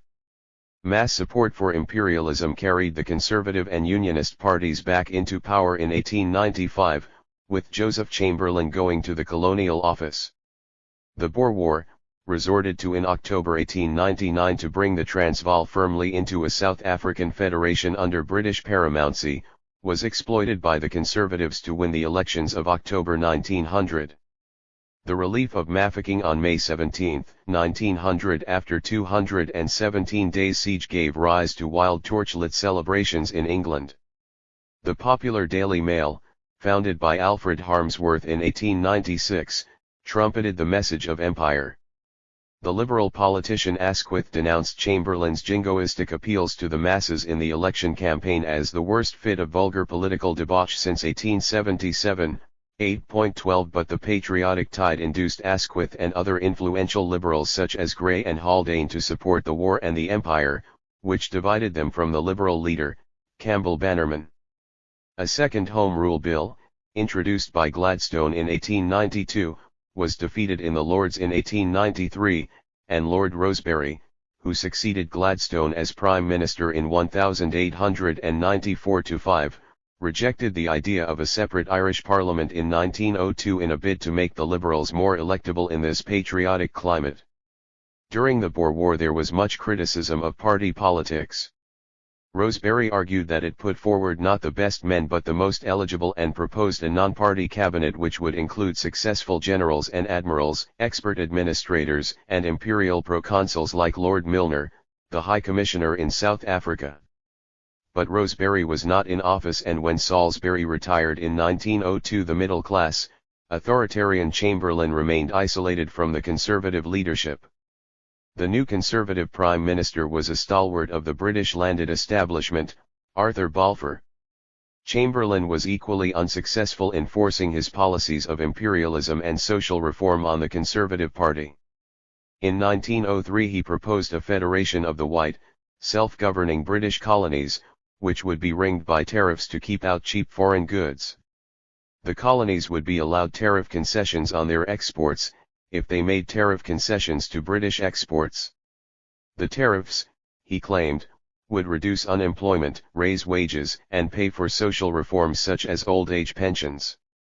Most of the Conservative cabinet objected that tariffs would raise food prices, hinder exports, and jeopardize the invisible earnings of the City of London. Chamberlain resigned from the cabinet in the autumn of 1903. Party politics and parliamentary institutions were far weaker in Germany than Great Britain, and more vulnerable to authoritarian measures. Kaiser William II, who succeeded in 1888, took advice first and foremost from his military entourage, especially the Chief of the Military Cabinet and the Chief of the General Staff, who were beyond parliamentary scrutiny. He refused to bow to the experience of his Chancellor, Bismarck, rejected Bismarck's plan to make the anti-socialist law permanent, and dismissed him in 1890. In military and naval matters the Kaiser exercised an absolute right of command that was not covered by the responsibility of the Chancellor, but William II was inclined to generalize from this to other areas of policy making.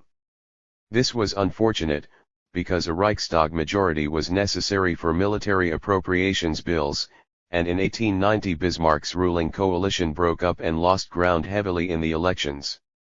The contradiction became plain when the new Chancellor, General von Caprivi, saw that he would have to reduce military service from 3 years to 2 and make concessions to the Catholic Centre Party in order to get an army bill through the Reichstag. The Kaiser, on the other hand, would brook no compromise. In 1894 Count Botho zu Eulenburg, the Prussian minister-president, encouraged by heavy industry and agrarian interests, proposed an anti-revolution bill. If this were rejected by the Reichstag, a coup d'état to abolish universal suffrage would be justified. Rather than accept it, Caprivi resigned, and was succeeded as Chancellor by Prince Hohenlohe, the former minister-president of Bavaria, now aged 75. Hohenlohe was himself hard-pressed to prevent the military bringing forward another anti-revolution bill in the winter of 1894-5. Tension increased between the Kaiser and his military headquarters on the one hand, and his ministers, including the Prussian Minister of War and Reich Secretary of the Navy, on the other. They were unable to obtain credits from the Reichstag for military and naval expansion without unacceptable concessions. In June 1897 William II completed the dismissal of most of his ministers and installed reliable confidants such as Bernhard von Bülow as Reich Foreign Secretary.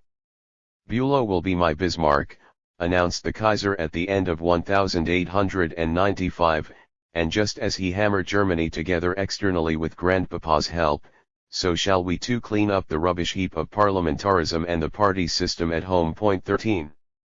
After the ministerial reshuffle of 1897, the East Albion agrarians and heavy industry organized themselves and obtained direct access to the Prussian foreign minister, Miguel, over and above the Reichstag, in order to pave the way to the restoration of protective tariffs when Caprivi's treaties expired in 1902.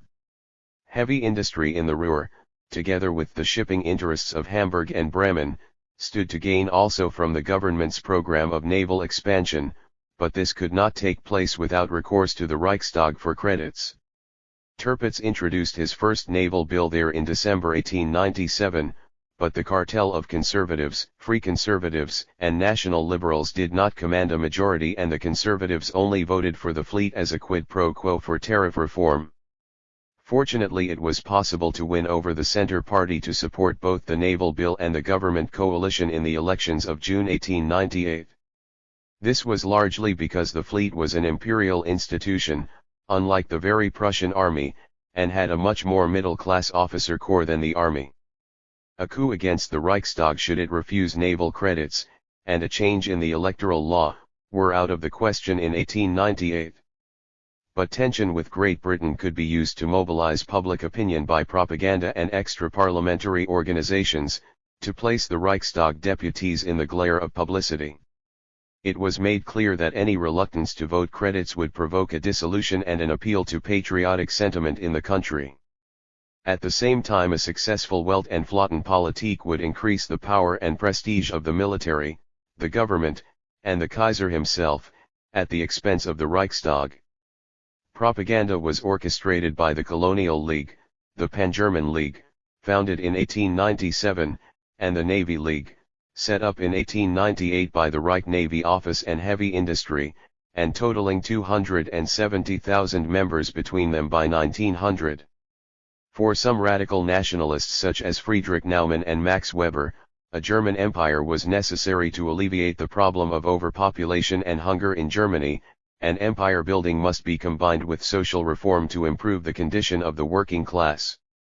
But for Foreign Secretary Bülow, a successful foreign policy was enough to reconcile, pacify, rally, unite, and was combined with the Kaiser's labor policy, which proposed to sentence pickets who intimidated strike breakers to 3 years hard labor. In Austria, the breakdown of the parliamentary system was explained as much by nationalism as by socialism. The triumph of the young Czech opposition in the Reichsrat elections of 1891 gave rise to anti-dynastic riots and the proclamation of a state of siege in Prague. One solution offered by the government was to balance middle-class nationalists by loyal working-class voters. A fifth curia enfranchising non-taxpayers was created in 1897, but the following elections saw the rise not only of the Social Democrats and Christian Socialists but the Young Czechs as well. Minister-President Badeny made concessions to the Czechs which served only to provoke a backlash of German nationalism. After his resignation and the assassination of the Empress Elizabeth in 1898, Austria went over to a period of government by non-party ministries of civil servants and non-parliamentary rule under emergency legislation. In Hungary, parliamentary government survived, but the majority enjoyed by the liberals was maintained by methods that became more and more authoritarian. Between 1885 and 1888, hereditary peers were replaced by pliant life peers in the upper house, the franchise in the lower house was restricted, and the county assemblies were packed with non-elected members and brought under the strict control of the Foispan or Lord Lieutenant, who represented the central government. After the assassination of Alexander II in Russia, Count Dmitry Tolstoy, who was appointed Minister of the Interior by Alexander III, presided over the virtual annihilation of political life. Organizers of meetings and strikes were made liable to administrative exile, and the Okhrana or secret police was set up in 1883 to prevent them happening in the first place. The University Statute of 1884 imposed state controls on university administration, courses, examinations, and student discipline. Public trials and jurors became rarer, and elective JPS were replaced in 1889 by appointed land captains who had total control of peasant affairs and were increasingly drawn less from the gentry than from the bureaucracy.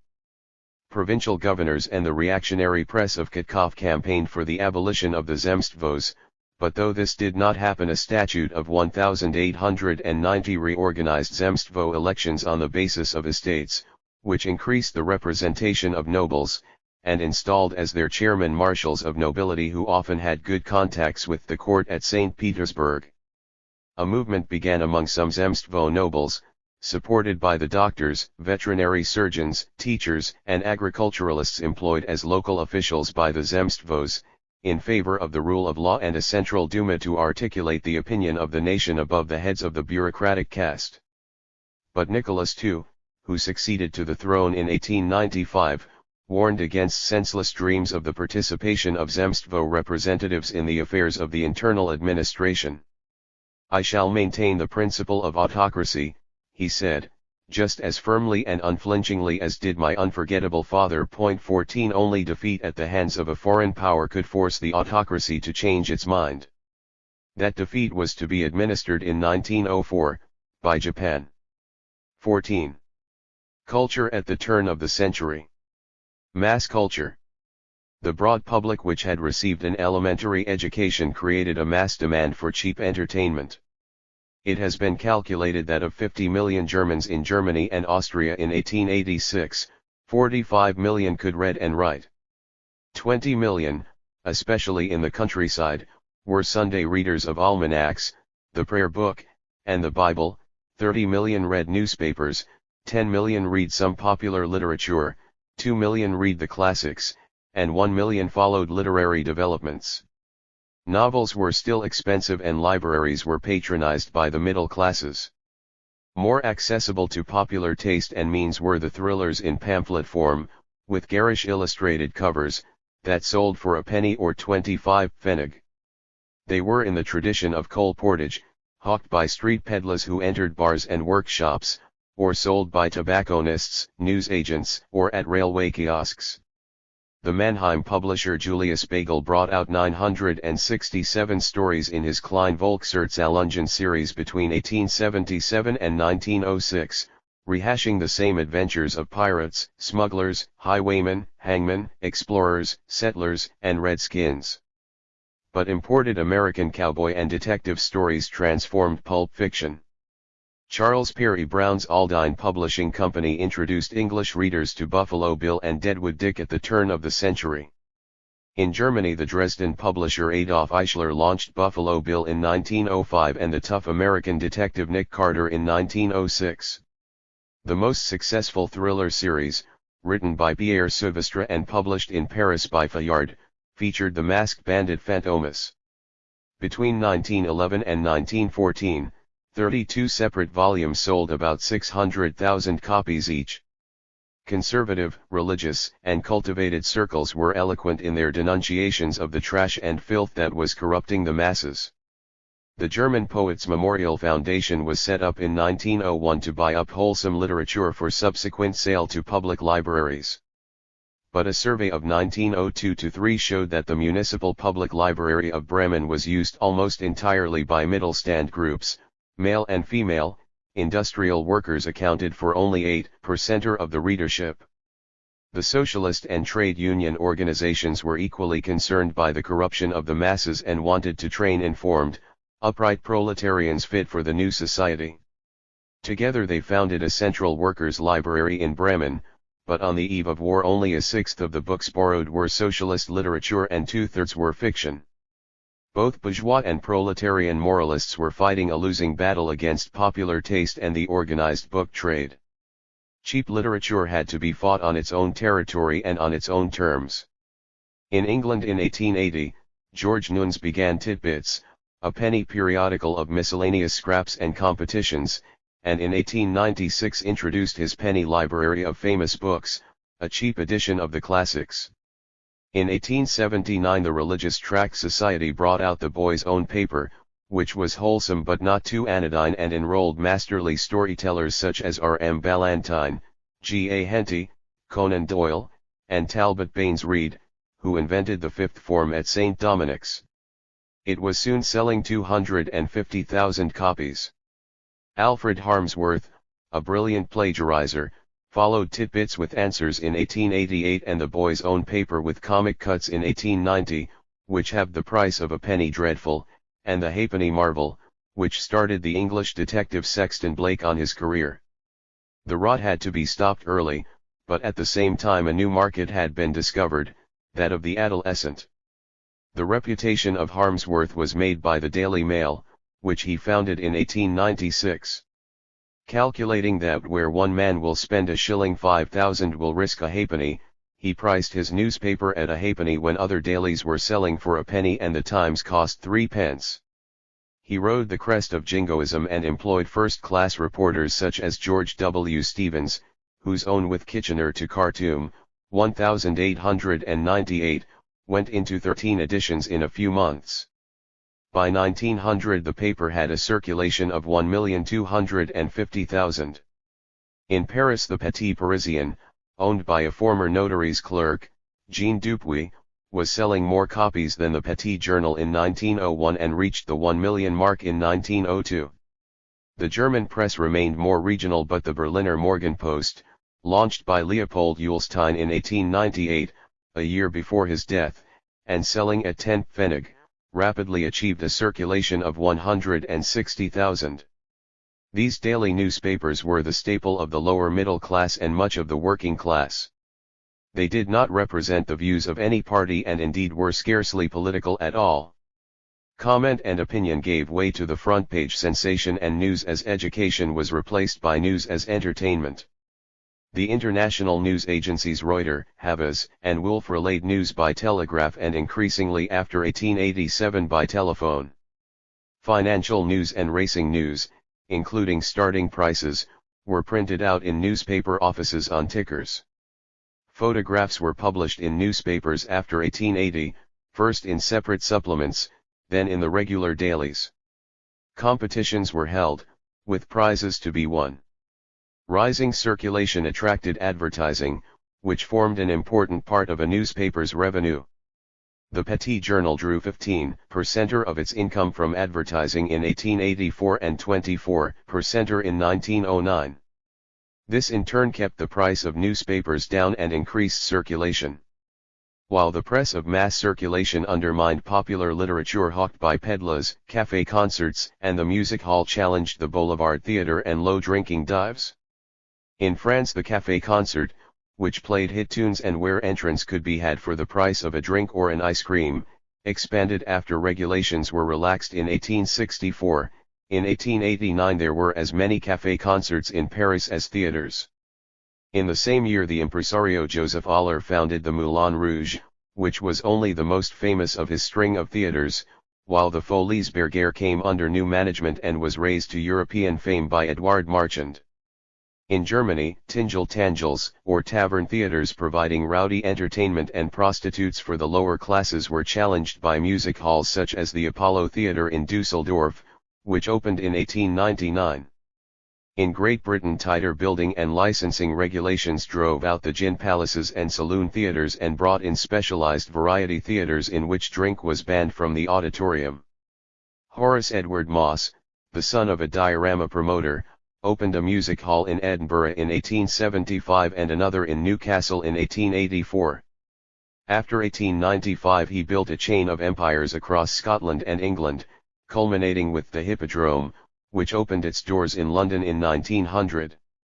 From the large towns variety theatres spread to the seaside resorts, which in the 1890s were thronged with holidaymakers ferried by cheap railway transport to enjoy pleasures that until then had been reserved for the middle class.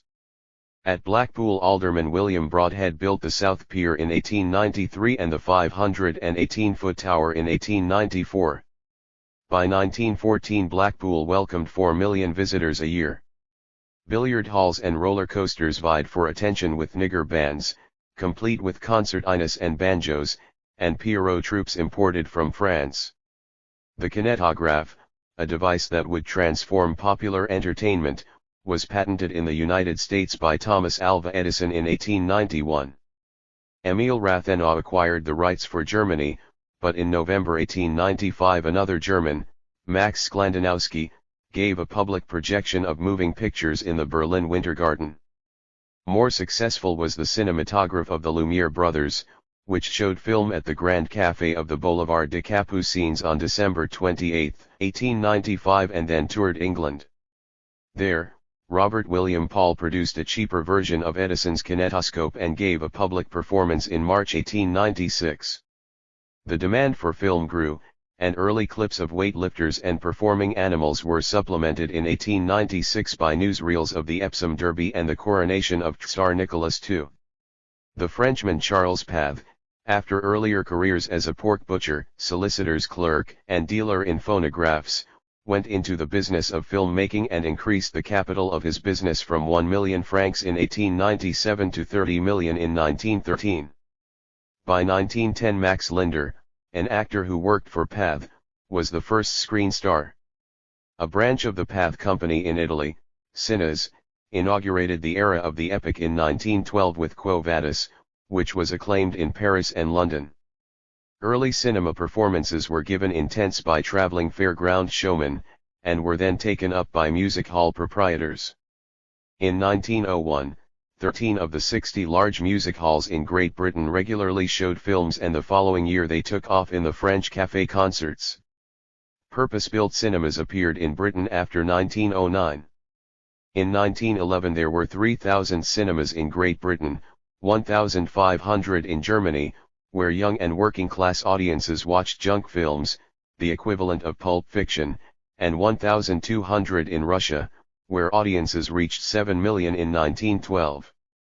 Not only bourgeois moralists but also anarchist, socialist, and trade union activists became concerned that the working class was becoming demoralized by drink and semi-pornographic entertainment in the theaters and musicales. Romain Rolland, a French socialist intellectual, set out to create a simple, moral, class-conscious proletariat through a popular theater which would arouse its nobler passions. His July 14, in which the hero is the Paris crowd, was staged in a commercial theater in 1902. A first popular theater was opened in the Paris suburb of Belleville in 1903, showing Roland's drama Danton, but the auditorium was rarely more than a quarter full and the theater closed in 1905. A second popular theater opened in the Batignolles district in 1903 with Zola's Therese Requin, but that too soon had to move and close. It was clear that the Parisian populace preferred the boulevard theater, cabarets, and café concerts. The popular theater, characterized by cheap, unreserved seats, a late start, and a repertoire to elevate the working classes, was a German creation. In opposition to the commercial theater in Berlin, which played Scribe and Dumas the younger to easy-going bourgeois audiences, the theater critic Otto Brahm founded the Freie Bühne in 1889 to perform Ibsen's Ghosts. This was still too expensive for the skilled workers who, restricted politically by the anti-socialist legislation, turned to the theater to seek a response to their views. Bruno Wille, a freelance writer and lecturer, obliged them by establishing the Freie Volksbühne in 1890, which charged 50 Pfennig a seat to see Ibsen's Pillars of Society. 2 years later Wille founded the Neue Freie Volksbühne to perform plays of sharper social criticism. But there was always a struggle between the demands of proletarian consciousness and the demands of artistic and commercial success. The membership of the Neue Freie Volksbühne dropped to 200 in 1895 but rose after 1905 to 15,500 in the 1906-07 season, largely because it put on plays by Schiller and Shakespeare. The working men's choral societies faced a similar dilemma. They sprang up during the period of the anti-socialist law as a cover for socialist organization and to provide the battle hymns for the class-conscious workers' army. But they were in competition with the middle-class, nationalistic clubs of the Deutscher Sangerbund and acquired artistic pretensions to increase their following. By 1912 the Deutscher Arbeitersangerbund had 192,000 members, 6,000 more than the Deutscher Sangerbund, included women, and performed Bach, Handel, and Beethoven. The director of the movement made clear in 1911 that it did not consider its sole purpose to be politically useful to the proletariat, Its desire is rather to allow the proletariat to enjoy the finest fruits from the cornucopia of the goddess of music. 1. The working classes of Europe were also making their influence felt on the world of sport. A book entitled Sport in Europe, published in 1901, was a guide to hunting and shooting from Spain to Russia for the European upper class. 2. Sport was also the turf which was followed with equal interest by aristocrats and plebeians. Middle-class sports were of two traditions. The German tradition was gymnastics, a military and patriotic training organized by the Deutsche Turnerschaft. This had 627,000 members in 1898. It was taken up by Czech nationalists whose Sokol, Falcon, gymnastics movement held its first show in Prague in 1882 and made an impact in Paris in 1889. French gymnastics clubs sprang up in the wake of the defeat in 1870. They were concentrated in northeastern France and were often founded by exiled Alsatians and Lorrainers, who gave them names such as Le Souvenir or La Revanche. Membership was dominated by the petty bourgeoisie until the 1880s, when there was an influx of working-class youth who discovered the joys of evening exercise, travel to competitions, sociability, and, despite the organizers, acrobatics and drinking. The English tradition was athletics. It had nothing to do with militarism or with the violent sports that had brought aristocrats and plebeians together around the prize fight or cockfight. In middle-class English sports there was no blood or violence. Competition was artificial, and took place according to codes of rules and the conventions of fair play. The philosophy was that of the amateur, the desire to win at any price was frowned upon, courtesy was shown to the loser and there was no gambling.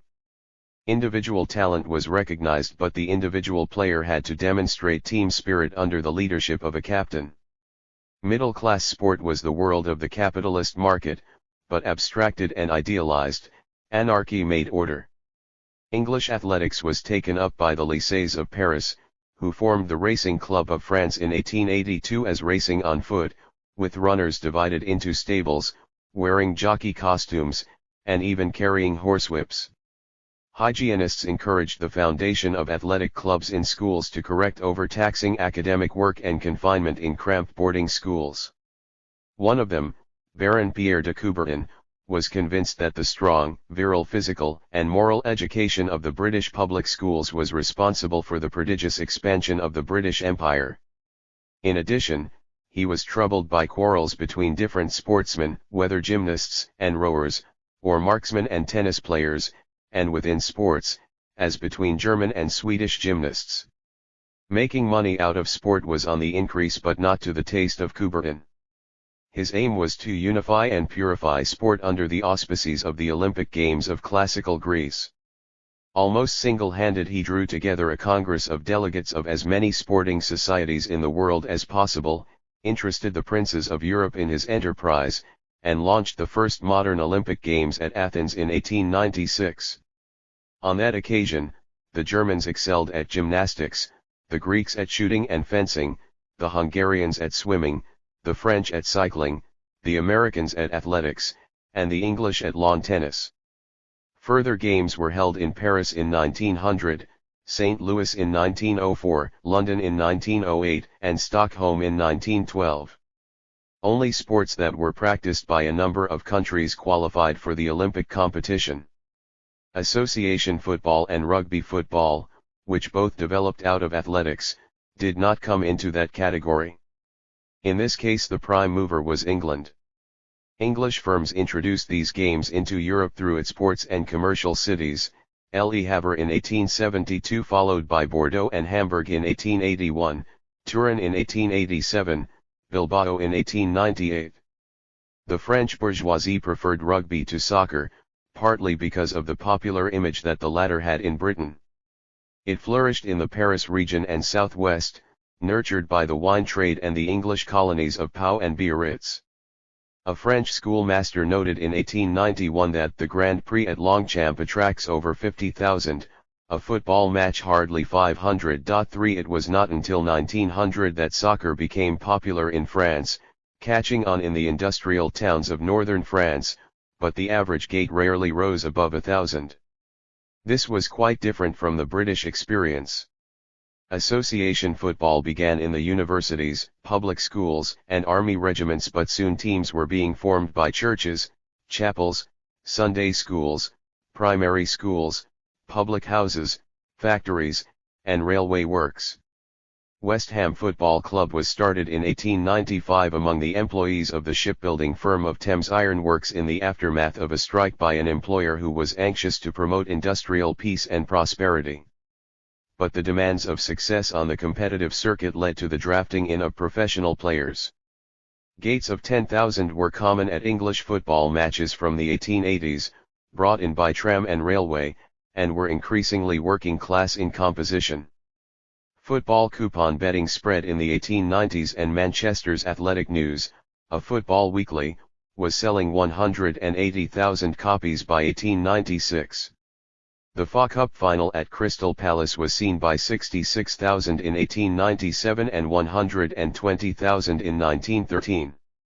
There were 1 million club football players in Great Britain in 1914, but only 200,000 in Germany.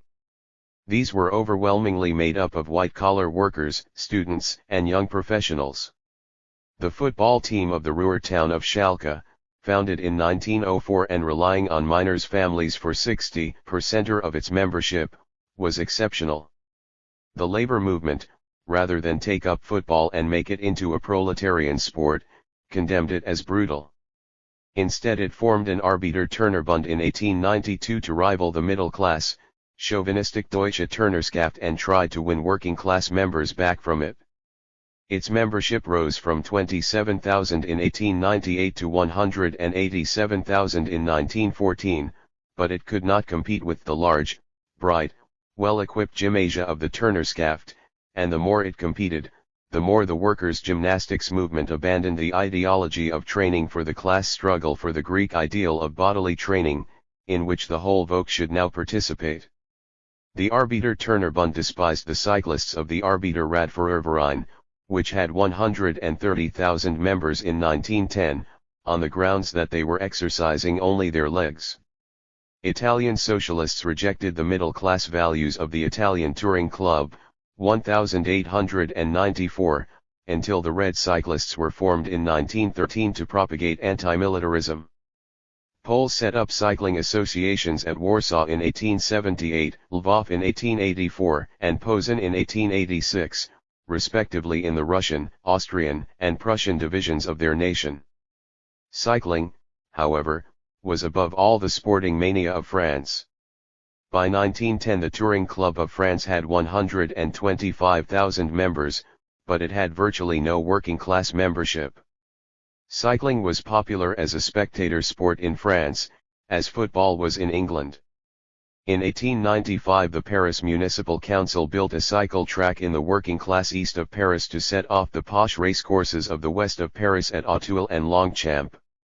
Competitions such as the 6 days, culminating in a Saturday night sprint, offered huge profits to promoters and punters. Track racing was followed by road racing, which was admirably suited to small-town and rural France. Newspapers that were backed by cycle and car manufacturers to increase the sale of machines in turn sponsored road races to boost their circulation.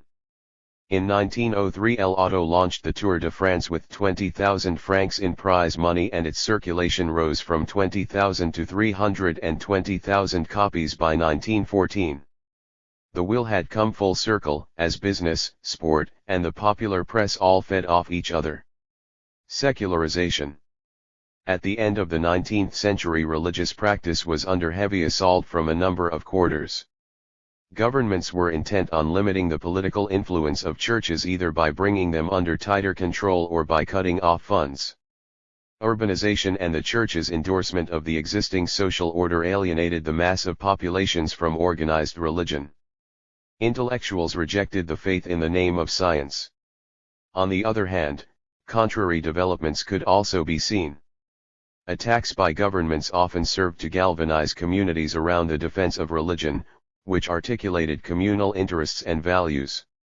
Some, rural and urban, surrendered to religious revivalism, while the threat of socialism stimulated both social Catholicism, which looked to defend the existing social order, and Christian democracy, which endorsed the legitimate grievances of the masses.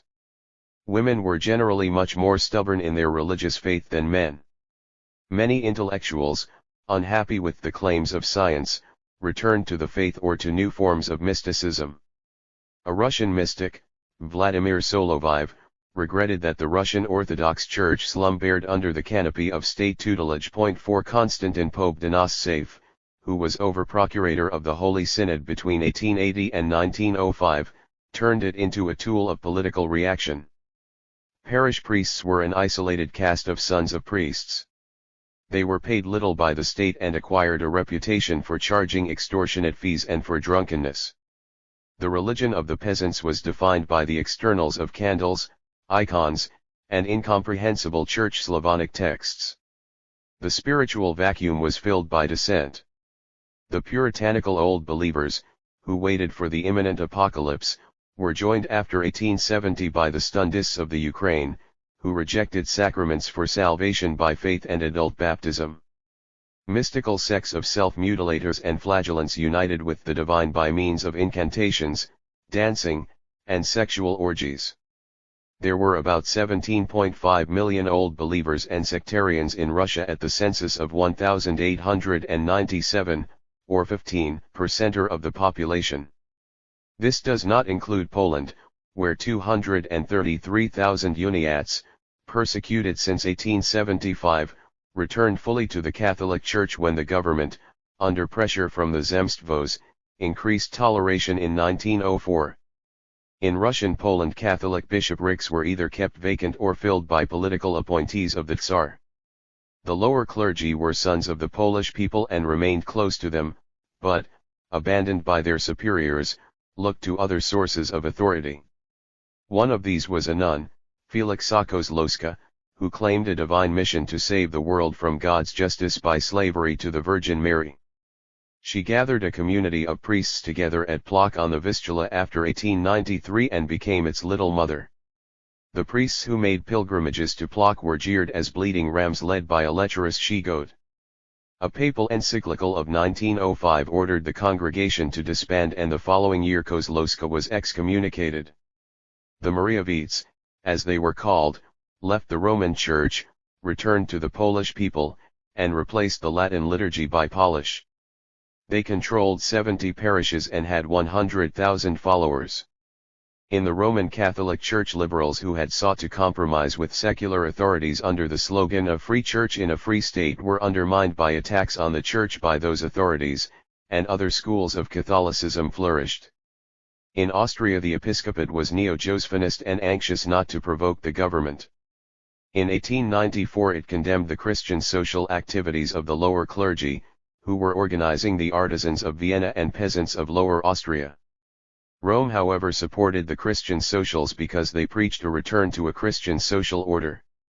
The minority of Italian bishops who desired rapprochement with the Italian state were defeated by the question of the temporal power and by the ascendancy of the integralists, headed by Mgr. Umberto Benigni, who was appointed Under-Secretary of the Congregation of Ecclesiastical Affairs in the Vatican in 1906.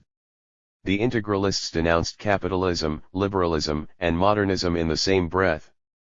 So also did the Christian Democrats. Unfortunately, Christian Democrats like Romolo Murray supported the demands of the working class and wanted to form a Catholic mass party. By 1907 he was outside the church. The tension between the priest of the people and the reactionary hierarchy was brilliantly portrayed by Antonio Fogazzaro in his novel Il Santo, published in 1905, which immediately became a bestseller in several languages. Ironically, Italian Catholics, though they did not form their own party, supported the governmental candidates of Gildea in the election of 1913 against socialists and the extreme left, now that Gildea had defended religious instruction in state schools and declared his opposition to divorce. In France, the ralliement between Church and Republic was scotched by the Dreyfus Affair and by the rapprochement between anti-clerical France and the anti-clerical Italian state in 1898 to 1904. The radical Prime Minister, Combes, wanted to tighten state control over the church under the Concordat, but the socialist allies on whom he depended insisted that the Concordat be abrogated and that state payments to the church and clergy be stopped. A law of December 1905 separated church and state in France. This might have been a death blow to the church, but it simply ignited another episode of religious war. Catholics gathered in force early in 1906 to prevent officials, supported by gendarmes and troops, from making inventories of church property that was now to be confiscated by the state. For the first time, over 1 million people went on pilgrimage to Lourdes in 1908, on the 50th anniversary of the visions of Bernadette Soubirous. Lay Catholic movements, such as the Catholic Association of French Youth, ACJF, founded in 1899, contributed powerfully to recatholicizing society. One of the leaders of the ACJF, Marc Sangnier, was bent on reconverting the working classes by taking their grievances and struggles seriously. His Sicilian Christian democratic movement was condemned by the papacy in 1910 for defying the hierarchy and indulging in politics. Wealthier Catholics, by contrast, looked to safeguard the church by ensuring that the Republic was more sympathetic to their cause, and in 1913 rallied lock, stock, and barrel behind the presidency of Raymond Poincaré. Protestant churches also developed strategies to deal with the threat of socialism. A Lutheran pastor from Alsace, Tommy Follot, broke with his Marxist friends in 1888 and founded a Protestant association for the study of social questions. It proposed a middle way between socialism and capitalism based on the cooperative movement, but needed the support of the largely bourgeois French Protestant churches. In Germany, Adolf Stocker helped to found the Protestant Social Congress in 1890.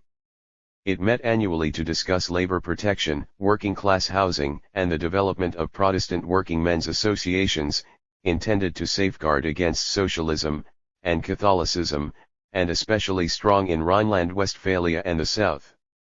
In the Church of England, a thin red line of Christian socialism was represented by the Guild of St. Matthew, which was founded in East London in 1877 by Stuart Headlam, an Anglo-Catholic curate educated at Eton and Cambridge. He was dismissed by the Anglican Bishop of London in 1878 for dallying with socialism, and in 1886 he duly joined the Fabians. When the London dockers went on strike in 1889, the new Bishop of London, William Temple, did nothing on their behalf, while Cardinal Manning of Westminster intervened to find a compromise. Religion had nevertheless a role to play in the urban cauldron. The parish system of the established church was less able than the sects to cope with the flood of immigrants.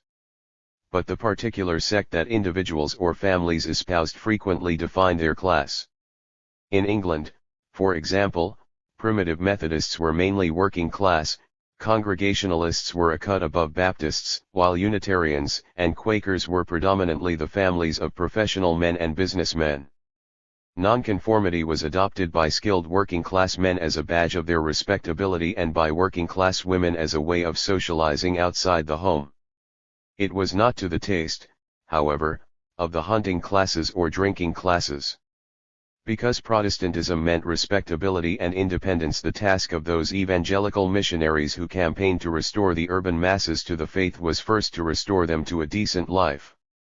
William Booth, the founder of the Salvation Army in 1878, established food depots, night shelters, labor yards, and rescue homes for women, but he made it clear that it is primarily and mainly for the sake of saving the soul that I seek the salvation of the body. 5 The Salvation Army began work in Paris in the 1880s, but French Protestants saw themselves as superior to the Catholic masses and found the army's revivalist hymn singing, accompanied on the accordion, somewhat vulgar.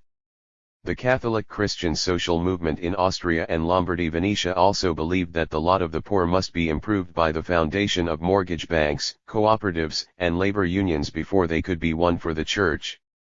"It is necessary that we organize them, that we give them bread," said a deputy at the Catholic Congress of Genoa in 1908. "Then, once their faith is gained, we will get them to vote for religious instruction." 2:6. There were exceptions to the phenomenon of urban irreligion. The antithesis of religious countryside/irreligious town is too simple. Immigrant communities such as the Italian and Irish Catholic populations in London retained their religion because they lived as colonies in foreign lands. At the same time there were vast rural areas, such as central France and southern Spain, where religious practice was at extremely low levels, lower even than in the towns that dotted them. Religious practice varied between regions which included both town and country. It was high in Belgian and French Flanders, including the conurbation of Lille, Roubaix, Tourcoing, in the French and Swiss Jura, in both Alsace and the highly urbanized Rhineland, in Savoy, the Valais, and northern Italy, and in northern Spain, not least in the industrialized Basque country. A high level of religious practice often underlined regionalism and even nationalism. Strong Catholicism reinforced Basque, Breton, and Alsatian regionalism, and Polish and Irish nationalism. After 1886 the disestablishment of the Anglican Church in Wales became an article of faith less of British nonconformity than of Welsh nationalism. The drift from the churches was not even in gender terms. In the French Diocese of Chartres in 1898, one of the least Christianized in France despite its cathedral, only 2% of men received Easter Communion as against 15% of women. In the Protestant territorial churches of Germany 55% of communicants in 1891 to 5 were women, the proportion of women rising to 62% in Berlin and 63% in Hamburg. Men tended to be more anti-clerical, resenting the interference of the priest in family and sexual life, particularly in Catholic countries. There was also a rough division of labor, with men dominating the public sphere and women the private. Church life was also a semi-public sphere, outside the home, where women could legitimately exercise a serving and indeed leading role. Women generally took responsibility for the spiritual life of the family, going to shrines or on pilgrimages for the sake of the health or happiness of its members. Female saints acted as role models, none more at the turn of the century than Therese Martin, a Carmelite nun of Lisieux who died of consumption in 1897 at the age of 24. She reflected an ideal of a simple faith in the story of a soul, which was published the year after her death and sold 410,000 copies by the time she was canonized in 1925. The scientific mentality that had dominated the mid-19th century was under attack by the end of the century. In France, Ferdinand Brunetière, editor of the liberal Revue des Deux Mondes, published a tract in 1895 entitled Science and Religion. In it he attacked the positivist cult of scientific inquiry and its claim to formulate scientific laws that governed man's origin, behavior, and destiny. The unknowable, he said, surrounds us, envelopes us, grips us. 7 In addition, the search for a morality independent of religion was doomed to fail. Man was not perfectible but burdened by original sin. Social inequalities could never be eliminated, only attenuated. A tough Catholic, not Protestant, morality was therefore for Brunetière the only force that could guarantee the social fabric. Other thinkers found their way back to religion by aesthetic routes. The novelist Joris Karl Huysmans rejected the materialism of the world and experimented with the aesthetic and sensual pleasures of the dilettante in his novel A Rebours, 1884.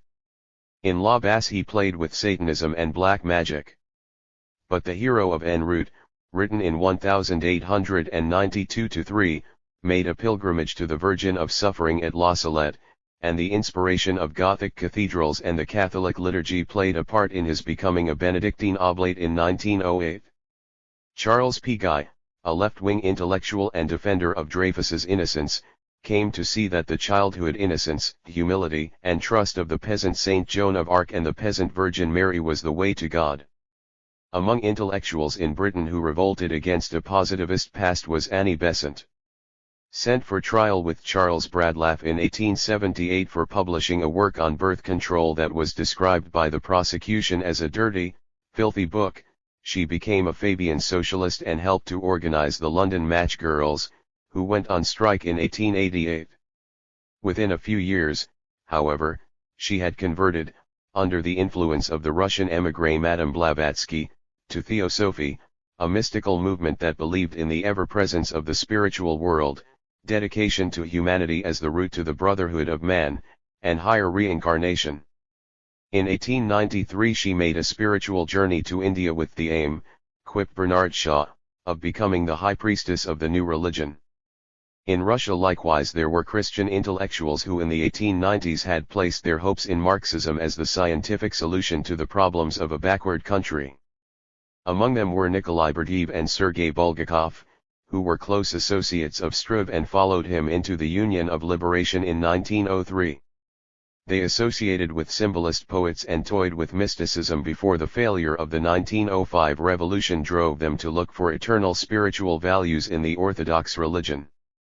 Bulgakov argued that whereas the Gothic cathedral represented a yearning for God but never fulfillment, the Orthodox religion was the reenactment of the mystery of the Incarnation among the faithful on earth.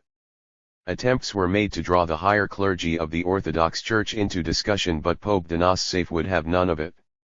For him, orthodoxy was first and foremost the pillar of autocracy. The unconscious. The return to religion or mysticism among many intellectuals was part of a questioning of the positivist view that human behavior was determined by scientific laws. This threatened to turn the world into a mechanical, soulless place which left no scope for free will, the irrational, or the unconscious. Attacks on positivism came from a number of directions, although ultimately the attack was ambivalent. In the end they simply replaced one set of laws governing the material world by another set of laws governing the mental world or the subconscious. Positivists had argued that morality based on religion was out of date in a scientific age and became less and less effective as religion lost its hold on the masses. Some of them tried to replace religion by a secular morality that owed much to the German philosopher Kant. Morality was to be universal. That is to say, each individual was to regard himself as, in a sense, legislating for the whole of mankind by his actions. He should do nothing which, if done by everybody, would tear apart the social fabric. Both religions and secular forms of morality laid heavy constraints on the individual, constraints that were intolerable for Friedrich Nietzsche, a young professor of classical philology at the University of Basel who resigned his chair for medical reasons in 1879. For the next 10 years, before he collapsed from tertiary syphilis, he struggled to find a new morality for the individual that would restore him to his freedom and to his central place in the universe. God was dead, and that was as it should be, because Christianity impoverished man by subordinating the sensual to the spiritual, the mortal to the immortal, life to afterlife.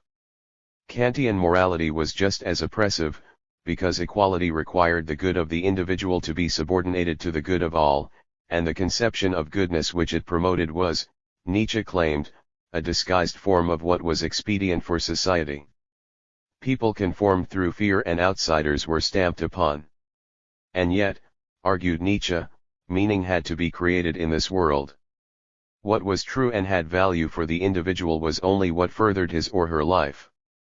Fearless individuals who felt the will to power within them must refuse to compromise, overcome the weakness that led them to imagine that morality was something independent of their own wills, and strive to create new values for themselves.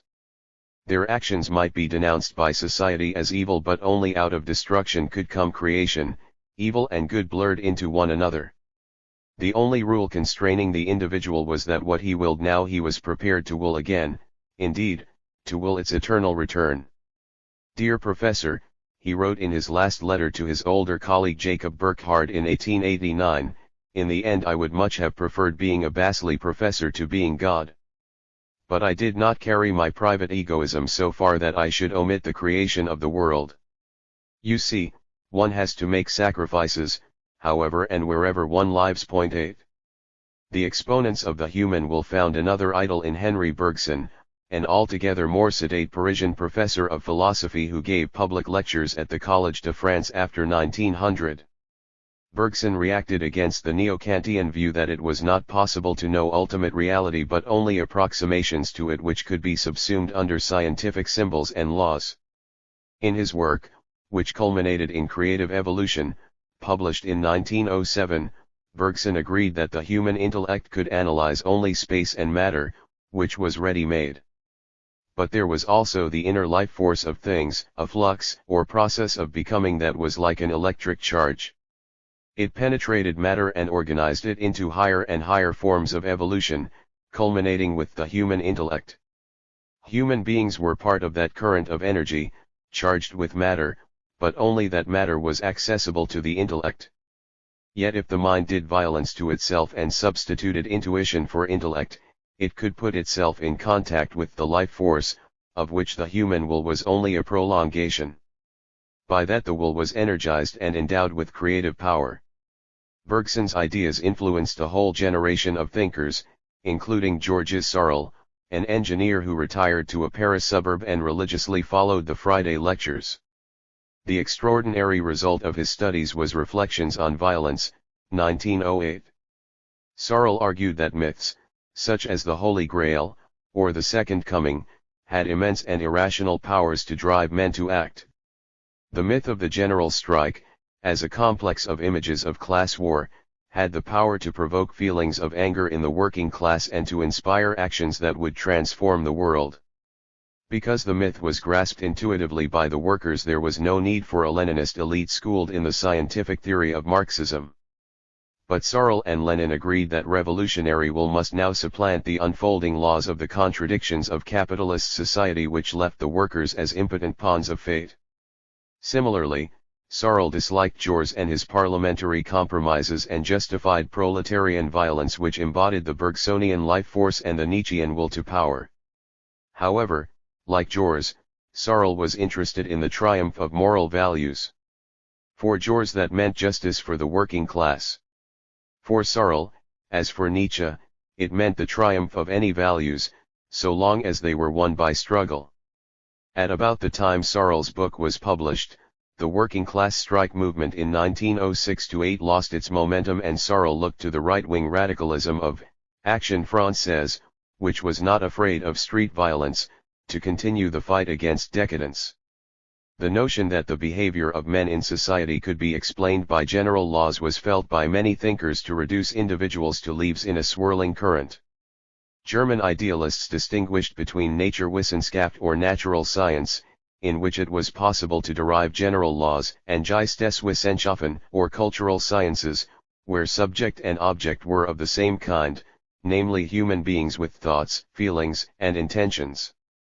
Because the subjective motives of individuals had to be taken into account in a discipline such as history, it was not possible to derive general laws that would make it possible to predict their future behavior. This mode of thinking was revived by Wilhelm Dilthey, who became professor of history at Berlin in 1882. For him, the only way for the historian to explain the past was to re-experience in his own mind the thoughts, feelings, and intentions of historical figures. The free will of individuals made their actions unpredictable, so that while it was possible to understand why a particular revolution happened, it was not possible to discover a law governing why revolutions in general happened. Max Weber, whose career progressed from law practice to academic law, and to ancient and medieval economic history, before he was appointed professor of political economy at Freiburg in 1894, accepted the difficulties posed by the subjective intentions of individuals, but thought that it was still possible to reconcile them with general laws of social behavior. To be free was in fact to be rational, establishing certain goals and working out the best means to achieve them. True, man was not an island but had to take account in his actions of other people, both his relations with them and the expectations they had of him. These relations and norms constrained his actions and made them more predictable. Weber, however, preferred the subjective understanding of behavior, explanations based on the mindsets of particular groups, to those based on external circumstances. Ironically, he believed that the more rational men became in pursuit of profit, order, or salvation, the more effectively they built iron cages of capitalism, bureaucracy, and religion which limited their freedom. Yet he saw one force that could break through established routines and establish new orders. That was the charisma of divine gift that endowed for a time warriors, prophets, and even political leaders. Weber, like Bergson, stopped just short of postulating the existence of the unconscious. The essence of freedom was self-expression, and there was a sense in which the unconscious was a prey to dark forces over which the individual had no control. The study of such forces at the end of the 19th century gave birth to the discipline of psychiatry. Jean Charcot, professor of nervous diseases from 1882 at La Salpêtrière Mental Hospital in Paris, began his science of the mind with hysteria. He isolated it as a nervous disease and explained it physiologically as a disorder of the brain. A convinced anti-clerical, he regarded all saints and visionaries as hysterics. The cure he experimented with was hypnosis, for hypnosis suspended the patient's faculty of concentration, which could then be redirected by suggestion to a particular object. At the end of his career he did concede, however, that a trip to Lourdes might help. After hysteria, one of the main interests of the psychiatrists was sexual perversion and in particular homosexuality. As we have seen, homosexuality was generally treated as a crime, though not by psychiatrists such as Richard von Krafft-Ebing, professor of nervous diseases in Vienna. His Psychopathia Sexualis, published in 1886, saw the sexual instinct lying at the crossroads of the organs of sight and smell and the sensitive motor apparatus of the sexual organs. Disease or degeneration could suppress, heighten, or pervert the sexual instinct, giving rise to frigidity, nymphomania, or perversions such as sadism, masochism, fetishism, or homosexuality. Clearly, if homosexuality was a disease not a crime, it should not be punished. But Krafft-Ebing, like many of his colleagues, distinguished between congenital homosexuals, who could not be held responsible for their sexual orientation, and perverts, who chose that particular path, and could and should be punished. In Vienna, Sigmund Freud's bid to become a professor was sponsored by Krafft-Ebing in 1897, but the force of anti-Semitism in Luiger's city meant that his promotion was not confirmed by the emperor until 1902. Freud had studied with Charcot in Paris in 1885-6 and hung Breuerlitz's clinical lesson of Dr. Charcot in his Vienna study, but unlike Charcot and Krafft-Ebing asserted that mental disorders were not physiological but psychological in origin, they should be explained in terms of mental processes, not bodily ones. He explained homosexuality in terms of the Oedipus complex, for which the model was the upbringing of Leonardo da Vinci by a single mother, a strong erotic attachment formed by the child to the mother which defined the boy's future sexual preference. More broadly, mental disorders derived from the repression of sexual desires that was required by society. Middle-class men placed their wives on a pedestal of chastity and satisfied their lusts in illicit relationships with women of a lower class. Middle-class wives were supposed to be above sexual desire but were often no strangers to adultery. The personality of the individual was thus not a coherent whole but fragmented, torn between primitive desires and social expectations, racked by neurosis and guilt. Freud approached the unconscious, in which these battles were fought, not by means of hypnosis but by using the technique of relaxed narration by patients, though he ultimately ceased to believe in their traumatic stories of actual seduction by their parents. The death of his father in 1896 precipitated a period of self-examination, and he hit on the dream as the royal road to knowledge of the unconscious activities of the mind. In The Interpretation of Dreams, published in 1900, Freud suspected that Friedrich Nietzsche was right when he said that in a dream there persists a primordial part of humanity which we can no longer reach by a direct path. 9 In Totem and Taboo, 1913, he tried to uncover the primordial myth which lay at the root of the human psyche. Freud tapped the unconscious through the dream, asserted that most anxiety was sexual in origin, and tried to elicit the laws that governed it. The revolt against positivism resurrected free will and restored meaning to life, but at the same time discovered that free will was compressed by unconscious forces which could themselves be explained scientifically. Modernism. Modernism, the leading artistic movement between the 1880s and 1930, was essentially a revolt against modernity. It was a critique of the mechanization of life, of materialism whether capitalist or socialist, of the tyranny of the masses in politics and culture, of the determinism of scientific laws, of what Weber called the disenchantment of the world. It reacted against the rapidity of change, which made things chaotic, contingent, and shallow. Modernism therefore sought deeper meanings beyond the surface of things, tried to make contact with life forces, with instinct, and the unconscious. Yet it was never fully able to escape from that modernity and was constantly brought back into its orbit. Artistically, while the realists had sought to represent reality, to subjectify the objective, modernists tried to fix the moods of the unconscious, to objectify the subjective. New languages had to be found to convey their message. Often they went back to the primitive, the mythical, and the exotic in order to tap deeper forces and meanings. They experimented with artistic forms which self-consciously eschewed reality, preferring the abstract, the fragmented, the atonal. They were keen to break down the barriers between art, literature, and music, exploring the color of sounds and the music of words. Some were proficient as painters as well as musicians, or poets as well as painters. Modernists were avant-garde not only artistically but socially. They saw themselves as an elite group, flaunting traditional conventions and challenging traditional hierarchies but also superior to the masses and not understood by them.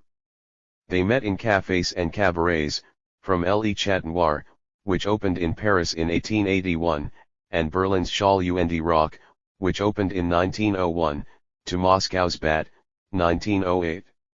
Here they developed their art, away from the gaze of the masses, often parodying the grand opera or bourgeois theater of the previous evening, developing nightclub-sized art forms, such as chansons in which the text mattered as much as the music, puppet shows, and Chinese shadows. Modernist painting was distinctly post-impressionist, about moods clothed in elaborate forms, not about the play of light. Myths and legends, such as those of the Sphinx, Oedipus, and the biblical story of John the Baptist and Salome, were the rage, and design was central, whether Japanese, Islamic, medieval, or primitive. It had its precursors in the Pre-Raphaelites and French hallucinatory painters such as Gustave Moreau, rediscovered after 1880 and described by Huysmans as a mystic shut up in the heart of Paris.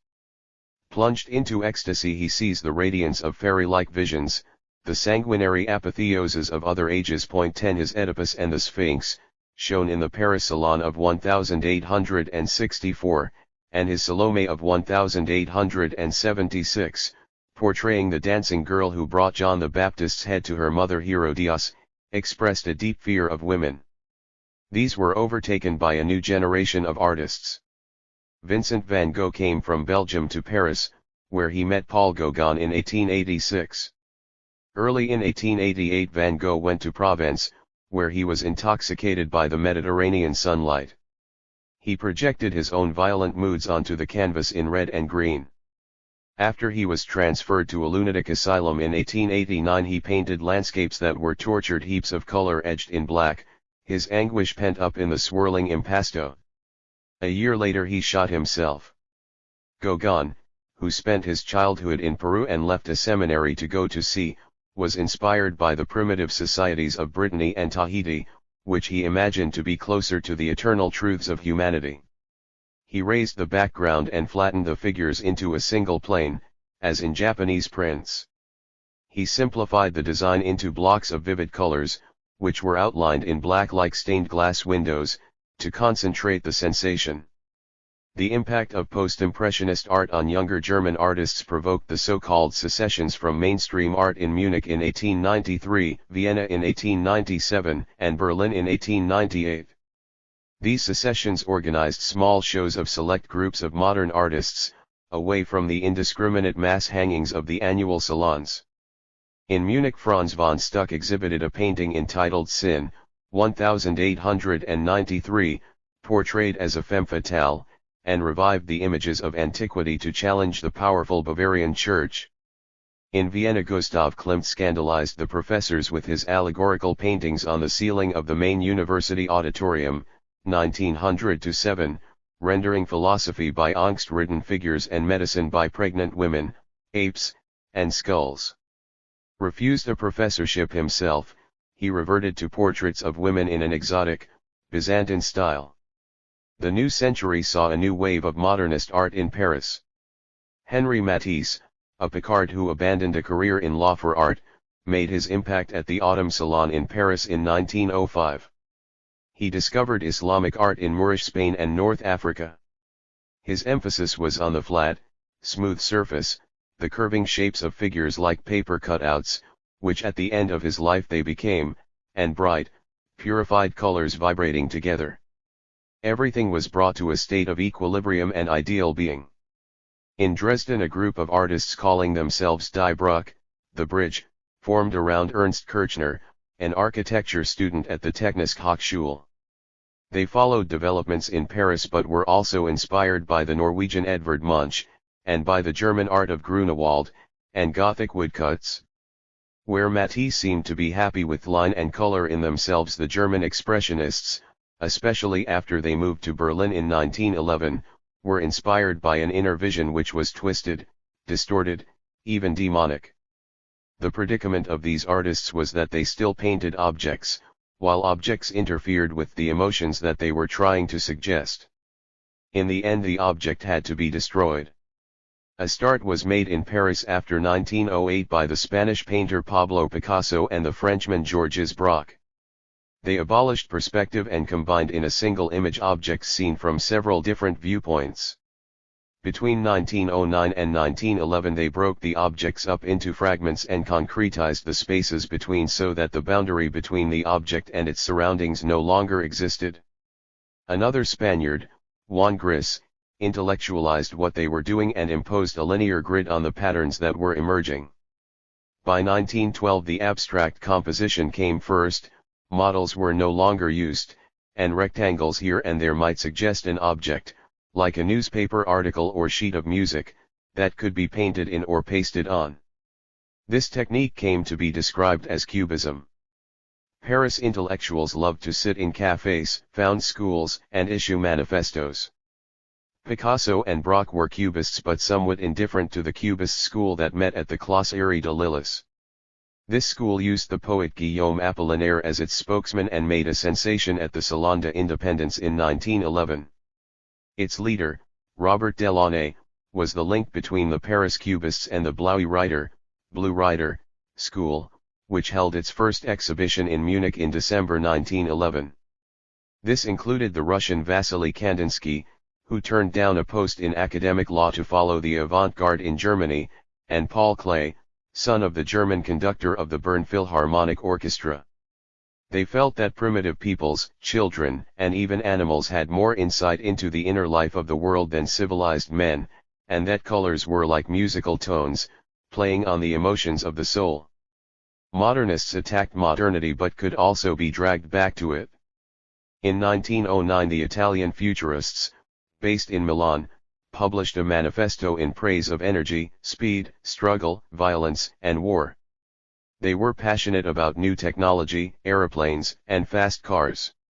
In 1911 a group of them was brought to Paris by their promoter, Filippo Marinetti. They did not adopt the grid system of the Cubists but painted the lines of force of a street in movement or the rhythm of a violinist. They crammed things remembered, premonitions, and associations of ideas into their pictures under the banner of simultaneity. In Moscow Mikhail Larionov, the son of a military doctor who organized exhibitions of French and German painters, tried to paint not matter but the energy that it emitted, in rays or waves. He publicized what he called rayonism in 1911 as the pictorial equivalent of music. There was a response even in England. Percy Wyndham Lewis founded the School of Vorticists and in July 1914 published a review unhappily entitled Blast. There was a good deal of cross-fertilization among artists and writers in the cafés of Paris. In 1890 Gauguin was mixing with modernist poets at the Café Voltaire. As with Cubism, the masters of the genre were one thing, the movements another. Huysmans introduced the public to the masters through his novel A Rebours, 1884, the hero of which read Verlaine, Mallarmé, Baudelaire, and Edgar Allan Poe.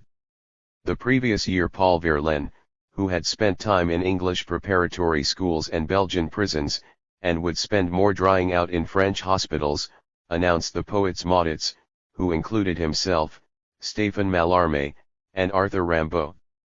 Rimbaud, with whom Verlaine had traveled in 1873 after his marriage broke up, was the adolescent poet of revolt.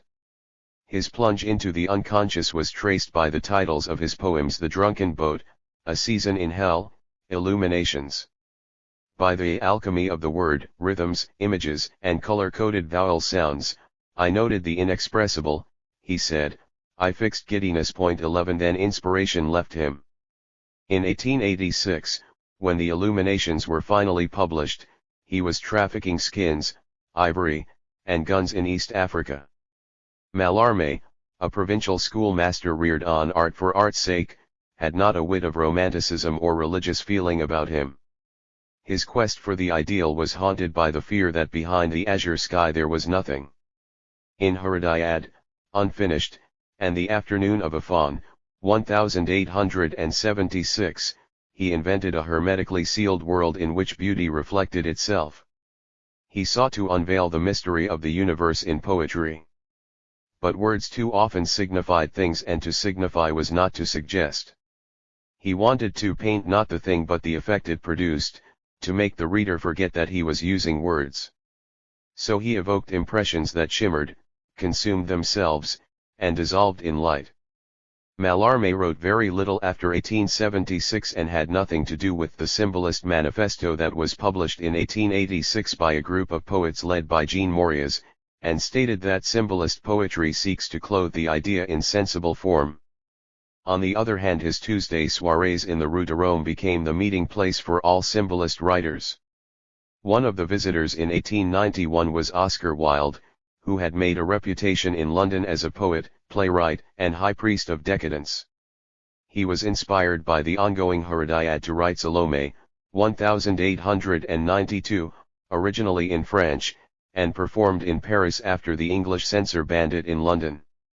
In 1905 it was made into an opera by Richard Strauss. Mallarmé had also been visited in 1889 by a young Rhinelander, Stephen George, who refused to follow his father into commerce or enter the civil service when he left the gymnasium at Darmstadt, and began to translate Baudelaire's Les Fleurs du Mal into German. In Vienna in 1891 George met Hugo von Hofmannsthal, who was still at school, and invited him to collaborate on the Blätter für die Kunst, a review that he launched in Berlin in 1892. George and Hofmannsthal abandoned the tormented ecstasies of Goethe imitators and developed a more lyrical German poetry, which suggested the changing moods of their inner life. But the legacy of German Romanticism was difficult to shake off, and George turned to distant worlds of pastoral antiquity, the chivalric Middle Ages, and the Persian Orient to explore men driven by fate and the gods, and torn between love and duty to a higher ethic. Drama as well as poetry lent itself to the exploration of an inner world in which men were constrained by fate or by subconscious forces. In the plays of the Norwegian Henrik Ibsen, characters destroyed themselves by sacrifice to a mission or duty that no longer had any sense, instead of surrendering themselves to love. Not until The Master Builder, 1892, in which the builder is driven to climb as high as he has built in order to deserve the love of a younger woman, was there a sense in which the characters were gripped by forces over which they had no control. But Max Reinhardt, who moved from the Cabaret Schall und Rock to succeed Otto Brahm as director of the Deutsche Theater in Berlin in 1905, presented Ghosts, 1881, as a drama of destiny rather than moral dilemma, in which the actors were dwarfed and suffocated by the jagged mountains of Edvard Munch's set, 1906. Maurice Maeterlinck, a Flemish law student who took to writing plays when he went to Paris in 1885, caused a sensation with Pelléas et Melisande, which opened there in 1893. The conflicts and anxieties of the lovers, doomed to die, were conveyed by the remote, northern fairy tale setting with its dark forests and subterranean passages beneath castles, and the repetition and unfinished sentences of the dialogue. Belgian, German, and Polish writers, much more than the French, used myths as a path into the recesses of the human soul. Russian symbolism was very close to mysticism and religion and somewhat obsessed by the archetype of the eternal feminine. Alexandra Bloch, who came from a respectable legal and academic family in St. Petersburg, began in this vein with his poems on the Beautiful Lady, 1905. But when his wife left him to become an actress, he wrote The Puppet Show, 1906, in which the eternal feminine represented death to the frock-coated mystics but Columbine to Pierrot and Harlequin. Dramatists were fascinated by puppets in the early years of the century. Puppets were human symbols manipulated by outside forces, but they were also papier-mâché manipulated by men. They were mute and could only gesture, they wrote with their bodies. People are tired of listening to words, said Hugo von Hofmannsthal, 10 years before he wrote Prelude to a Puppet Show, 1906, for words have pushed themselves in front of things. This has awakened a desperate love for all those arts which are executed without speech, for music, for the dance, and all the skills of the acrobats and jugglers. 12 In 1906 Hofmannsthal's Oedipus and the Sphinx was produced by Max Reinhardt at the Deutsche Theater in Berlin, and Richard Strauss asked him to adapt it as the libretto for an opera. The result was Elektra, performed in Dresden in 1909, the first fruit of a collaboration between Hofmannsthal, Reinhardt, and Strauss, which continued with Der Rosenkavalier in 1911 and Ariadne auf Naxos in 1912. Links between musicians and modernist writers were numerous. Claude Debussy, who survived a rigorous classical training at the Paris Conservatory and in Rome, was attracted by poets who merely hinted at things and allowed him to graft on his thoughts. He wrote songs for poems by Baudelaire and Verlaine. In 1894 his setting of Mallarmé's Afternoon of a Faun was performed. But what inspired him from its first production was Maeterlinck's Pelléas et Melisande.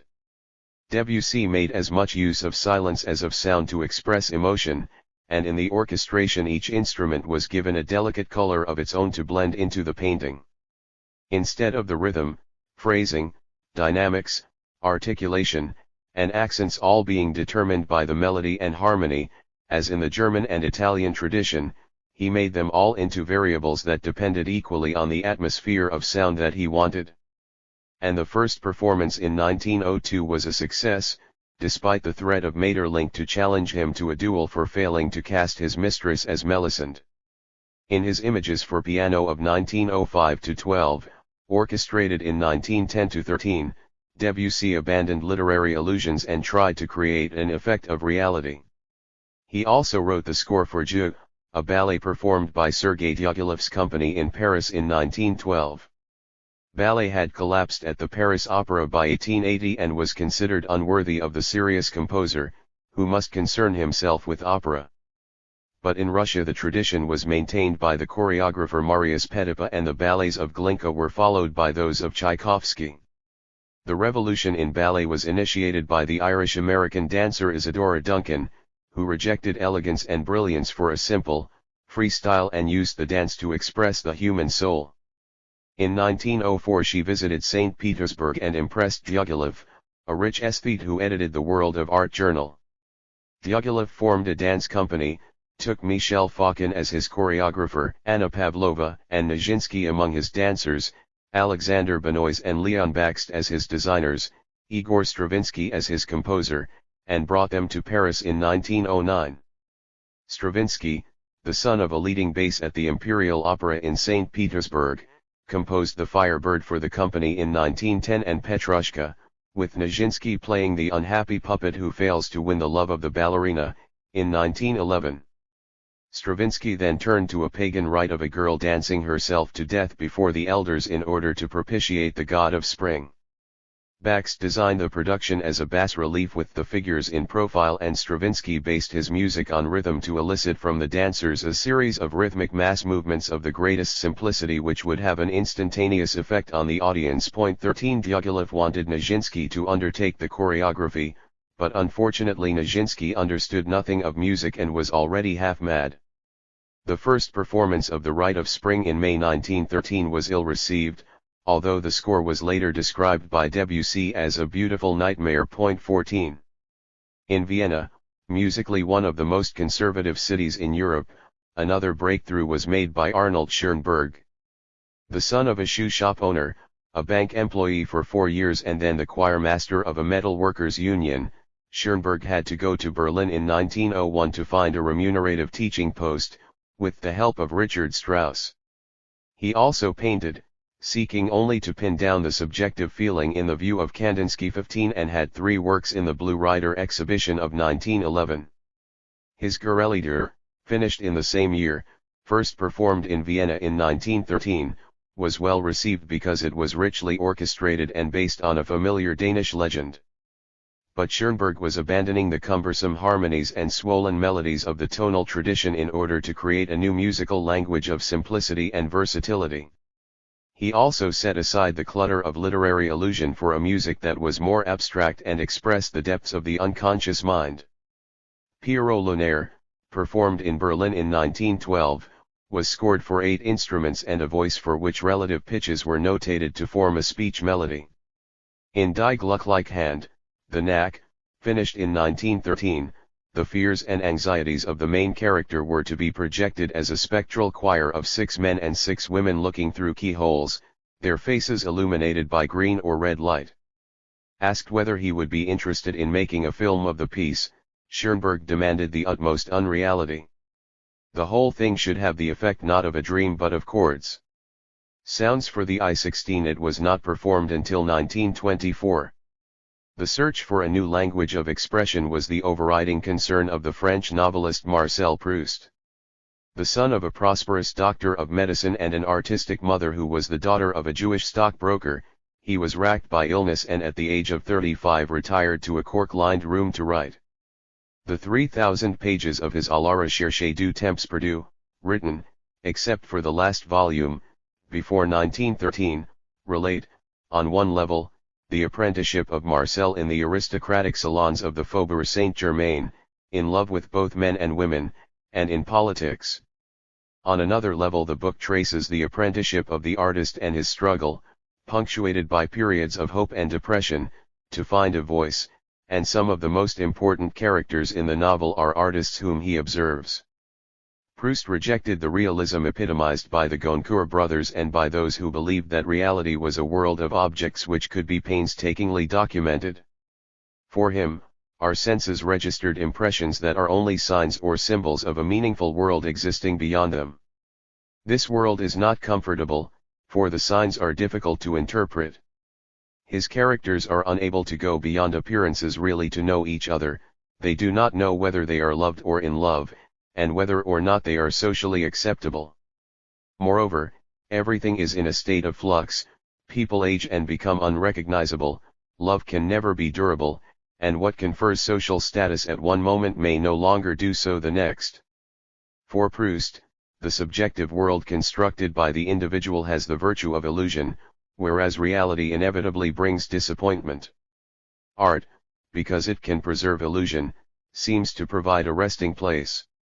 At the end of Proust's novel, finished after the First World War, Marcel has cracked the code and is ready to write his own novel in the light of his new vision. 15. The breakup of 19th-century Europe. 1905, Revolution in Russia. The 1905 revolution in Russia was a nationalist, liberal, socialist, and popular explosion, triggered by the defeat of Russia in the Russo-Japanese War. The Russian autocracy never reformed itself unless constrained by military defeat, which made repression impossible, but now it was forced down the path of concessions for the first time since the Crimean War. And yet, in the short term, the revolutionary movement failed. The opposition was too divided, fear of revolution caused the propertied classes to rally to the regime, and the government recovered its nerve. The western and southern borderlands of the Russian Empire were both its most urbanized and industrialized regions and the thickest with national minorities. This mixture of labor and nationalist grievances was highly unstable, although movements of Finns, Latvians, Lithuanians, Poles, Jews, Georgians, and Armenians tended to divide between nationalist and socialist wings. In the western provinces Jews suffered both as Jews and as workers, and were split between middle-class Zionists, labor Zionists, the Bund, which was socialist but demanded cultural autonomy for Jews, and the Russian Social Democratic and Labor Party, RSDLP, from which it broke away in 1903. The Bund was on even worse terms with Pilsudski's Polish Socialist Party, PPS. The PPS tried to recruit Polish-speaking Jews and yet was tainted by anti-Semitism. It was interested only in founding a Polish Democratic Republic, not a Russian Democratic Federation. For his part, Pilsudski was at daggers drawn with the National Democratic Party of Dmowski. Dmowski was no longer interested in socialism, and opposed to the use of violence, which would only invite repression.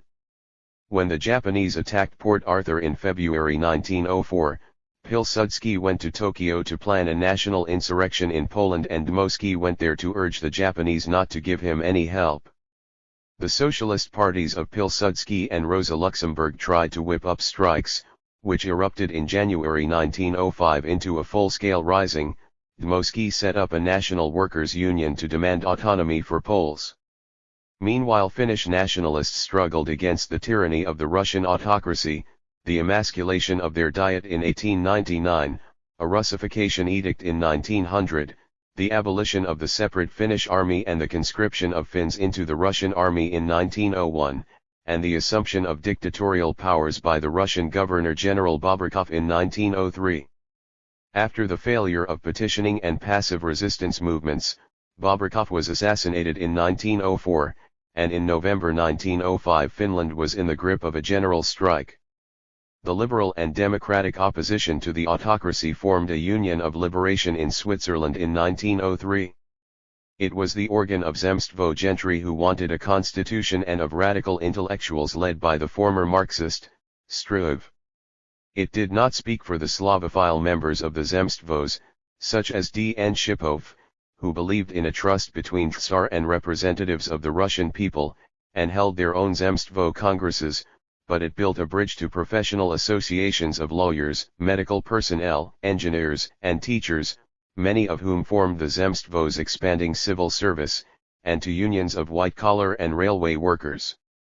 These gathered in May 1905 in the Union of Unions, which was 100,000 strong by October that year. No revolution would be possible in Russia, however, without a mass movement of peasants and workers. After 1902 there was an upsurge of peasant unrest in the Black Earth belt of the Ukraine and along the Volga. Strike activity gathered momentum in southern Russia, where the enterprises were large-scale, often foreign-owned, and isolated from student activists in Kiev or Kharkov.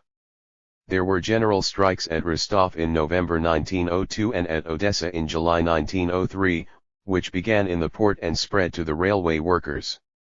Socialist parties needed to find a way of harnessing such peasant unrest for their revolutionary aims. In 1900 heirs of the Populists set up an agrarian socialist league in Paris. It had a terrorist wing, which assassinated the Interior Minister Plave in July 1904. It made use of village school teachers and seminarists to draw peasants into the Socialist Revolutionary Peasant Union, SRS, set up in 1902, and also developed a base among industrial workers in Odessa, Kiev, Ekaterinslav, and the Urals. Lenin's RSDLP was struck by rural unrest, but took the view that socialist revolution would be made not by peasant proprietors, however land-hungry or indebted, but by the industrial proletariat, aided by a landless rural proletariat. As far as the industrial proletariat was concerned, moreover, it was divided over strategy. At its second Congress in Brussels and London in 1903, Martov argued in favor of a mass party that overlapped broadly with the organized labor movement and was decentralized and sensitive to local conditions. Lenin conceded that the working classes were spontaneous but not that they were conscious in a class sense. This was the privilege of a small party that should control the labor movement by means of a seamless ideology and centralized organization, and guide it away from questions of hours and wages to the seizure of political power. Lenin's argument won a majority and the Bolsheviks separated from the Mensheviks behind Martov. The Jewish Bundists, who wanted some autonomy within the party, also left. Plekhanov supported Lenin initially but soon concluded that he was guilty of confusing the dictatorship of the proletariat with the dictatorship over the proletariat, and Trotsky attacked Lenin's methods as a dull caricature of the tragic intransigence of Jacobinism. 1. The government attempted to gain control of workers through unions organized in Moscow by the chief of secret police, Zubetov, and in St. Petersburg by Father Gapon's Assembly of Russian factory and mill workers. But when 120,000 of Gapon's workers marched peacefully to the Winter Palace on Sunday, January 9, 1905 to petition the Tsar, troops opened fire, killing 170 of them. Bloody Sunday destroyed the faith of the workers in the Tsar and drove them towards socialism. Protest strikes broke out all over Russia. They were particularly severe in the borderlands from Tbilisi and Baku to Lodz, Bialystok, Vilna, and Riga, where national and class grievances were combined. As the Russian armies crumpled in defeat, the railway workers paralysed the country by a strike on October 8, 1905, which soon became general. In St. Petersburg, the metallurgical, textile, and print workers found a new organization to cap the factory committees and trade unions, the Soviet or Parliament of 500 workers' delegates, who represented a workforce of 200,000. The Soviet sprang up independently of social democracy. The Mensheviks, who were prepared to meet the workers on equal terms, acquired some influence there, as did Trotsky. But Lenin, who did not arrive in St. Petersburg until November 8, did not, and the Bolsheviks switched their attention to Moscow, where they organized a feudal armed insurrection on December 10. Meanwhile, the countryside was in a state of anarchy, with the peasants organizing strikes, invading forest and farmland, and burning manor houses. Peasant unions were set up, dominated by the SRS, and an all-Russian peasant union met in Congress in November to demand the confiscation of state, church, and gentry land. Nicholas II favored repression, but Bloody Sunday had failed, and now the army could not be relied upon to remain loyal.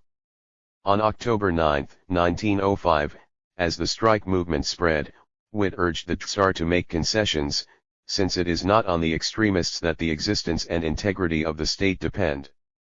As long as the government has support in the broad strata of society, a peaceful solution to the crisis is still possible. Point 2. On Witt's advice, Nicholas II issued a manifesto on October 17, 1905, promising an imperial Duma elected on a broad franchise to consent to laws and oversee the legality of government actions.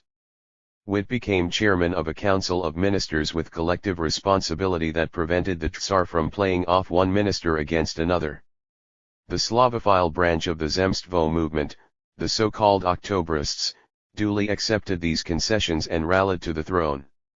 The other branch, and most of the radical intellectuals, based on the Union of Liberation, continued to demand a constituent assembly elected by universal, equal, direct, and secret suffrage, declared its support for the strike movement, and demanded agrarian and labor reform. It contested the elections as the Constitutional Democrats or Cadets. Russification measures were suspended in Finland, and its Diet decided to hold elections under universal suffrage, for the first time including women. Dmowski's National Democratic Party took part in the Russian elections, but the two Polish socialist parties did not. Neither did the Russian Social Democrats or the SRS. Strikes and trade unions were legalized, but an extension of the franchise in December 1905 still included only a minority of the working class. A constitution was issued from above on April 23, 1906. It provided for an upper house, the State Council, and a lower house, the State Duma, but legislation was initiated by the Tsar, who retained supreme autocratic power, and he had the right to issue emergency legislation when the Duma was in recess. The Russian state was declared to be one and indivisible, and the Poles were refused a separate parliament.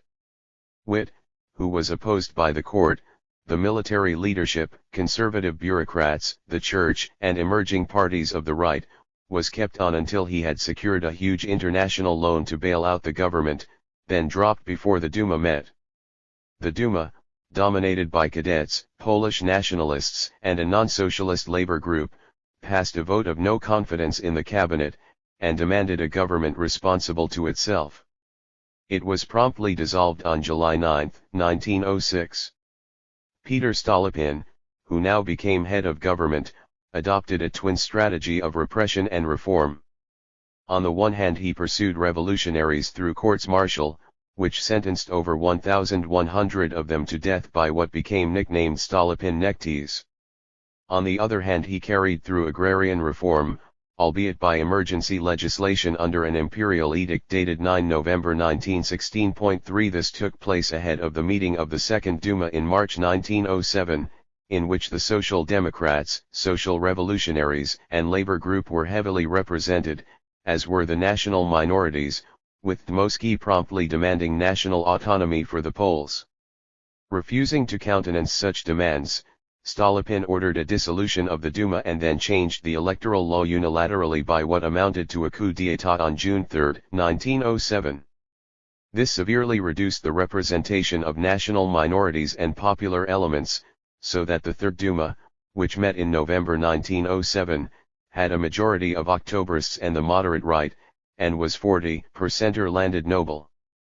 Stolypin enjoyed the support of the nobles for his policy of repression, but not for his reforms.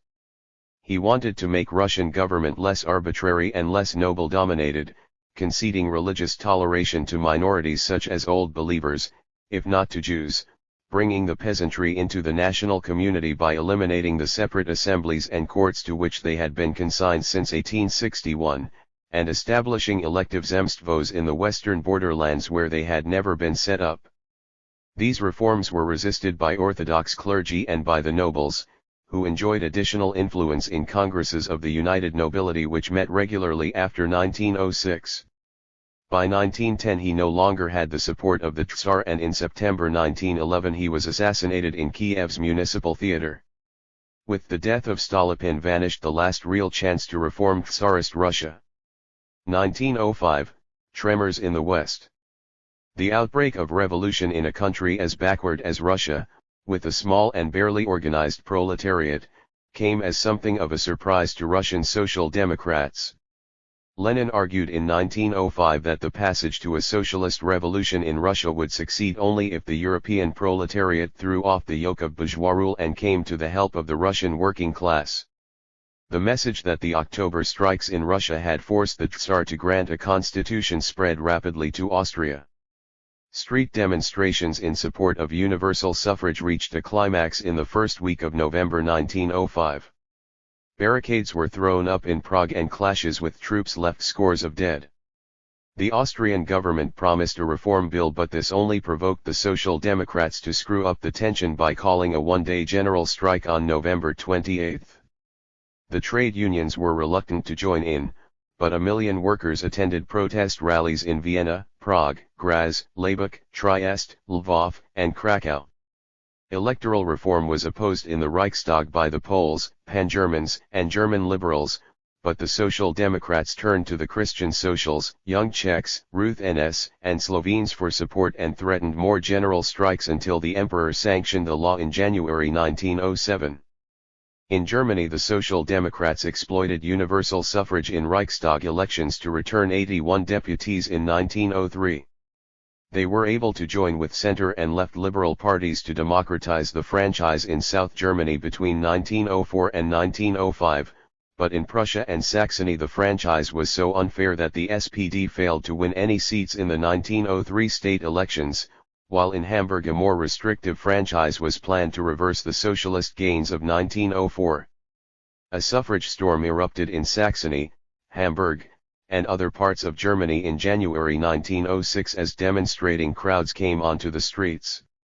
Rosa Luxemburg, who left Germany to throw herself into the revolutionary movement in Poland in December 1905, published a pamphlet entitled Mass Strike, Party, and Trade Unions in 1906, in which she argued that the Russian and Polish revolutions were mass strikes launched spontaneously by the class-conscious proletariat. Far from having to educate the proletariat, the party must ensure that it never fell behind its fervor. Neither must the trade unions paralyze the movement by bureaucratic organization. But the trade unions feared anarchist infiltration and Babel wanted to stick to parliamentary action. At the SPD Congress at Mannheim in September 1906 the trade union movement achieved parity with the party in party decisions and the mass strike was outlawed.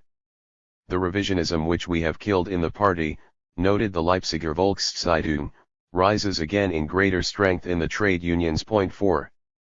In Great Britain, a judicial decision in 1901 that trade unions could be held responsible for damages inflicted on employers during the Taff Vale Railway strike in South Wales confirmed the wisdom of the decision of the Trades Union Congress to engage in political action through the Labour Representation Committee, formed in 1900 to return Labour candidates to Parliament. But the LRC was not committed to class war or the socialisation of the means of production. The Social Democratic Federation, which failed to obtain this commitment, left the LRC in 1901, and the LRC secretary Ramsay MacDonald proclaimed the complete failure of the Marxian movement in England. Point 5. In 1903 the LRC entered into a pact with the Liberal Party to ensure as far as possible that they fought against the Conservative Party and not against each other in the next elections. Labour obtained 29 seats in the elections of January 1906, and renamed itself the Labour Party. The elections, however, were a Liberal landslide, and Labour was certainly tamed, if not in the Liberals' pocket. The French experience at the turn of the century was of class collaboration against political reaction on the British model rather than class separation on the German. At the founding Congress of the Parti Socialiste Français in December 1899, Jaurès defended the acceptance of ministerial office by the socialist Millerand on the grounds that the Republic was in danger from counter-revolutionary forces and that a collectivist society could be promoted gradually from within a bourgeois government. Jules Gildea disagreed. Social reforms were slow in coming, and after the shooting of 3 strikers by troops at Chalon-sur-Saône in June 1900, he announced that the war on the working class has never been so implacable as under the Waldeck, Rousseau, Millerand government. Point 6. The Guestists and Blanquists broke away to found a rival Parti Socialiste de France. The elections of 1902 marked a shift to the left, and in the left bloc of the radical premier, Émile Combes, a considerable influence was exercised by Jaurès. But Combes was obsessed by the elimination of religious congregations from private as well as public schools, and avoided issues of nationalization and progressive income tax that would have split his majority in two. Anti-clericalism, observed Gildea, was merely a maneuver of the capitalist class to divert the workers from their struggle against economic slavery. Point 7. At the Amsterdam Congress of the Socialist International in 1904, Gildea was able to call upon Auguste Babel to denounce the collaboration of French socialists with the class enemy. In his own defense, Jaurès argued that they were only making use of democratic liberties won on the barricades, and taunted the SPD that they would never have the chance of holding office because their parliament was only half a parliament in predominantly a feudal, police-controlled country. Point 8. Jaurès was defeated, the left bloc fell, and in April 1905 Jaurès and Gildea joined to form a single socialist party, the French section of the Workers' International, SFIO. It soon became clear, however, that despite the rhetoric of class struggle, the SFIO was wedded to parliamentary politics. The labor movement, converted to anarcho-syndicalism, turned away from socialist politicians and looked to direct action. The General Confederation of Labor, CGT, called for a massive general strike on May 1, 1906. Over 200,000 workers took action, turning a deaf ear to the Guestists, who were anxious to maintain the hegemony of the party over the labor movement and urged the workers not to strike but to vote socialist in the elections of May 6. The Amiens Congress of the CGT in October 1906 asserted the independence of the labor movement from any political party, and on July 30, 1908 the CGT called another general strike. The pattern in Italy was similar. The parliamentary socialists, led by Turati, supported the Zanardelli, Giolitti government of 1901 in order to defend democracy, and argued that the advanced bourgeoisie could be pressed by socialists towards collectivist reforms. Unfortunately, the majority in parliament was still held by the centre and right, which rejected tax reforms, and Giolitti, as Minister of the Interior, took a hard line against strikes by public employees, and sent in the army to take control of the railways in February 1902. The parliamentary socialists came under pressure from the Marxists to abandon the government, which they did in 1903, and Turati, offered ministerial office by Giolitti, now premier, turned it down. The balance was now shifting from political to direct action. The organized labor movement spread from the chambers of labor of Milan, Turin, and Genoa to the land workers of Emilia, who set up a national federation at Bologna in 1901. Southerners in the Socialist Party such as Arturo Labriola argued that collectivization would never be achieved by parliament but only by strike action. He carried the Bologna Congress of April 1904 for anarcho-syndicalism, and that September northern and central Italy were in the grip of a general strike. This provoked a division between the party leadership, now radical, and the moderate parliamentary party of Turati, which joined forces with moderate trade unionists such as the engineers, who organized a General Confederation of Labor, CGL, at Milan in 1906 to try to check wildcat strikes and duly expelled anarcho-syndicalists from their ranks.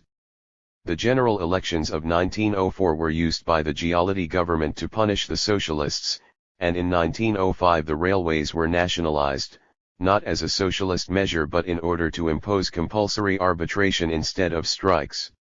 This opened the way to Giolitti's long ministry of 1906–9, during which Italian liberalism moved gradually towards accommodation with the Catholic Rite.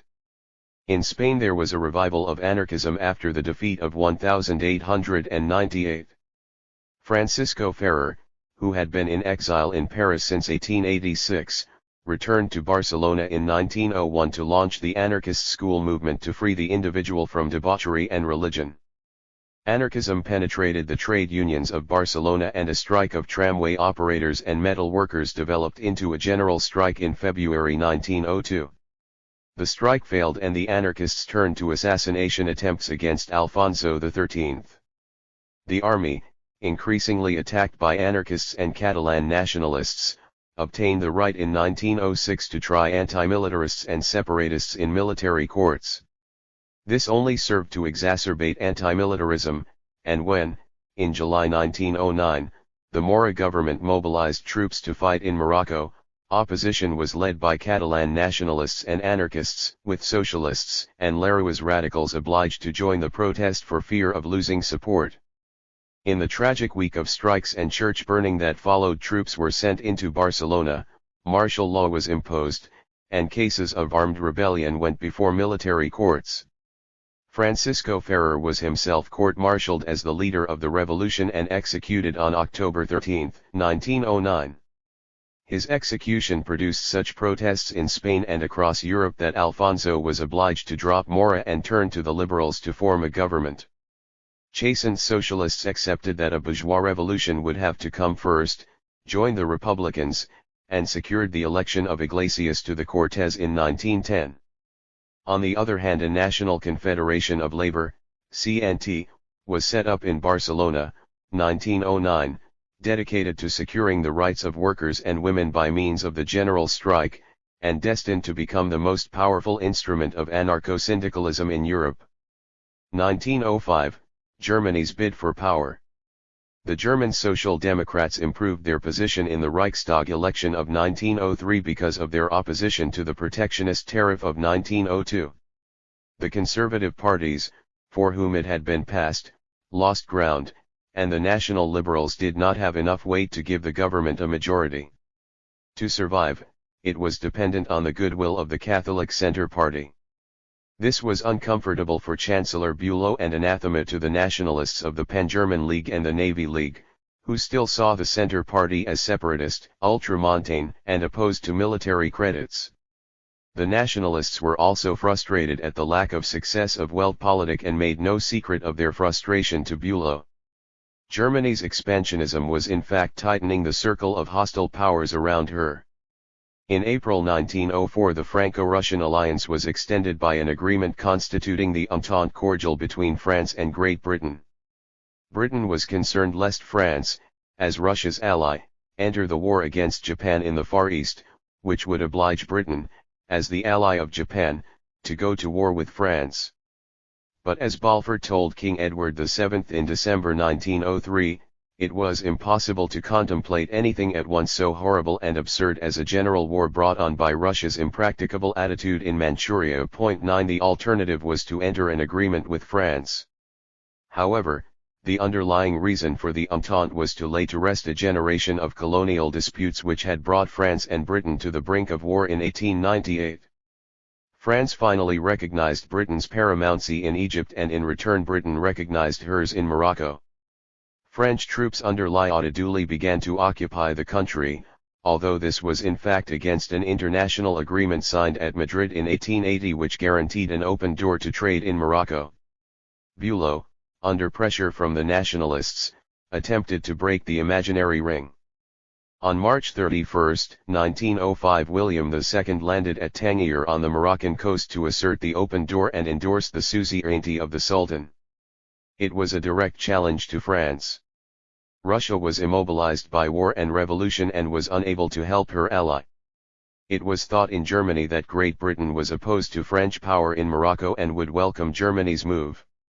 Germany insisted that France's claims be examined by an international conference that could not fail to increase Germany's prestige. Unfortunately, Bülow miscalculated. The French foreign minister, Delcas, stood by France's claims and would hear nothing of an international conference. However, he was compelled to resign by his more squeamish colleagues in June 1905. In April 1905, Admiral Sir John Fisher, the First Sea Lord, told the Conservative government that the British and the French fleets were one and could seize the Kiel Canal in a fortnight.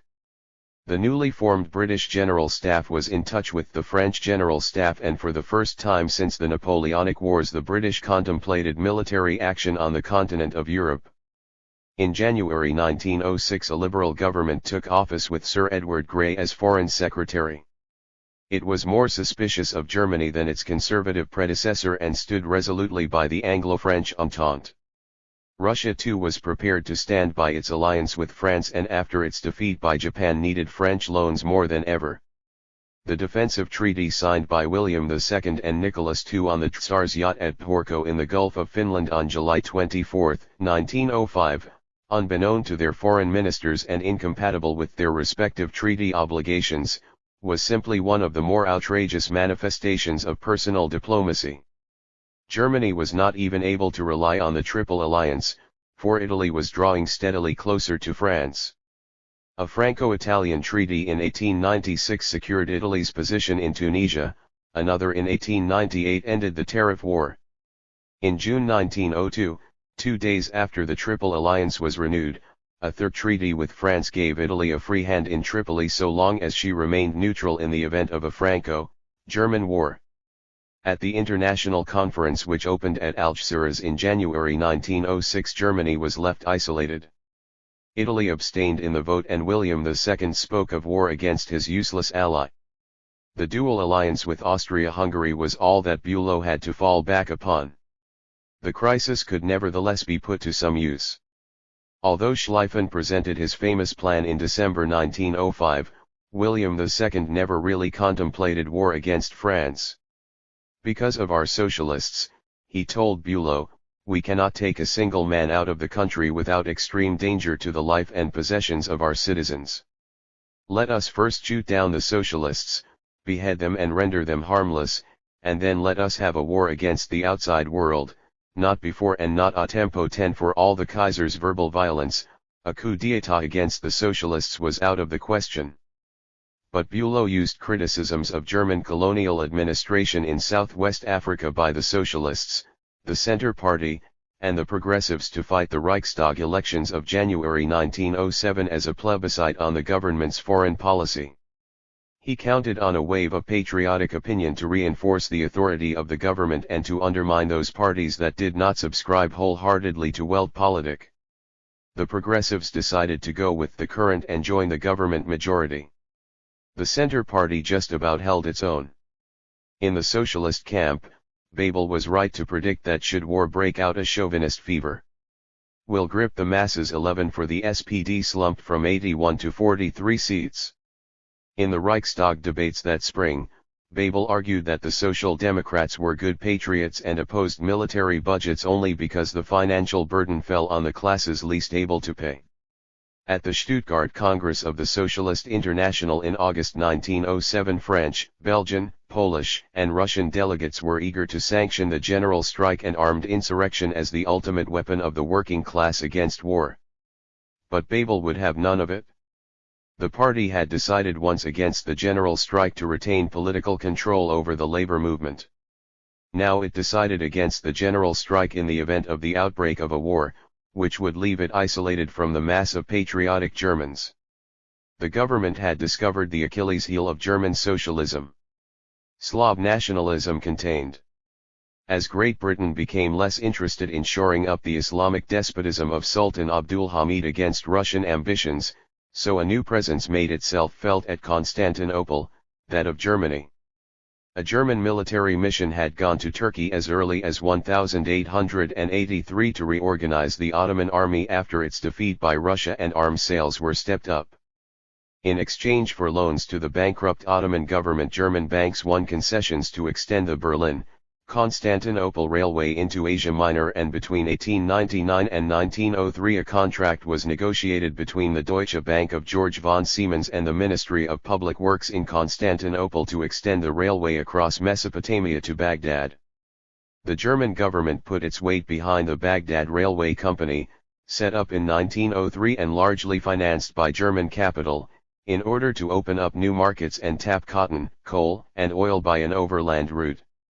German influence would be built up in the Near East to an extent that would never be possible in the Far East.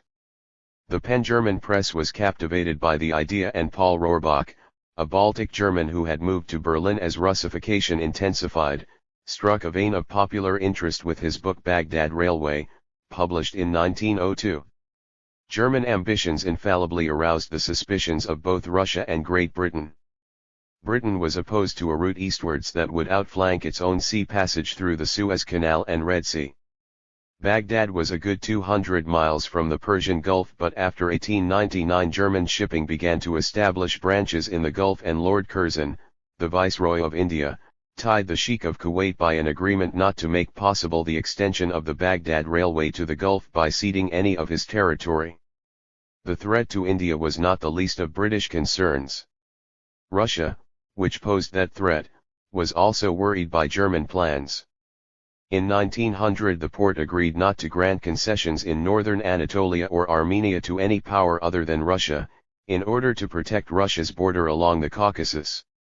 Now Russia and Great Britain found a rare opportunity for agreement.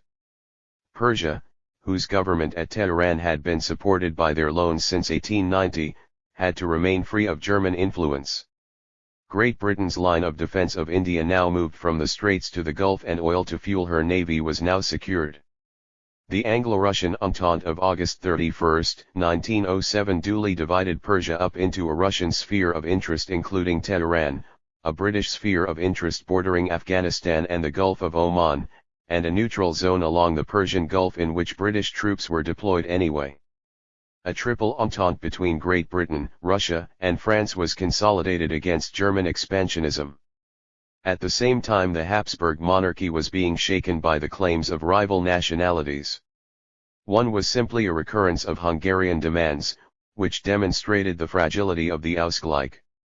In 1902 the Austrian government introduced a bill to increase the size of the common Austro-Hungarian army. The Reichsrat accepted the bill, but the Hungarian parliament refused unless Hungarian were introduced as a language of command into Hungarian units, which would be officered uniquely by Hungarians, not by Germans. The emperor announced that the organization of the army was a matter for his personal prerogative and that its unitary character could not be undermined. In Hungary the opposition to István Tiszá's Liberal Party grew in strength, united in a coalition of national parties, and triumphed in the elections called by Tisza in 1905. The emperor retained the trump card. In January 1907 he conceded suffrage reform in the Austrian part of the monarchy and threatened universal suffrage in Hungary unless the national parties gave ground. Fearing the eruption into parliament of non-Magyar and socialist deputies, the Magyars agreed to accept the unity of the common army in order to keep out political reform. The Magyars were more anxious than ever to suppress the national movements of Romanians, Slovaks, Croats, and Serbs. Map 10 Imperial expansion in the Middle East. Slav nationalism was gathering momentum in Eastern Europe and the Balkans, and this drove a wedge between Austria-Hungary and Russia and endangered their agreement of 1897 to put the Balkans on ice. It received stimulation from three sources: Serbia, Russia, and the Ottoman Empire. On the night of 10 to 11 October 1903, King Alexander of Serbia, a client and protege of Austria like his father, King Milan, was murdered with his wife by nationalist Serbian officers. His successor, Peter Karađorđević, who trained as a soldier in France, fought against the Prussians in 1870, and took part in the Bosnian Rising of 1875, was a pan-Serb and pro-Russian who wanted to end Serbia's dependence on Austria-Hungary and unite all the Serbian lands including Bosnia-Herzegovina, Croatia, Slavonia, Dalmatia, and the Kosovo district of Albania. He supported a rising by the International Macedonian Revolutionary Organization, IMRO, against Turkish rule in 1903 and, when the Hungarians insisted on keeping out Serbian exports of pigs and cattle, he made a secret commercial and political treaty with Bulgaria in April 1904. Arms were ordered not, as usual, from the Skoda works in Bohemia, but from Schneider of Le Creuset, and plans were made to build a railway to the Adriatic coast to be financed by French capital.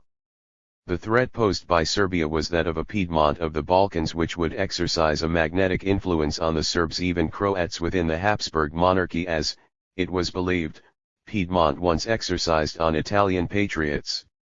40 Croat deputies met at Fiume on October 4, 1905 and announced that their loyalty to the Hungarian Union was conditional upon respect for the Croat constitution by the Hungarian government and the reconstitution of the Tribune Kingdom of Croatia, Slavonia, and Dalmatia, which was ruled from Vienna, as an equal partner of Austria and Hungary within the monarchy. On October 26 the meeting of 26 Serb deputies at Zara adhered to the resolution. Though Croats were Catholic and Serbs Orthodox, their linguistic and ethnic unity was proclaimed. Croats and Serbs formed one nation. These events have been seen as the emergence of Yugoslav or South Slav nationalism, inspired by Serbia or Russia. There was certainly opposition to German and Magyar domination, and the case was clearly made for replacing the dualism of 1867 by a trialism that could solve the South Slav problem within the Habsburg monarchy rather than outside it. It remained to be seen whether the Austro-Hungarian leadership would take up the challenge. The Russian Revolution of 1905 gave encouragement to Slav nationalism in the Habsburg monarchy, but it also stimulated class politics. In the Reichsrat elections of May 1907 the national vote was challenged by the class vote. The Social Democrats obtained 23% of the vote overall, and 40% in Vienna and Bohemia. The Young Czechs and Old Czechs won 20 seats instead of 53 in 1901. But together with the Poles, Ukrainians, Serbs, Croats, and Slovenes the Slavs could, for the first time, form a majority in the Reichsrat if they joined forces. This was one root of the Neo-Slav movement, which preached the brotherhood of all Slav peoples, announced by the young Czech leader, Kramer. The other root was the success of the national minorities of the Russian Empire, especially in the Second Duma of February, June 1907. In May 1908 Kramer visited St. Petersburg, met the Polish leader Dmowski and the Prime Minister Stolypin, and defined his goal of replacing the oppression of one Slav people by another, as in Poland, by a fraternal union in which the linguistic and religious individuality of each people would be respected. Slavs in the Russian and Austrian empires would combine against the pan-German nationalism suffered by Poles in Prussia and Czechs in Bohemia. A Neo-Slav Congress was held in Prague in July 1908. Attended by Czech, Pole, Ukrainian, Croat, Serb, Slovene, and Russian delegates, it discussed the establishment of a Slav bank to end enslavement to German capital and the organization of a Slav exhibition. Its success was limited. Dmowski shook hands with the leader of the Russian delegates, but the anti-national reaction in Russia had already begun. Slovaks stayed away in order not to provoke Magyar chauvinists. Many Serbs felt that the South Slav question could not be settled without destroying the monarchy. The existence of the monarchy was not questioned by the Congress, but relations between Austria-Hungary and Russia were deteriorating, and the Russophile element in Slav nationalism, however covert, could not be ignored by Vienna. For that reason Baron von Arenthal, who became Austria's foreign minister in 1906, initiated a forward policy in the Balkans and Near East. In January 1908 he announced plans to extend Austrian influence across Macedonia to the Aegean by building a railway through the Sanjak of Novi Pazar, bypassing Serbia and cutting it off from the Adriatic, to join the Turkish line that pushed up from Salonika. This antagonized Great Britain and Russia, and in May 1908 Edward VII and Nicholas II met at Reval in Estonia to urge reforms in Macedonia on the port. In particular, a governor should be appointed there only with the consent of the powers.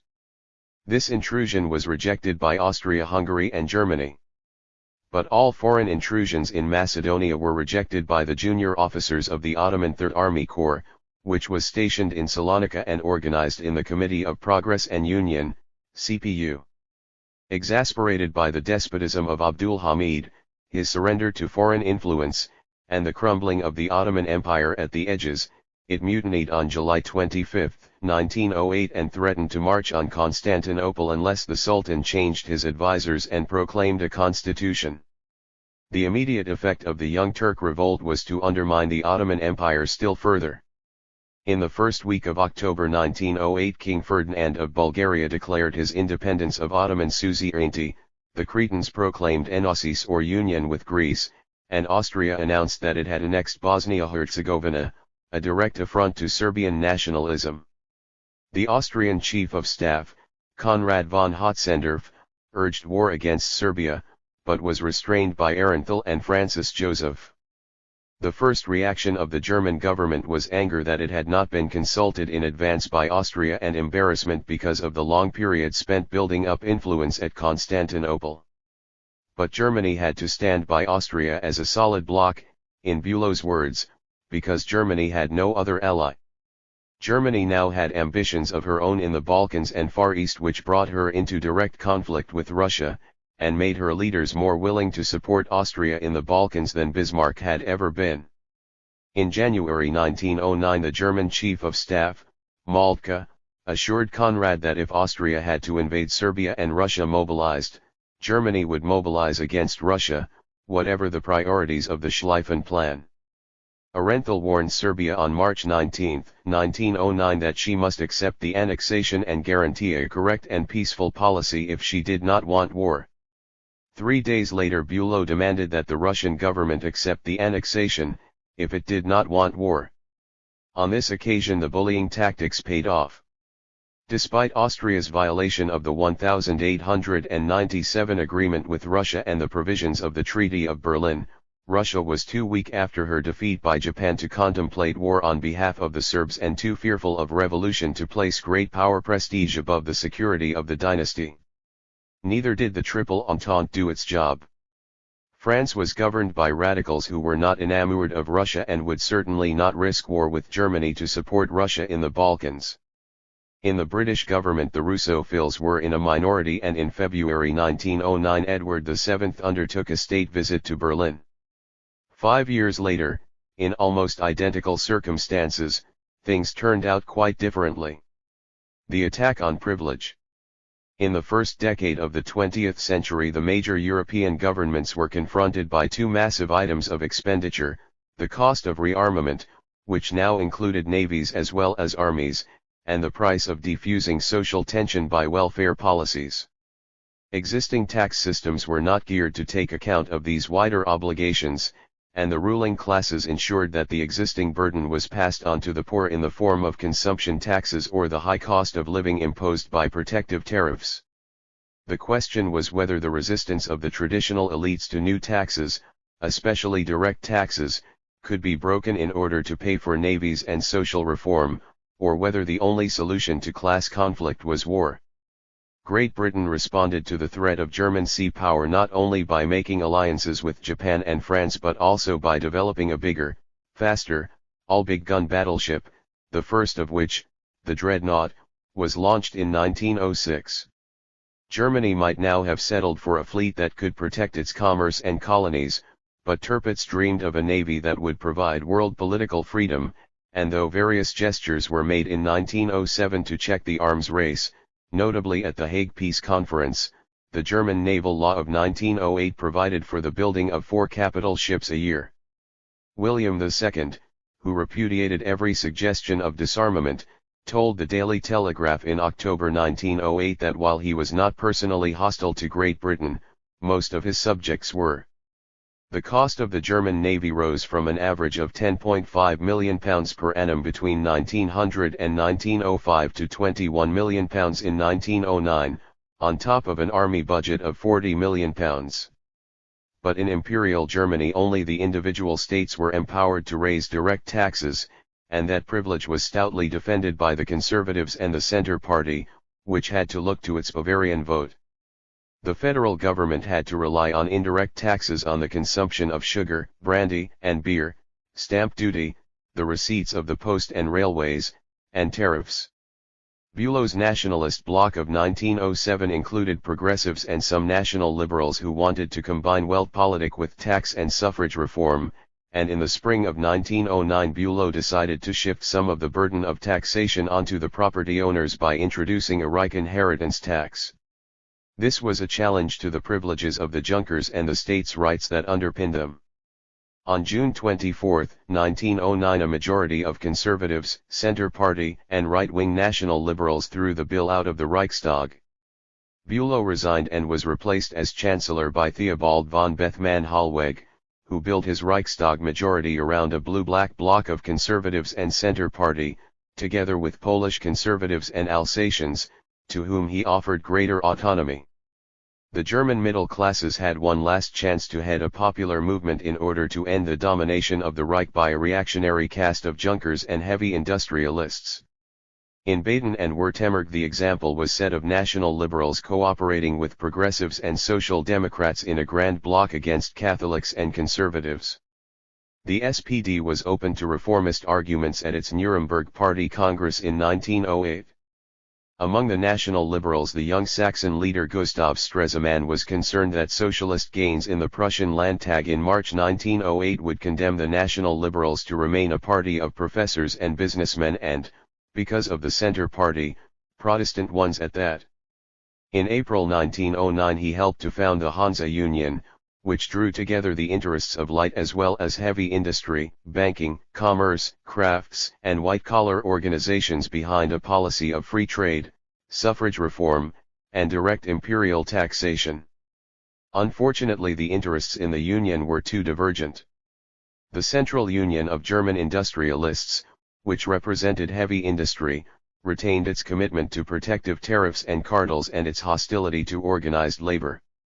The national liberals were deeply divided between right and left, and the right feared that Prussia would be handed over to the SPD if universal suffrage were conceded there.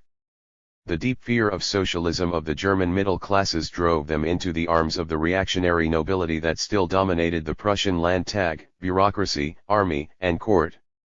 In turn, class strife became sharper and the problem of integrating the working class into the Reich more and more difficult. In Great Britain Joseph Chamberlain's campaign for tariff reform ended by breaking up the Conservative Party, as he had helped to break the Liberal Party over Ireland, while by defending the almost religious doctrine of free trade, the Liberals won a landslide victory in the elections of January 1906.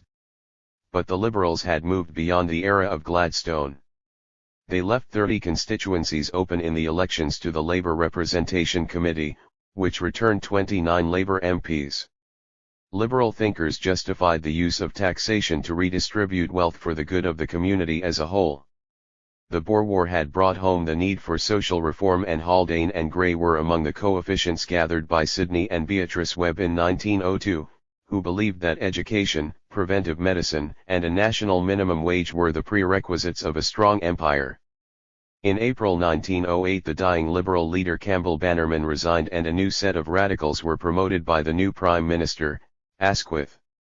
Winston Churchill became President of the Board of Trade and Lloyd George, who became Chancellor of the Exchequer, introduced a bill for a state-financed old age pension scheme, and that summer visited Germany to study the Bismarckian system of social insurance. The election of 1906 was won on the traditional policy of retrenchment, but in the winter of 1908-9 the Admiralty became concerned about Germany's new battleship building program. In March 1909 it insisted on not 4 but 8 battleships in 1909-10. The cabinet was divided and Asquith tried to find a compromise of 4 now and, if necessary, another 4 later. The conservative press trumpeted "We want 8 and we won't wait," and in July 1910, when news came in that Austria was building 3 or 4 dreadnoughts, the government decided on 8, without prejudice to the 1910-11 program. Free trade finance was clearly inadequate to pay for dreadnoughts and pensions, and Lloyd George decided to shift the weight from indirect to direct taxes and to tap the resources of the rich. His People's Budget of April 29, 1909 increased the rate of income tax, with concessions on earned incomes up to £3,000, imposed supertax on incomes over £5,000, raised death duties, and taxed undeveloped land, except agricultural land, and the unearned increment of land values. The People's Budget was unacceptable to the landowners, the city, the tariff reformers, the middle-class defense organization, and to the peers, who threw it out on November 30, 1909 and provoked a general election. The election of January 1910 reduced the Liberal lead over the Conservatives to 3 seats. Labour was contained with 40 seats, but the reform of the House of Lords seemed unavoidable. This was not only because of the budget but also because the Irish nationalists, with 82 seats, held the balance as they had in 1885 and required the reform of the House of Lords to get Home Rule through. The Liberal leadership was anxious to avoid constitutional conflict, and one possibility was the formation of an English blue-black bloc.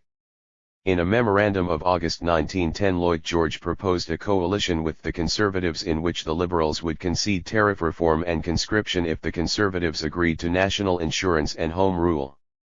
But tariff reform was as unpalatable to Asquith as Home Rule was to Balfour, and the plans for coalition fell through. At this point the British experience diverged from the German. The Liberals introduced a bill to restrict the financial powers of the House of Lords and held another general election in December 1910. The result was stalemate between Liberals and Conservatives, but the Liberals gathered their Labour and Irish nationalist allies to push against privilege. The new king, George V, agreed to create enough Liberal peers to pass the Parliament bill through the House of Lords, should the Conservative peers continue their obstinacy. The threat worked. The House of Lords accepted reform and Balfour resigned as leader of the opposition. Lloyd George then introduced his National Insurance Bill of 1911 to provide, on top of old age pensions, contributory but flat-rate sickness, accident, and, as yet unknown in Germany, unemployment insurance. In Great Britain the landed elite accepted the responsibility of paying taxes, and in 1914 death duties paid for the army, income tax paid for the navy and customs, and excise more than paid for education, pensions, and national insurance. Between 1906 and 1909 France was in the hands of the radical cabinet of Georges Clemenceau. Anti-militarism had been satisfied by the reduction of military service to 2 years in 1904, anti-clericalism by the separation of church and state in 1905. The radicals held private property to be sacred, and Clemenceau took a hard line against anarcho-syndicalism and strikes, but they attacked monopolies on behalf of the small man, and in 1906 introduced a pensions bill and nationalized the Western Railway, if only to save it from bankruptcy. Clemenceau's finance minister, Joseph Cail-Laux, inherited a tax system that relied on tariffs, heavy consumption taxes on necessities such as sugar, and for direct taxation levied a fixed percentage on income from land, houses, businesses, and stocks and shares, in a way designed to keep the state off the back of the bourgeoisie. It was totally unsuitable for the new demands of military expenditure and social reform. Cail-Laux decided to introduce a British-style graduated income tax on unearned income from rent and interest, profits, and earned income, with supertax on incomes over 5,000 francs. In March 1909 the income tax bill was passed by the Chamber of Deputies, with the support of the Socialists. But it was buried under formalities and amendments by a commission of the Senate. Clemenceau was not anxious to press the matter. France did not have a plutocracy on the same scale as England, and the supertax threshold included rural notables such as country doctors who were the backbone of local radical committees. Clemenceau's ministry was made unpopular by Cailliaus's income tax bill. The socialists under Jaures were more bitter towards him than ever as he tried to move his majority towards the moderate Republicans. The resources for social reform and military expenditure were therefore not available. Clemenceau fell in July 1909 after criticism by Delcas of his naval program of building light cruisers instead of battleships. The Pensions Bill, requiring contributions from employees as well as from employers and the state, was passed in 1910, although the trade unions argued that they were exploited enough already, while the Senate was careful to minimize the contribution of the state. The disintegration of the Ottoman Empire. In a bid to mobilize the energies of the Ottoman Empire and save it from destruction, the Young Turks had risen in revolt and obtained a constitution and a parliament that met in December 1908. Turks, Arabs, Greeks, Armenians, Slavs, and Jews were represented. These concessions were opposed by the Islamic conservatives and elements of the military, who launched a counter-revolution in April 1909. But the Young Turks retained their hold on Macedonia, marched on Constantinople, deposed Sultan Abdulhamid, and inaugurated a period of military rule under a committee of union and progress. They were humiliated by the loss of Bulgaria and Bosnia-Herzegovina, feared the growth of national feeling among Macedonians, Albanians, Armenians, and Arabs, and had to replace loyalty to the Sultan Caliph by a new principle of unity. They therefore began the Turkification of the empire. In August 1909 the closure of all political organizations based on nationality was ordered, according to the formula no distinction of race or creed. National opposition only intensified as a result. The Albanians, for example, rather than accept the imposition of the Turkish alphabet on their schools, new taxes, and compulsory military service, rose in revolt in 1910 and 1911 and demanded a separate Albanian parliament, army, and administration. As the Ottoman Empire fell to pieces, so the European powers gathered round like vultures. The Algeciras Conference in 1906 had re-established the rights of France, Germany, and Spain in Morocco. Spain feared that France would absorb its interests there, and in July 1909 Mora ordered a call-up of reservists for an expedition. The only result was revolution in Barcelona. In France, there was a shift of influence from the old school of republicans, who were prepared to come to terms with Germany and recognized that German constitutional concessions to Alsace-Lorraine in 1910-11 now bound the provinces firmly to the Reich, and the ambitious young men of the Foreign Office, who came under the influence of the colonial party. They used the pretext of riots in Fez to convince a weak foreign minister that troops must be sent. In May 1911 the French occupied Fez and established a de facto protectorate in Morocco. It was up to Germany to defend her interests if she dared. Foreign affairs were in the hands of the irascible Alfred von Kitterlen-Wachter, who was closely associated with the pan-German leader, Heinrich Claes. The ambition of Claes was to establish a German Middle Africa from the Cameroons to Tanganyika that would require the French and Belgians to make concessions in the Congo. At the same time a strong German response in Morocco ran the chance of driving Great Britain away from France and splitting the Entente. Kitterlen and Bethmann Hollweg won over the Kaiser, and on July 1, 1911 the German gunboat Panther appeared in the South Moroccan port of Agadir. In compensation for the French occupation of Morocco, the Germans demanded the surrender of the entire French Congo. The Entente gave Great Britain certain responsibilities towards France, but the liberal Premier Asquith was under pressure from radicals to insist that France give ground and avoided confrontation. The Hawks argued that only a united front by Britain and France would check Germany's pretensions, and in a speech at the Mansion House on July 21, 1911 Lloyd George, presumed to be a radical, announced Britain's full support for France. This was a shock to the Germans. However, the British government was not prepared to send ships and troops if the Germans landed in Morocco, and Joseph Caillaux, who became the French Prime Minister in June 1911, was told by the French Chief of General Staff, Joffre, that France did not have a 70% chance of winning a war with Germany.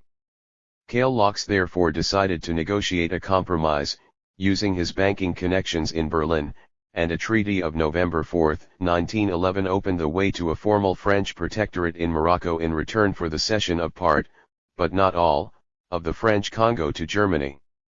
In Germany there was an outcry from nationalists, national liberals, conservatives, and the military at this capitulation. But in France the nationalist backlash was much sharper. In the Chamber of Deputies the right denounced the sacrifice of France's African empire by Caillaux, although a majority ratified the treaty. A commission of the Senate which included Clemenceau and Raymond Poincaré, a scrupulously honest and patriotic Lorrainer, revealed Caillaux's secret negotiations behind the back of his own foreign minister, and forced him to resign. He was replaced in January 1912 by a ministry headed by Poincaré.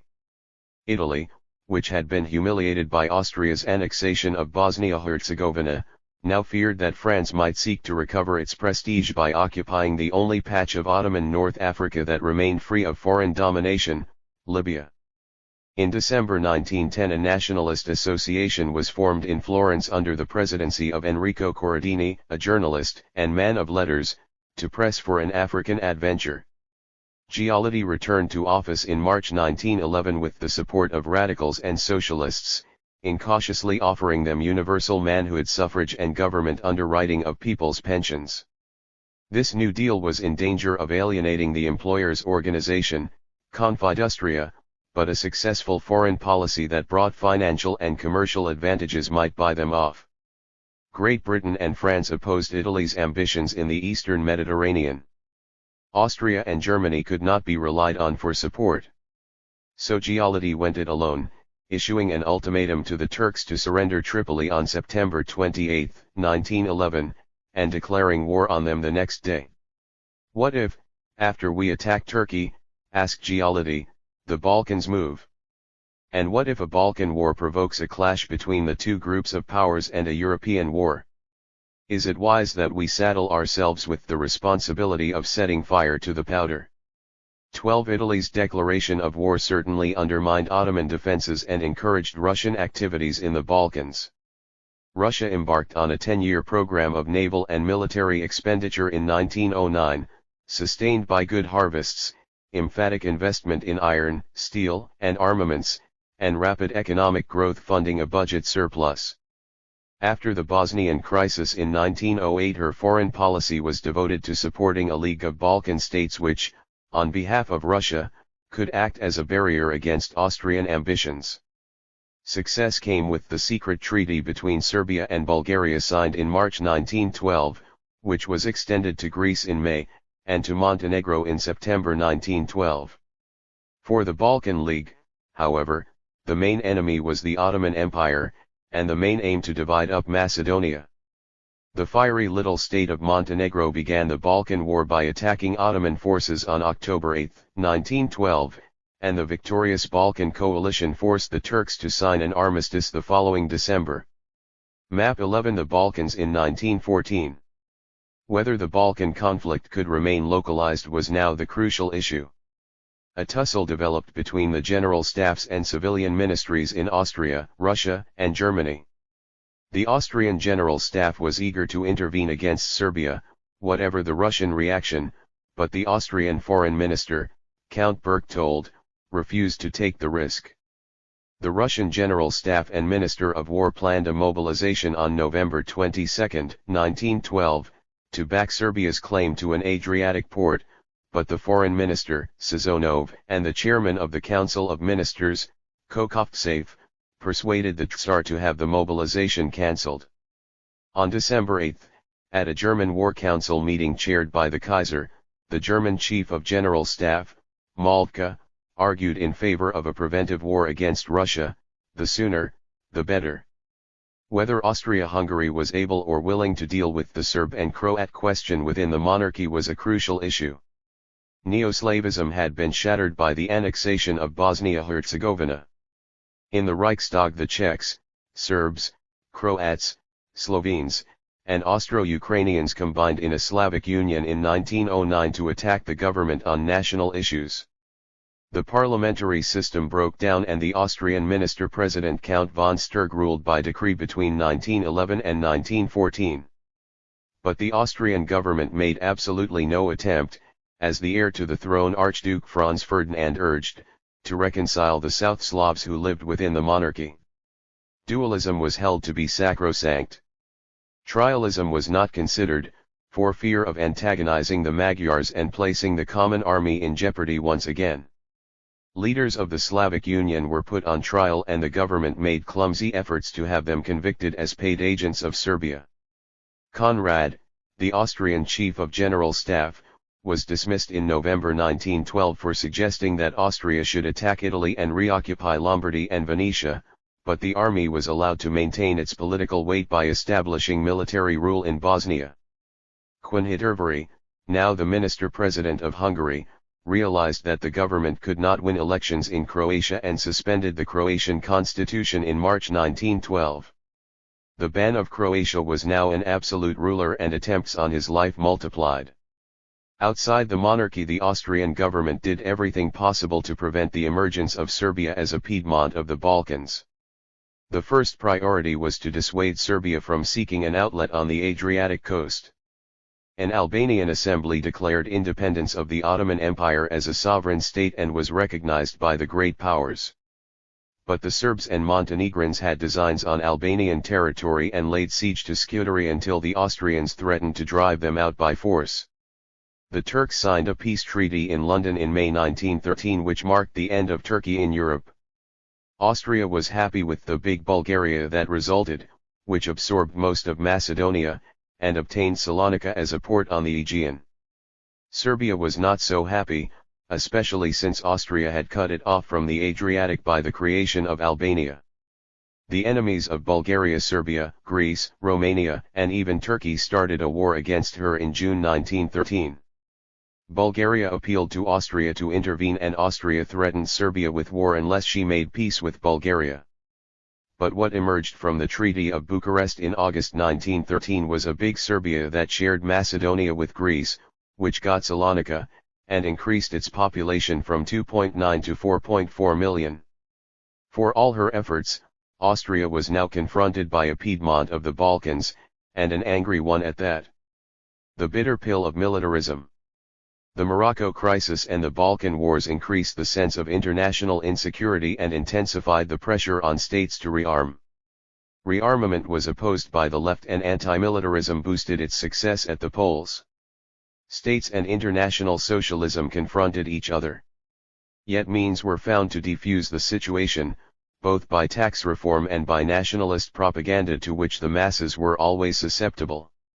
During the Morocco crisis, in the autumn of 1911, Admiral Tirpitz reversed an earlier decision to reduce the tempo of battleship building to 2 a year in 1912 to 17 and asked the Kaiser for a navy bill to maintain the tempo of 4 a year.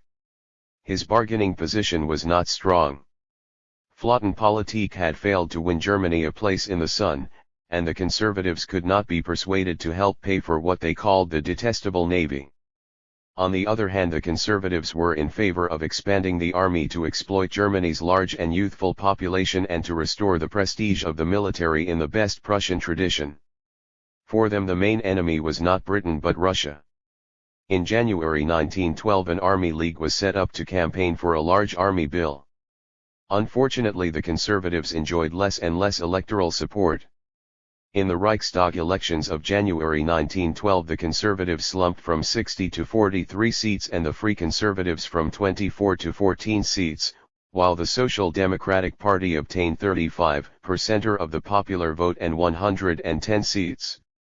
In the aftermath of the socialist victory a massive coal strike broke out in the Ruhr. The National Liberals set themselves against any consideration of a popular base and their right wing expelled moderates like Gustav Stresemann from the party executive. Class lines were drawn more firmly than ever and the SPD stuck to its principle, to this system, no man and no penny, by opposing the Army and Navy budgets in 1912. The deadlock had to be broken.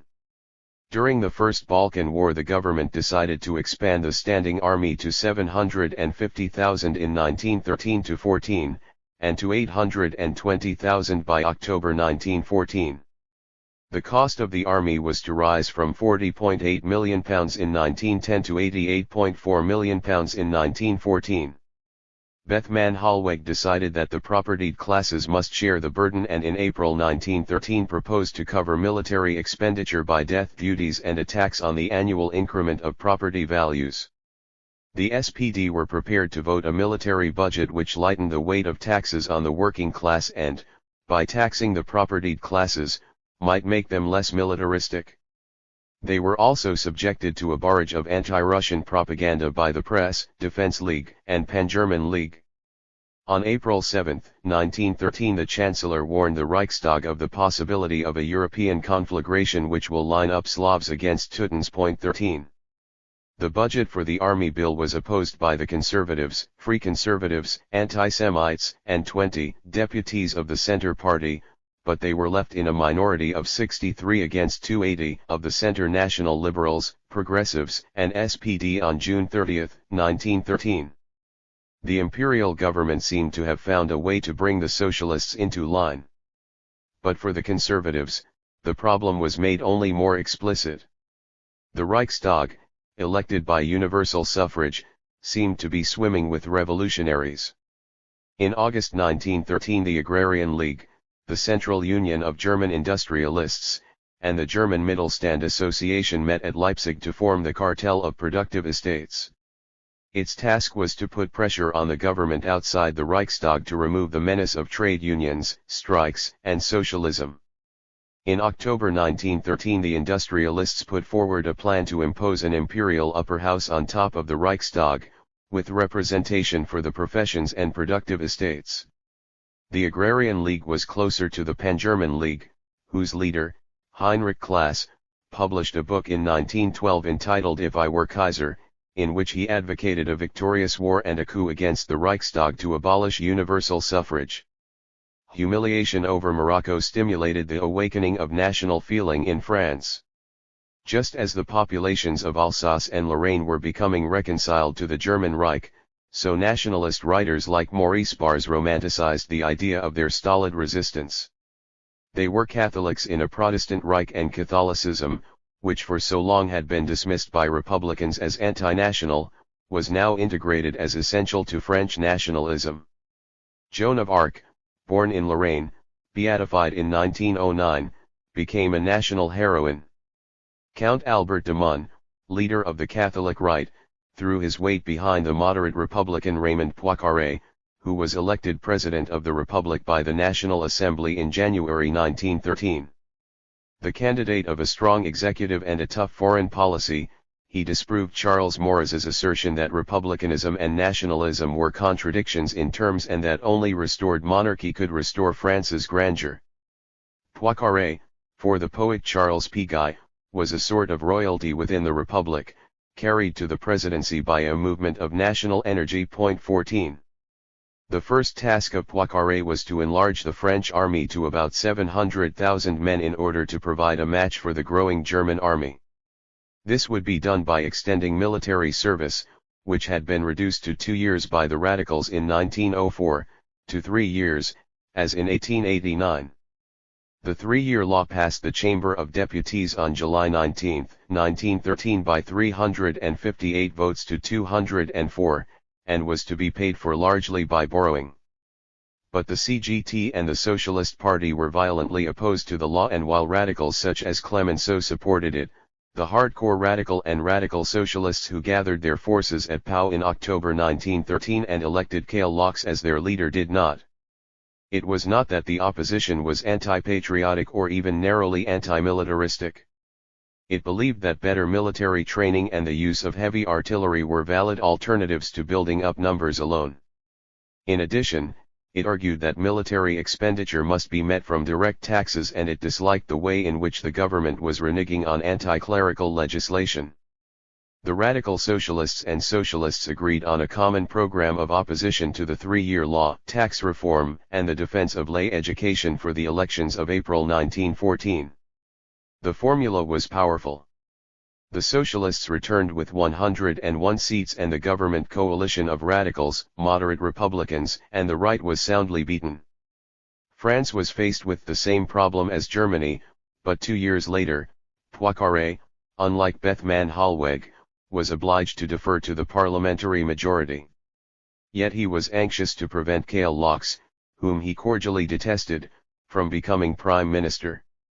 Fortunately for Poincaré, Cailleaux's wife was on trial for shooting the editor of Le Figaro, which had been mounting a smear campaign against her husband, and Poincaré was able to nominate the independent socialist, René Viviani.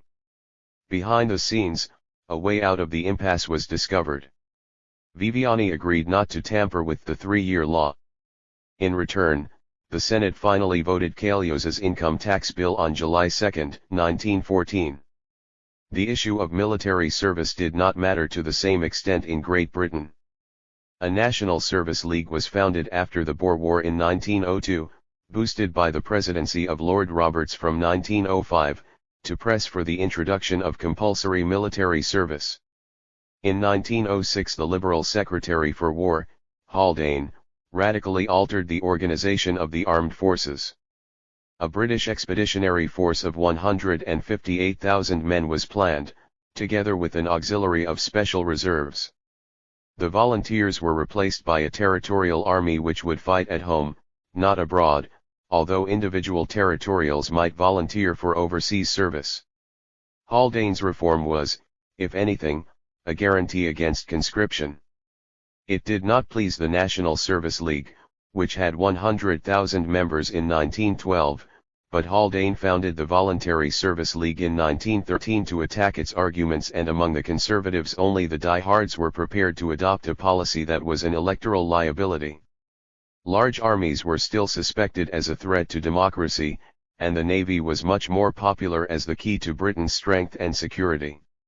Class tension was evident in the national coal strike of 1912 and the formation of a triple alliance of miners, railwaymen, and transport workers in 1914. Doctrines of direct action were in the air, but the Triple Alliance was geared not so much to a general strike as to preventing the escalation of conflicts in the three closely interlocking sectors which could damage the livelihood of their members. In any case, the railwaymen were much less militant than the miners. The Parliamentary Labour Party opposed the mass strike and argued convincingly that in Great Britain the evils of capitalism would be eliminated only by the achievement of political power through the ballot box. The Labour Party was itself contained electorally, and learned the hard way in January 1910 that it was fruitless to run against liberals as well as conservatives. Finally, the Labour press was far from being unpatriotic. Robert Blatchford's influential Clarion, which was fiercely opposed to the Liberal Capitalist Party, was forever warning workers of the dangers of German militarism. War against revolution. In the approach to the outbreak of the First World War, 4 factors were crucial: first, the ambitions and strategies of the great powers; second, the system of alliances, the danger of which was less to drag allies into the abyss than to make them concerned lest their opposite numbers renege on their commitments at the last moment; third, the balance of power in the decision-making process between military men and civilian politicians; last, the pressure of both nationalist and socialist anti-militarist opinion, and the opportunity offered by the war to achieve the ultimate in national integration. After the Second Morocco Crisis, the division of Europe into the Triple Alliance and the Triple Entente became a little more fluid. Germany had failed to unseat Great Britain as the leading sea power, as Britain refused to surrender her naval superiority and Tirpitz was denied the naval bill he wanted. At this point a rapprochement between Britain and Germany seemed possible. Germany reverted to her drive to become the dominant continental land power, and sought to increase her influence in the Ottoman Empire and Near East, along the line of the Berlin-Baghdad Railway. This brought her into direct confrontation with Russia, a confrontation that was no longer mediated by Austria-Hungary. Turkey, defeated by the Balkan Alliance in the first half of 1913, invited the Germans to send another military mission to Constantinople. Its head, Lieutenant General Otto Liman von Sanders, would not only inspect troops and direct maneuvers, like the mission of 1883, but be seconded to the Turkish General Staff and Ministry of War. In addition, Liman von Sanders asked for command of the Turkish First Army Corps, which garrisoned the Constantinople area, and for German control of the Straits. Fearing that Germany would build up Turkish military and naval power and threaten her in the Black Sea, Russia protested vehemently in November 1913, 3 weeks before the mission left for Constantinople, and prevailed upon France and Britain to sign the protest note. Relations between Great Britain and Russia were in fact very poor after 1912, because of the shadow cast by Russia over Persia and India. In Persia, Russia was trying to extend its influence from the northern, Russian, zone to the neutral zone, but the Anglo-Persian Oil Company, set up in 1901, claimed the right to drill for oil throughout Persia. This was a vital British interest, for the Navy was switching from coal to oil firing, and in February 1914 Churchill persuaded the cabinet to buy a controlling interest in the company. The following month, Great Britain signed an agreement with Germany whereby Germany recognized the exclusive rights of the Anglo-Persian Oil Company in central and southern Persia and southern Mesopotamia, while on June 15, 1914 Britain agreed that the Germans could extend the Baghdad Railway to Basra, just north of the Gulf. On June 25 Gray noted that we are on good terms with Germany and we wish to avoid a revival of friction with her. 15. Germany was nevertheless fearful of being encircled. Since Russia's defeat in 1905 the Franco-Russian alliance had not given cause for concern. But now Russia was recovering its military strength, drawing on huge manpower resources, and in Germany and the next war, 1912, General Friedrich von Bernhard argued that Germany must beat back the Slavic tide in order to preserve German and European civilization. In March 1914 the Russian Duma voted massive credits for a 3-year military program. This was aimed to increase the standing army to almost 2 million men by 1917. A strategic railway network was being built to facilitate mobilization. Naval expansion came late but rapidly. The naval budget leapt from £9.4 million in 1910 to £23.6 million in 1914, which was greater than that of Germany, and the new Baltic fleet under construction threatened Germany's northern coastline. The Russians were anxious for a naval convention with Britain whereby the British fleet would occupy the German fleet in the North Sea while the Russians landed in Pomerania. Under pressure from the French, Britain agreed to secret naval talks with the Russians in May 1914. These were exposed by the Berlin press early in June and undermined the confidence that had been building up between Britain and Germany. The solution urged by the German Chief of Staff, Moltke, on Conrad, who was now reinstated as Austrian Chief of Staff, when they met at Carlsbad in May 1914 was for a preemptive strike against Russia and France before their rearmament programs were complete. To wait any longer means a diminishing of our chances. As far as manpower is concerned, one cannot enter into competition with Russia. 16. The reassertion by the military authorities of their supremacy over the civil authorities goes a long way to explaining the outbreak of war in 1914. In Germany the issue was as much domestic as foreign. The militarization of the administration in Alsace and the insults aimed at the citizens of Zabern by a German officer provoked a Reichstag majority of Social Democrats, Progressives, Centre and National Liberals to pass a vote of no confidence in the government of Bethmann Hollweg in December 1913. Squeezed between the military and the parliamentarians, Bethmann opted to support the military. It was made clear once and for all that Germany was not a constitutional state with government ministers responsible to parliament. Advocates of a Staatstreich began to bay louder. A Staatstreich could not be entertained, but the opposition could be broken by war. On June 28, 1914 the Austrian Archduke Franz Ferdinand and his wife were assassinated in the Bosnian capital of Sarajevo by Bosnian students. They opposed the trialism that he advocated and demanded the integration of Bosnia-Herzegovina into the Kingdom of Serbia. The Serbian government was not responsible for the killings, the Serb Prime Minister had warned the Habsburg authorities on June 5 of possible trouble during the Archduke's visit. Nonetheless, the bombs and guns were provided by Colonel Dragutin Dimitrijevic, who was head of the Intelligence Bureau of the Serb General Staff and also head of the Secret Society of Union or Death, known as the Black Hand. Over his activities the Serb government had virtually no control. In Vienna, Conrad had wanted to settle the South Slav question once and for all by military means since 1908.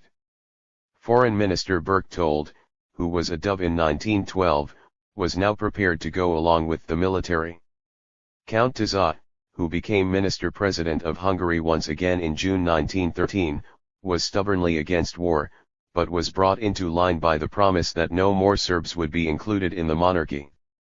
The aged Emperor Francis Joseph wavered, but when William II failed to attend the funeral of Franz Ferdinand and his wife in Vienna, Berchtold sent the head of his private office, Count Oyos, who happened to be a friend of Bethmann Hollweg's nephew, to Berlin to secure a promise of unconditional German support for Austrian military action. It was hoped that this support would either cause Russia to back off, in which case the war would be localized in the Balkans, or enable Austria and Germany to deal with Russia between them. The blank check was signed by Germany on July 5, 1914. On July 23 the Serbian government received an ultimatum from Vienna to eliminate pan-Serb propaganda and bring the perpetrators of the assassination to trial. The Serb government agreed, except to the demand for Habsburg participation in an inquiry. However, the ultimatum was designed to be rejected.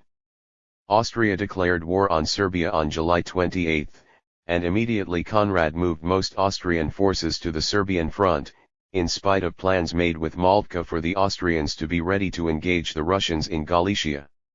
Austria has to bear some responsibility for the outbreak of the war, because of her aggression against Serbia and extraction of the promise of German support. The Italian government, which had not been consulted by Austria on the declaration of war, took the opportunity to bow out of its Triple Alliance commitments. In any case, she had to deal with the breakthrough of the Italian Socialist Party in the first parliamentary elections held under universal suffrage in 1913, and a red week of nationwide strikes called by the PSI and CGL after several anti-militarist demonstrators were shot by police at Ancona in June 1914. Germany, on the other hand, seized her historic moment. For her, the war against Serbia was only a sideshow. The urgent task for Malta was a preemptive strike against Russia, and this, according to the Schlieffen Plan, required a lightning war against France to put her out of action. German armies would have to move through Belgium, and take the key fortress of Liege, but since 1913 they had a howitzer that could convert it to rubble. William II returned from the Kiel Regatta to Berlin after the Sarajevo assassination and met the military and Bethmann on 4 successive days. Bethmann was persuaded of the need for war, wheat and bullion were bought up on the world markets, and troops were refused leave.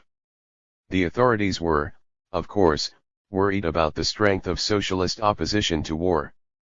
The majority of the SPD had voted against launching a mass strike in the event of war in 1906, 1907, and most recently at the Jena Congress in September 1913.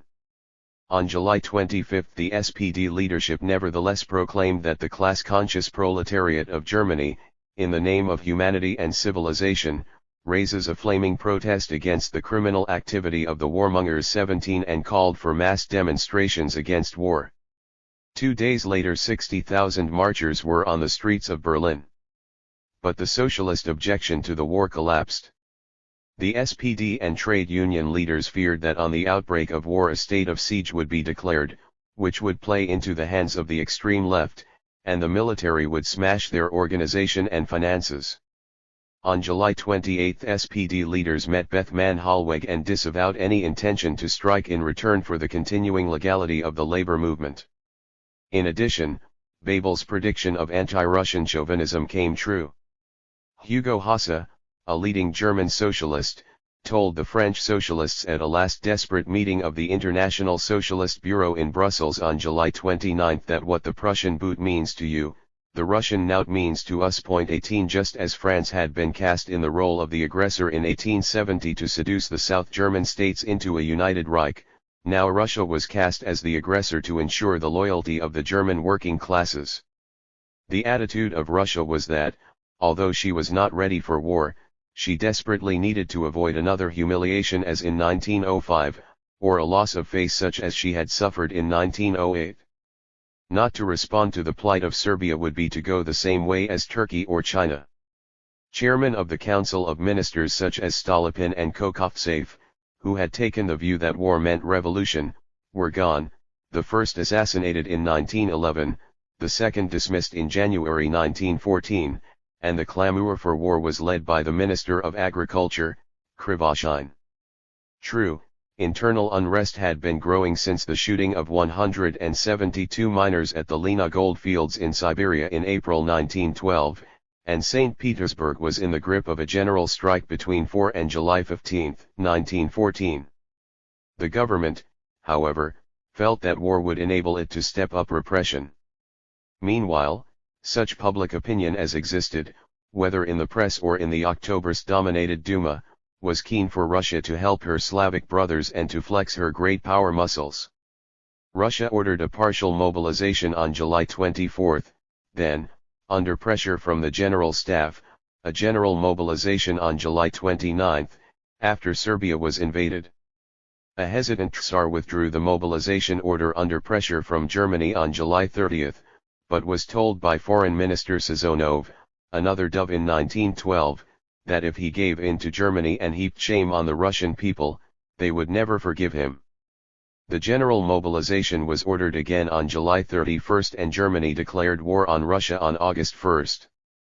The French government was literally all at sea during the July crisis. President Poincaré, Prime Minister Viviani, and the head of the Quai d'Orsay left France by ship on a state visit to Russia on July 16 and returned on July 29. It may be argued that their business in St. Petersburg was to reassure themselves about the solidity of the Franco-Russian alliance, given the danger of a German attack under what was understood of the Schlieffen Plan. The French ambassador in St. Petersburg, Maurice Paléology, has also been accused of encouraging the Russians to take a hard line against Germany. On the other hand, the French cabinet, meeting on July 30, was aware only of Russia's partial mobilization order, and Poincaré urged St. Petersburg by telegram not to provoke Germany. The French public was more interested in the trial of Madame Kale Laux, who had shot the editor of Le Figaro to defend her husband's reputation and her own, than in Serbia. The French government also had its socialists to worry about. In theory, the SFIO and CGT were committed to resist war, in the last instance by a general strike. But Leon Jouherho, the leader of the CGT, met Karl Legion, the secretary of the German Trade Union Organization, in a Brussels cafe on July 27 and became convinced that a united proletarian front was impossible. The CGT was also worried about government repression, and when, on July 31, it renounced the use of the general strike, the Ministry of the Interior withdrew its list of persons to be arrested at the outbreak of war. The notorious Carnet Bjors, the socialist leader, was shot dead by a right-wing fanatic on July 31, but paradoxically this helped to draw together socialists and the nation. Poincaré's letters of sympathy were published in the socialist paper El Humanite, and Bjors, though an anti-militarist, was also a patriot who believed that the task of the armies of the Republic was not only to defend French soil but to propagate the principles of 1789. If Bjors were still here, Jouherho said at his grave on August 4, the day the German socialists in the Reichstag voted war credits, he would tell you, comrades, that above the national cause, in the harsh struggle that is beginning, you will be defending the cause of the international, and that of civilization, of which France is the cradle. 19. The German ambassador to Paris pressed the French on July 31 to remain neutral in the event of a Russo-German war, but the Chief of Staff, Joffre, threatened to resign unless France mobilized, and the government decided to mobilize on August 1. German forces invaded Luxembourg on August 2 and demanded a free passage through neutral Belgium to invade France. This was refused by King Albert and Belgium was promptly invaded. Germany then claimed, fantastically, that French planes had bombed Nuremberg, and declared war on France on August 3. Great Britain was reluctant to become involved in the war, despite its commitments under the Triple Entente. On July 26, hearing of the Austrian ultimatum to Serbia, the British Foreign Secretary, Sir Edward Grey, urged Bethmann Hollweg to restrain the German militarists and join a four-power conference of Great Britain, Germany, France, and Russia on the Serbian question. It has been said that if, instead of trying to rekindle the spluttering flame of 19th-century Congress diplomacy, Grey had warned Bethmann bluntly on July 26 that Britain would intervene on the side of France and Russia, he might have deterred Germany from pushing Austria into a war with Serbia. Bethmann rejected the proposal of a conference on July 27 but gambled on British neutrality, telling the British ambassador in Berlin on July 29 that Germany would not annex any French territory if Britain remained neutral. The British government had problems of its own to deal with, namely strikes, suffragettes, and a revolt by Ulster Unionists against a third Home Rule Bill tabled in 1912. A majority of the cabinet was against war on July 29, and again on July 31. George V appealed to the Tsar early on August 1 to delay Russian mobilization, but too late. German violation of the neutrality of Belgium, which since 1839 had been under the protection of the great powers, was for Britain the formal casus belli. More influential was the fear that a Franco-German war would open the way to German naval activity in the Channel, and to French ports facing England falling into German hands, if not to the fall of France altogether. Turkey, which feared destruction at the hands of Russia, entered the Triple Alliance on August 2. German military and economic domination of the Ottoman Empire could only threaten the security of Britain in the Persian Gulf and India. On August 3 Great Britain issued an ultimatum to Germany. It was the August bank holiday, and crowds massed outside Buckingham Palace, shouting "We want war." There was little trouble from the Labour Party. Ramsay MacDonald had opposed war but resigned and was replaced by Arthur Henderson. The Conservatives, who had denounced the Liberal government as a revolutionary committee when it introduced a new Home Rule Bill in 1912, fell into line, as did the Irish nationalists, who had criticised the Home Rule Bill for not going far enough. Germany had its Burgfrieden, France its Union Sacrée, Great Britain its party unity. The spectre of socialism had been exorcised, but at the expense of a European war. The moment to begin a revolution, it turned out, was not at the beginning of a war. As in the Russian Empire is examined by Jonathan Frankel, Prophecy and Politics, Socialism, Nationalism and the Russian Jews, 1862–1917, 1981. The Zionist option is described by David Vidal in The Origins of Zionism, 1975, the Socialist option by Henry Tobias, The Jewish Bund in Russia from its origins to 1905, 1972, Nora Levin, Jewish Socialist Movements, 1871–1917, 1977, which is particularly good on the Jewish proletariat, Robert J. Brym, The Jewish Intelligentsia and Russian Marxism, 1978, and Yoav Peled, Class and Ethnicity in the Pale, The Political Economy of Jewish Workers' Nationalism in Late Imperial Russia, 1989.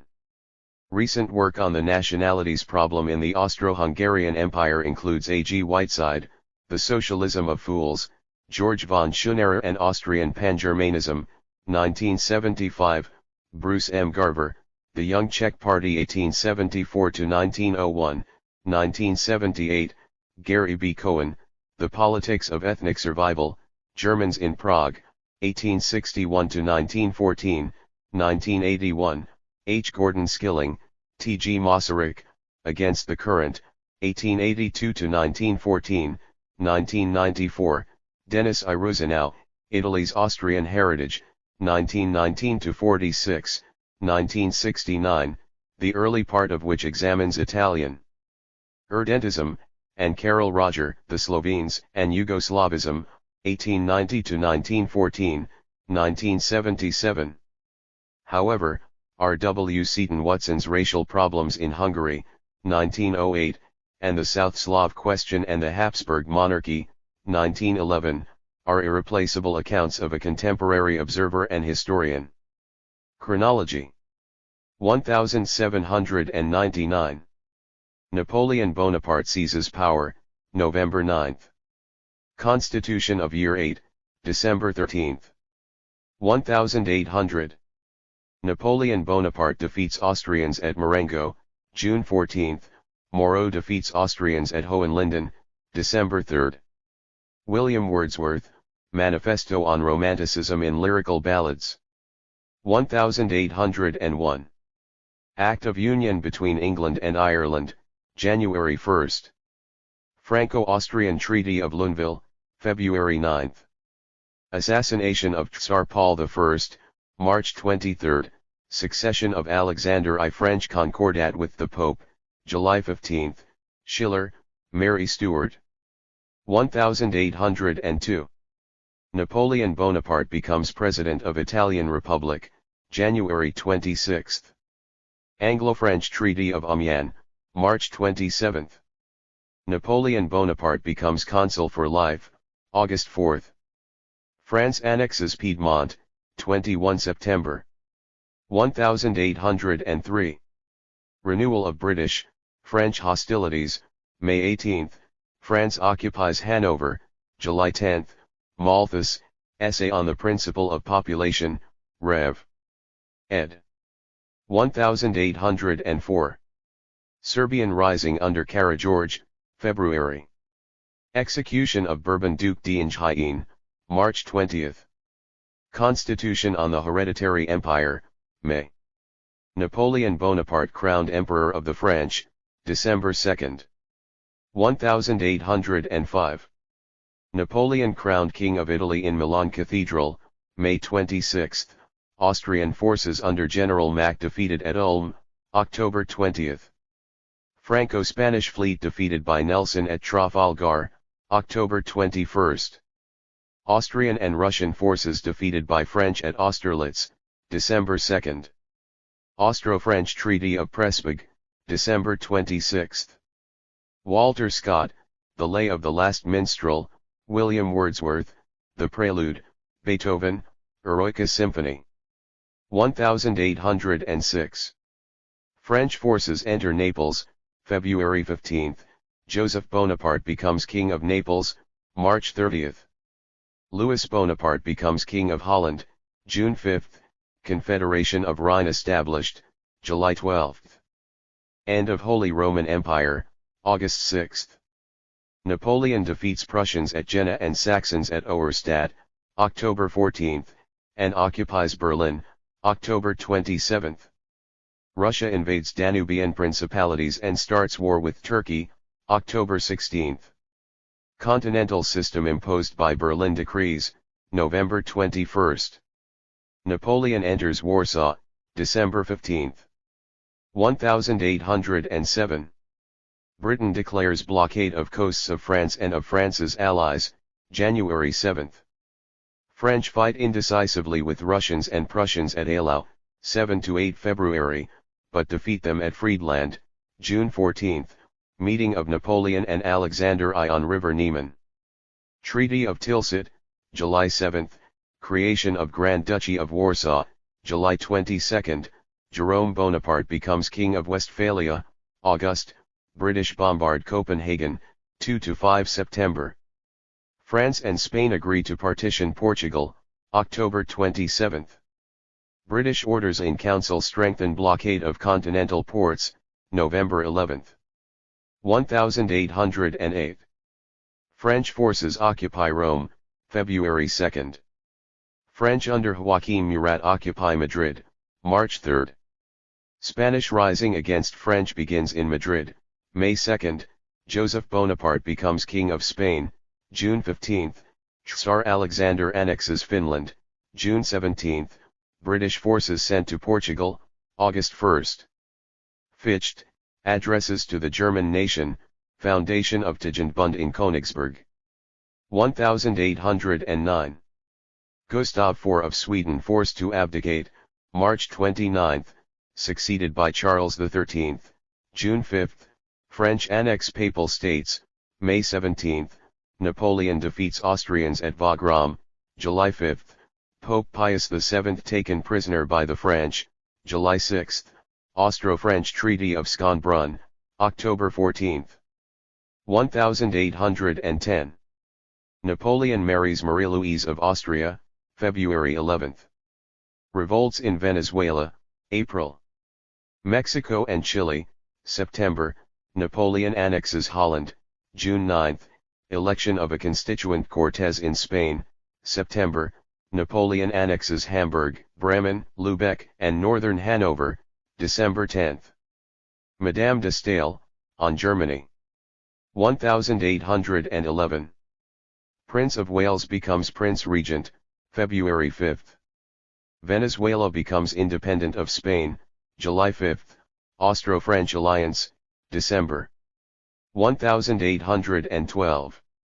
Spanish Cortes passes liberal constitution, March 19. Russo-Turkish truce at Bucharest, May 28, Tory administration under Lord Liverpool, June 8, Napoleon crosses River Niemen and invades Russia, June 24, Duke of Wellington enters Madrid, August 12. Battle of Borodino, 7 September, Napoleon occupies Moscow, 14 September. Napoleon's retreat from Moscow begins, October 19, arrival of Napoleon in Paris, December 18. Byron, Childe Harold's Pilgrimage. 1813. Tsar Alexander crosses Niemen, January 13, Prussia and Russia ally against France at Kursk, February 28. Frederick William of Prussia declares war on Napoleon, March 17. French forces in Spain routed at Vitoria, June 21, Austria declares war on France, August 12. Defeat of French forces at Battle of Leipzig, 16–19 October. Mexico declares itself independent, November 6. 1814. Allies agree not to conclude a separate peace with France under Treaty of Chaumont, March 9. Allies enter Paris, March 30. Napoleon abdicates and is exiled to Elba, April 11. Norwegian Constituent Assembly elects Danish Prince Christian Frederick as king, May 17. Louis XVIII enters Paris, May 3, and issues constitutional charter, June 4. Peace of Paris pins France back to frontiers of 1792, May 30. Congress of Vienna opens, November 1. Norway establishes a constitution, November 4. 1815. Secret treaty between Austria, Britain, and France to restrain Russian and Prussian ambitions, January 3. Napoleon lands in France, March 1. Louis XVIII flees Paris, March 19. Which is entered by Napoleon, March 20.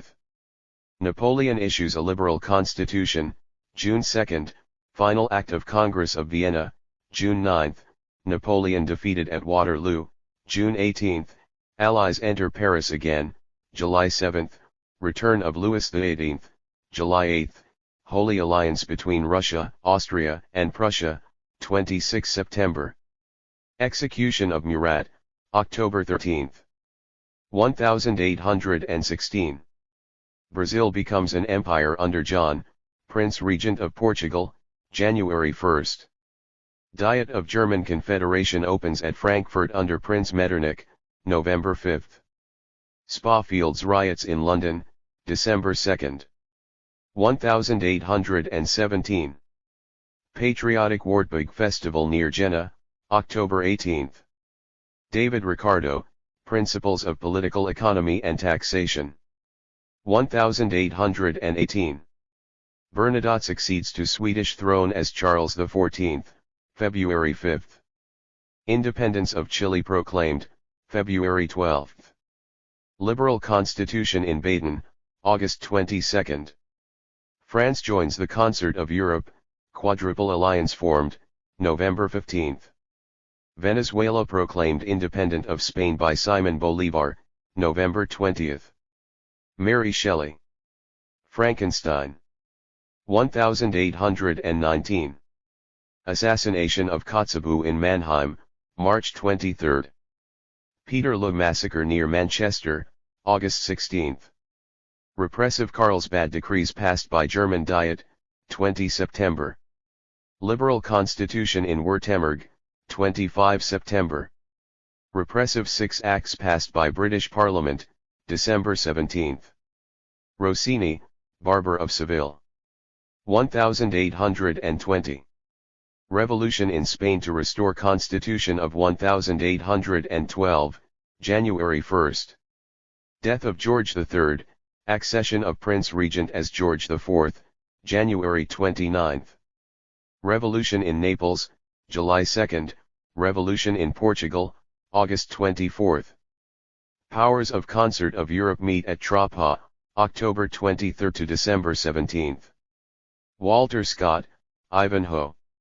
1821.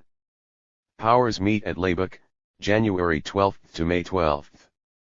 Alexander Ypsilantis crosses into Danubian provinces from Russia, triggering Greek revolt, March, revolution in Piedmont, abdication of Victor Emmanuel, succession of Charles Felix, March, Neapolitan rebels crushed by Austrians, March 7. Hegel, Philosophy of Right, Weber. Der Freischütz. 1822. Constitution adopted in Greece, January 13, and Greek independence proclaimed, January 27. Suicide of Lord Castlereagh, August 12. Portuguese Constitution adopted, 23 September, and Brazil formally declared independent, October 12, under Dom Pedro as Emperor. Powers meet at Verona, October 12 to December 14. 1823. French army invades Spain, April 6. Portuguese Constitution annulled by John VI, June 18. 1824. Death of Lord Byron at Missolonghi, April 19. Death of Louis XVIII of France, succession of his brother Charles X, 16 September. Beethoven's Ninth Symphony performed in Vienna. 1825. Reopening of Hungarian Diet after 13 years, 19 September. Death of Alexander I of Russia, succeeded by his brother Nicholas I, December 1. Decembrist revolt in Russia, December 14. 1826. Death of John IV of Portugal, succeeded by Dom Pedro of Brazil as Peter IV, March 10. Maria, daughter of Peter IV, who remains in Brazil. Becomes Queen of Portugal, May 2. British Foreign Minister George Canning sends troops to Portugal to support Queen Maria, December. 1827. Resignation of Lord Liverpool as British Prime Minister, February 17. Government formed by Canning, April 10. Under Treaty of London, Britain, Russia, and France recognize autonomy of Greece, July 6. Death of Canning, August 8. Turkish fleet destroyed at Battle of Navarino, October 20. 1828. Liberal Martinac Ministry in France, January 3, Tory Ministry under Duke of Wellington, January 25. Russia declares war on Turkey, April 26. 1829. Catholic emancipation in Britain, April 13. Dismissal of Liberal Martinac, appointment of reactionary Polignac in France, 6–8 August. Treaty of Adrianople ends Russo-Turkish War, 14 September. 1830. Greece declared independent under protection of Britain, France, and Russia, February 3. Death of George IV. Accession of William IV, June 26. French invasion of Algeria, July 5. 5 ordinances issued by Charles X, July 25. Revolution in Paris, 27–9 July. Election of Louis Philippe King of the French, August 7. Revolution in Belgium against union with the Netherlands, 23 September. Resignation of Duke of Wellington, ministry formed by Lord Grey, November 15.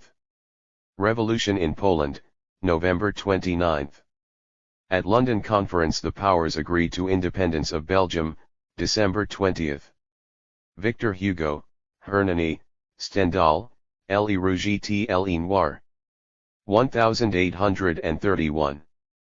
Polish Diet declares independence of Poland and deposes Romanovs, January 25.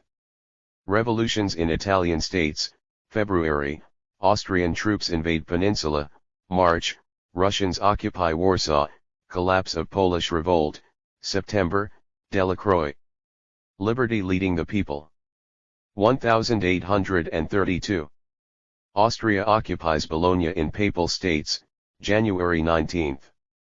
Hambach Festival in Germany, May 27, Insurrection in Paris, June 5, Reform Bill becomes law in Britain, June 7, Papal condemnation of liberal Catholicism of Lamennais, August 15.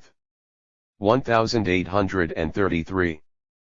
Prussia establish Zollverein, March 23.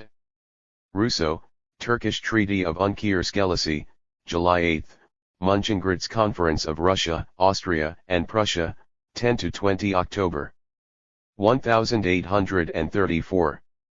Failed attempt of Mazzini's Young Italy on Savoy, February, insurrections in Lyon and Paris, April, Quadruple Alliance of Britain, France, Spain, and Portugal, April 22. Death of Peter IV of Portugal, succession of Maria II, 24 September. Tory administration under Robert Peel, December 9. 1835. Death of Francis I of Austria, accession of Ferdinand I, March 2. Resignation of Peel, April 8. Whig ministry under Melbourne, April 18. Tocqueville, Democracy in America, Buchner. Danton's death. 1836. First Ministry of Adolphe Thiers in France, February, September. Attempted mutiny of Louis Napoleon Bonaparte at Strasbourg, October 30. Meyerbeer, The Huguenots, Dickens, Pickwick Papers. 1837. Liberal Constitution in Spain, June 18. Death of William IV, accession of Queen Victoria, June 20. Separation of Hanover under Ernest Augustus, Duke of Cumberland, June 20, who revokes Constitution of 1833 and dismisses Göttingen 7. 1838. Anti-Corn Law League founded in Britain, 18 September. Austria evacuates Papal States, except Ferrara, October 9. 1839. Chartist National Convention in London, February 4. Turkish army invades Syria, April 21, and is routed, June 24, attempted Republican rising in Paris, May, beginning of Opium Wars between Britain and China, July, Chartist rising in Newport, Wales, November 4. Death of Frederick VI of Denmark, succeeded by Christian VIII, December 3. 1840. Failure of Louis Napoleon Bonaparte's invasion at Boulogne, August 6. Resignation of Thiers, October 28. Bombardment and capture of Acre by British, November 3. Egyptians evacuate Syria. Return of Napoleon's remains to Paris, December 15. Pierre-Joseph Proudhon, What is Property? 1841. Espartero appointed regent of Spain, May 8. Straits Convention closes Dardanelles to all warships in peacetime, July 13. Ministry formed by Robert Peel, August 30.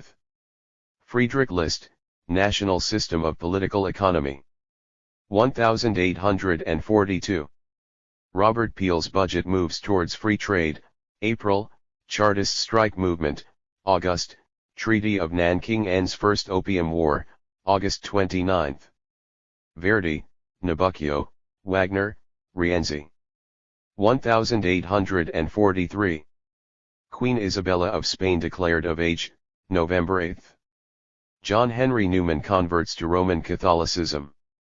1844. Revolt of Silesian serf weavers, June. 1845. Robert Peel's Free Trade Budget, April. Spanish Constitution, May 23. Sonderbund formed by Catholic cantons of Switzerland, December 1. 1846. Polish Rising in Krakow, February 14. Repeal of Corn Laws in Britain, May 26. Election of Pope Pius IX, June 15. Beginning of Irish famine.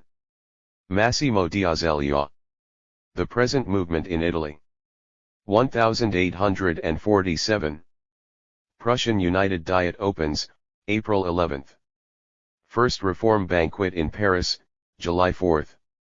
Austrians occupy Ferrara, July 17. Sonderbund War begins in Switzerland, October 21. 1848. Revolt in Palermo, Sicily, January 13. Death of Christian VIII of Denmark, succeeded by Frederick VII, January 20. Revolution in Paris, 2–24 February, Declaration of a Republic, February 25. Mannheim demonstration, February 27, and grant of Constitution in Baden, February 29. Constitutions in Sardinia Piedmont, March 5, and Rome, March 14. Revolution in Vienna, 13–15 March. Resignation of Metternich. Hungarians secure greater self-government, March 17. Revolution in Venice, March 17, and proclamation of a republic, March 22. Revolution in Berlin, March 18. Five-day revolution in Milan, 18–23 March. Frederick VIII of Denmark announces incorporation of Schleswig, March 21. Sardinia Piedmont declares war on Austria, March 24. German pre-parliament meets in Frankfurt, March 31 to April 3. Chartist demonstration in London, April 10. Prussians invade Denmark over Schleswig, May 2, risings in Paris and Vienna, May 15, German National Assembly opens at Frankfurt, May 18, Pan-Slav Congress meets in Prague, June 2, June days in Paris, 23–24 June, Archduke John of Austria elected Imperial Regent of Germany, June 29, Austrians defeat Piedmontese at Custazza, July 25, and retake Milan. Truce of Malmö between Denmark and Prussia, August 26. Abolition of serfdom in Austria, 7 September. Louis Kossuth proclaimed President of Committee for National Defense of Hungary, 24 September. Revolution in Vienna, October 6. Austrian forces under Prince Windesgratz reoccupy Vienna, October 31. Constitution of French Republic approved, November 4. Prussian forces under General von Rigel reoccupy Berlin, November 10. Pope flees Rome, November 24. Abdication of Ferdinand I of Austria, succession of Francis Joseph, December 2. Election of Louis Napoleon Bonaparte President of the French Republic, December 10. Marx and Engels, Communist Manifesto. 1849. Mazzina declares a republic in Rome, February 9. Austrian Constitution proclaimed, March 4. Austrian forces defeat Piedmont at Novara, Charles Albert abdicates in favor of Victor Emmanuel II, March 23. German National Assembly elects Frederick William of Prussia Emperor of the Germans, March 28, an offer he refuses, April 3. Hungarian Diet proclaims independence, with Louis Kossuth as governor-president, April 14. French expedition to Papal States, April 25. Revolt in Dresden, 3–9 May, military alliance of kings of Prussia, Saxony, and Hanover, May 26, Rump of German National Assembly moves to Stuttgart, June 6. Demonstrations in Paris against French expedition to restore Pope, June 13. French forces enter Rome and restore Pius IX, July 3.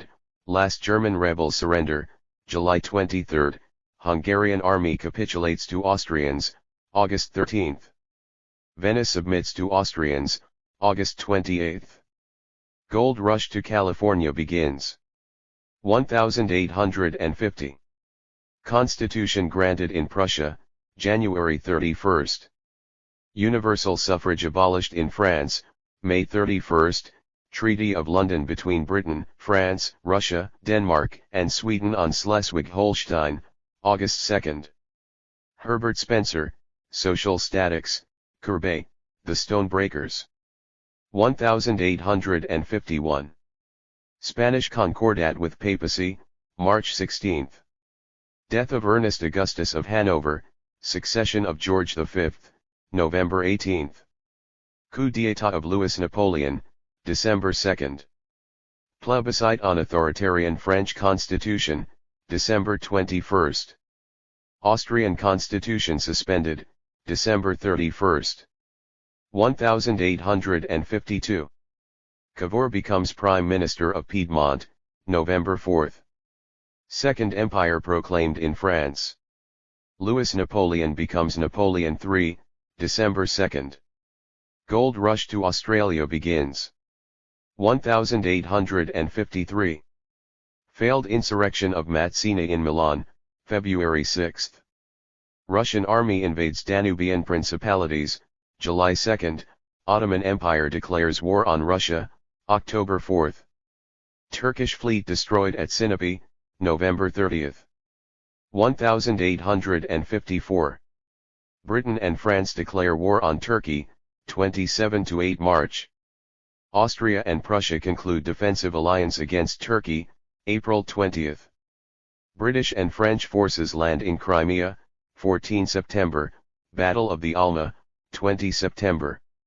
Battle of Balaclava, charge of the Light Brigade, October 25. Pius IX declares dogma of the Immaculate Conception of the Virgin Mary, December 8. Claude Bernard, Introduction to the Study of Experimental Medicine. 1855. Piedmont joins allies against Russia, January 26. Lord Palmerston forms a government, February 6. Death of Nicholas I of Russia, succession of Alexander II, March 2. Coup of George V of Hanover against liberal constitution, May, Austrian Concordat with Papacy, August 18. Capitulation of Russia. Allies enter Sebastopol, November 21. Gobineau, Essay on the Inequality of Races. 1856. Peace Conference in Paris, February 25 to March 30. Re-establishment of 1845 Constitution in Spain, 15 September. Outbreak of Second Opium War with China, October 8. Flaubert, Madame Bovary.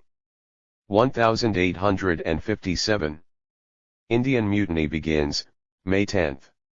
Italian National Association formed to pursue Italian unification, August. Irish Republican Brotherhood, Fenians, founded in New York, October. Millet, The Gleaners, Baudelaire, Les Fleurs du Mal. 1858. Orsini attempts to assassinate Napoleon III, January 14. Apparitions of Virgin Mary to Bernadette Soubirous at Lourdes, February 11 to July 16. Treaty of Tientsin ends Second Opium War, June 26. Napoleon III and Cavour meet at Plombières, July 20. Powers of East India Company transferred to British Crown, August 2. William, Prince of Prussia, declared regent for Frederick William IV, October 7. Offenbach. Orpheus in the Underworld. 1859. Alliance between France and Sardinia-Piedmont, January 10. Austria invades Piedmont, April 29. Austria defeated at battles of Magenta, June 4, and Solferino, June 24, Preliminary Peace of Villafranca, July 11, German National Association founded for German unification, September, Treaty of Zurich confirms Preliminary Peace of Villafranca, November 10. Charles Darwin, The Origin of Species, J. S. Mill, On Liberty. 1860. Cavour recalled as Prime Minister of Piedmont, January 20. Cobden-Chevalier Free Trade Treaty between Britain and France, January 23. Enlargement of Austrian Imperial Council, March 5. Plebiscites in Tuscany, duchies and legations on union with Piedmont, 11–15 March, meeting of First Italian Parliament in Turin, April 2. Garibaldi and his thousands sail for Sicily, April, Garibaldi enters Naples. Flight of Francis II, 7 September. Piedmontese defeat Papal forces at Castelfidardo, 18 September. Plebiscites in Sicily and Naples on union with Piedmont, October 21. 1861. Death of Frederick William IV of Prussia, succeeded by William I, January 2. Centralized Austrian Constitution, February 26. Massacre of protesters at Warsaw, February 27. Victor Emmanuel proclaimed King of Italy by Italian Parliament, March 17. Outbreak of American Civil War, 12–13 April. Emancipation of serfs in Russia, April 19. Hungarian Diet dissolved by Austrian government, August 21. Pasteur develops germ theory of disease. J. S. Mill, on representative government. 1862. Bismarck Minister-President of Prussia, Blood and Iron speech, 29 September. Victor Hugo, Les Miserables. 1863. Insurrection in Poland, January 22. Prussia allies with Russia under Alvensleben Convention to suppress Poles, February 8. French establish protectorate over Cambodia, August 11. Meeting of Finnish Diet, September, death of Frederick VII of Denmark, November 15. New King Christian IX ratifies new constitution which incorporates Schleswig, November 18. Ernest Renan, Life of Jesus, Edouard Manet, Déjeuner sur l'herbe. 1864. Provincial councils, Zemstvos, established in Russia, January 1. Austrian and Prussian forces invade Schleswig, February 1. Archduke Maximilian of Austria becomes Emperor of Mexico, April 10. Garibaldi's expedition to Rome checked at Aspromonte, August 30. Franco-Italian agreement establishes Italian capital at Florence, 15 September. International Working Men's Association founded in London, 28 September. Pius IX issues Syllabus of Errors, December 8. 1865. Reform League established in Britain, February. End of American Civil War, May 26. Convention of Gastein gives Schleswig to Prussia, Holstein to Austria, August 14. Swedish Constitution abolishes system of estates, December. Meeting of Hungarian Diet absorbs Transylvania, December. Edouard Manet, Olympia. 1866. Overthrow of Prince Alexander Cuza in Romania, February 17. Replaced by Charles of Hohenzollern-Sigmaringen. Prussia allies with Piedmont and promises at Venice, April 8. Prussia announces dissolution of German Confederation, June 14. Prussia defeats Austrians at Königgrätz, July 3. Peace preliminaries between Prussia and Austria, July 27, confirmed by Treaty of Prague, August 23. Crete revolts against Turkey and declares union with Greece, August. Bismarck concludes secret military treaties with Baden, Württemberg, and Bavaria, 7–22 August. Insurrection in Palermo against Italian government, September. Bismarck forgiven by Prussian Diet for 4 years of unconstitutional rule, 3 September. Marx, Capital, Volume I, Dostoyevsky, Crime and Punishment. 1867. North German Confederation formed under Prussia, April 16. Ausgleich between Austria and Hungary establishes dual monarchy. Francis Joseph crowned King of Hungary, June 8, Emperor Maximilian executed in Mexico, June 19, Francis Joseph and Napoleon II meet at Salzburg to discuss Prussian ambitions, August, Parliamentary Reform Act in Britain, August 15. Wagner, the Mastersingers. 1868. Assassination of Prince Michael of Serbia, June 10, succeeded by Milan. Revolution in Spain drives out Queen Isabella, September, Liberals win British elections and Gladstone becomes Prime Minister, December. 1869. New Spanish Constitution voted by Cortes, June 1, Disestablishment of Anglican Church in Ireland, July 26, opening of the Suez Canal, November 17. Wagner, the Rheingold, J.S. Mill, the Subjection of Women. 1870. Liberal Ministry in France under Émile Ollivier, January 2. Italian forces enter Rome, June 20, crisis caused by acceptance of Spanish throne by Leopold of Hohenzollern, 2–13 July, Vatican Council announces doctrine of papal infallibility, July 18, France declares war on Prussia, July 19, France defeated at Sedan, 1 September. Napoleon III capitulates, 2 September. Proclamation of Republic in Paris, 4 September. 1871. Proclamation of German Empire at Versailles, January 18. France signs an armistice with Germany, January 28. Revolution in Paris, March 18, and elections to Paris Commune, March 26. Germany receives new constitution, April 16. Bloody week of suppression of Paris Commune, 21–8 May, Charles Darwin, The Descent of Man. 1872. Proclamation of Don Carlos as Charles VII triggers Carlist War, April 20. 1873. Death of Napoleon III, January 9. Abdication of King Amadeo of Spain and proclamation of a republic, 11–16 February.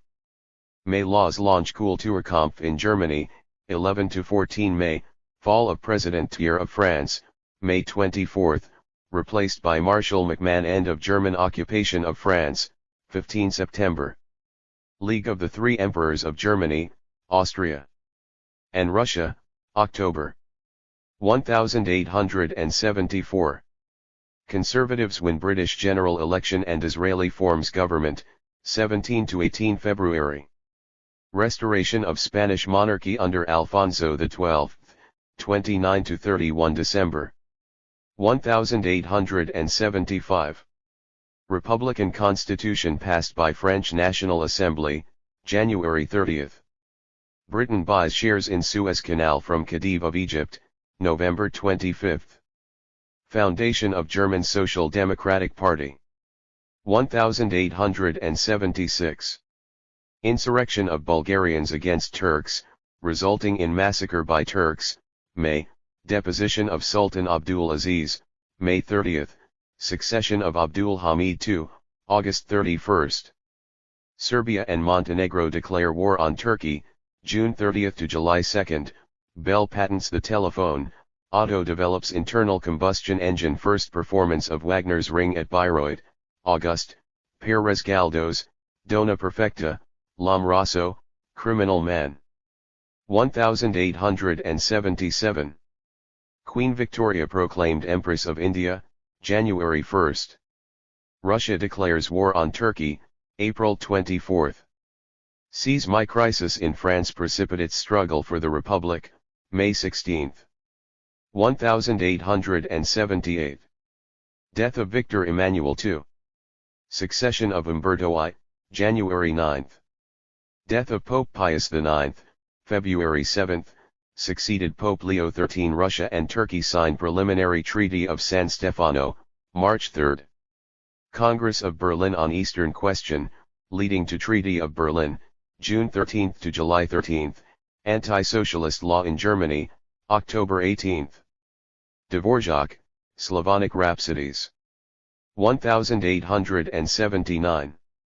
The French National Assembly elects its first truly Republican president, January, British, Zulu War, Jan, July, Alexander of Battenberg elected King of Bulgaria, April 29.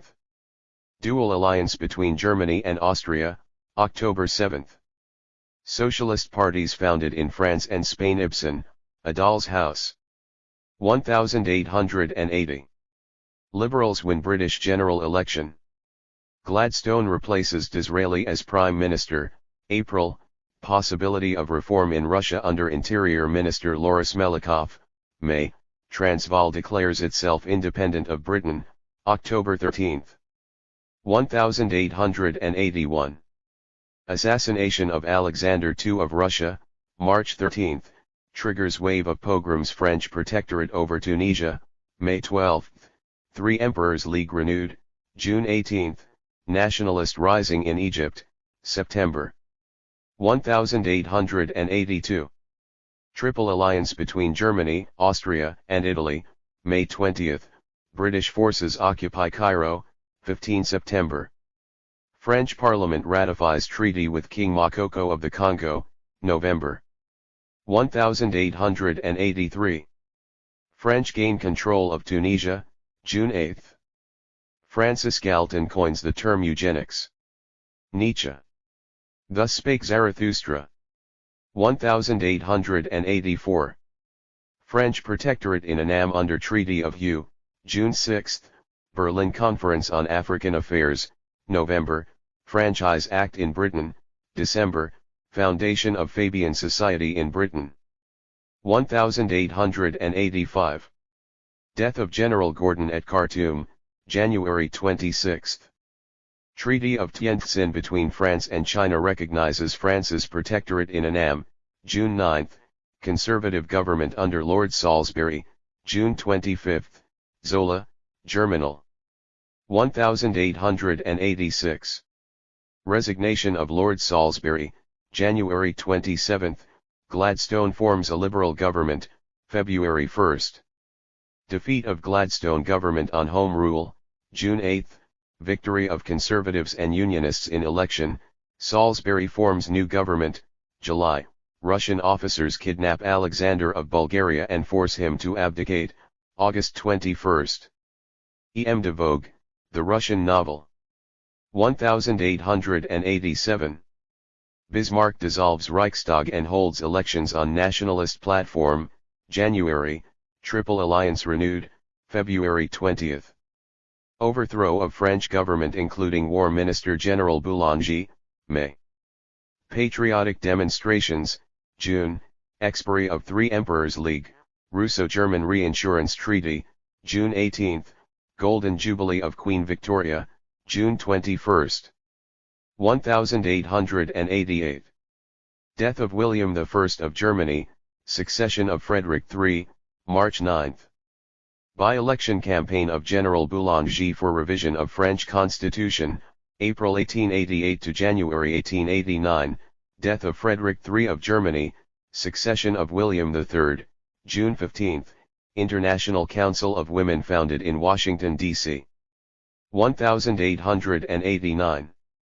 Failure of coup d'état of General Boulanger, January, London Docks strike, 19 August, 14 September. Second Socialist International founded. Eiffel Tower built. 1890. Dismissal of Bismarck by William II, March 20.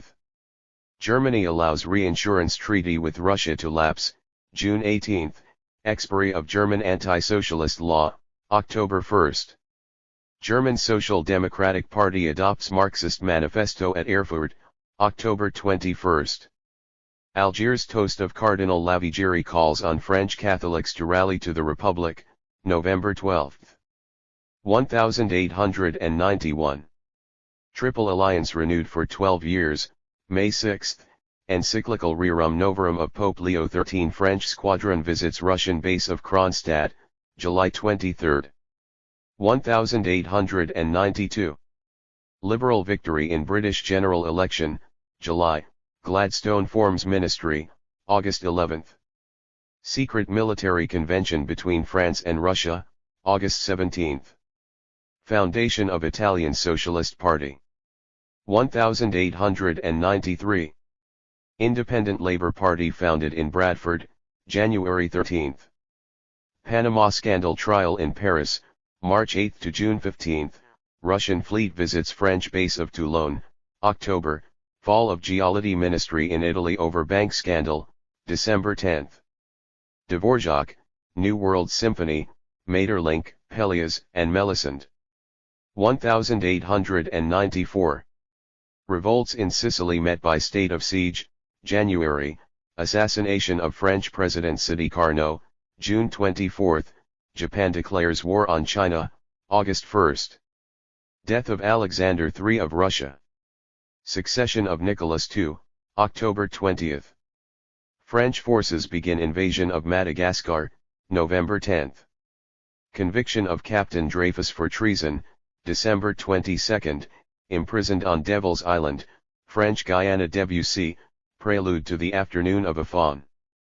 1895. Treaty of Shimonoseki and Sino, Japanese War, April 17. Trial of Oscar Wilde on homosexuality charges, May. Lord Salisbury forms Unionist government, June 11, confirmed by general election, July. Opening of Kiel Canal, June 20. Massacre of Armenians by Turks in Constantinople, October 1. Gustave Le Bon, The Psychology of Crowds. 1896. William II sends Kruger telegram, undermining Anglo-German relations, January 3. Defeat of Italian army by Ethiopians at Adwa, March 1. Fall of Prime Minister Crispi, March 5. First modern Olympics held in Athens. 1897. Crete proclaims union with Greece, February 2, provoking Greco-Turkish War, April, May. Tirpitz appointed German Naval Secretary, June 15, Zionist Conference in Basel, August 29. Germany seizes Chinese port of Kyoko, November. Russia seizes Port Arthur, December. Resignation of Austrian Minister Count Badeni over Austro-German opposition to his reforms, November 28. 1898. Zola's open letter J'accuse launches the Dreyfus affair in France, January 13. Russian Social Democratic Labour Party founded at Minsk, March. Tirpitz's first naval bill begins German naval expansion, March 28. USA destroys Spanish fleet at Manila, May 1. Bread riots in Milan put down by force, 3–8 May. Kitchener defeats Mahdeists at Omdurman, 2 September, and confronts French Captain Marchand at Fashoda, 19 September. Treaty of Paris between USA and Spain, December 10. 1899. Attempted nationalist coup d'état in Paris at funeral of French President, February 23.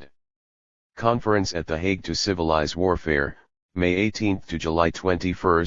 Ministry of Republican Defense in France, June 2. Beginning of Boer War, October 12. 1900. Second German Naval Act, June 12.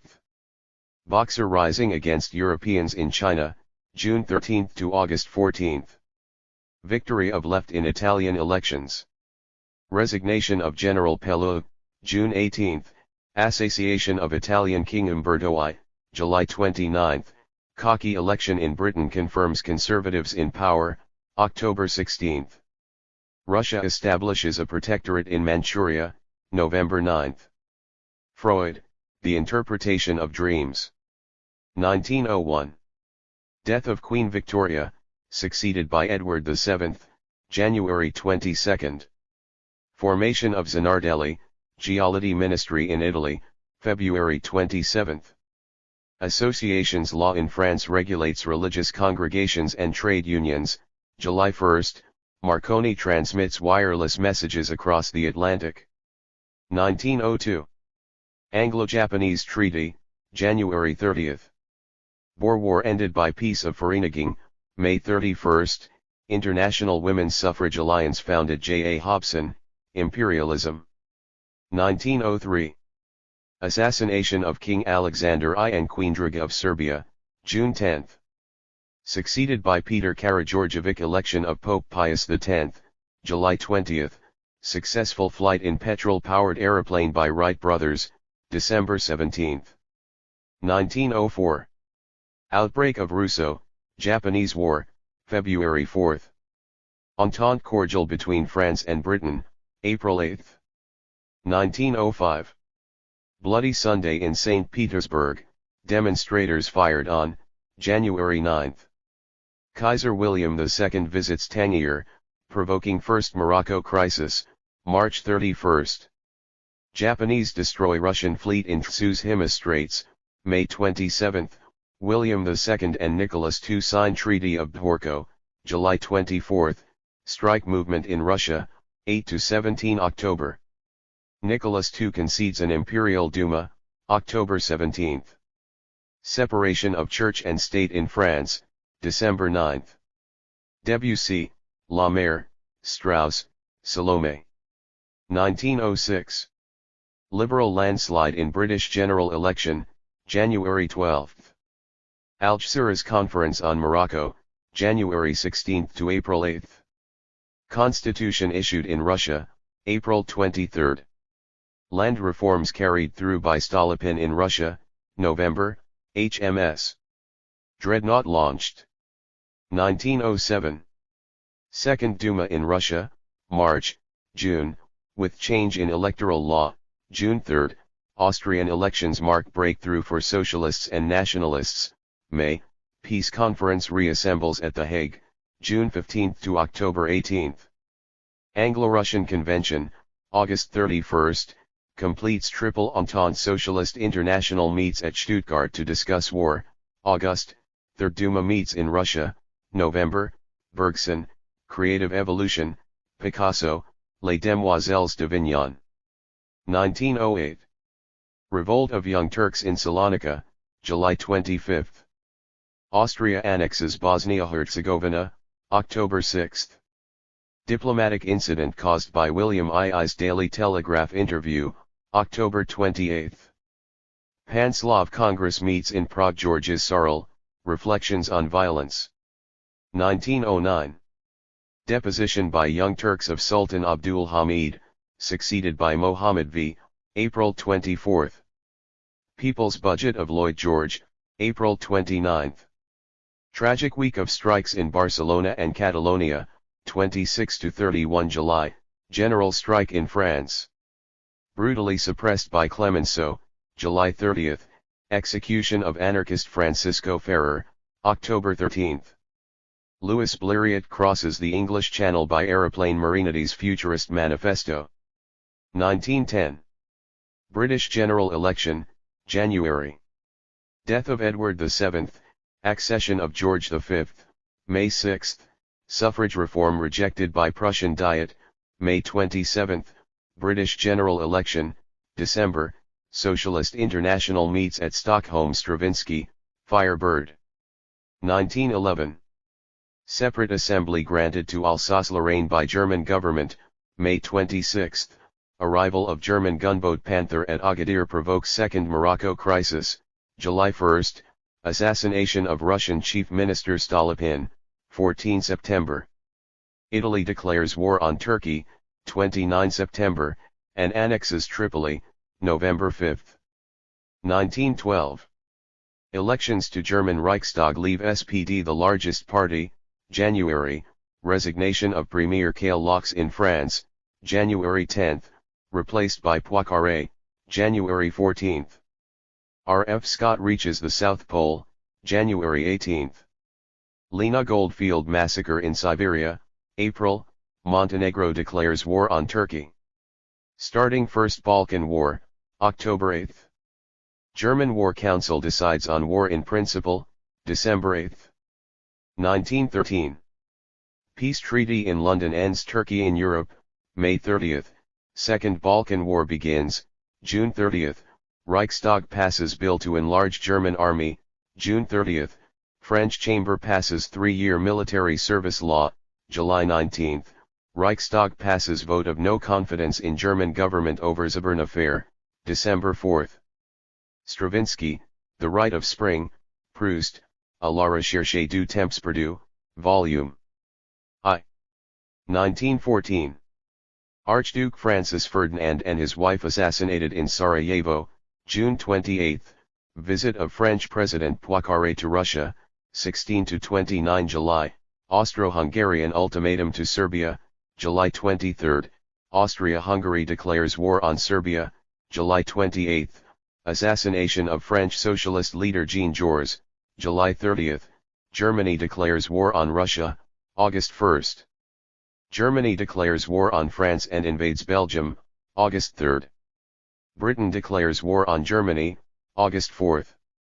The main ruling houses: Bourbons of France, Bourbons of Spain and Naples, the Bonapartes, the Habsburgs, the Hanoverians, the Hohenzollerns, the Romanovs. Chief Ministers of the major states. Chief Ministers of the major states.